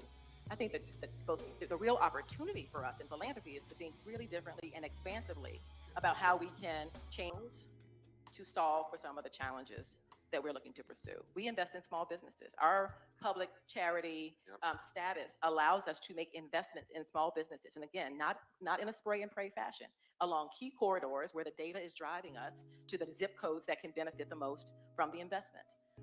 There's so many things that we can do, and I really appreciate that the book can create a roadmap if we spend time around the kitchen table and thinking through strategies that are going to move us towards the kind of outcomes we want to see. Jump in real quick, because a lot of so a lot of what you speak about is a lot of what we talk about when we think about ways to kind of close the racial wealth gap. And we think about, we can work with existing policies such as building out the earned income tax credit or reinstating the child tax credit that we saw brought a lot of families out of poverty during the COVID-19 pandemic. But we also think innovatively, like how can we think? And so we've seen a lot of proposals in places like Connecticut putting forth opportunity accounts or baby bond proposals, which are trust accounts for any child born into the United States, and pegging it to your wealth so that when you become of age, you can use that money for home ownership, higher education, starting a business. So we have some really great ideas out here on ways so we can build up the wealth of our communities and our families so that we can see them thriving and yes, and yes. I just want to tie it in right quickly, Andre. You and I was just in San Diego at the ASU GSV Venture Capital Learning Innovation Conference. I see Jason here do the AI stuff. Venture capitalists pulled me in the room and they started talking to me about my model. And what I did not know was that Andre was going to be in San Diego. When I saw it, I ran over to his book signing. But I did not know that the chapter that he wrote about the work that I do and some other people, the title of that chapter is The Community as a Good School. The venture capitalists want to talk to me about my model and how we were engaging communities in education, because they believe this whole dismantling of the education system is a reset. And going forward, money going to be distributed just through the state, but to like pods and micro schools. And people otherwise can manage the money, do what they need to do by their kids. So the chapter, Community as a Good School, is right on point. We've been doing this for 12 years and couldn't get people to fund us. Yeah. And now the venture capitalists are going, how can we replicate this across the nation? And we do have a model that's sustainable, reproducible. Boston Consulting Group built a model, and I agree with you 100. And I agree with him 100. We can't nonprofit our way out this, but we got to build these social impact organizations that operate like business and generate money and wealth and do the things we need in the community. We do our work in the community, not outside. Thank you, man. And the church has something to say, or it should have something to say. One of the many shortcomings of the church is there's too much concern about the 10% tithe and not enough concern about the 90% of the earnings. Yeah. Misplaced there. But there's hope, right?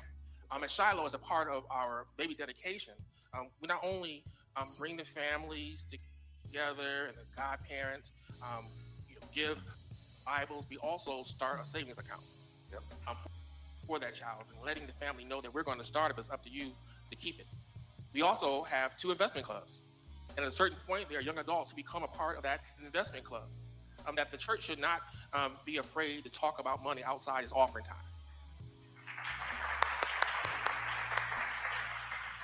And we should engage them in a conversation about wealth.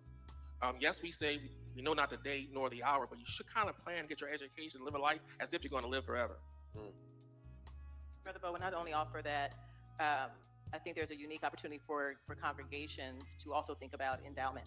Yeah, that's right. With the decline in church membership, thinking about the future of religious institutions and other community institutions is going to have to be a top priority for sort of preserving Black community. One of the things, again, that I'm really proud that we invested in There are a couple of community institutions in Ward 7 and 8 where we invested in helping them to pay off the mortgage so that they could own their physical plan. So as the economic tides, rise and fall, they can withstand the storm in providing the services that they offer because they're not worried about being priced out of the market. I think it's the same case for these, tried and true community institutions like religious institutions in our community as well. And Harper Memorial in Detroit, it's my understanding, is the one black church that has been creating an endowment for itself. St. James AME in Newark, which was pastored by Reverend Matthew Watley's father, they discovered that they were sitting on money, that the windows in the church, the stained glass windows, were actually original Tiffany windows. Wow. Got them in praise, and the rest is history. Now I'm going to ask Joe Scantleberry of Living Cities to close us out. But please give this panel a warm round of applause. Now, I'm going to depart. What I'm going to do, I'm going to go outside. Please stay seated. I'm going to go out there. I'm only going to stay for a few minutes. Your books are already signed if you purchase them. And if you want to purchase another one for your auntie and your grandmother, please do so. But I just wanted to say two things. That I'm very proud of the people who were on this stage today. My goal, I had just a few goals of this. I wanted to spotlight people we need to invest in, to show as an example, this can be done. In addition, there are two things that need to happen over the next 2 to 4 years. We do need a defensive strategy. LDF, the Lawyers Committee, there are great people doing great work defending our democracy. I see Damon Hewitt out there right now, the Lawyers Committee. Please give him a round of applause. Like, they are holding us down. In addition, the policy people, we need to show what we're fighting for. There must be a legislative agenda, right? And so what I'm hearing on this table, these are things that we need to apply to policy. And so over the next few years, I'll be working with the folks here at the table, some of you out there, to really put together a legislative agenda that makes sense. That's the whole purpose of this Black Power Score. So with that, I'm going to have Joe say a few words, and then we're going to move on out of this space. But thank you very much.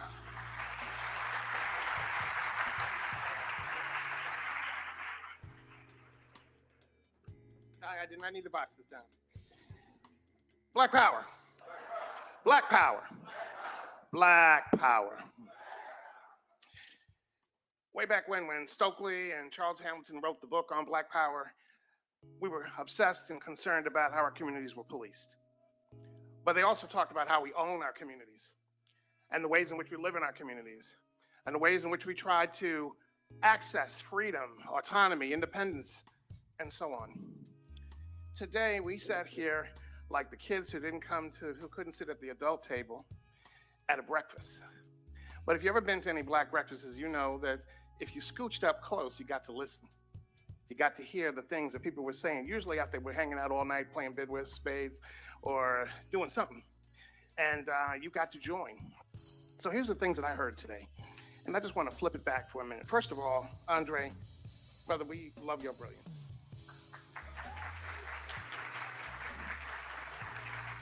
We love your heart, and I do wonder where I can get that periwinkle suit in a size 52. Short, of course. Wealth, human and social capital, environmental quality, safety, family. All of these things seem so common sense and clear, right? We've heard it all before. What we didn't hear before at the dinner table, at the breakfast table, was a couple of elements that I know everybody in this room is working on some aspect. Housing policy matters. Commercial ownership and SEC crowdfunding. That was a new one for me. I had not heard that, not in that way. We also saw and we know that this is about generations' work. This is about generations, and you saw it demonstrated very live. So a young man stand up here with his father, who I know he loves, but like my son, he probably takes for granted from time to time. But what I saw was all the pouring in that we saw on display, and all of our generations deserve that and need that. We also saw, and I love this, Angela, making space and opportunity. Damn, that's a book right there. But more than that, that's a song. Like, you know how we're all breaking our leg to figure out the, what do they call it? The boot stance? Right? What's it called? Boots on the ground? And to get the fan clap down? How do we actually make space and opportunity just as hip, just as real? Because for the work that I do, two things come clear. And you heard it in different ways. Yep, we've got to have a vision for the future. STEM, science, education, all comes together. Family and health. Many of us know how painful it is to have great ideas, but frankly, you just can't move the way you used to move because you're tired, you're broke, you're hurt, and you haven't walked a mile in a year. Guilty. We also know that philanthropy and capital. Philanthropy is not enough, but we have to encourage philanthropy to do its part. To be bold, to be courageous, to be committed, to stay the course, and more importantly, to shift the conversation from charity to strategic investment. Lastly, I know y'all want to get out of here. There's a party down the block, I'm told. We have to have the faith that the dark past has taught us. We have to have that faith. We are no longer having a civil rights conversation. We're having a conversation around dignity and the vision for this country. We have to have the ambition to build, not just for Black people, but to build what the nation needs. And we have to do it for the whole nation by doing it for ourselves. In much the same way in the 1920s, we had to create the associations, the insurance companies, the housing, the healthcare, the schooling that we needed when people didn't think we were worth the humanity that we are, worth our own humanity.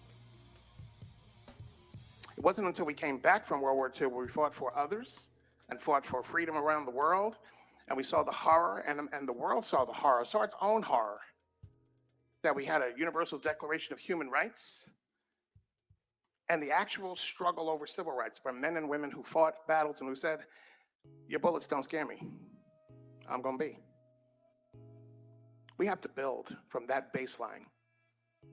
And I wouldn't do anything justice here without thanking the panelists, Ty, for kicking us off, all the wisdom that was shared very quickly. Let's create the table that we need. And many of us are doing that. Let's do it together, create the opportunity. And as we say in the Black Power movement, keep the faith, baby. Keep the faith.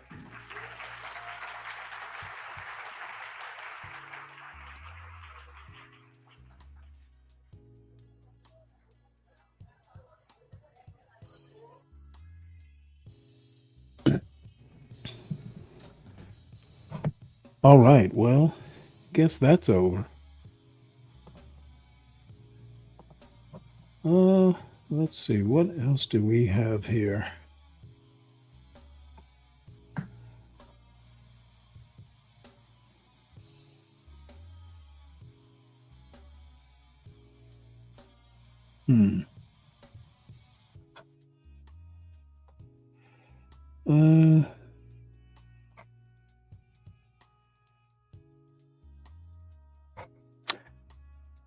Trump did do a little quick news conference, which I don't think I'm going to bother with. I'm sure he didn't have anything worth hearing if it was just a short little thing.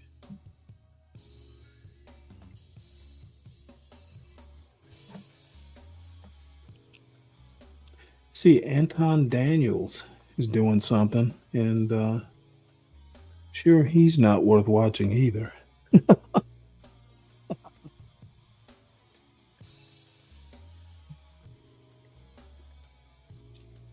Give me one sec here.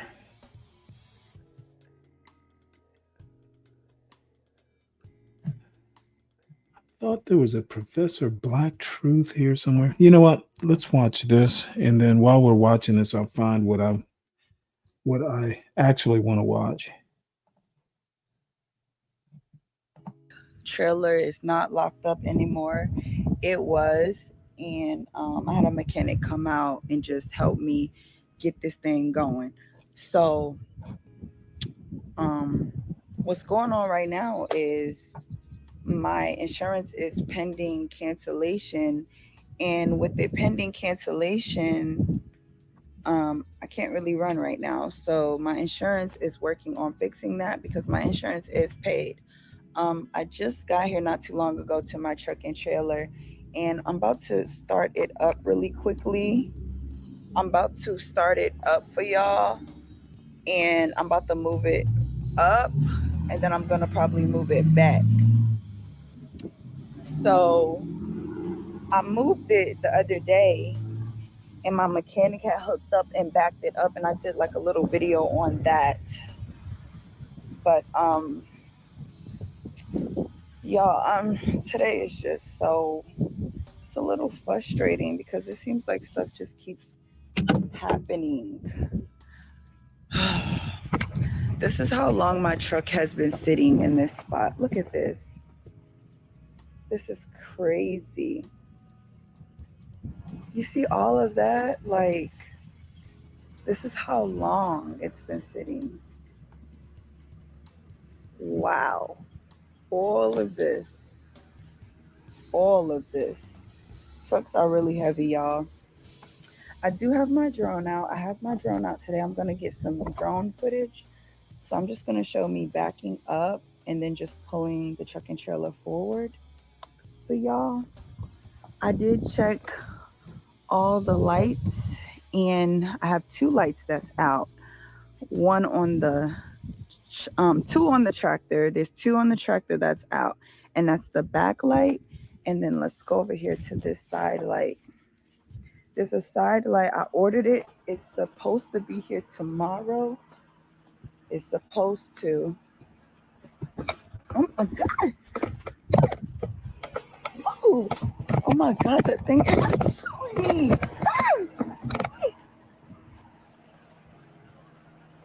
I don't know what that is. But this side light is out right here. It's not working, so I ordered it. So we're just about to move the truck up and then back really quickly. Nothing too crazy, and get it to start. So I am gonna move the drone kind of over here. Let's put it like right here for now. And then let's do a start. Let's hear this Detroit crank up.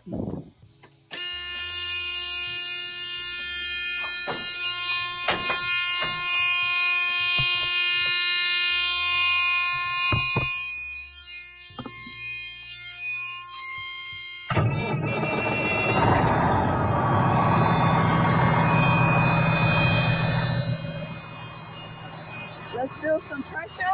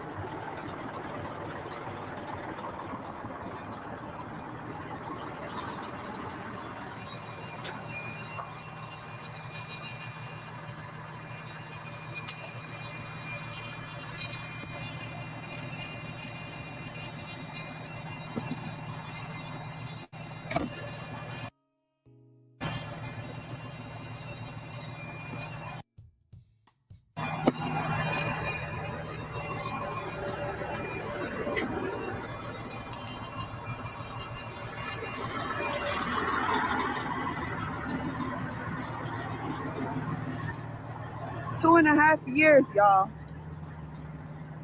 2.5 years. I need new reflective tape. I bought some. I definitely bought some, y'all. I bought some reflector tape, so I will be putting that on. I do need some tires, so I'll definitely be getting some tires, especially on my tractor. Okay, y'all see the lights is working. It's been 2.5 years. Nice driving, Shirley, y'all. Y'all want to see the inside?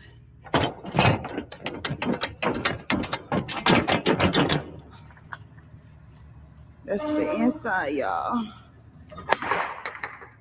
It's been a minute. Can y'all see us out there? Coco's Journey. Okay.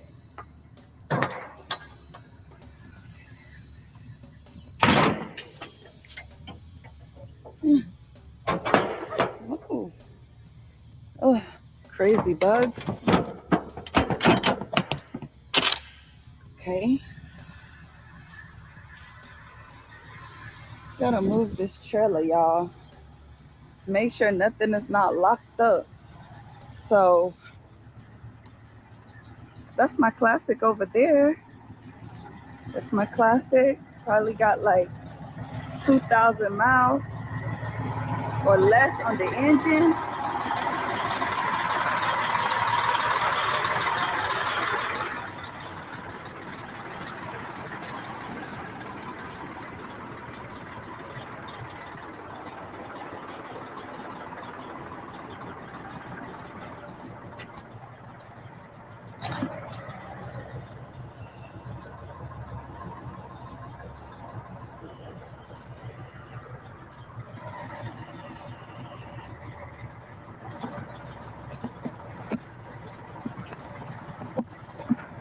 Gonna set the drone up really quickly. Let me see. Ooh, nice and hot. The AC is working, y'all.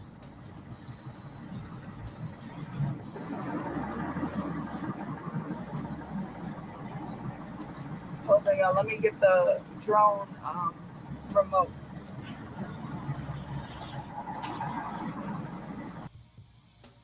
I was very frustrated on this day, y'all, from my tenant not being able to move in before I leave to go live on my truck full time, from housing authority dragging their feet with paperwork and inspections, not being scheduled on time, to not being able to book a load because of a pending insurance cancellation after they received my down payment money, and nobody being able to figure out how to fix the issue on the FMCSA website.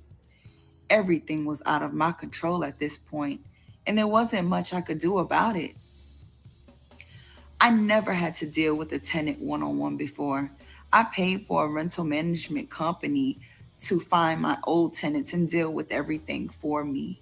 Now my mother is my manager, but I'm also involved and have say-so over everything. So it can be very stressful at times. Hopefully my place will pass the inspection on the first time the inspector comes out, because it's been over 7 months and I haven't made any money yet from my property. I never signed up to be a housing voucher landlord before, so this whole process is very new to me. On top of that, I never shut down my business before and had to restart everything all over again. The process can be slow, full of phone calls, and following up after everybody else's job. I didn't know it was going to be like this. This makes me never want to quit ever again or even take a break. I was also very hot and ready to just get out of town. It's been a very long 5 weeks for me. From starting my trucking authority from scratch and finishing up my duplex. It's already been a very wild journey, y'all. I don't even know if I'm ready for this new chapter in my life at all. But I know I have people watching from all over the world. So here I am about to push and fight through every obstacle that comes my way, because I know it's coming and it's going to come heavy. I can feel it already.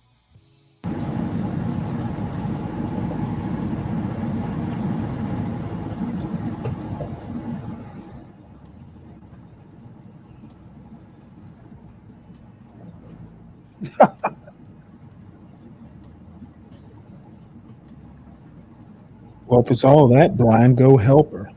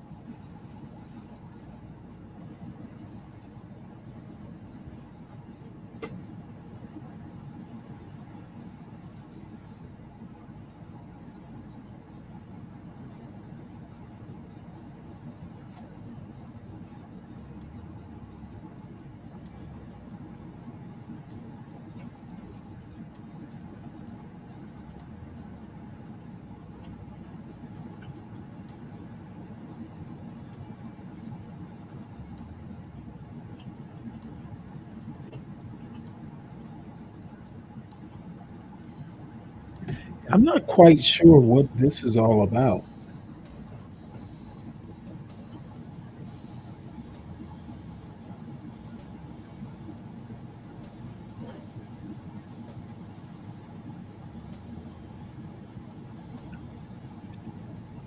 This is called Everything is Going Wrong as an owner operator.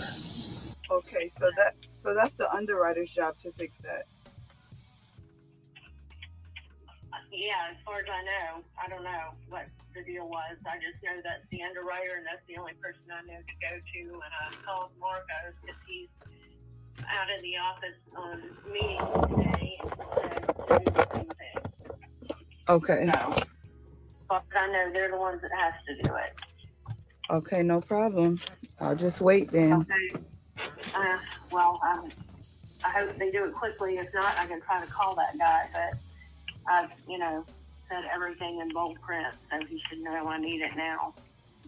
And as soon as I hear that it's corrected, I can let you know.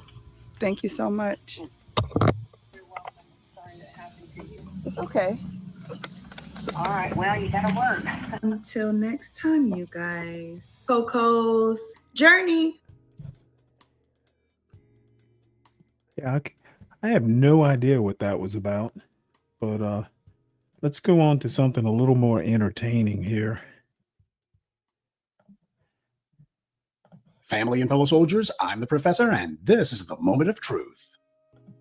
This morning's briefing is going to be about the Texas floods, and before we go any farther, I just want to let some of the folks know that I understand that everybody believes something, and that this might drift a little bit close to conspiracy corner, though for those of you who have listened to me for any appreciable length of time, like Dave Chappelle said, I'm a conspiracy theorist to a point. Now, some people have said that the Texas floods that have taken place was some sort of divine justice. I'm not necessarily a big believer in that, but people have said that, and hence we ought to discuss it. Is the recent catastrophic flooding that's taken place in Texas some sort of divine judgment? I mean, considering that the devil is in charge of that state, Greg Abbott, it's no coincidence, I think, that it happened on his watch and in his state. This is the kind of guy who basically is so arrogant and so stupid, if he could, he'd climb up on top of a mountain wearing steel drawers screaming, "All gods are bastards." That's the kind of reckless punk that he is. And of course, enter Donald Trump in this whole mess, because why not? He had no problem saying that California was to blame for the massive LA wildfires that took place there last year because they didn't take precautions. They didn't clear out the trees and underbrush, bad environmental regulations, etc.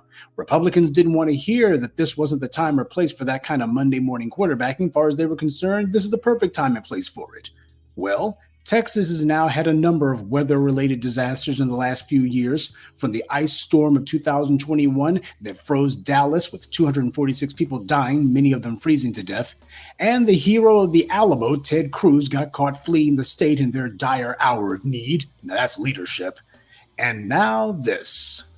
And yet nobody's saying that Texas failed to put in place regulations that would mitigate these storms, because this isn't the first flood that Texas has faced. Just like nobody got on Texas about the ice storm of 2021 and said, hey, you guys were the ones who demanded that you have windmills that weren't necessarily made to withstand bitter cold because, hey, how cold does it get in Texas? Well, they found out the hard way exactly how cold it gets. Texas largely does its own regulations when it comes to utilities, such as the power grid, which explains why it failed in 2021. They demanded that they not be subject to federal regulations. That's what Texas wanted. They said that their own in-state regulations were more than adequate for their needs. Well, as everyone saw in 2021, Texas' own regulations were not adequate for any needs at all. And yet nobody lectured them about their inadequate regulations or wagged the finger in their faces and told them that they've been through a number of ice storms. How come they weren't prepared for this one and they need to give an explanation? None of that was going on. The reprobates in the GOP always love to play games whenever a natural disaster hits a blue state. When he was in Congress, moron DeSantis infamously voted against sending disaster relief to New York after Hurricane Sandy. This is back when he was doing any stupid thing that he could in Congress to try to bring attention to himself. Nobody noticed and nobody cared at the time. And then later, when he became governor of Florida, he wound up having to beg Joe Biden for disaster relief. Go figure. Look, it's one thing to be provocative, but it's another entirely to be contrary simply for the sake of being contrary.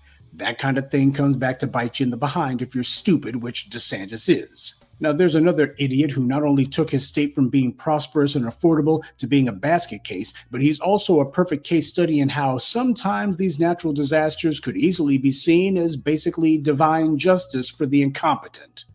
In this case, I think things should work the same.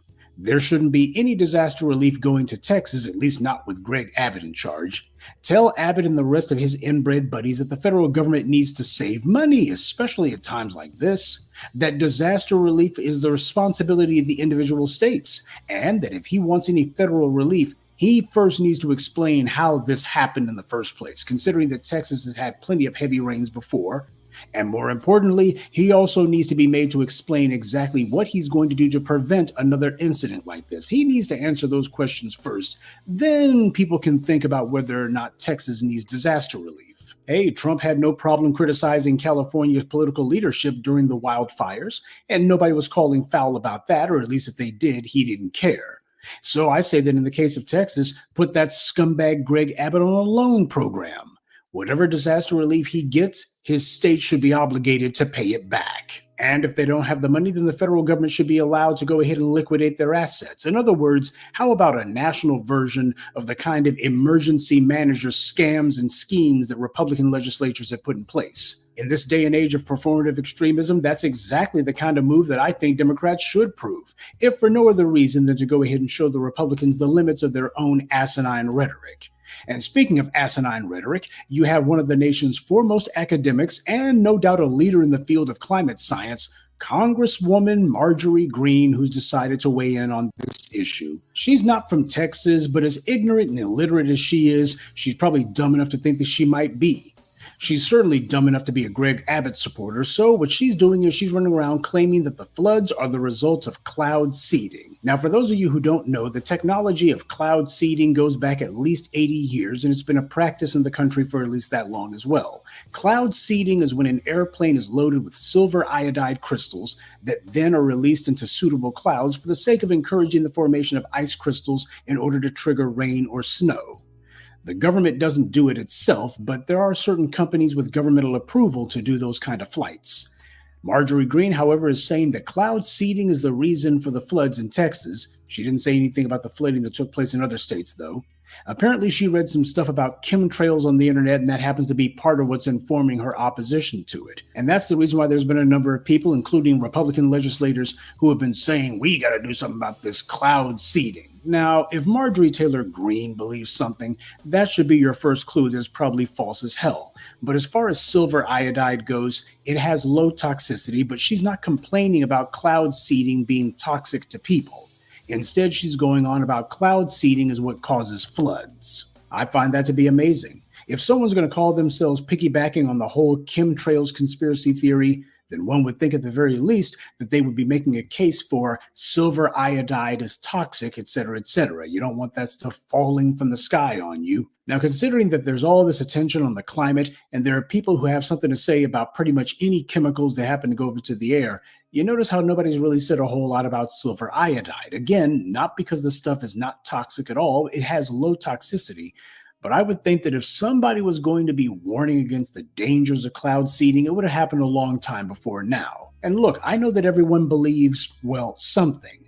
But truth of the matter is, I'm never going to believe Marjorie Greene. And sure, there's always the off chance that this might be one of those rare occurrences where a stopped clock is right at least twice a day. But again, I gotta tell you, if what you believe begins to overlap with a nitwit like Marjorie Greene, then you probably went too far down that internet rabbit hole. What's happening in Texas right now is not the result of cloud seeding. You would have to have a hell of a lot more silver iodide be released in order to try to make anything even close to what's occurred. What's happened here is the result of the collective incompetence of Greg Abbott and the rest of that gang of reprobates that he has behind him, not to mention some divine justice, according to some folks. I'm not saying the flooding in Texas is necessarily God's will, but I am going to say that he doesn't like ugly, and he has more than one way to show it. When Hurricane Katrina hit New Orleans, you had the Republicans in Texas who thought this was a good opportunity for them to get some digs in. They were actually calling the survivors of that disaster refugees if they went anywhere else. Well, I say the same thing should apply to Texas. In fact, if they move around inside of the state of Texas, they should be labeled refugees. And I noticed that nobody was talking about cloud seeding during Hurricane Katrina. Now, there were a number of conspiracy theories that were being kicked around by the locals as to what happened, but I didn't see anybody in the white media basically dignifying that either. It's like black folks are saying something, well, whatever it is, there can't be anything to it. Marjorie Greene says the cloud seeding is what caused the flooding in Texas, and nobody feels any need to go in on her because of that. It's like, well, what she's saying won't be believed by too many people, so we don't have to say anything. That's the problem that I got with all of this. You had a whole bunch of those little racists and rednecks over in Texas who thought that Hurricane Katrina was cause for celebration. And of course, you also had them little white supremacist gangs who were allowed to come to town. Well, in that case, just to show that there's no hard feelings, I think that it would be appropriate if a number of those folks from New Orleans went ahead and made a little sojourn over to Texas, for the sake of helping their neighbors out and maintaining law and order. And by the way, it's not just black folks from New Orleans. You could also have black folks from Houston who could help as well. After all, I'm sure that if a whole bunch of black folks who didn't live in the areas where the flooding happened were to suddenly show up armed to the teeth, nobody would mind. They would see these guys as just being there to help, right? Look, I'm not saying that the flooding that's taken place in Texas is a good thing. I actually don't believe that it is. But I also believe that when people decide that they're going to embark on a path of being callous and disrespectful toward the well-being of black people, well, you can't be surprised when Mother Earth herself decides to hit you in the mouth. The reaction of the white media to this flooding has been exactly the opposite of what it was with Hurricane Katrina, and what happened in Katrina was far more devastating. And during Hurricane Katrina, you also had the same white media and their commentators who were essentially blaming the victims of Hurricane Katrina for their own condition after the storm passed. Nobody was asking why it is that all of those folks in Texas didn't just get out of the way. Why didn't they leave? This wasn't their first storm, and it's not as if the rains just suddenly went from 0 to 60. One moment it was dry, and the next moment you're up to your neck in water. No, that stuff built. And that being the case, why didn't they just go ahead and leave, get to higher ground? These were failures of common sense. At least that's what would be said if these were black people that we were talking about. What's happening in Texas right now is not just an administrative failing by Greg Abbott, though it certainly is that, but it's also a moral and spiritual failing by the misleaders of Texas. Their own callousness, their own sick glee that they took at the suffering in New Orleans 20 years ago, all of that stuff I think is coming back to bite them. They're getting a taste of their own medicine. And while nobody seriously expects those good old boy goofballs to actually learn anything from this experience any more than they did from the ice storm a few years back, it does go to show that the old slogan is right. everything is bigger in Texas, especially the stupidity. Good day and be one. I'd like to take a moment to mention some of. Oh, I love this guy. All right. Well, the only thing that I don't know. I don't know that I like the tack of that video necessarily. However, I did notice something. I've never heard anyone refer to the mainstream media as the white media. I might start doing that. What the hell? Call it the white media. What's up? What's up there, McGreeby? How you doing? Really? Oh man, you better not be saying that around here. There's some Texans around here that are mighty proud to be in Texas. So you better watch your six. I personally think Georgia's way better, but you know, who am I? This is actually something that popped up into my algorithm. Every now and again, I get something interesting, and this is like a news special. This is some sort of PBS station or something down in New Orleans. But this, I'm not exactly sure what this is, but it's a 1988 news special, and it is a Detroit crack addicted mother. So some public radio show. So it sounds interesting. Let's check out this crack addicted mother.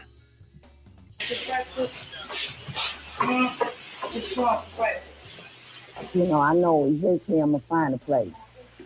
I will find a place because I know I'm doing right for me and my children. Come on, please stop. Stop acting like that, please. I'm a single mother, and I'm trying to raise my boys the best I can because I want them to have some kind of values when they get older. Pat Hurling and her 5 boys live in the lower half of a 2-family flat in Ravendale. Welfare pays the rent. Come on, get busy. Start getting your stuff up. I make the best of what I have. I don't know, it's just something about it. I don't feel poor. I know I don't have much. I don't value material things. I really don't. I would like to have better, but as far as just being poor, I don't feel poor. Is it coming off? Oh, good. Oh, that's nice. Go get your slippers. Put your slippers on. Pat and her kids face eviction in 30 days because the landlord is charging them to heat the whole house, even though the upper flat is vacant. Oh, what is that? What's that, bro? A house. A house. Is that a house? A new house? Oh, that's nice. So now they taking me off of vendor payments, and it's getting ready to get cold. And I don't want to see my children. I don't want to be in no shelter. I deserve better than that. Come on, Jamie. Is the bus coming? I was homeless once. I was in a shelter, and I never want to experience that anymore.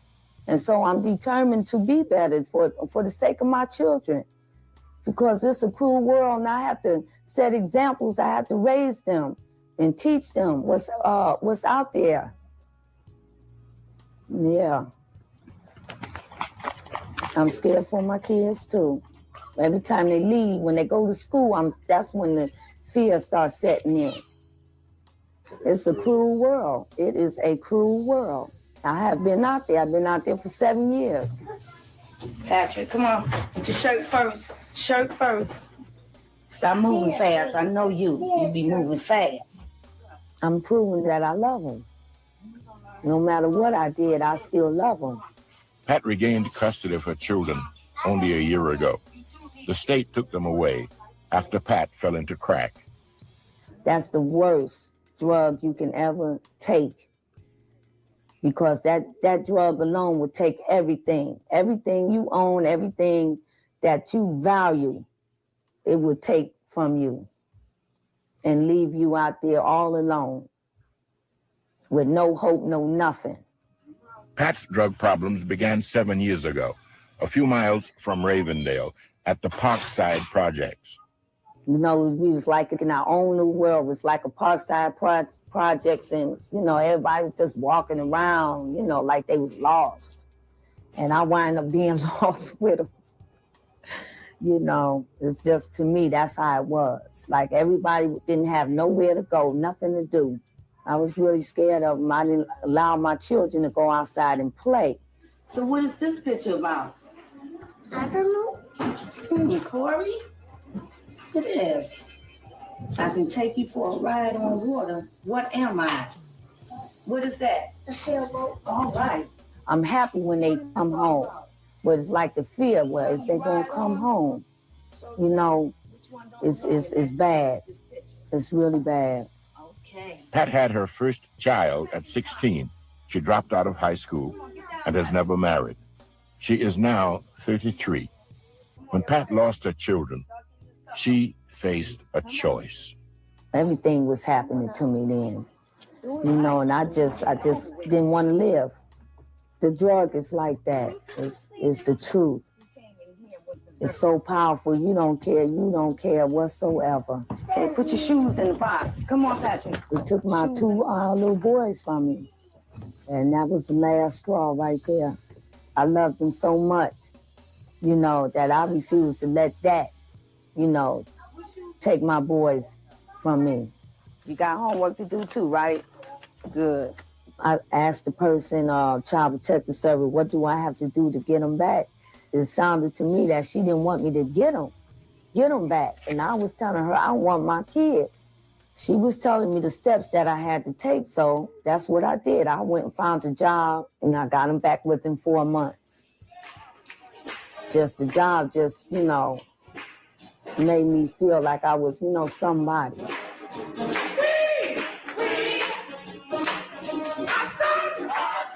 But it was still, that hole was still there.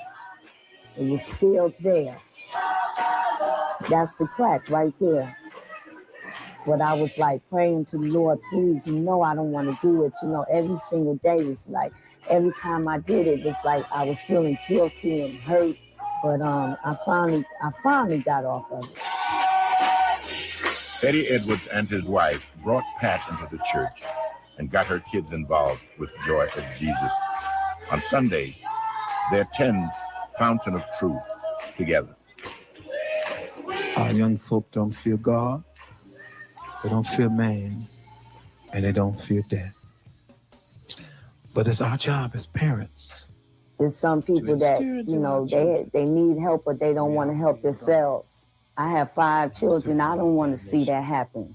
That they may come up. No, I don't want to be one, you know, a statistic, the homeless. Well, those bedrooms look good back in there. Yeah. They really do. Sure makes a difference, huh? Yeah.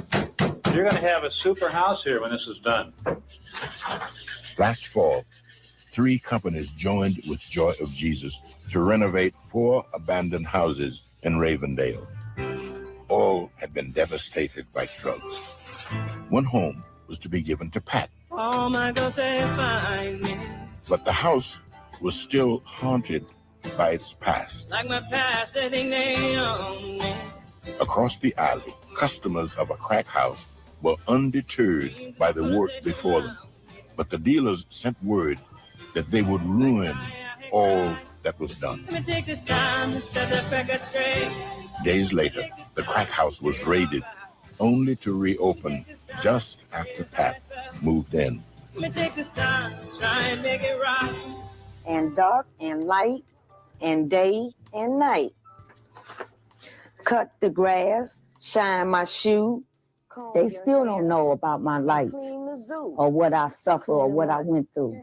My life is just beginning to change, you know, so I'm just picking the right time to tell them.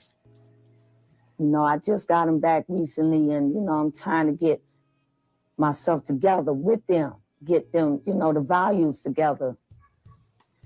That's what I'm trying to do right now. I'm trying to let them know that I love them. I pray the Lord, my soul to take. Good night.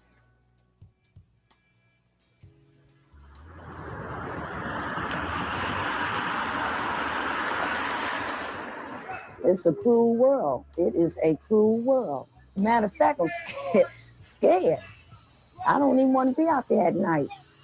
Here you go. Some more youngsters in the streets after dark, asking for something. What? I don't know. Death? Yeah. It's crazy. It used to be a lot nicer in this area. The only crack house around was the one on Camden. Now it's different. It's worth saving. It's worth saving. This is Camden. This is the street that I did a lot of dealing on. This was a major drug house. I used to make anywhere from $4,000 to $5,000 a night here, working by myself. I never knew Dwayne was doing what he was doing, but at one time I left Dwayne in a crack house for what, 72 hours? Yeah.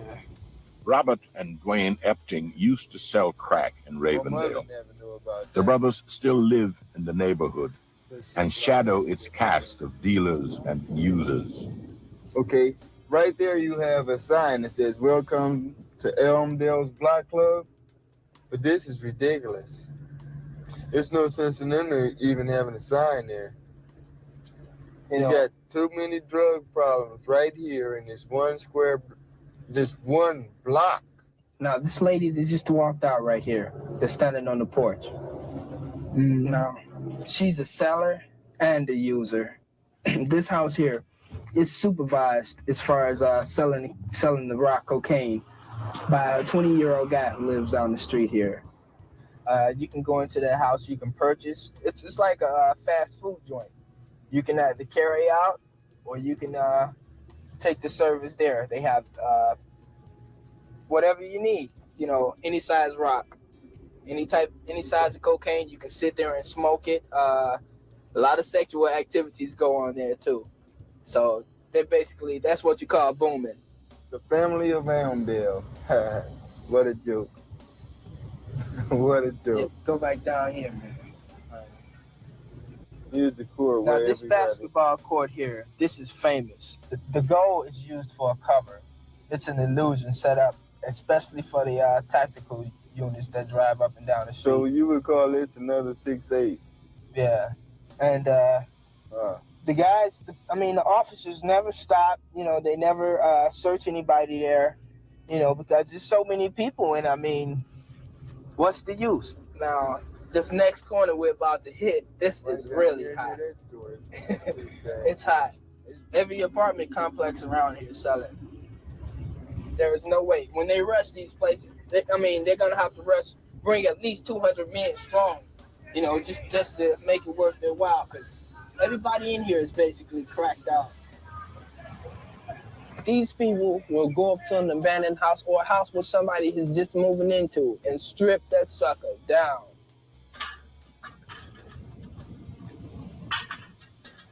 This is a ruined neighborhood. These people around here.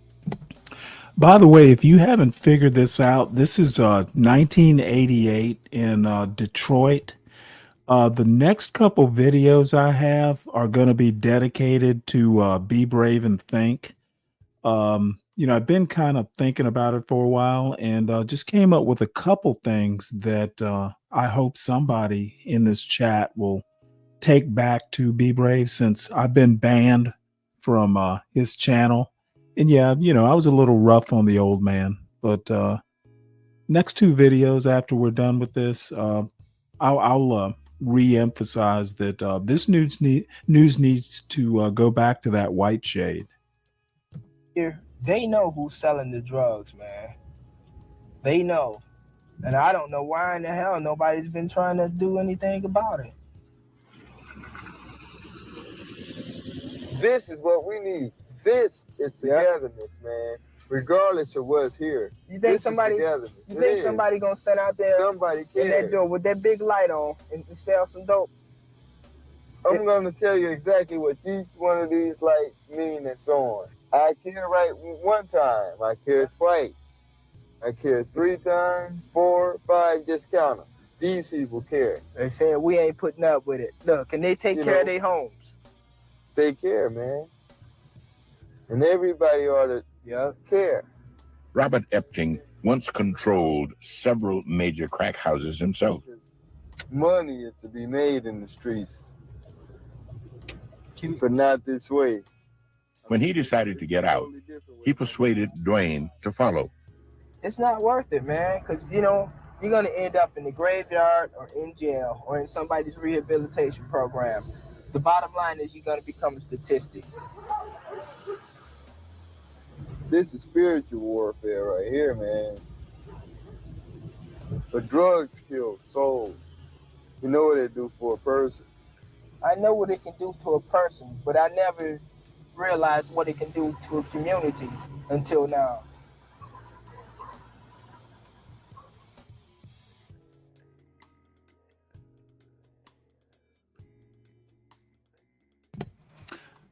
Okay, this next video, I just became aware of this. This is a place called McKeesport, Pennsylvania. And apparently it's one of the worst cities in the United States. And somehow or another, it never gets mentioned. We hear about Chicago. We hear about St. Louis. Whoever heard of McKeesport, Pennsylvania? Well, let's find out about it. Oops, hold on one sec. Oops, this is McKeesport, Pennsylvania, one of the worst crime areas in the country.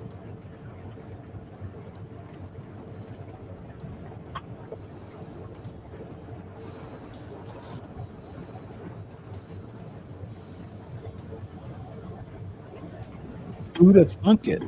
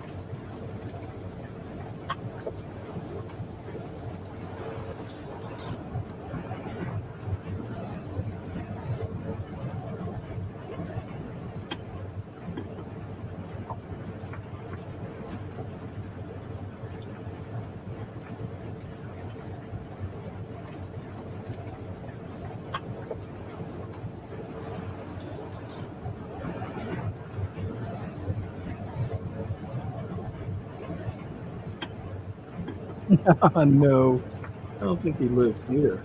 Uh, I think it is. It's not in the Appalachians per se, but it's in the maybe the Poconos. I'd have to find out.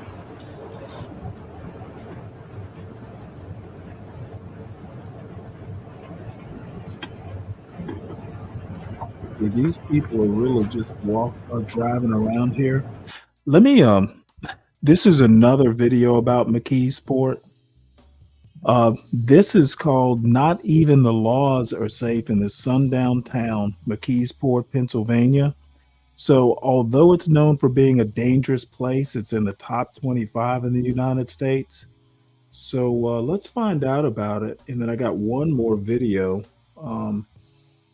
after this.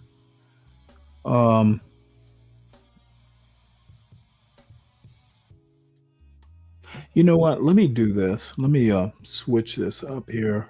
Let's do this. This is the worst small USA towns with huge crime rates. These are some towns I never would have thought to look at.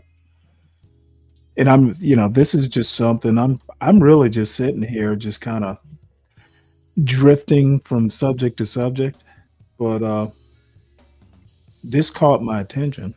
Can you imagine living in a small town where there's a 1 in 9 chance of you being the victim of a serious crime? A town where even popular vloggers are shot dead? That's an actual place in the USA where it seems nobody is untouched by That's violence. gotta be We'll Las talk about that Vegas. town later, but let's start with places that are only very dangerous as opposed to unbelievably, ridiculously, incredibly dangerous. Number 15, Battle Creek, Michigan.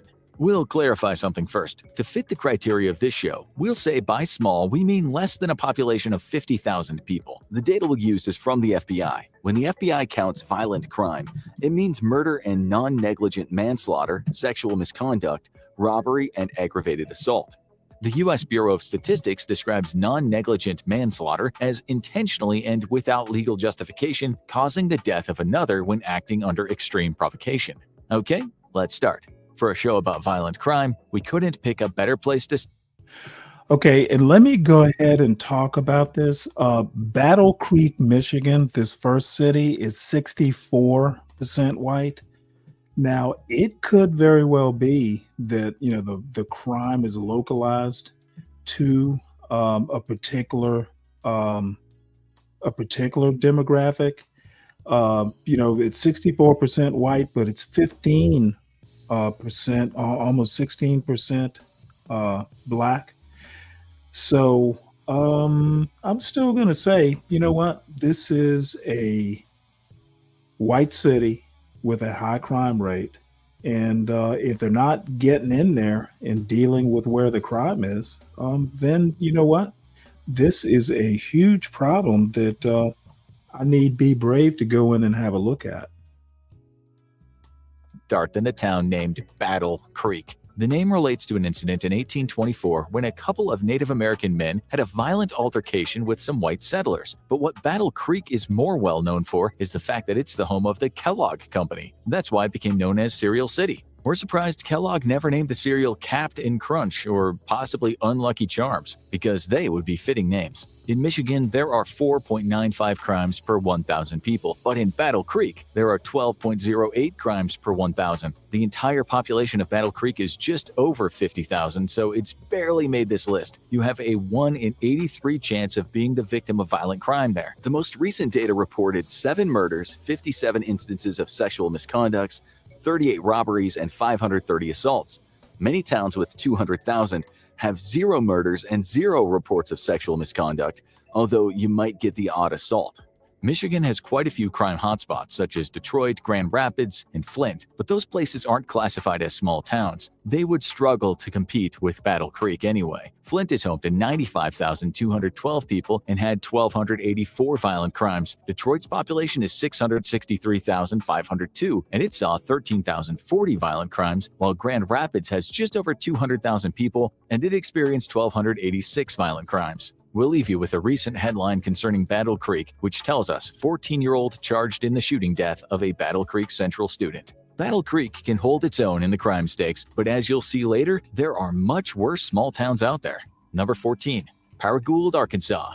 The U.S. violent crime rate shot up over the last few years, likely because of the chaos caused by the pandemic. The murder and non-negligent manslaughter rate in 2019 was just 5.1 per 100,000 people. In 2014, it was just 4.4. But in 2020, it climbed to 6.7, 2021 to 6.9 per 100,000. The numbers aren't all in yet for 2022, but it's looking like it was similar to 2021, a violent year, although not as bad as the naughty 90s and the extreme 80s. In Paragould, Arkansas, a town with a population of just 29,000, murder is not common. In fact, the FBI statistics say there were no murders when they collected the data the last time, but there were 26 reports of sexual misconduct, 8 robberies, and 328 assaults. Like Battle Creek, if you live there, you have a 1 in 83 chance of becoming the victim of a violent crime. A recent news report warned residents the Paragould Police Department is urging you to be safe as more crimes have plagued the city. It talked about one day recently when there were 2 shootings and a stabbing within 24 hours. Police say residents had been calling them asking, should we be concerned? Maybe residents of this next place should be more concerned. Number 13, Dillingham, Alaska. Only about 2,300 people live in Dillingham, Alaska, where people do a lot of fishing and it seems fighting.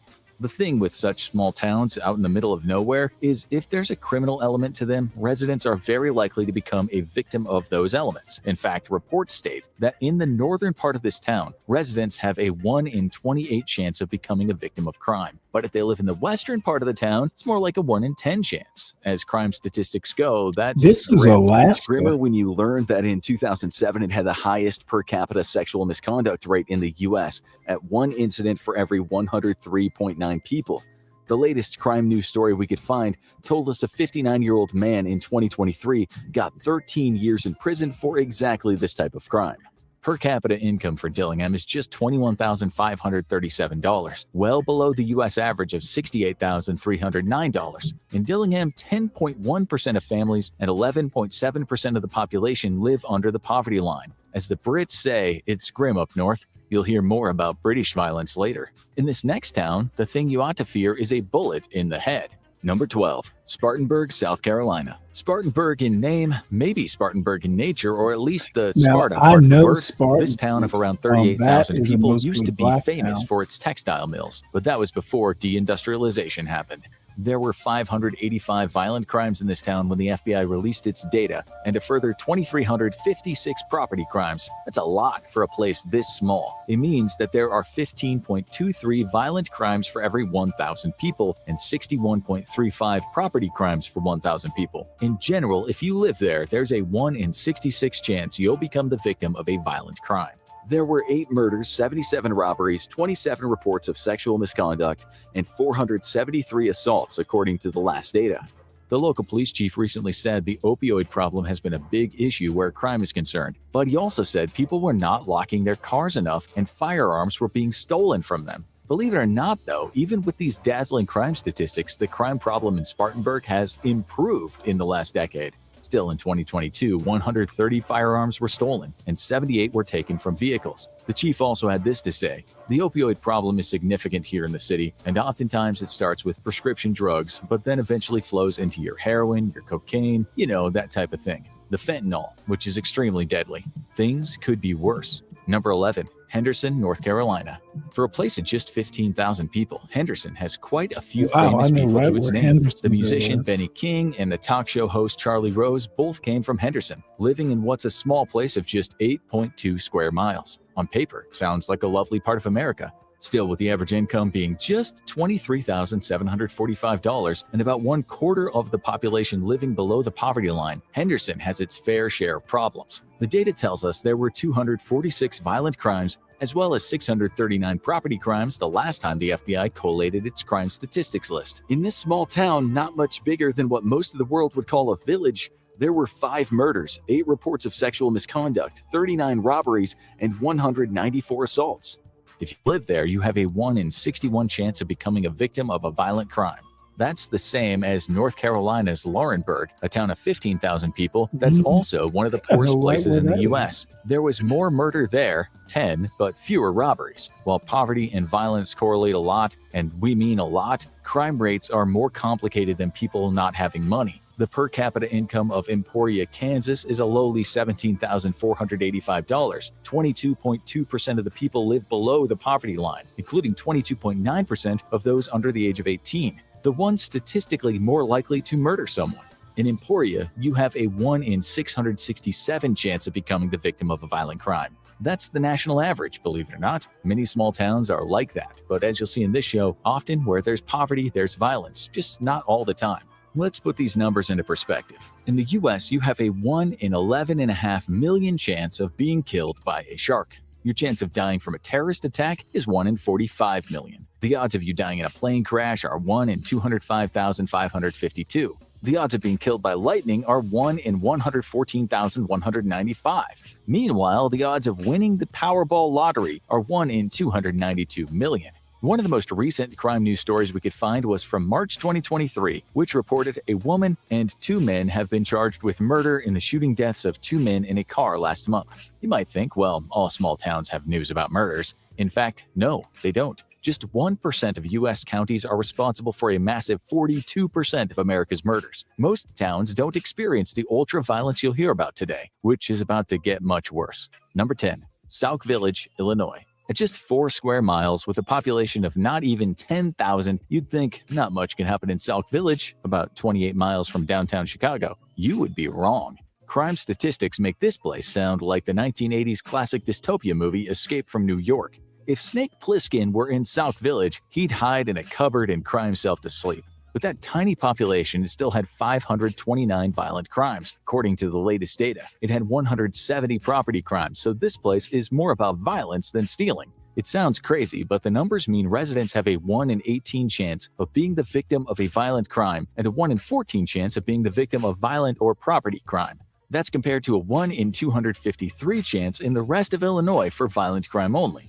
Sauk might want to open some anger management clinics in the town, since it was reported there were 490 incidents of aggravated assault. If you add up the number of assaults in the USA's top 100 safest towns, the number would still be less than the number of assaults in Sauk. There were just 2 murders, but still, there are only 10,000 people. Just recently, a news headline stated, "Young man shot dead in front yard." You can see signs around Sauk that claim it's a village of pride and progress, but with 27% of people living below the poverty line and 52% of people under 18 living below the poverty line, maybe that progress needs to get into second gear. Number 9, Espanola, New Mexico. This town's claim to fame is the fact that it's home to the Los Alamos National Laboratory, where the atomic bomb was made at the end of the World War. It's now famous for crime. Again, it's a tiny place, only 8.34 square miles. Just over 10,000 people are living there, in what looks like the middle of nowhere. The biggest contributor to this crime problem is drugs. Lots and lots of drugs. There are over 1.2 million violent crimes in the U.S. every year, or thereabouts. Espanola only had 353 of them, plus 383 property crimes, but then again, it is just a blip on the landscape. If you come from there, you have a 1 in 30 chance of becoming a victim of violent crime, compared to a 1 in 127 chance if you come from New Mexico in general. A crime occurs roughly every 7 hours in Espanola. Not all neighborhoods are alike. Reports state that if you live in the east, you have a 1 in 13 chance of being a victim of crime. The type of neighborhood you live in means a lot when it comes to violent crime. News reports about murders often feature places of poverty. Drug trafficking is turning the place inside out. The Los Angeles Times asked in 2023, "Can this town save itself from fentanyl addiction?" This is how the writer described his time in the downtown area. Kids played in trailer parks, contractors loaded pickups, cars came and went from a methadone clinic. Men wearing hoodies and expectant gazes drifted toward a house with barred windows. And this is what a resident told that writer. "I've had knives pointed at me, pipes swung at me. It's insane how much has changed in the last year. It's scary. We have generational drug use, generational trauma. Half the kids I went to school with didn't have parents. They were dead or in jail or gone." Number 8, Anniston, Alabama. Before we talk about Anniston, here are some general U.S. crime statistics. In 2021, there were 14.6 gun deaths per 100,000 people in the U.S. That amounted to 48,830 total gun deaths from all causes, 23% more than 2019. The numbers in 2022 aren't completely clear yet, since it takes time to get those things straightened out, but the data seems to show that numbers for 2022 were very similar to the 2021 numbers. Some U.S. states have much higher rates of gun death than others. Mississippi in 2021 was 33.9 per 100,000. Next in order were Louisiana, 29.1, New Mexico, 27.8, Alabama, 26.4, and Wyoming, 26.1.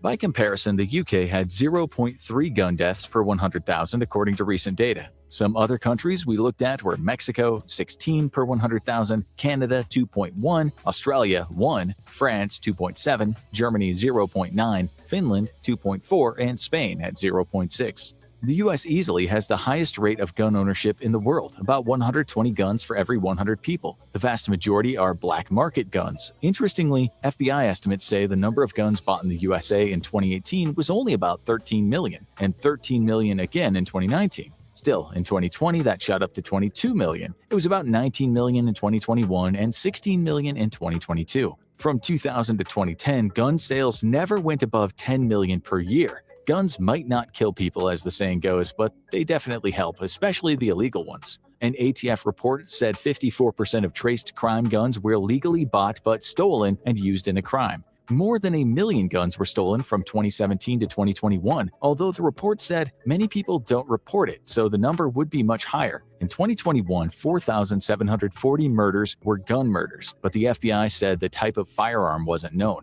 The agency didn't find a gun.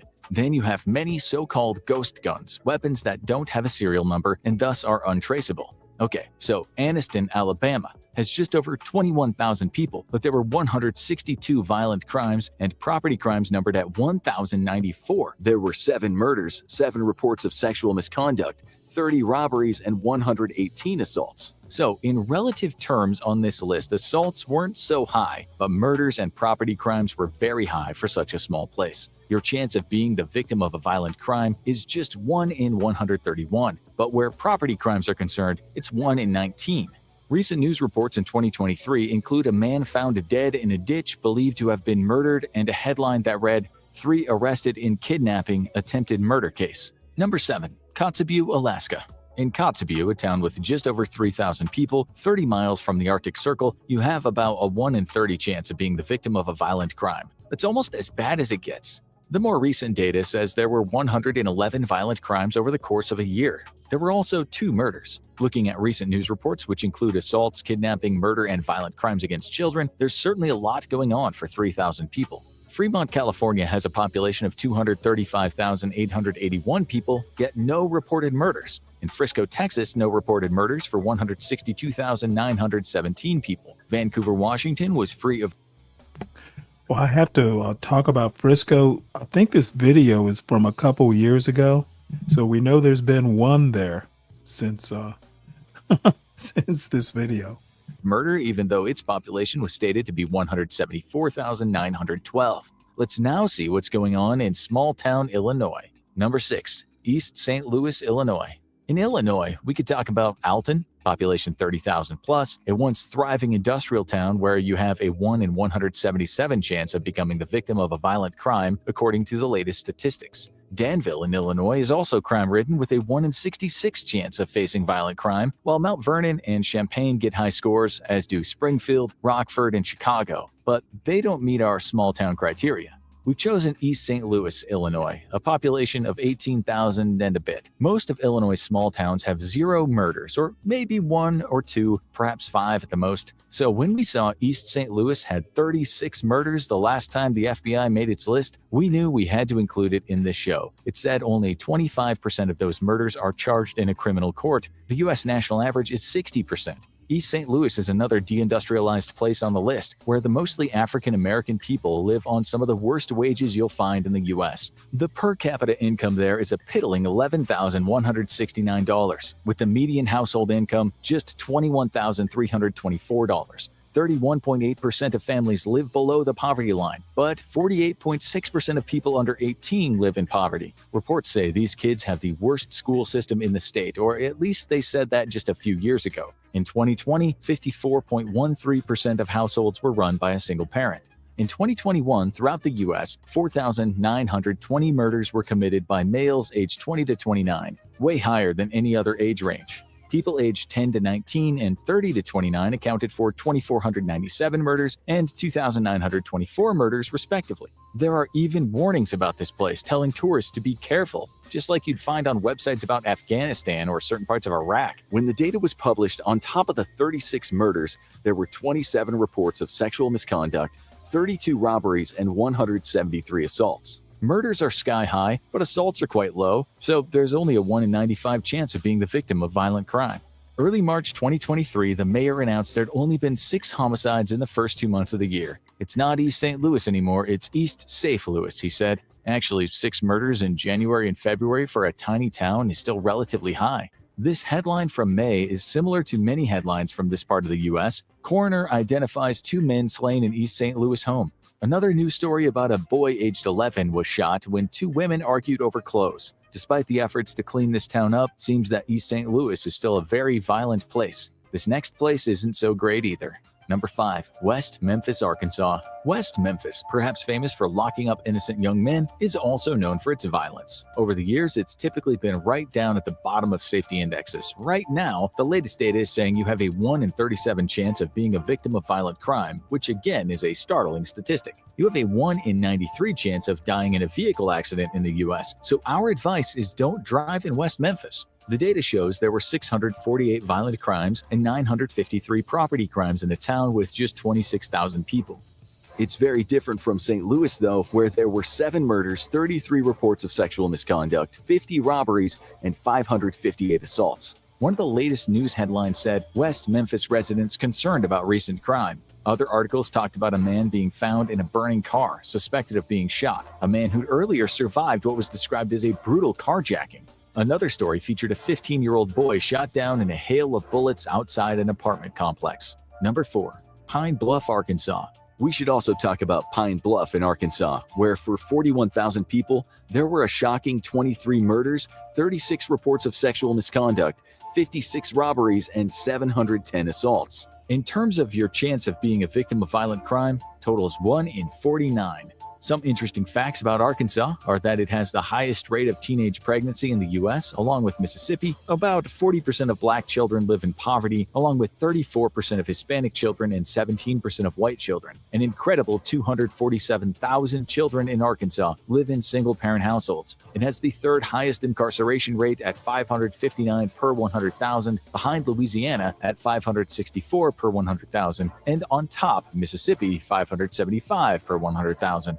On top of the 825 violent crimes in Pine Bluff, there were 2,348 property crimes, which means a 1 in 17 chance of becoming a victim of property crime. As we said, in the U.S., there are about 6.2 murders per 100,000, which is high in global terms, but in Pine Bluff, there are 56.5 murders per 100,000 people, which is high for the medieval age. And it makes cartel-infested Mexico look safe. Pine Bluff has a violent history. In 1866, there was a mass lynching here of 24 African Americans. In the 1960s, civil rights demonstrators protesting about segregation were shot. According to Forbes, in the 2000s, it was on the top 10 list of poorest places in the USA. These days, 45.6% of people under the age of 18 live in poverty. As we were making this show, a news story headline was, 2 juveniles held without bond for capital murder.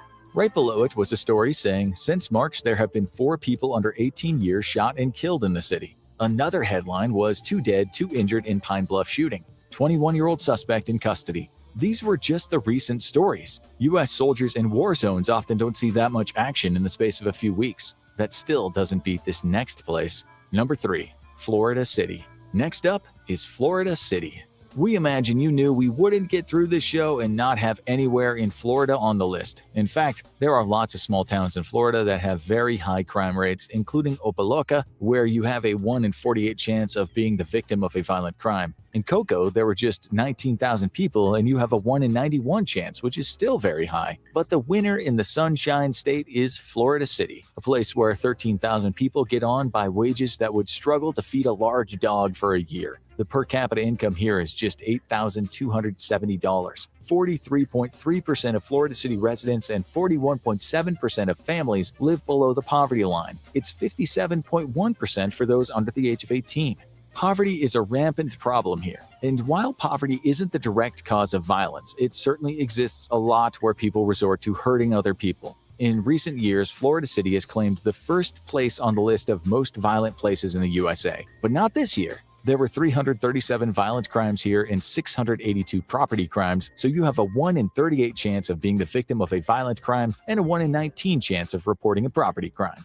A recent news story is about a man who did some awful things to his 3 children that resulted in one of them having to be airlifted to a hospital. The man told the cops he was on Molly, which is strange given Molly's supposed to make people feel loved up. We guess not in Florida City. Okay, last 2. Number 2, Monroe, Louisiana. In Monroe, where there are about 47,000 people, there were 19 murders, 9 reports of sexual misconduct, 111 robberies, and a whopping 1,105 assaults. Yet again, people live on way less money than most people do in the U.S. Per capita income is $24,061, but 36.8% of Monroe's folks live at or below the poverty line. That goes up to 54.1% for people under the age of 18. There's a 1 in 38 chance you'll become the victim of a violent crime, and an unbelievable 1 in 18 chance you'll be the victim of a property crime. Even for Louisiana, where crime is famously high, these are really shocking numbers. Just to give you some more perspective, in the UK, in Greater Manchester, a place whose murderous gangs once earned the city the nickname Gunchester, there were only 46 homicides reported in 2022. The population is 2.8 million.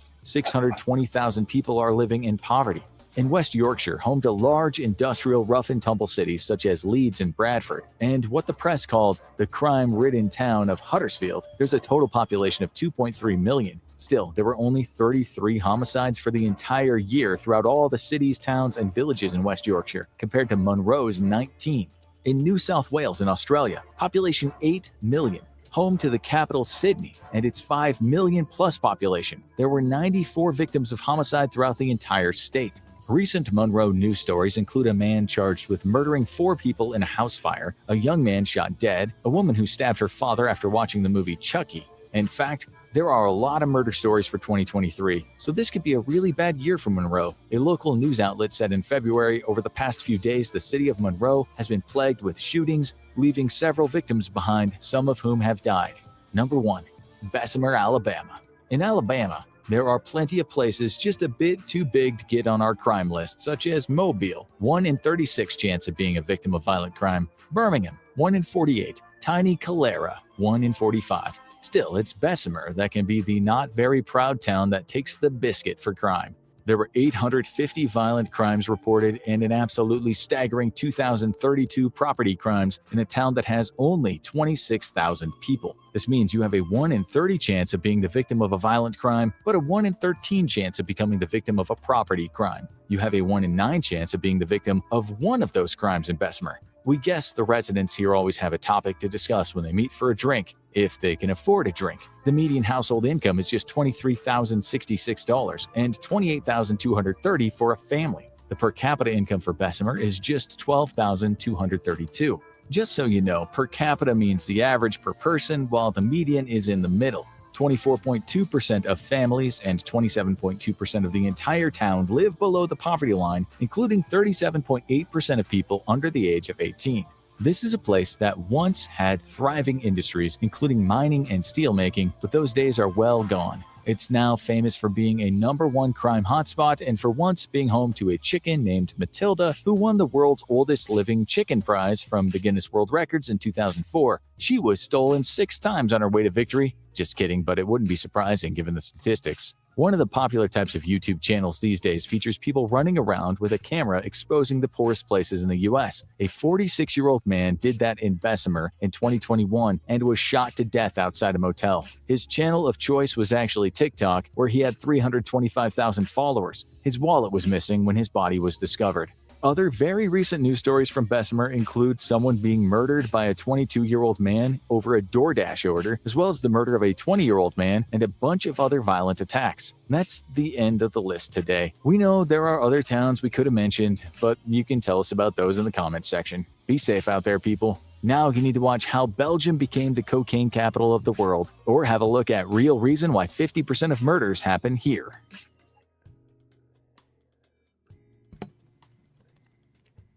Well, that's definitely some uplifting stuff. Let's you know what? Since I've gone down this dark rabbit hole. This is McKeesport that I was talking about earlier. Do I understand Yanks? You mean Americans? Somewhat, I guess. I do not understand this. Right at the police station. Right there. He was at the police station. He was fixing to take him in to go to jail. And dude had another gun and somehow, pow, shot his ass, man. Getting out the car. The cop, what it was, he had two guns on him. And the cop found that one and rushed up and then put the handcuffs on him. And then he had two pistols on him. Yeah, then he had the other gun on him. Oh, he was out here causing terror. It took him like, what, 3 or 4 weeks to catch his ass. Shot him, then they shot another cop. Yeah, they killed that one. They killed the one cop. Let me get the hell out of here for the sunset. They shot 2 cops that day. What? Same day, they hit one and killed the other one. Killed the other cop. And then another one got hit too. He got hit right. He got right for the bullet. They told you I killed that dude. So the fucking numbers ain't lying, huh? Well, his ass away. They blew him away, huh? Yeah, they did. Yeah, I'm surprised they ain't blow the other guy That away. is bad. It ain't unusual to hear about a killing around here. Not at all. Yeah, it's regular, huh? We just learned to adapt to it. Like Yeah, you just adapt to it. Yeah, that's like Jersey. Just eventually it's regular life. And that ain't life though. So be safe out here, man. I swear I hope y'all be careful, man. Please walk away from all trouble.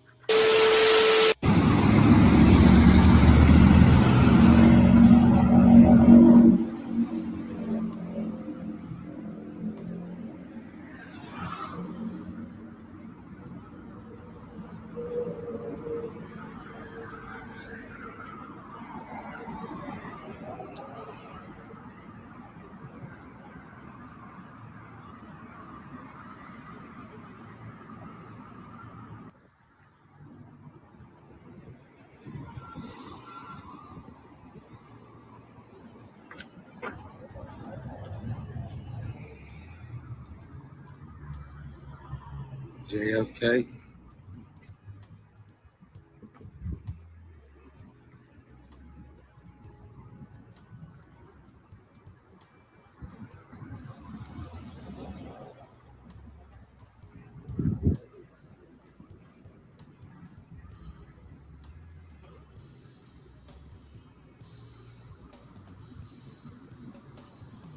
So Little Park. What's that? Is that a sale? Virtue, liberty, and independence.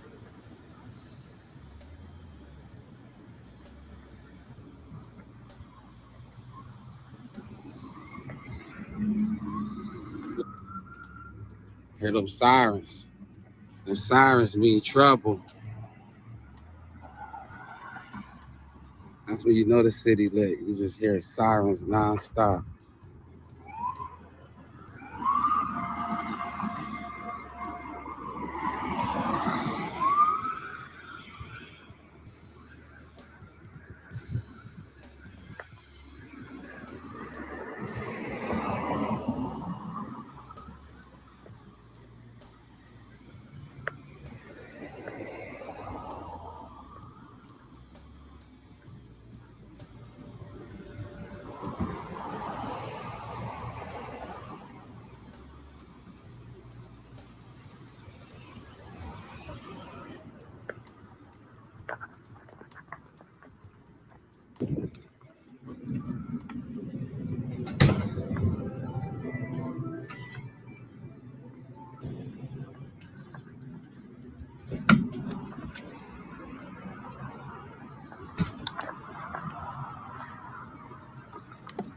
Damn. Did he buy anything? He's poor.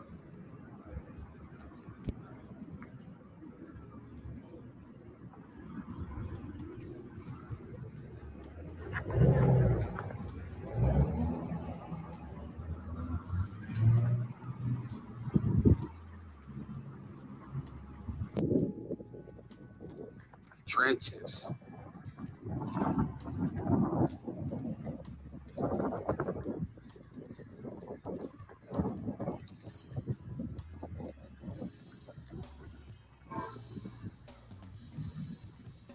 We go up over there and see what it look like.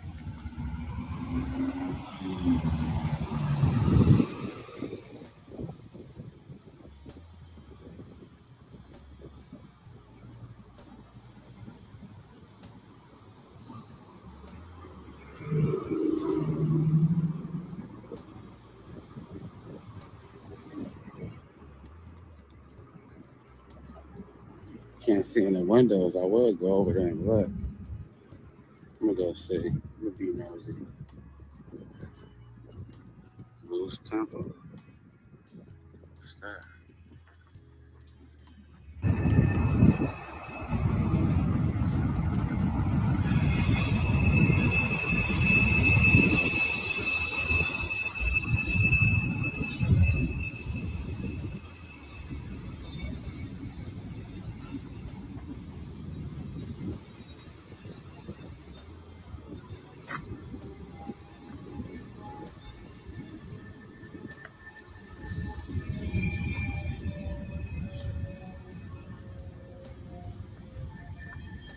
Probably used to be lit back in the day back over here.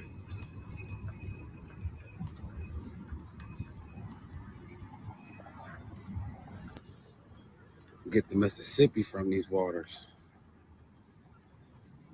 Yeah, I think this is a port. A marina to dock the boats. It's probably been used for centuries, man. Nice calm water.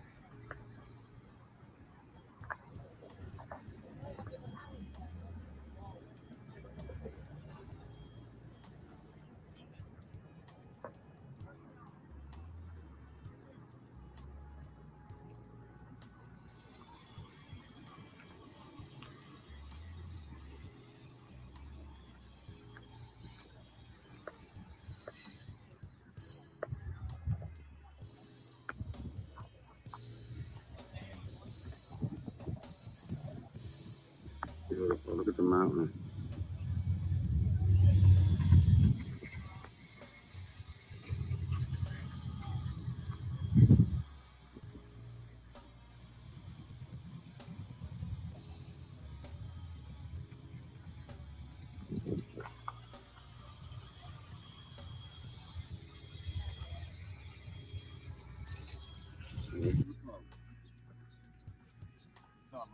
What's up, brother? It's ancient waters, man. All right, well, It's ancient waters. Yeah. Yeah, George Washington traveled these waters. You know that? Yeah, hell yeah. Yeah, Queen Aliquippa, you heard of her? Yeah, these ancient waters, brother. Y'all getting the energy, huh? I see it. I see it. That's what's up. Braddock's Trail ran through here too. Who? Braddock's Trail. Braddock's Trail? Yeah, it went up that way. What's that? That was for the military back when they were going to Gettysburg. Yeah. How they got there up through here. Oh, really? Mm-hmm. Wow. What river is this? Yock. Wow. And what, this connects to the Allegheny? It connects to the Mon. And then that Monongahela. down to Pittsburgh, and it'll wind up at Allegheny and then go into Ohio. So at the end of the day, I can take this damn thing into the Gulf of Mexico. I can take this anywhere in the world. Yeah. Wow. Look at that. Ain't that some shit? You go all the way to Mississippi down through here. Yeah. If you get that, you go to you go to Europe, you go anywhere, to Africa, freaking South America, wherever. From this water. That's What crazy. the hell? Start out right here. I'm from Jersey. Yeah. And I'm learning like, damn, man, like some of this stuff I never was taught in school. It's ancient here, man. There's some shit here. Teach you about two drunks on a river. Yeah, I gotta go see all that. All that trail goes all the way to Cumberland, Maryland. Yeah, Really? You can get to DC on that. Yeah, on that. Yeah, you go to DC all the way here. What? So this, and I never knew that. What's the name of that trail? Yakagani Trail. Yeah, you can Damn. right here, man. You can make it all the way to DC. All the way to DC, off the grid. For real? Yeah, Off the grid? They come on. They went up through Cumberland. Yeah. It's like 20 miles uphill. Really?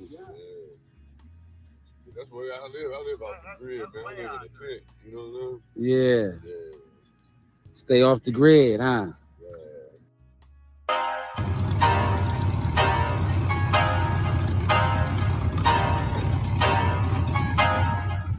Man, not sure I can take much more of this.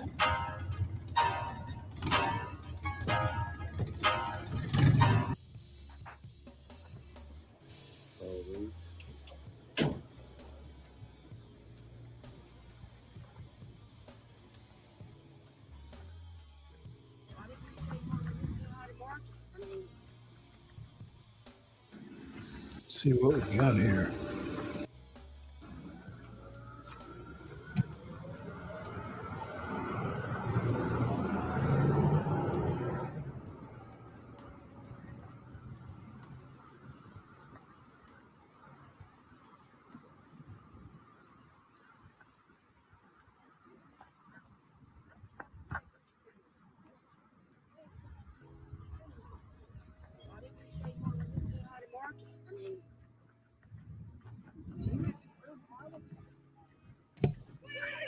Is he fucking drunk?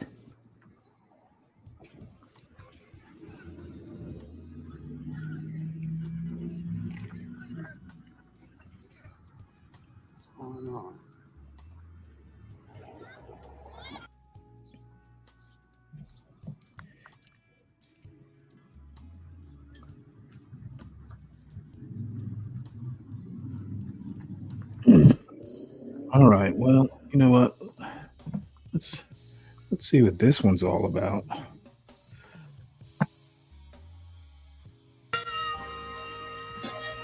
Uh-oh. Back to their room to get ready for a private dinner. Maya wore a white dress resembling a flower picked delicately from the garden. Photos, then walked into their private dinner that felt like a soft closing scene. They toasted with shots and watched boats pass by under a coral sky. But the real moment, Mr. T got emotional. This is so nice to watch him cry. This is amazing. He told Maya he hadn't had this much fun since his wife passed, that being here with her Tuesday in Nevis can feel like a farewell scene. Knew it. The sun hit differently. The breeze, Maya with more diamonds to add to her collection. But the diamonds, looking like a retired Bond villain. But just when it all felt dear, since their St. Kitts delay cut into their layer, stood the assignment. So she picked them up from the airport, took them to their hotel to change, and the trio headed straight air and dresses that were barely. The people want to know. Black guy, white guy, mixed guy. What's your preference? Of course, white guy. Why white guy? Why? Because they're caring, they have a sense of humor, they're provider, just few, they're arrogant, but most of them, they are kind people, not like the African style. Okay. This is Charlotte. I was going to make a Gway joke, but I guess I better not do that. And this is Charlotte. Black, white, or mixed guys? Which one you like best? White. Why white? On bed somewhere. What? You naughty girl? They're foreigners, so we're used to black, so prefer the other. Okay. What about you? White. Why? Because I don't want to have someone who can smile. I'm not trying to be racist or anything. But it's about the culture. We have some sort of culture as a black people, and I don't like it. I don't like it, so I prefer changing. All right, thank you. You're welcome. So I have a question for you. White, black, or mixed guys? What's your preference? White or black? Or mixed? Mixed. Why? Because I like them. You think they're sexy when they're mixed?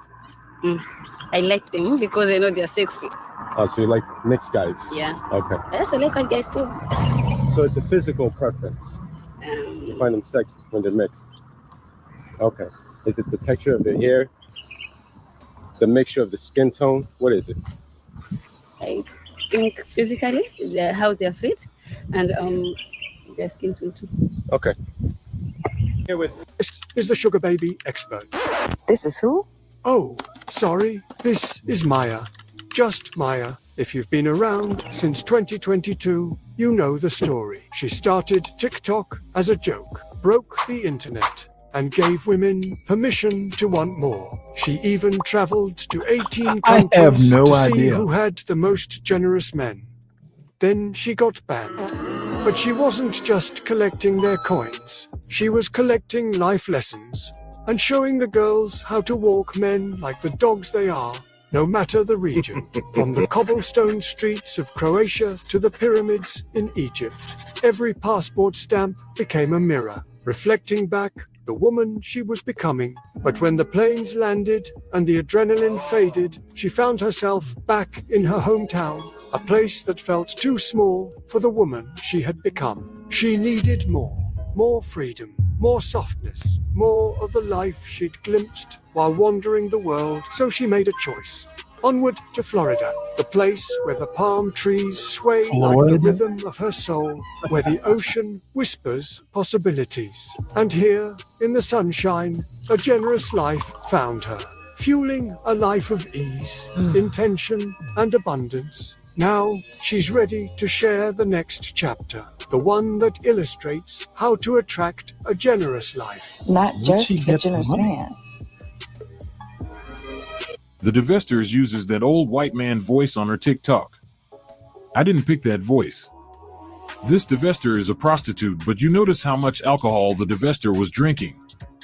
She has to drain the dust from this old white geezer's balls. She is lying about her man being generous as she is selling cheap books just to stay afloat. The only people who will buy those books are black women who can only get bottom shelf bread. Any divestor you see on social media pretending to be happy is lying. They are miserable. No other race of women would be excited to drain the dust out of an 85-year-old man's balls. But hey, this is what you have to do to sell a lie to black women. As far as the Kenyan women, look at this post. You notice how they only have good things to say about white men even though they have never dated a white man? They never dated a black man either, but only have bad things to say? This is how all those lies and stereotypes of black men and white men get spread around. A bunch of black women who don't date anyone but live in fantasy spread these lies. Anyway, I left the TikTok to the hyena eating the old white man's ass in the description. Cash App is in the description as well, since I gotta listen to all this babble. All right. Well, The end. well, all I have to say is we found a treasure trove there.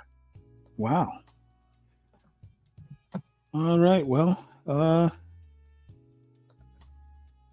definitely caught my attention. Now, I'm wondering what's going to wind up in my algorithm after all that.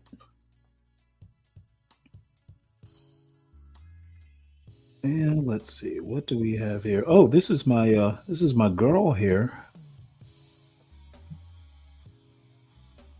This isn't clickbait. Yes, Iceland has a fake beach. And I know that sounds weird considering the fact that there's coastline all around the island where there are naturally formed beaches. Most of them are black. There are some beaches in Iceland, to be fair, that have white sand, but not the one I'm standing on right now. That is in the Reykjavik capital area, and it is called Nauthólsvík. And funny enough, in the early 2000s, when they opened this beach, they imported tons of white sand to kind of give this going on vacation vibe to Icelanders who came down by the sea and wanted a chance to be on a white sand beach if the weather was good. If you've been to Iceland before, or if you've seen some of my other videos, you know the weather can vary. So whenever the weather is good, and here in summertime, that could be like 20 degrees Celsius, so somewhere around like 65, 70 degrees, well, more like 65 degrees Fahrenheit. It is a whopping 20 degrees Celsius in Iceland right now, and amazing. I am actually at the beach in the sea. I know. This is my first time actually getting into the water in the sea because I've never done like sea swimming or anything like that, but it is nice. Now, granted, the water is colder, not gonna lie, and I have had training with like being able to handle colder water, but this actually doesn't even feel that cold. It's a bit refreshing. That's amazing. Wow. Love it. My friend out there, Helen, is swimming all the way around. So I'm going to catch up with her because when I swim, my abs don't feel so great just from being pregnant, which is fine. But love it. Who would have thought? People are out here like it's Venice Beach. Like it's Ibiza, okay? Like they are sunbathing. They're getting into this man-made lagoon that's behind me. And this lagoon actually has naturally hot geothermal heated water being pumped into it. So they have cold seawater and then this warm water that's mixing together. And that's around 15 to 19 degrees on average, which again is around 65, maybe up to 70 degrees Fahrenheit. Amazing. In the water now that you can see behind. It's on a day where it's actually very much a lot of people. This is 20 degrees, people. Can't get enough of it. You would think it was like 80, 90 degrees outside. It kind of feels like that though, right? Like it feels very warm. And I love the little, see that? Amazing. There are hot tubs back there. And during the summertime, you can access the hot tubs. I believe it's from like May to August, in which they have them open. They have rooms for you to change, take showers, all of that.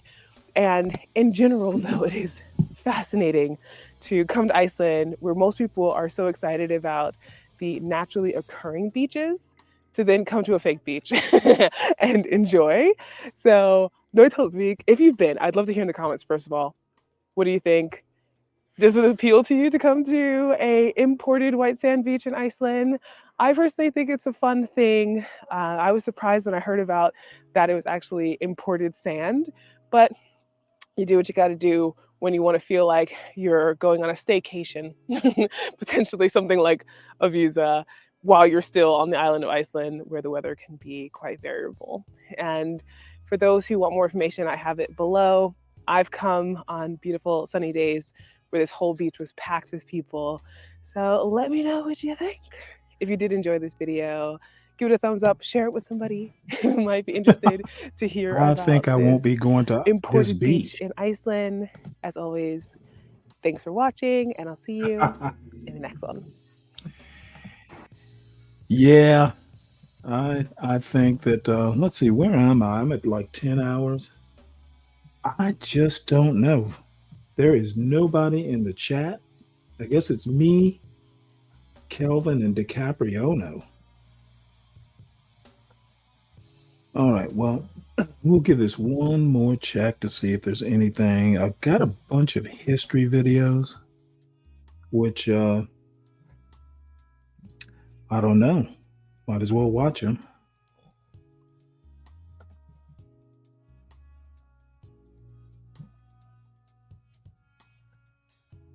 Turn your shoes into roller skates.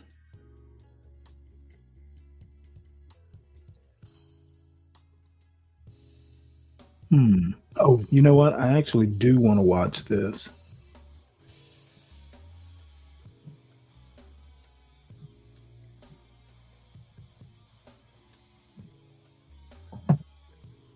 Hit that subscribe button. This is going to be a really difficult conversation today, and I haven't fully formed it because it really is that difficult.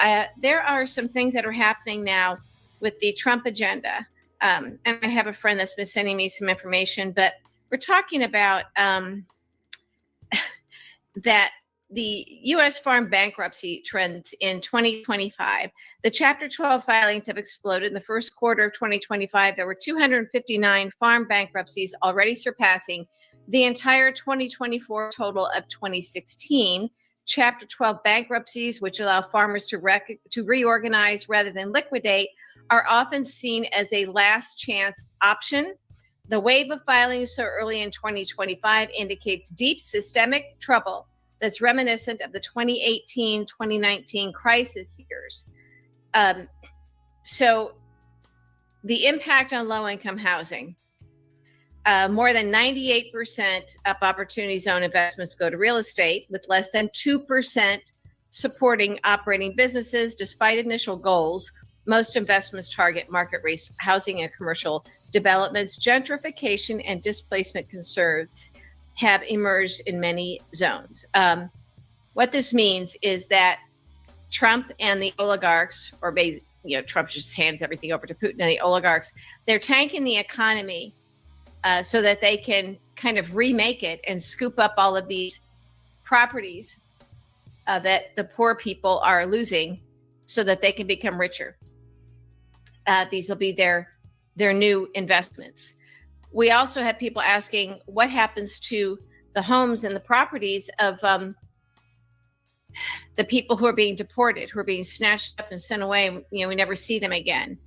What happens to their properties? I see things on Facebook. I see people saying, please take the dogs. If somebody in your neighborhood, your town is taken away, please check on their pets. So we have pets that people are checking on. But what about their businesses? What about their properties?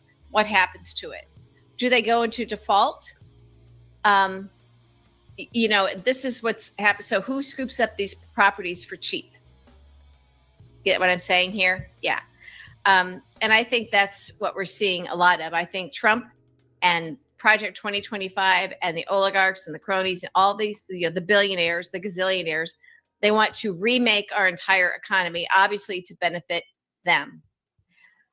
We also hear them now. Trump is now talking about people in exchange for Medicaid, they will work. Okay. They will work. Okay.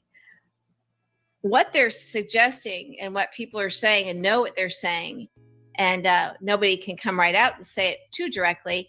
They want to take poor people who are on any kind of public assistance, whether it's food stamps, welfare, Medicaid, and they want work requirements. However, those work requirements will be, I believe, they will push them into or require them. These people won't have a chance to do the work that the deported migrant workers are doing. And so that means that the poor in America who can work, who are on public assistance, might be given the opportunity to move to those areas and do the field work and live in the migrant housing, I'm guessing, in exchange for public assistance. If there is a large number of Black Americans, U.S. citizens born in America, who are on public assistance, I believe what Trump, what Elon Musk, what Stephen Miller, what that crowd want, but they won't say, I think they envision them as field workers. And you do not say that in America with our history of slavery. I think then I just came out and said it because when you connect the dots, I think this is what they're doing, folks. This type of class warfare, this type of dividing, and not even warfare, just dividing us into these, like a caste system. And rather than create opportunity zones, these are not opportunity zones. Trump, Project 2025, J.D. Vance, Elon Musk, these are not people who want to create opportunities for those in our country that have been left behind, or for because of reasons such as our history with slavery and race. We have an entire race of people who still struggle in ways that white America does not have to.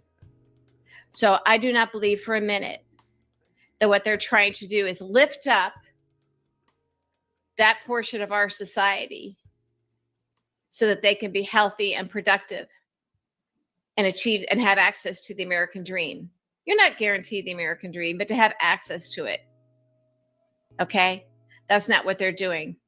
I think what they want to do is basically own human beings in this country who are on public assistance, be it Medicaid, food stamps, welfare, anything that not Elon Musk. Of course, he's the biggest welfare queen that we have. This doesn't apply to him. He gets more money than anybody. We're talking about poor people. And I think this is what they envision. I think getting rid of the undocumented migrant workers and then taking people who are on any kind of public assistance and literally forcing them into those jobs. Again, not to create opportunity in the communities in which they already live. But I guarantee you, this is what they have in mind. They'll say, well, we can get you there and give you these jobs, and we can give you cheap housing, cheap subsidized housing, the housing that migrants were living in who are now deported, who are now disappeared. This is how these people are trying to remake America. This is not creating opportunity. This is creating slavery. This is where we are. And I've been thinking about this for a few days, and I didn't know how to say it. How do you say that on video? Just say it out loud, that this is what we're doing in America. How does a white woman in America say that? Well, you know what? I think we all better be saying it, recognizing it, regardless of where we come from, because this is our country. And if you have a way to say it, if you have a way to save it, if you have a voice, if you have a platform, if you have any impact. But I think this is what they're doing. They aren't saying it outright, but if you look at the evolution of their language and what they're proposing, and then they just do it. That's what we are up against now. So some people, MAGA idiots might say, well, that makes sense. Give people jobs. Yeah, give them jobs and housing to do the work that the migrants were doing. But if the work is not in the communities in which they live right now, where their children go to school, where their friends are, where they worship, where they congregate, see what I'm saying? They will be moved. That makes me sick to my stomach when I think of it, because they're making they will make it sound like a good idea. They already are. It's already been suggested. If you're on Medicaid, you're going to work. Well, okay, get me a job. Here you go, out in the field, but it might be in another state. But don't worry, we'll put you on a bus and get you there. We have a place for you to sleep. You can get real cheap. See what I'm saying? I think this is what's happening. I'm tracking their language. I'm tracking Trump's language. I'm looking at what they're doing. Remember, listen to what people do as well as what they say. And I think this is what they are doing to human beings. And we know that when Trump hints around about something, or if he says something seemingly like he's just pulled it out of thin air and puts it out there, something is like, well, you can't do that. That's unconstitutional, or that's cruel, or you can't say that. He eventually does it. This alligator Alcatraz is a concentration camp. The first hurricane that comes will kill probably everybody in it. He jokes about the cruelty. You have MAGA in this country, American citizens, going and having their pictures taken in front of the sign like it's Disney World. Half of this country, well, half the people that voted in this country are really, really bad people, or really stupid, or both. When you look at what they are willing to support, put up with, overlook, the frog being boiled slowly so you get used to these things. Because I still think that if Trump were saying in 2015 and 2016 exactly what he was eventually going to do, the stuff that he's doing now, after just being in office since January, if he were running on that back then, I don't even think that the most idiotic, hypocritical, fake. Well, see, she has more faith than I do. I think Trump, if Trump had revealed what he's doing now, he would have gotten bigger numbers. Christian white nationalist MAGA could have gone along with it. Now, it was in them. He knew how to pull it out. And I've heard that Putin has done some psychological analysis of certain types of Americans and individuals in particular. I was hearing that in 2016. But they knew they knew enough to know that you could take these Christians, these so-called Christians, the evangelicals, not, it's not even really the more traditional Christians, it's not Catholics. The next war is a war on Catholics because the Pope is powerful and right and woke. So that's a big enemy for Trump and MAGA. So they are going after the Catholic Church. We now have bishops that are coming out and openly protesting Trump and his policies, recognizing that their place in history, their place in humanity, what they are called to do. And as I say over and over and over again, we did not choose this fight, but this is the fight we're in. So don't kill the messengers, don't shoot the messengers. But I think they knew that if these people are gullible enough and hypocritical enough to go along with some things in the name of Christianity, and these so-called born-again evangelicals, come on, these are not, have long been kind of off the beaten track of true Christianity and biblical teachings. So they were a good target because if they are that gullible, and most are uneducated, if they are that gullible, then they are good targets for MAGA because they will believe anything, and they're malleable, and their belief systems can change, and they'll say, it's Jesus. Well, it's not. Yeah, by the way, I was raised Catholic, went to Catholic school, taught by the nuns, the whole 9 yards. So, I'm not completely foreign to the idea of Christianity and religion. I'm pretty familiar with it. And when I was a Republican, we knew, at least in the mid-90s, when Republicans won the majority in the House and Senate for the first time, the generation in the House, and Newt became Speaker, there was a recognition that part of this coalition that gave the Republicans the majority were these evangelicals. And we weren't even thinking of them as Christians. I certainly would call it. I knew that they were a different breed. I never thought of them as actual real Christians. Christians on steroids, but their own man-made steroids. I knew that they were hypocrites. Some of them just in the way they lived, their own personal lives. It was a movement to help them politically to get something. And none of these people even remotely resembled the true, deeply religious people that I grew up with, who were part of the Catholic Church. Flawed, but they were steeped in a foundation, of some sort. So I think that early on, these people were easy targets. But again, Trump could not have run on this stuff in 2016. He could hint at it. He tapped into this hatred of brown people and of migrants. But of course, it's not the illegals. It's everybody now. Everybody. And this has happened very quickly. There were guardrails in his first administration for this, but he's doing it all now. And the people who still follow him are not good people. They are hypocrites. These are not just political differences. It ain't 2016 anymore. So this isn't even your 2016 daddy's MAGA. But this is what I think they're doing. Back to my original point. I think that Trump, Elon Musk, still yes, Elon Musk, Stephen Miller and that crowd, and the Heritage Foundation crowd, I think the plan is to get rid of the undocumented migrants and other hardworking legal immigrants who are, brown people, mainly from South America. And I think that the goal is then to take anybody, black and white, who are on public assistance. And let's face it, in our country, because of our horrible history on race, we have an inordinate number of black people who have to be on have these social services.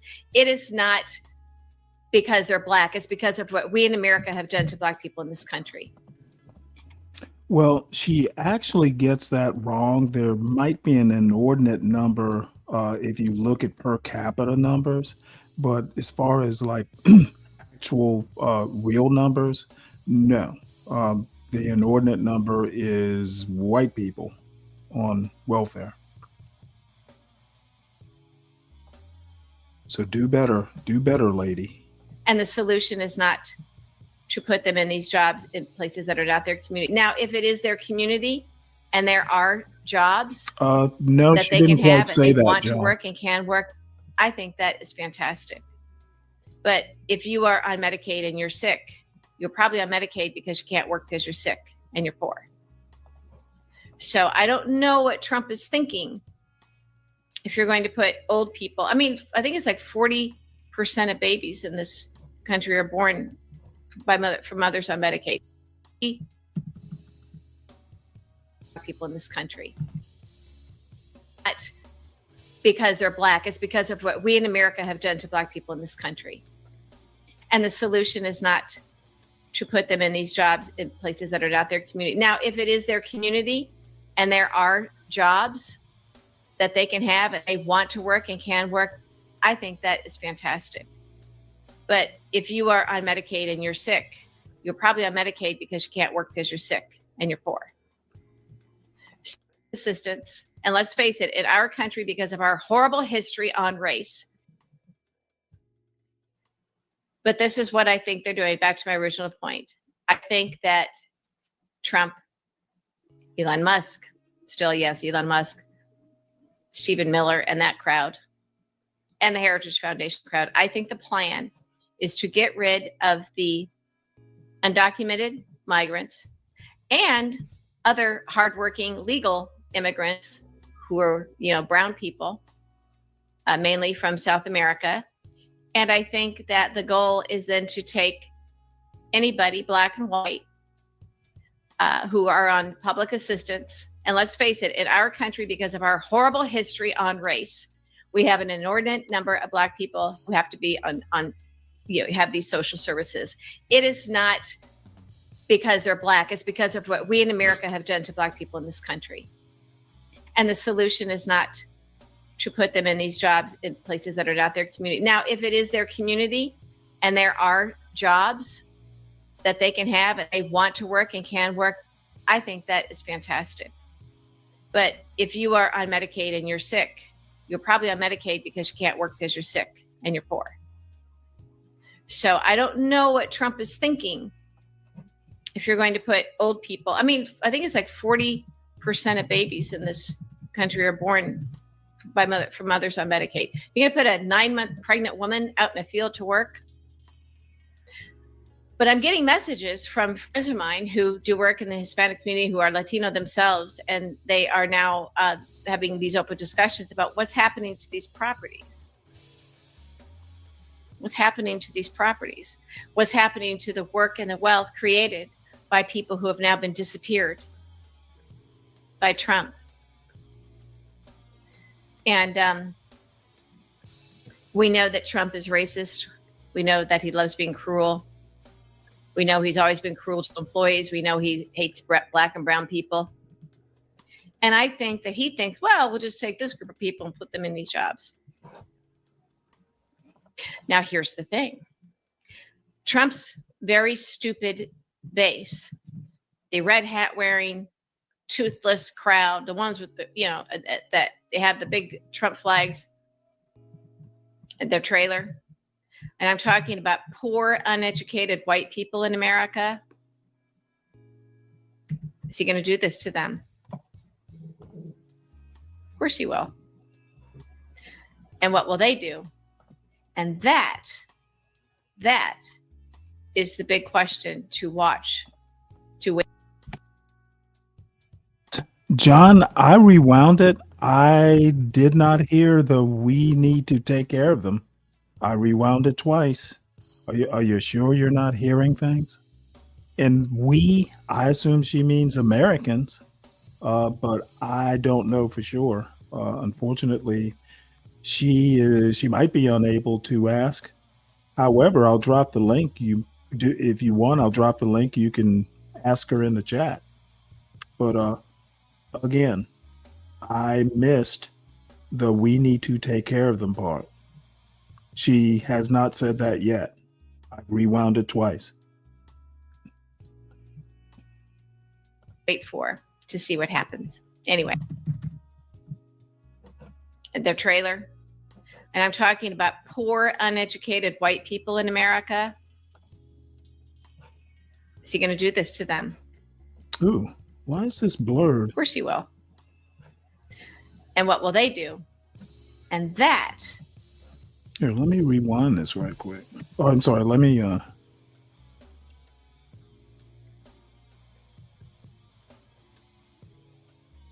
my YouTube channel. Thank you for subscribing. And if he tapped into this hatred of brown people and of migrants, but of course it's not the illegals, it's everybody now, everybody.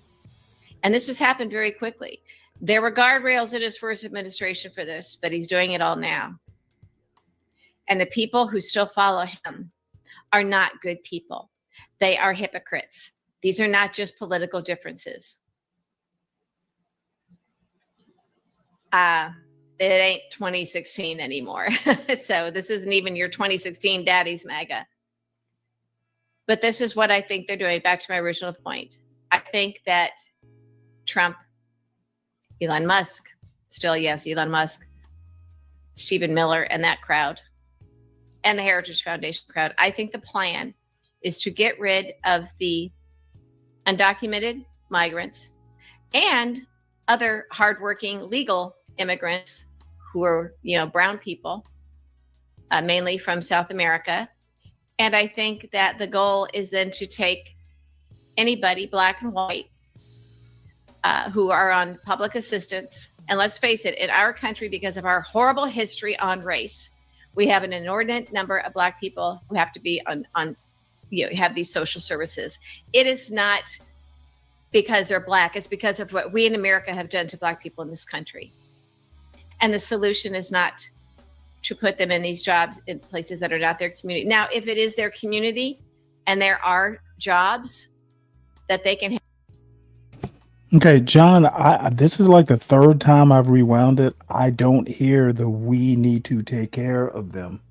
So I think you might be putting words in her mouth, or maybe there's a gap that you're fitting words into.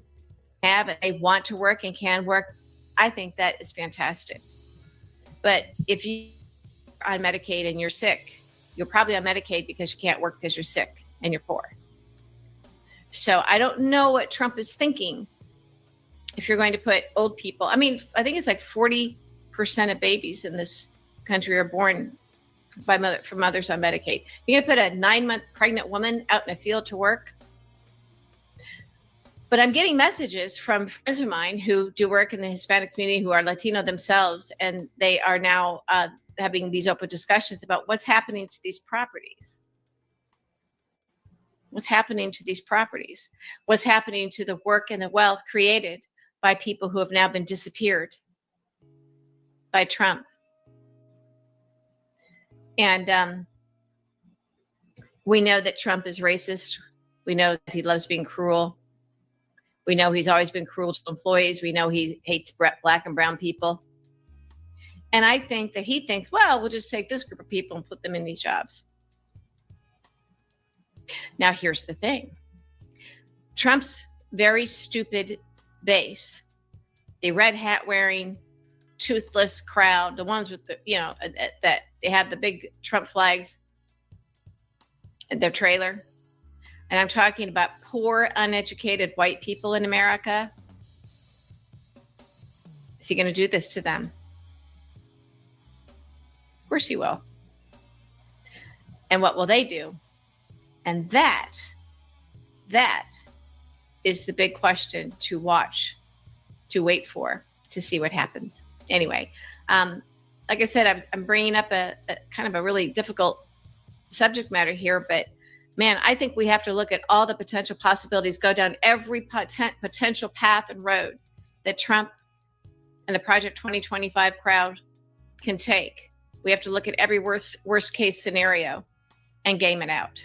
And I think that this is definitely one in play. Let me know in the comments what you think. Am I barking up the wrong tree? Is it paranoia? Or am I onto something? I'm interested to hear your views. Well, you hear that, John? She's interested in your views. Here, I'll drop the link, and you can ask all those questions in her chat. I'm sorry, in her comment section.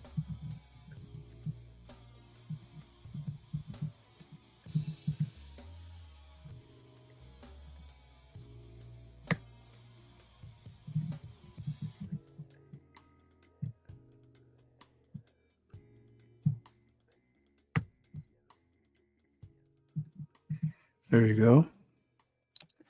And I don't know. This looks interesting.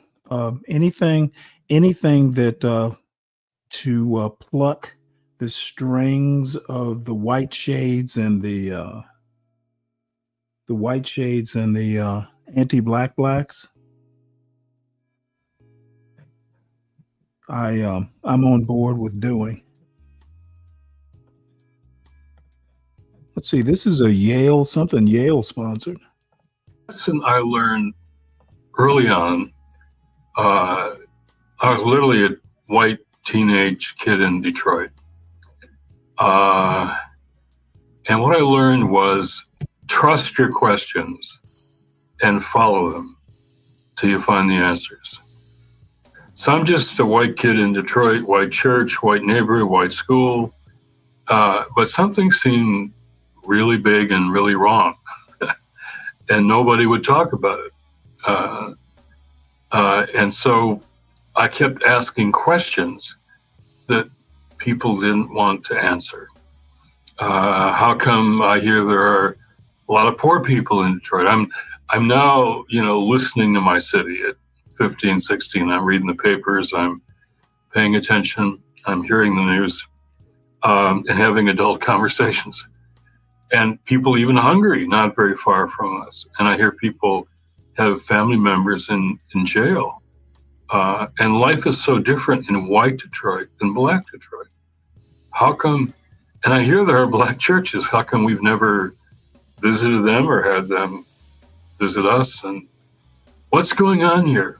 I wasn't getting answers, except the only answer I got that proved to be true was, son, if you keep asking questions like that, you're going to get into a lot of trouble.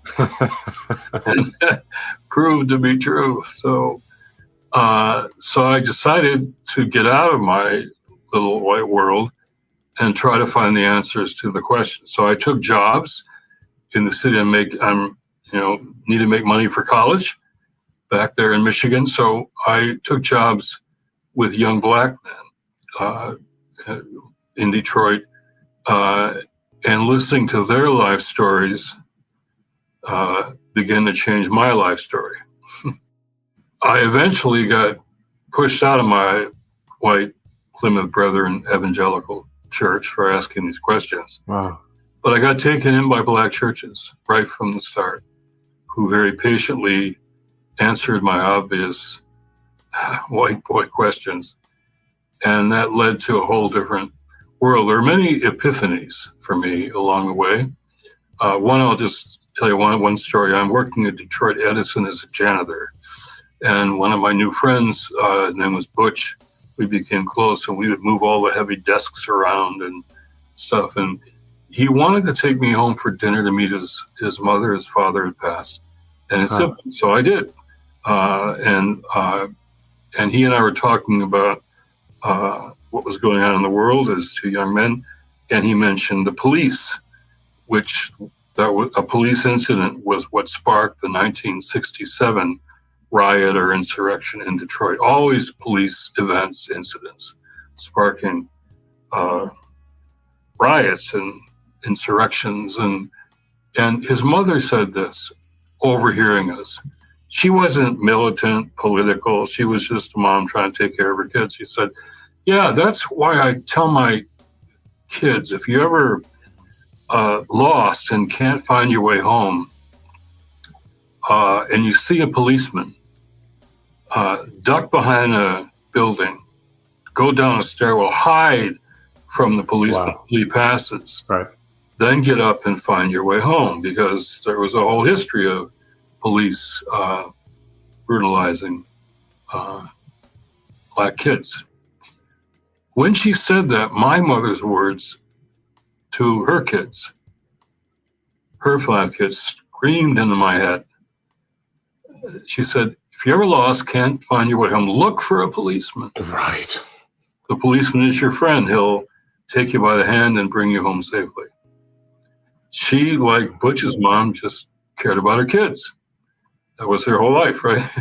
And so 2 moms, 2 cities, 2 worlds. And And Butch's mom was in a family waiting still to be welcomed in this country called the United States of America.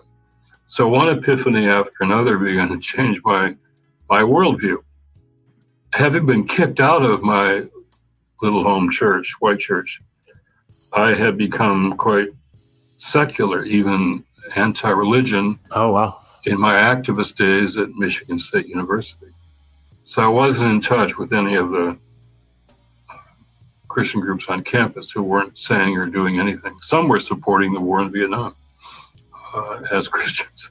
And I was fighting against war and poverty and racism as a student activist. But we shut down the university in that spring of 1970 over the invasion of Cambodia and the shootings at Kent State. Black students had been shot before. This time, white students at Kent State were shot. So that made a immediate impression. But after all that organizing and tear gas and police attacks and death threats in my dorm room, oh, wow. I decided that I couldn't quite get shed of Jesus, even though the church had thrown me out. So I kind of, on my own, went back to Jesus, and I read the book of Matthew. And I found the Sermon on the Mount with the Beatitudes of Jesus. And I never heard a sermon in my white church on the Sermon on the Mount. Wow. That was for a distant dispensation, another time. When we're all get to heaven, I thought, what good would it do us then? You know? But then I got to Matthew 25, which became my conversion text, which brought me back to Christ and to faith. I call it the "It Was Me" text. Jesus says, I was hungry. That was me. I was that mom who had 2 jobs and still needed food stamps, and now they're cutting them, which they're about to do now in Washington. That was me. I was thirsty. I was that Flint mom who couldn't find clean water for her kids in Flint. In the suburbs, all the white moms had clean water. She says, that was me too. I was naked. I lost everything. That was me. I was a stranger. Stranger there in the text means, the word means refugee, immigrant. That's the meaning of the word in the text. I was facing mass deportation. That was me. I was sick and didn't have health care, and now they're going to cut, this is all now, they're going to cut Medicaid, health care to the poor, and SNAP, food to the poor. I was in prison, and you visited me or didn't. And then all the people were surprised. Laura, when did we see you hungry and thirsty and naked and a stranger and sick and in prison? Had we known it was you, we would have at least formed a social action committee or something. Of course. But he said, well, as you've done it to the least of these, the poorest and most vulnerable, you've done it to me. So that text saved my life and changed my life. And so I went off to seminary at Trinity Evangelical Divinity School, leading evangelical seminary right outside Chicago. And we formed a group there that became Sojourners. And we were finding a whole new meaning for the gospel in our time. And that's how Sojourners started, and we took it around the country. We were in a big marketing firm, but we had postcards and took it to campuses, and it just spread. I was going to go to law school. That was my plan. Oh, wow. In Michigan, and then run for office. But Sojourners took off, and I stayed there for 50 years. And actions and publications, magazine movement for around nuclear weapons, first Vietnam, nuclear weapons, racism, always, the war in Iraq, apartheid in South Africa, always war and poverty and racism. So, but then after 50 years, I didn't want to be at my desk the morning after the party. So I turned it over to my young mentees and leaders at Sojourners. Adam Taylor is the president now. And I've been teaching at Georgetown, first at Harvard, then Georgetown, faith and politics. But I can only do one class a year because of my running an organization. So Jack DeJoy, the president, invited me to come full-time with an endowed chair. It's called the Archbishop Desmond Tutu Chair of Faith and Justice. Wow. And to start a center on faith and justice for the whole university. So when they give you your two favorite words, faith and justice, and make them a chair and a center, you're a happy camper. So I still work with Sojourners on all kinds of things with Adam, but still I'm in this new venue now at the McCourt School of Public Policy at Georgetown for my chair, but then the center serves the whole university on issues of faith and justice. Gosh. Well, I mean, thank you for narrating your story. I mean, I have so many thoughts and many, many questions, but what's coming up for me is just the power of this auspicious Matthew 25 piece of scripture. And what's occurring to me as I hear you describe it, how pivotal it was and how life-directing it was. I think what occurs to me is that as the gospel writer is putting together this passage, right, in the earliest days of the Christian community, this would have been a moment in the scripture to do a bit of gatekeeping, right? Who gets to experience the kingdom of God? This would have been the natural moment to say, well, you need to believe the creed. Here's what you need to do to be one of us. And being one of us will grant you access to the kingdom of God, right? But it's actually not what Matthew does in that moment. Rather than gatekeep and sort of welcome people into a closed community, he sort of blows up this idea of community and makes the measure of our participation in the kingdom of God dependent on our loving those who are struggling the most in our community. It's one of those moments in scripture that I'm shocked actually got preserved, that some editor didn't come in and say, oh, and, believes in the Trinity, or and believes in two natures of Christ, or, something. But like it got put in that way, like love the least of these. And that's the essence of the kingdom. I mean, am I missing something? Do you read it similarly? No, that's right, to the point. In fact, in the Bibles we have, often that scripture is listed as the judgment of nations. All right. The judgment of nations. Now, Jesus is not often judgmental in the scriptures. And a lot of people like that he's not a judgmental person, hypocrite, but this is the most judgmental of all of his teachings. Yeah. And this is his final teaching before going into Jerusalem to be crucified and resurrected. This was his last test of discipleship. And you're so right. It isn't around doctrine or creed or people's personal sins.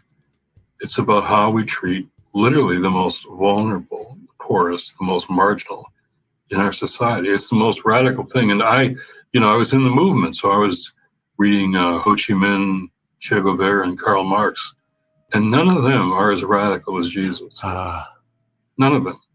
This is the very Son of God saying, sitting in judgment, and all the sheep and the goats, the two groups of people, they all thought they belonged to him. They all thought they were his followers. And they heard this, and they said, wait a minute, why are you bringing up all of this? We never saw you or heard you as hungry and sick and stranger. He says, no, it was me, and the way you treat, the way you welcome or not, the way you give food to the hungry or not, whether you clothe the naked or not, whether you bring the stranger into your lives or not, whether you deal with the sick in prison, the thirsty or not. That's the judgment here. So it's a very powerful text for me. It was Dorothy Day's conversion text, I found out later. I think it's probably true for lots of us. was my conversion text, and it still converts me every day, because it's so easy to not have proximity to the least of these, even in our churches. You know, they're not in our circle, they're outside. And Jesus says, I'm with them. If you want to be with me, you got to be with them. I'll tell you a quick story here. I preached on that text. I often preach on that text, but I did once at a Christian college, in a very conservative place. And the chaplain had brought me in, and he wanted to give his students a different approach, a different perspective than they normally hear at this conservative evangelical college. And the students were very responsive, and the faculty in the room in chapel were very responsive, but not so much the board and the donors. And the chaplain got fired. Wow. He got fired for bringing me in and preaching that text. And no one said it wasn't biblical. No one said it wasn't true to scripture, but they fired him, and he had 3 kids. And I just felt so sad that I'd gotten this guy fired. It really, and so we stayed in touch. I was, want to follow him, looking up how he was doing and trying to get him jobs. And one day he called me and said, I want you to stop worrying about me, because when I got fired, I had more time in my hands. So we all passed under this bridge driving through an expressway. And under the bridge are all these homeless people, always lots of them. And we all pass by and say, oh, isn't that sad? But now I had time to stop. So I stopped again and again and just hung out with people. After a while, I would say, do you all go to church? And they said, no, I used to, but now I can't. I'm homeless. And we talked about all of this. And finally, we've established the church under the bridge. Wow. And I'm the pastor. And I want to thank you for getting me fired with that text. Because you said, the closer we get to the least of these, the closer we get to Jesus. And I have never felt closer to Jesus in my whole career than I do right now as the pastor of the church under the bridge. Wow. Holy cow. So one of the things that all of us who identify as Christian need to be radically honest about is that being a self-identified Christian demographically predicts that we vote for Trump in larger numbers. And I'm curious what you think is going on here that would lead Christians to completely reject the gospel and Matthew 25, this central text for 2,000 years. What is it that Christians who espouse a kind of Trumpism or Christian nationalism, what is it that you think they think are getting out of completely abandoning the heart of the gospel? What's the trade here? Well, it's a false white gospel. And that's the last book I wrote. I was at 50 cities between the book launch and the election about this false white gospel. It's false religion. It's religion to gain power, not religion to love and to serve. And so there's always religious support for autocratic rulers. Now, authoritarianism is a theological issue, not just a partisan political one. Because of human nature and what we can become, leaders without restraints or checks or balances. The danger is we need checks and balances in democracy so that we don't succumb to the instincts of a human being with all this power, which becomes absolute power. And so it's theologically important to stand up to that and say no. And to say no to being vulnerable. And remember, let's be clear who voted for Donald Trump. It was the majority of white Christians. White Christians. Yeah. Who voted for Donald Trump. 80% of white evangelicals, my own tradition, but a majority of white mainline Christians, majority of white Catholic Christians voted for Trump. Black churches didn't. There was a little increase in younger black men, but not substantial. There was a bigger increase in Hispanic young men, but still under a majority. So the majority of black and brown and Asian people did not vote for Donald Trump. So churches were split on their voting. And I just am going to say, as a white man, the problem is in the phrases white evangelical, white Christian, even white Christianity, the white dominates the other words. White dominates evangelical, white dominates mainline Protestant, white dominates Catholic. We're white people first. And the reason this is happening is that we are closer to a multiracial democracy than we have ever been before. And that's why there's such a reaction. A whole lot of white people are still uncomfortable with the fact that by 2040, we're no longer a white majority nation. We're a majority of minorities. And you remember back in the early church, we were a countercultural Christian community. Those who followed that text in Matthew 25 and all of Jesus' teachings, that they lived in a countercultural way. They were a minority. They weren't a majority culture that had to hang on to its ethnicity and its power. That's idolatry. It's not just bad politics. Authoritarianism, religious support for authoritarianism, for the king, the ruler, the strongman, is literally idolatry. It's false religion. So what's at stake here is literally our democracy, but at a deeper level, for me, the integrity of our faith. Going for what will be the faith factor? Now go ahead. Man, for the few people that are in the chat, it's mighty silent. No comments on this. Yeah, I'm gonna do an opposite. Even the white people agree with me that they're racist.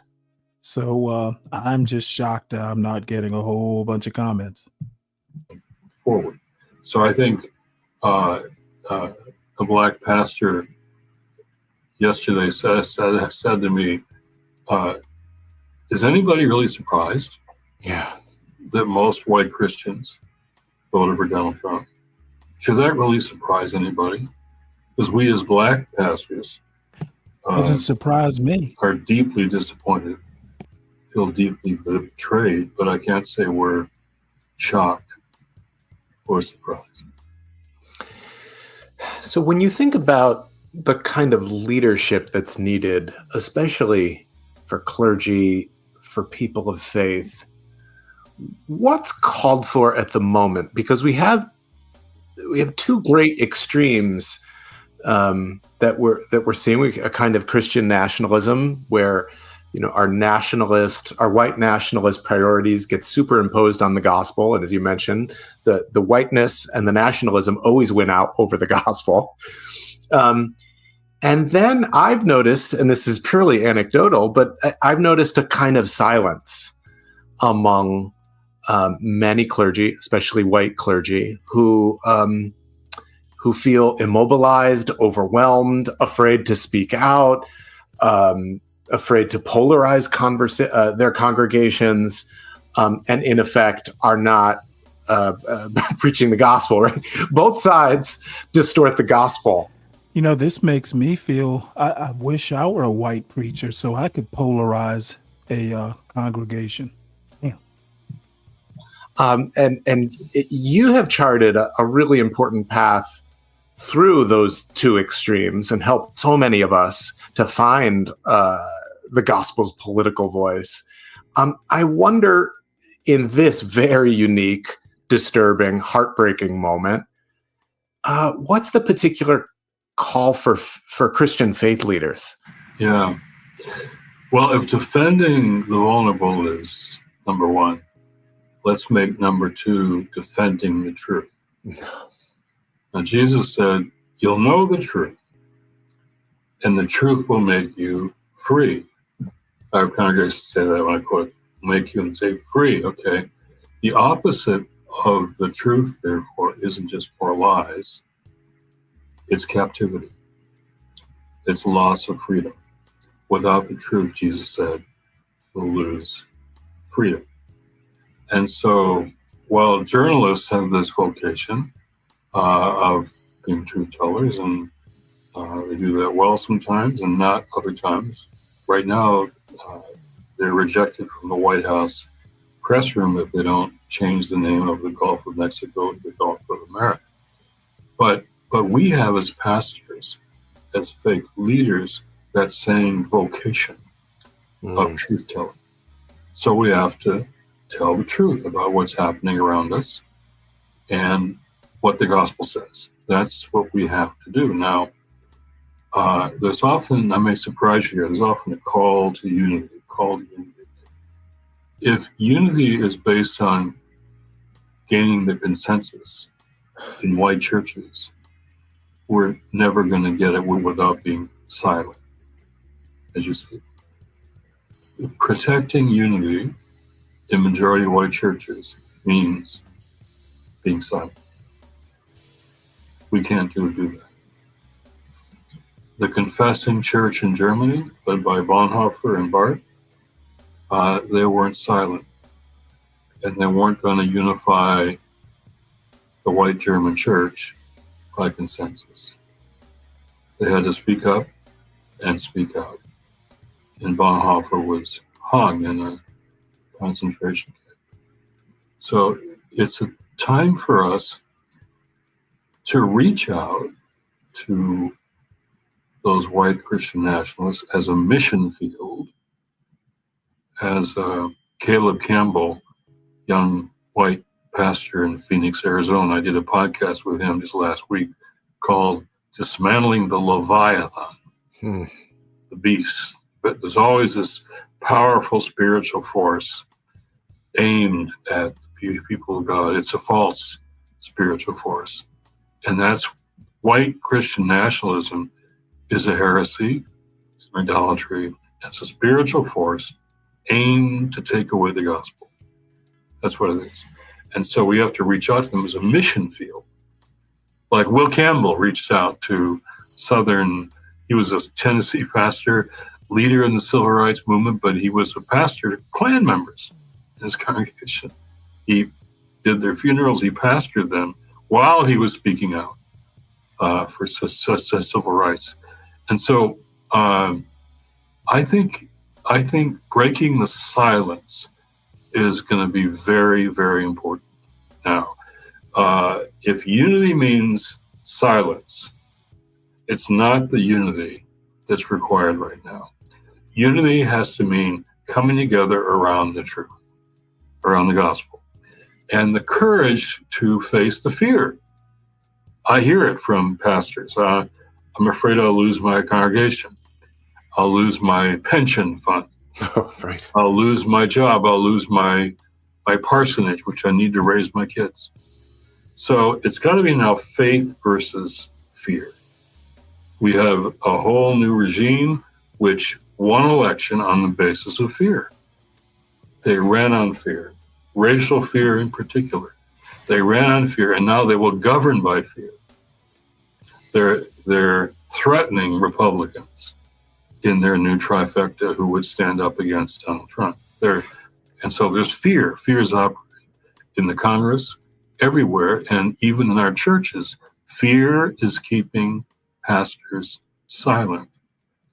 And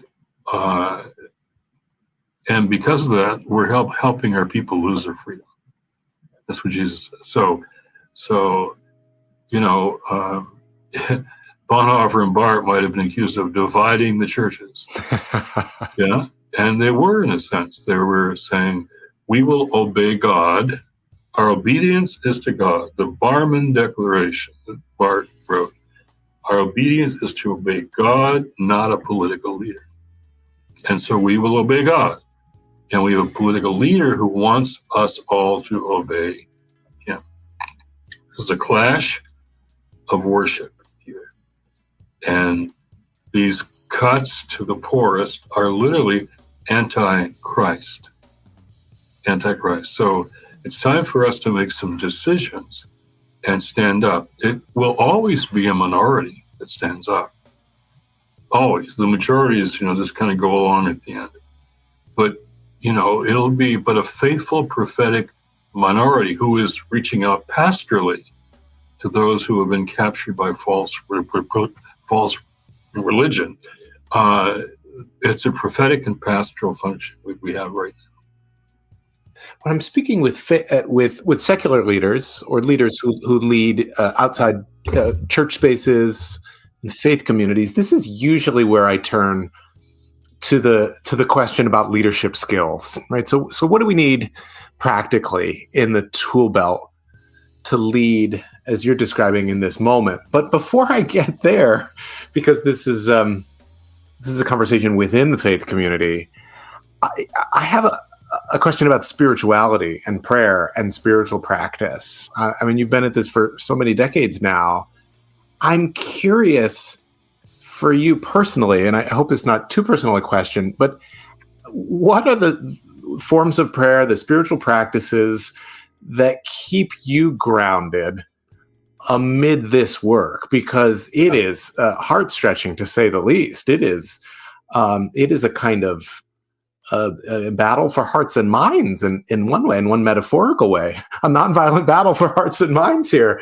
And, the least powerful in our midst have the most to lose and will pay the highest price.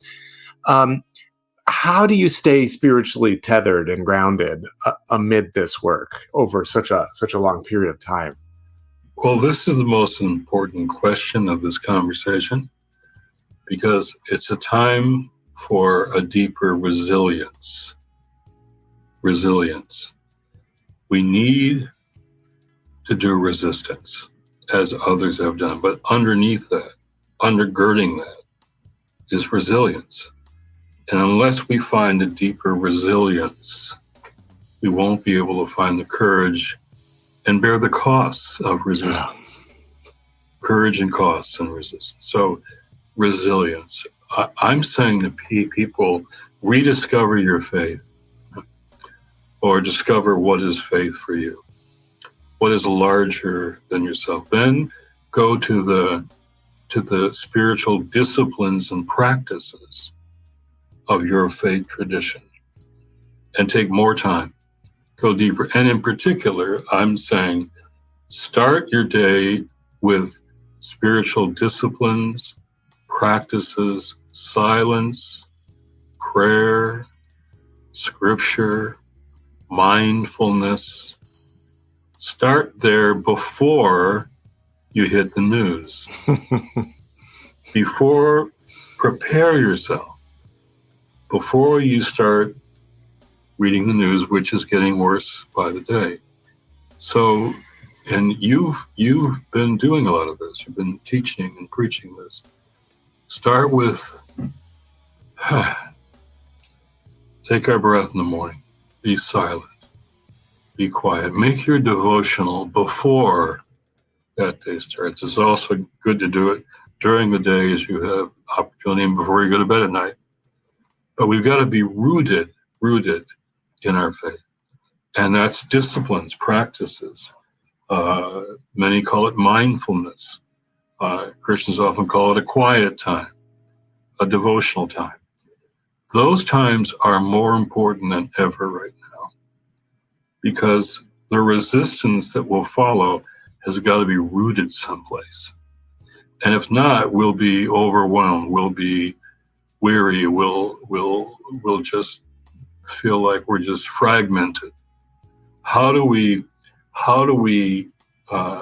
bring our minds, our scattered minds, our fearful hearts? How do we bring them back to God? I love Psalm 446. Be still. Be still. Be still and know that I am God. Be still and know that I'm God. Despite the news you're about to hear, or the friends who've lost their jobs, or what you hear about the poorest and most vulnerable dying around the world, be still. I'm doing a lot of Psalms right now. A lot of Psalms. Psalms and Gospels. Psalms that turn our fragmented, scattered minds back to God. And the Gospel of Jesus. What did he say? What did he do? What did he mean? That, I think, can first save our souls, and then maybe help us working with others who are religious and secular to save our country.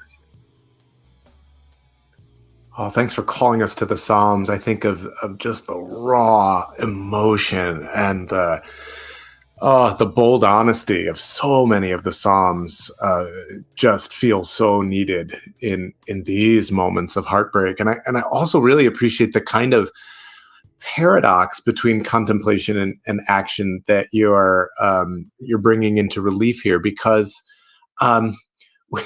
we need quiet to use our voice. We need silence so that we don't remain silent. Right? There's a kind of gorgeous paradox there, right? Well said. As you shift from the kind of foundation of spiritual rootedness, obviously these are really important, vital skills to keep us resilient and steadfast. What are the kind of leadership skills that you think of when you're teaching at Georgetown or you're speaking to groups? What are the kind of tangible skills as activists, as faith leaders, as leaders of nonprofit organizations who maybe at the moment are being decimated as funding gets cut? When you think about your kind of leadership tool belt, what are those go-to tools that you call upon in moments like this? I think we have this as a teacher at Georgetown. I've got 40 students again tomorrow. They're all public policy students who are graduating this May, and I teach the ethics class as they go into the world of career and vocation. Very diverse class in every way, religiously, racially, socioeconomically. And we've created this place that is safe, that is secure, that allows them to talk not just to me, but to each other. They call it living out our diversity. I love that phrase, not just being diverse by measuring data. And every week it's a place where we can talk. And I remember during the terrible crisis last fall, I had Palestinian women and progressive Jewish women talking together in class, crosstalk, which wasn't happening much at most universities. We've got to create that kind of conversation, and we can. I'm seeing it happen, and I'm seeing Georgetown, my school here, stand up to all the threats from Washington by appealing to their Jesuit values. Right. Not just be in the weeds with preventing cuts to research grants, but we're standing up and we're having these conversations here at Georgetown, in the president's office, about putting our Jesuit values first, putting our core up top, putting our core to our calling. And the Georgetown Law School was just told to change their curriculum, take out everything about race and DEI. And Georgetown Law School said, the dean, no, that's unconstitutional. And our Jesuit values are what governs. No is the answer. So institutionally standing up and saying no is going to be important. We're in Holy Week, and mean, we're in Lent. Sorry, we're in Lent now, and Holy Week's coming up, and Easter week, and a number of us are going to be acting locally, calling for actions locally, strong, standing up, speaking up by the faith community, Stations of the Cross on Good Friday, to all the places in a local community that exemplify the injustice being done. Holy Week, Easter week, members of Congress are home for they're back in their home districts, and they're going to see faith people, wanting to meet with them, talk with them, have meetings with them, town meetings, and stand up and have prayer vigils all over the place. So we're going to lift up the voice, lift up our voices as faith leaders all around the country, and then you're going to see that happening here in Washington too. So finding the Lenten foundations, getting ready. Lent gets us ready for Easter, and Easter gives us the strength to, in fact, believe, act like those who believe that a resurrection has happened and will continue to in our lives. So putting liturgy together with a legislative calendar is something that you're going to see more and more going forward. If folks wanted to participate or learn or get inspired by that work, where could they turn to find some resources or just track all the good work that you're doing? Connect with us at the Georgetown Center for Faith and Justice, and we'll connect you to all kinds of places and people who are standing up and have resources and toolkits. What to do in a time like this, how to convene people, how to get people talking about what the gospel says, how to support each other, how to support those who are facing mass deportation, even those without any criminal records whatsoever. So we're talking to churches all across the country about what welcoming the stranger means. Senator Georgetown has filed a lawsuit with lawyers here at Georgetown to prevent ICE from conducting raids to arrest and deport people inside our congregations. All three Jewish denominations have supported that. The whole Episcopal Church has supported that. Disciples of Christ, AME Zion, 12 churches, 27 plaintiffs altogether are suing Department of Homeland Security to respect the old sensitive locations which they used to in hospitals, schools, and churches. They're not doing that now. They've rejected that, so we're suing them for that. So we're going to see a lot of churches welcoming the stranger and saying no to those raids coming to their churches.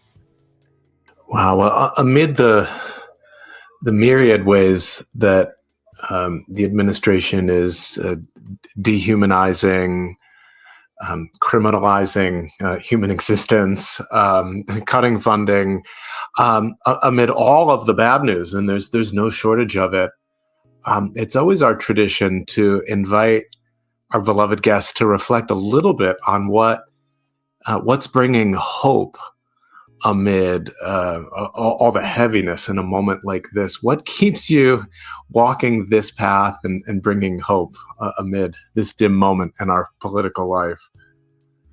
Most spiritual directors talk about the importance of gratitude. Gratitude.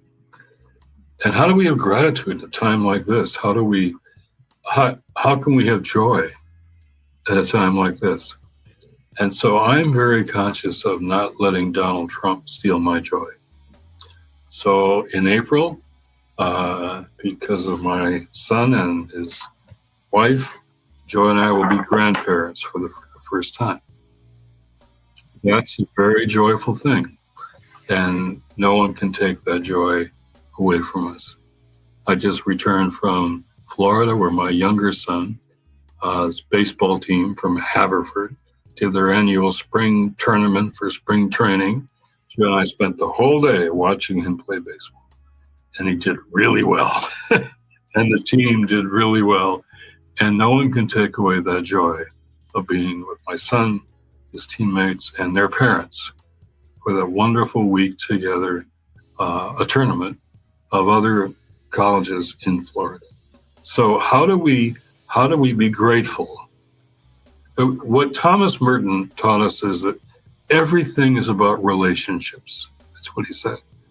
Everything is about relationships. So gratitude, being aware of those close to you that you love and care for, being close to them during this time, getting closer during this time, being grateful for the things in our life that we should be grateful for, the blessings, the wonderful things that we don't deserve, that come our way, and the joy that we bring to our lives is crucial, even in difficult times. I'll maybe end with something taught to me by my tutor and mentor and friend, Archbishop Desmond Tutu. Now, my chair at Georgetown is called the Archbishop Desmond Tutu Chair of Faith and Justice. And I'm delighted it was named after my mentor and tutor. And he taught me the difference between optimism and joy. He taught me the difference between optimism and hope. Optimism is often a feeling or a mood, or a personality type, cup half empty, cup half full. Hope is a decision, he taught me, a choice you make because of this thing that we call faith. Hebrews says, now faith is the substance of things hoped for, the evidence of things not seen. And my best paraphrase of that text is that hope means believing in spite of the evidence and then watching the evidence change. And Desmond Tutu probably, as a bishop and pastor over all that suffering, he probably wasn't optimistic most days under apartheid, but he kept choosing hope, believing in hope because of his faith. And to me, that's what I want to live into now. Whether days are optimistic or not, a little of optimism comes in and out. But hope is something we all can make a decision about because of our faith. So I'm going to follow his teaching on that hope is not a feeling or a mood. It's a choice. It's a decision. And more of us need to make that decision each and every day. Thanks for listening to the Leader's Way podcast. You can learn more. All right. Well, I got one more for you that's going to take us maybe 5 minutes over the 12-hour mark. But this is going to be awesome. I look forward to the responses to this. This is called, let's see. No, I'm going to let it be a surprise.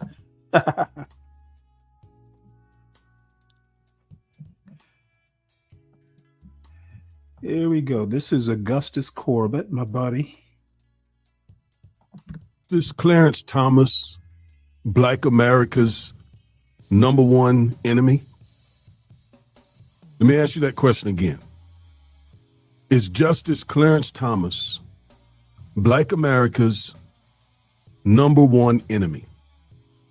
And that's saying a lot, because there are a whole lot of white supremacists who are high up on that list. But is Justice Thomas #1 on that list? Now, as a member of the bar, I won't answer that question. But I'm going to give you some information so that you can answer it for yourself. Not based on emotions or hearsay, but facts. So, I want to begin with the definition of white supremacy. Now, this is a definition that took me many years to develop from lots of research, lots of reading, of course, my personal experiences, including being a civil rights attorney who fight white supremacy in court on a daily basis. So let me give you my informed definition of white supremacy. All right, so I want to go to another screen. And here it is. White supremacy is a satanically backed global system of domination in which European nations and their descendants have long maintained control of power and wealth through interconnected institutions, systems, policies, strategies, and militarization designed to uphold a racial hierarchy that privileges whiteness and subjugates non-white continents, nations, and people groups, especially Africa and its diaspora. White supremacy is built on a lie, the false belief that was crafted and spread by Europeans and their descendants that God made them superior and gave them the right to conquer and rule over others. In other words, that is the justification for this white supremacy network. One of white supremacists' most effective strategies is using non-white operatives. These individuals are recruited, conditioned, deployed, and rewarded for betraying their own people while advancing the goals of white supremacy. Without them, these operatives, white supremacy would struggle to operate as effectively as it does against others, especially Africa and the African diaspora. You say, well, so why do I single out Africa and the African diaspora? Well, for two reasons. I am an African descendant, number one. Number two, Africa is filled with wealth and very, very valuable natural resources that nations around the world depend upon, especially European nations, have built their wealth from the continent of Africa, especially sub-Saharan Africa, where most of the blacks are. All right.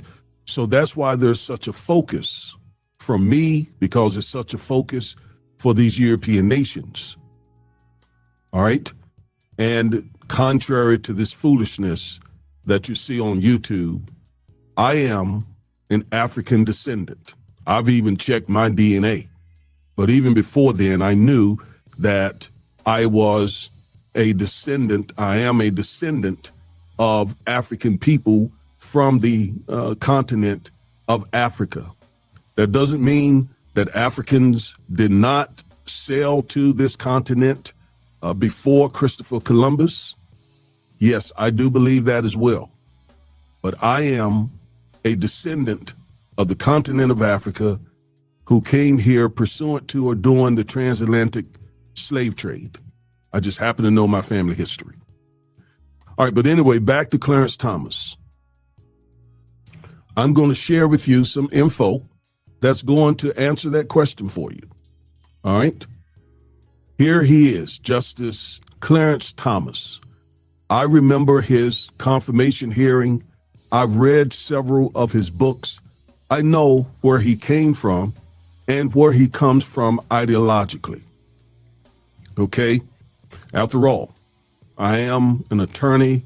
I studied and read many of his cases in law school. We read in law school just hundreds of cases, and we learn the law from what's in those cases. And many of those cases he has written.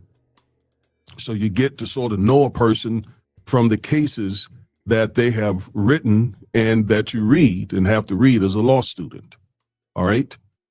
Now, I want to really point out that white supremacy, as I said, would not be as effective without operatives, without, in our case, black operatives, people who assist white supremacists and are rewarded handsomely for it quite often. So we have those people, and other non-white groups have those people. And white supremacy would not be as effective as it is without those operatives. All right, now let's apply all of that, everything you just heard, to Justice Thomas and the Voting Rights Act of 1965 specifically. Now, the Voting Rights Act of 1965 was really the crowning achievement of the civil rights movement. No piece of legislation has had the impact on the African American community like the Voting Rights Act of 1965. And we have to take a moment and say thank you to the very courageous people who fought for it with their blood, with their sweat, their tears, through marches, and sometimes some of them gave the ultimate sacrifice. Of course, Dr. King, Medgar Evers, and others. I think about those three young men, Swerney, Cheney, and Goodman. Their last names, I can't think of their first names, all right? But today, there's a man on the Supreme Court, the man that you see sitting beside me here, who is the only black man on the court. And he is literally leading the charge to finish destroying, again, the crown jewel of the civil rights movement, the Voting Rights Act of 1965. And he is literally leading the charge to completely destroy what remains of the Voting Rights Act of 1965. You could say that he has declared war on the remaining sections of the Voting Rights Act of 1965. And see, if he wins his war, black voters across America will lose huge political power. I just think to myself, how can he, with a straight conscience, do that? Knowing the sacrifices that our ancestors made fighting white supremacy, and it culminating in the Civil Rights Act of 64, the Voting Rights Act of 65, and other civil rights laws. How can he go to bed at night knowing that he's leading the charge, a black man from Georgia, against the Voting Rights Act of 65? Now, this current case started in Louisiana, but if Thomas wins this war, the impact will not be felt only in Louisiana. Potentially, the impact of what he's doing will be felt around the world. And I have to also throw in here, while I'm talking about people who work against the African American community, there are also content creators who I call pro-black imposters, who tell young blacks that voting hasn't done anything for black people, that voting doesn't matter, that they have the right to vote the couch. I disagree with that. When someone has sacrificed what our ancestors have sacrificed, and many of us still fight for today, no African American has the right to not vote or to vote to help white supremacists, and certainly don't have the right to attack the Voting Rights Act of 1965. So these pro-black imposters are just as bad as Clarence Thomas, maybe worse, because they have street credibility. Thomas doesn't have that. These pro-black imposters they have credibility in these YouTube streets, unlike Thomas. Okay? And that's because they look and talk like they're pro-black. They dress like they're pro-black. But some of them are, again, just as dangerous and cunning as Thomas. But I want to focus on Thomas in this video. I want to show you how he is using his seat on the highest court in America to help white supremacists destroy black voting power. All right, now let's take a look back for a second. After Selma, Congress passed the Voting Rights Act of 1965 to outlaw the racist voter suppression tactics of Southern whites. Various sections of the act have been targeted by different types of voter suppression, right? So we have had, for example, literacy tests, poll taxes, grandfather clauses, violence, and so on to keep our people from voting. That's how powerful voting is, regardless of what these pro-black imposters say. So there are various sections of the Voting Rights Act that are really, really, really, really important. All right. For example, sections 4 and 5 of the Voting Rights Act, they work together against such things as poll taxes, literacy tests, grandfather clauses, and so on, by doing one simple thing. Those two sections working together required that Southern states get pre-approval, pre-clearance before they can make any changes to their voting laws. And that was very, very effective at doing away with those voter suppression tactics. Did so well, in fact, that we have put a lot of people in Congress. And of course, that culminated with Barack Obama being elected and reelected, as well as Kamala Harris being elected. And unfortunately, she wasn't elected to the presidency. We were able, because of the Voting Rights Act, to elect her to become the first black female vice president. And that, again, is only because of the Voting Rights Act. All right. But Clarence Thomas voted with white supremacists to get rid of or to sort of dismantle sections 4 and 5 of the Voting Rights Act in a case called Shelby County versus Holder. All right. So 4 and 5, sections 4 and 5 were essentially gutted by the United States Supreme Court in 2013, and Clarence Thomas was one of those in the majority who caused basically the dismantling of those two sections. And so that enabled Southern states, those notorious voter suppressing states, to re-implement laws, voter suppression laws, and use those laws against us African Americans. And it's the reason why we had a Trump 1 and we're dealing with a Trump 2 now. That was 2013. All right. 3 years later, Donald Trump won his first presidency.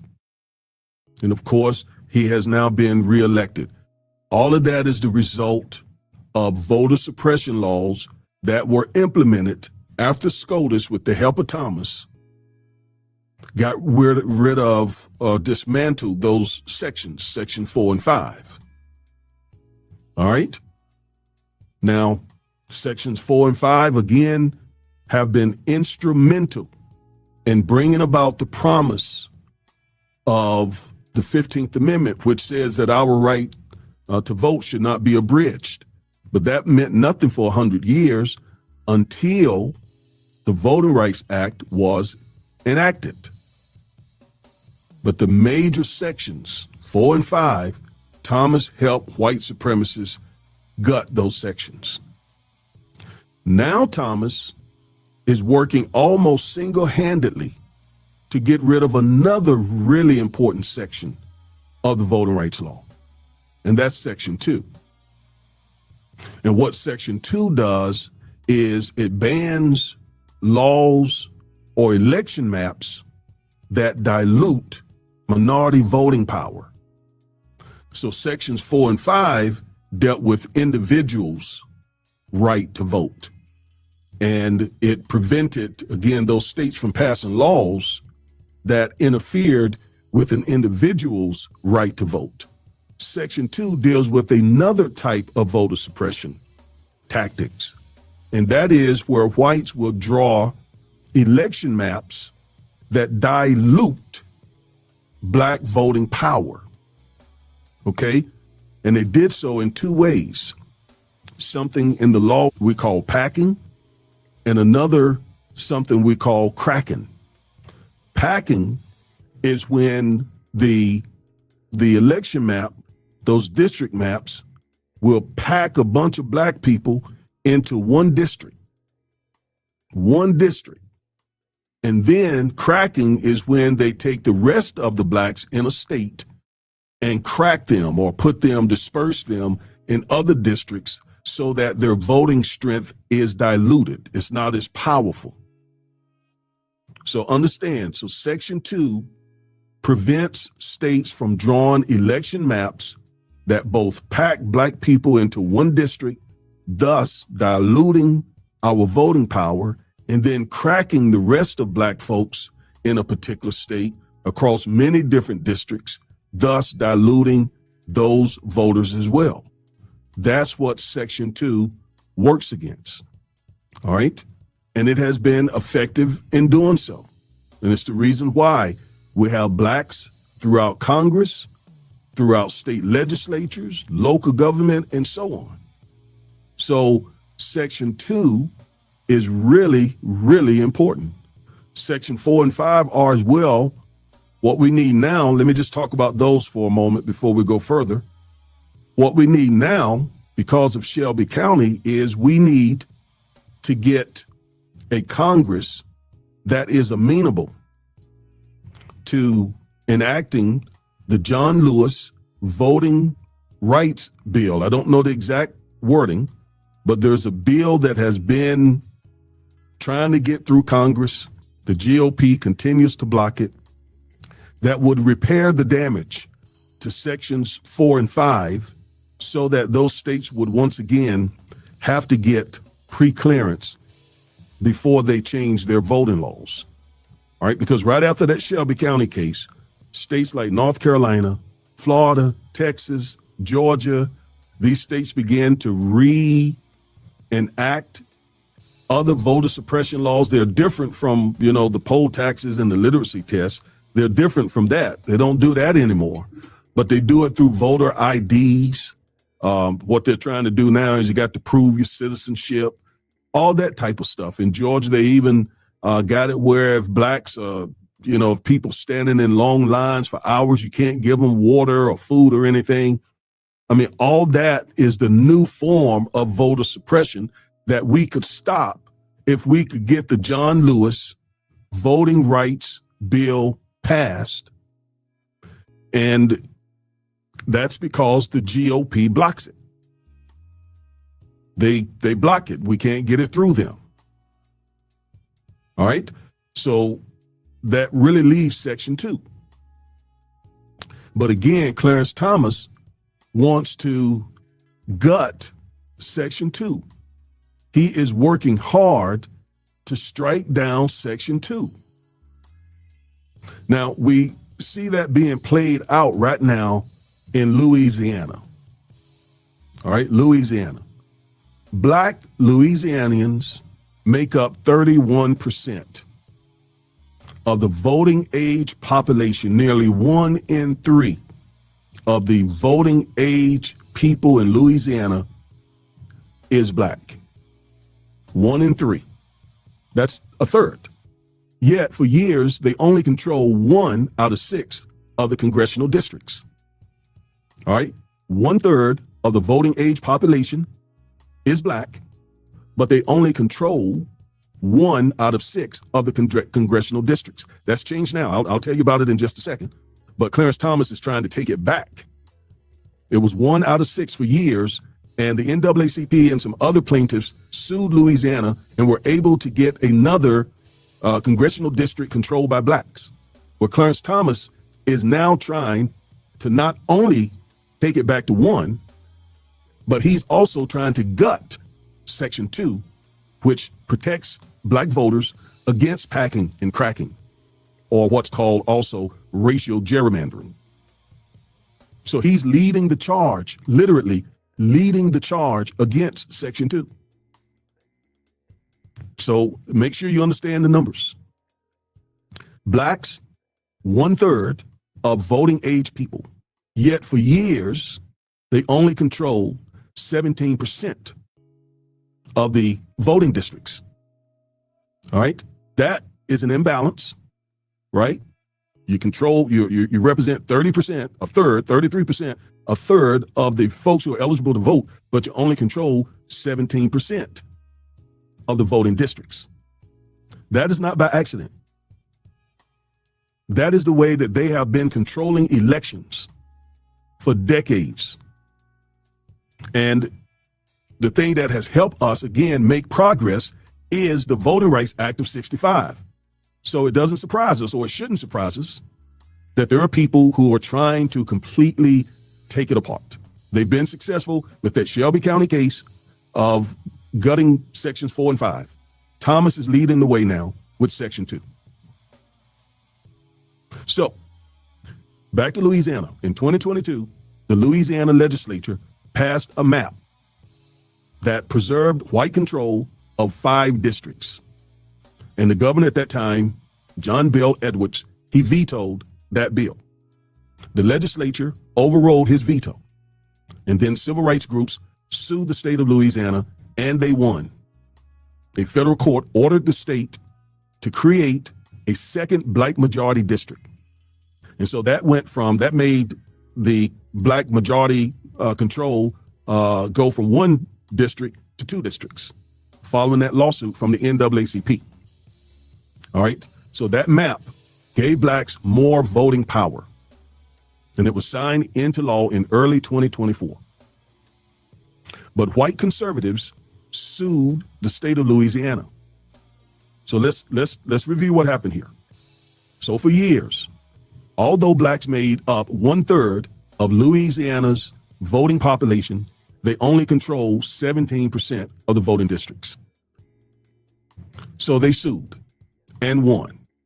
And a federal court required that they create another map and give blacks a second district that blacks were the majority in.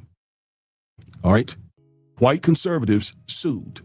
You could say white supremacists sued because they didn't like blacks getting another district.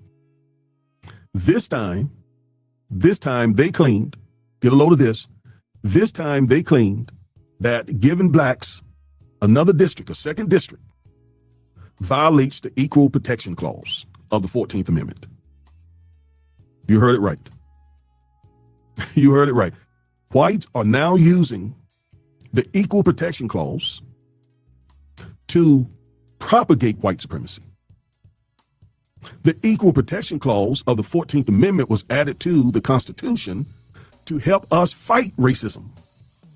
Now whites use it to help propagate racism. Let me say it again. White supremacists are now using the Equal Protection Clause, which is to provide equal protection under the law for everybody. Whites are now using that clause to propagate racism. Because it is not racism for blacks to have 2 districts out of 6, that's 1/3, when they represent 1/3 of the voting population. That's only fair. If you make up 1/3 of the population, you should be in control of 1/3 of the voting districts. It'd be different if you make up 1/3 and you're trying to get 1/2. That's what they're doing. That's the racist part. They can make up 40, 50% of a state, yet control all the voting districts. That's the racism. And now they're using the Equal Protection Clause to further that racism. Now they're making that argument based on the fact that when the state drew up their SB1 voting map, they considered the race of obviously of African Americans to create that second district. And they're saying that that violates the Equal Protection Clause. In other words, if you take any consideration of race, if a state takes any consideration of race, then they're arguing that that violates the Equal Protection Clause, even if the consideration of race is to help alleviate racism. We could see that it's a violation of the Equal Protection Clause if the state takes race in consideration to harm blacks, but if the state takes race in consideration to help blacks overcome racism, that is the purpose of the Equal Protection Clause. Okay, did you hear me there? It's important that you understand this. When you understand this, one benefit of understanding, the Bible says, in all that getting, get an understanding. One benefit of getting an understanding is you cannot be deceived by these pro-black imposters. You can't be misled. You can't be miseducated. You'll know the foolishness when you hear it. All right? So again, the Equal Protection Clause was added to help us overcome racism.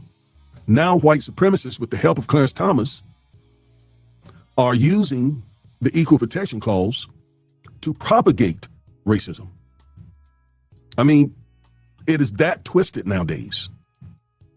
And again, Clarence Thomas is a key factor in them using the Equal Protection Clause against us.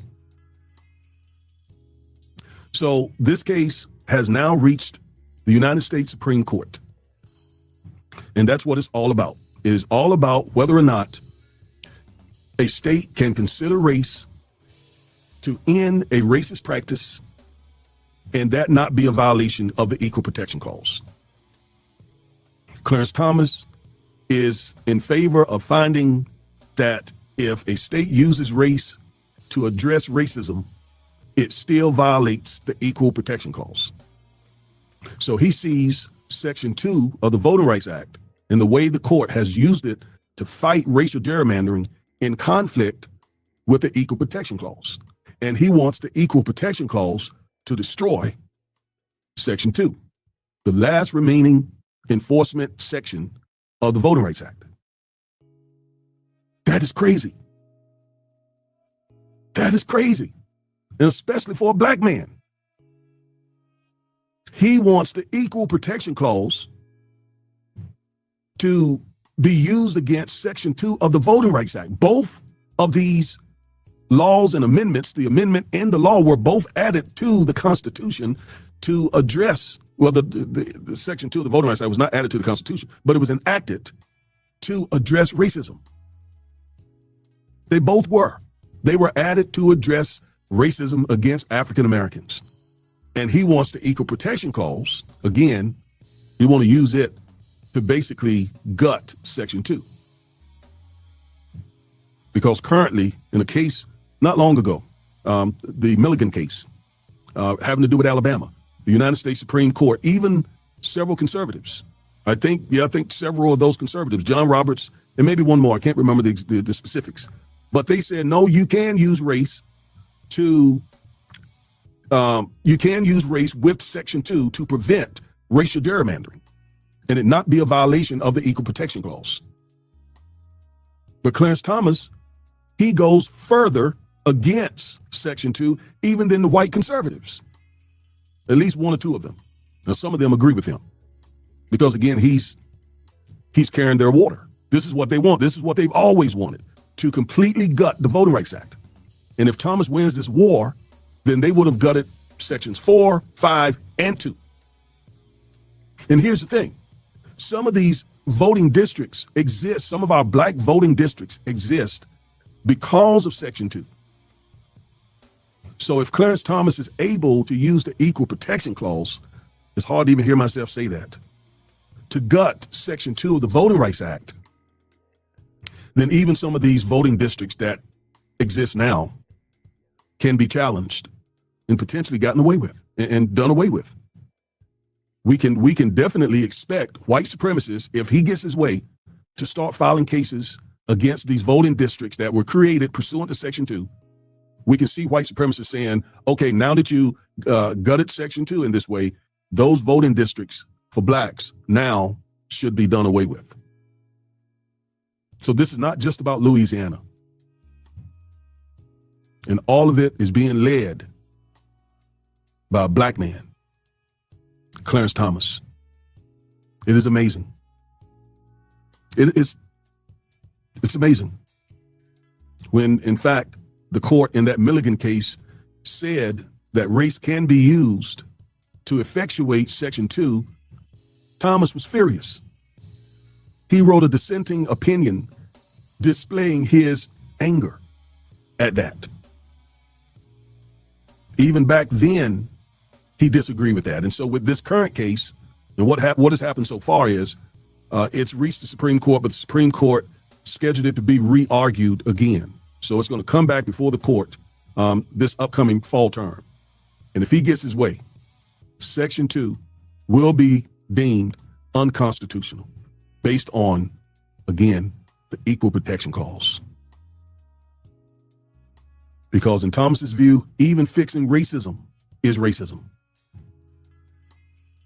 Using Section 2 to fix racism, he believes after my is own racism heart. because of the Equal Protection Clause, which again was added to the Constitution to fight racism. So those two laws, one is an amendment, obviously the 14th Amendment, the Equal Protection Clause within it, and Section 2, which is a statute, they should not be, as he's trying to do it, they should not be in conflict with each other. Because they both were created to fight anti-black racism. Wow, it all makes your head spin. I mean, this guy is just that determined to try to get rid of Section 2. Ultimately, that will hurt people who look just like him. In fact, I want to show you the last paragraph in his dissenting opinion regarding this Louisiana case, and you'll see how determined he has been for years to get rid of Section 2. Let's go there. At the very bottom, you see down there, it's highlighted. It says, for over 3 decades, this is Thomas talking, for over 3 decades, I have called for a systematic reassessment of our interpretation of Section 2. The court's decision in Milligan is the latest and most damaging installment in the disastrous adventure of this court's voting rights jurisprudence. I am hopeful. Notice he says, I am hopeful. For over 3 decades, he writes here. For over 30 years, he has been trying to gut the Voting Rights Act, a very important section, Section 2, over 3 decades. And so he says, I am hopeful. In other words, when the case comes back before SCOTUS in October of this year or during the fall term, he says he's hopeful. He's finally hopeful that he has convinced white supremacists, because those are the ones who are kind of resisting him. He's going even further than they want to go.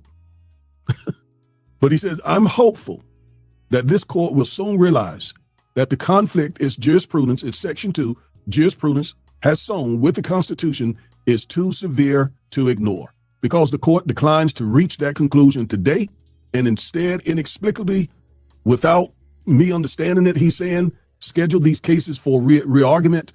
I respectfully dissent. So he is just distraught that he was not able to convince enough of them this time to gut Section 2 using the Equal Protection Clause. So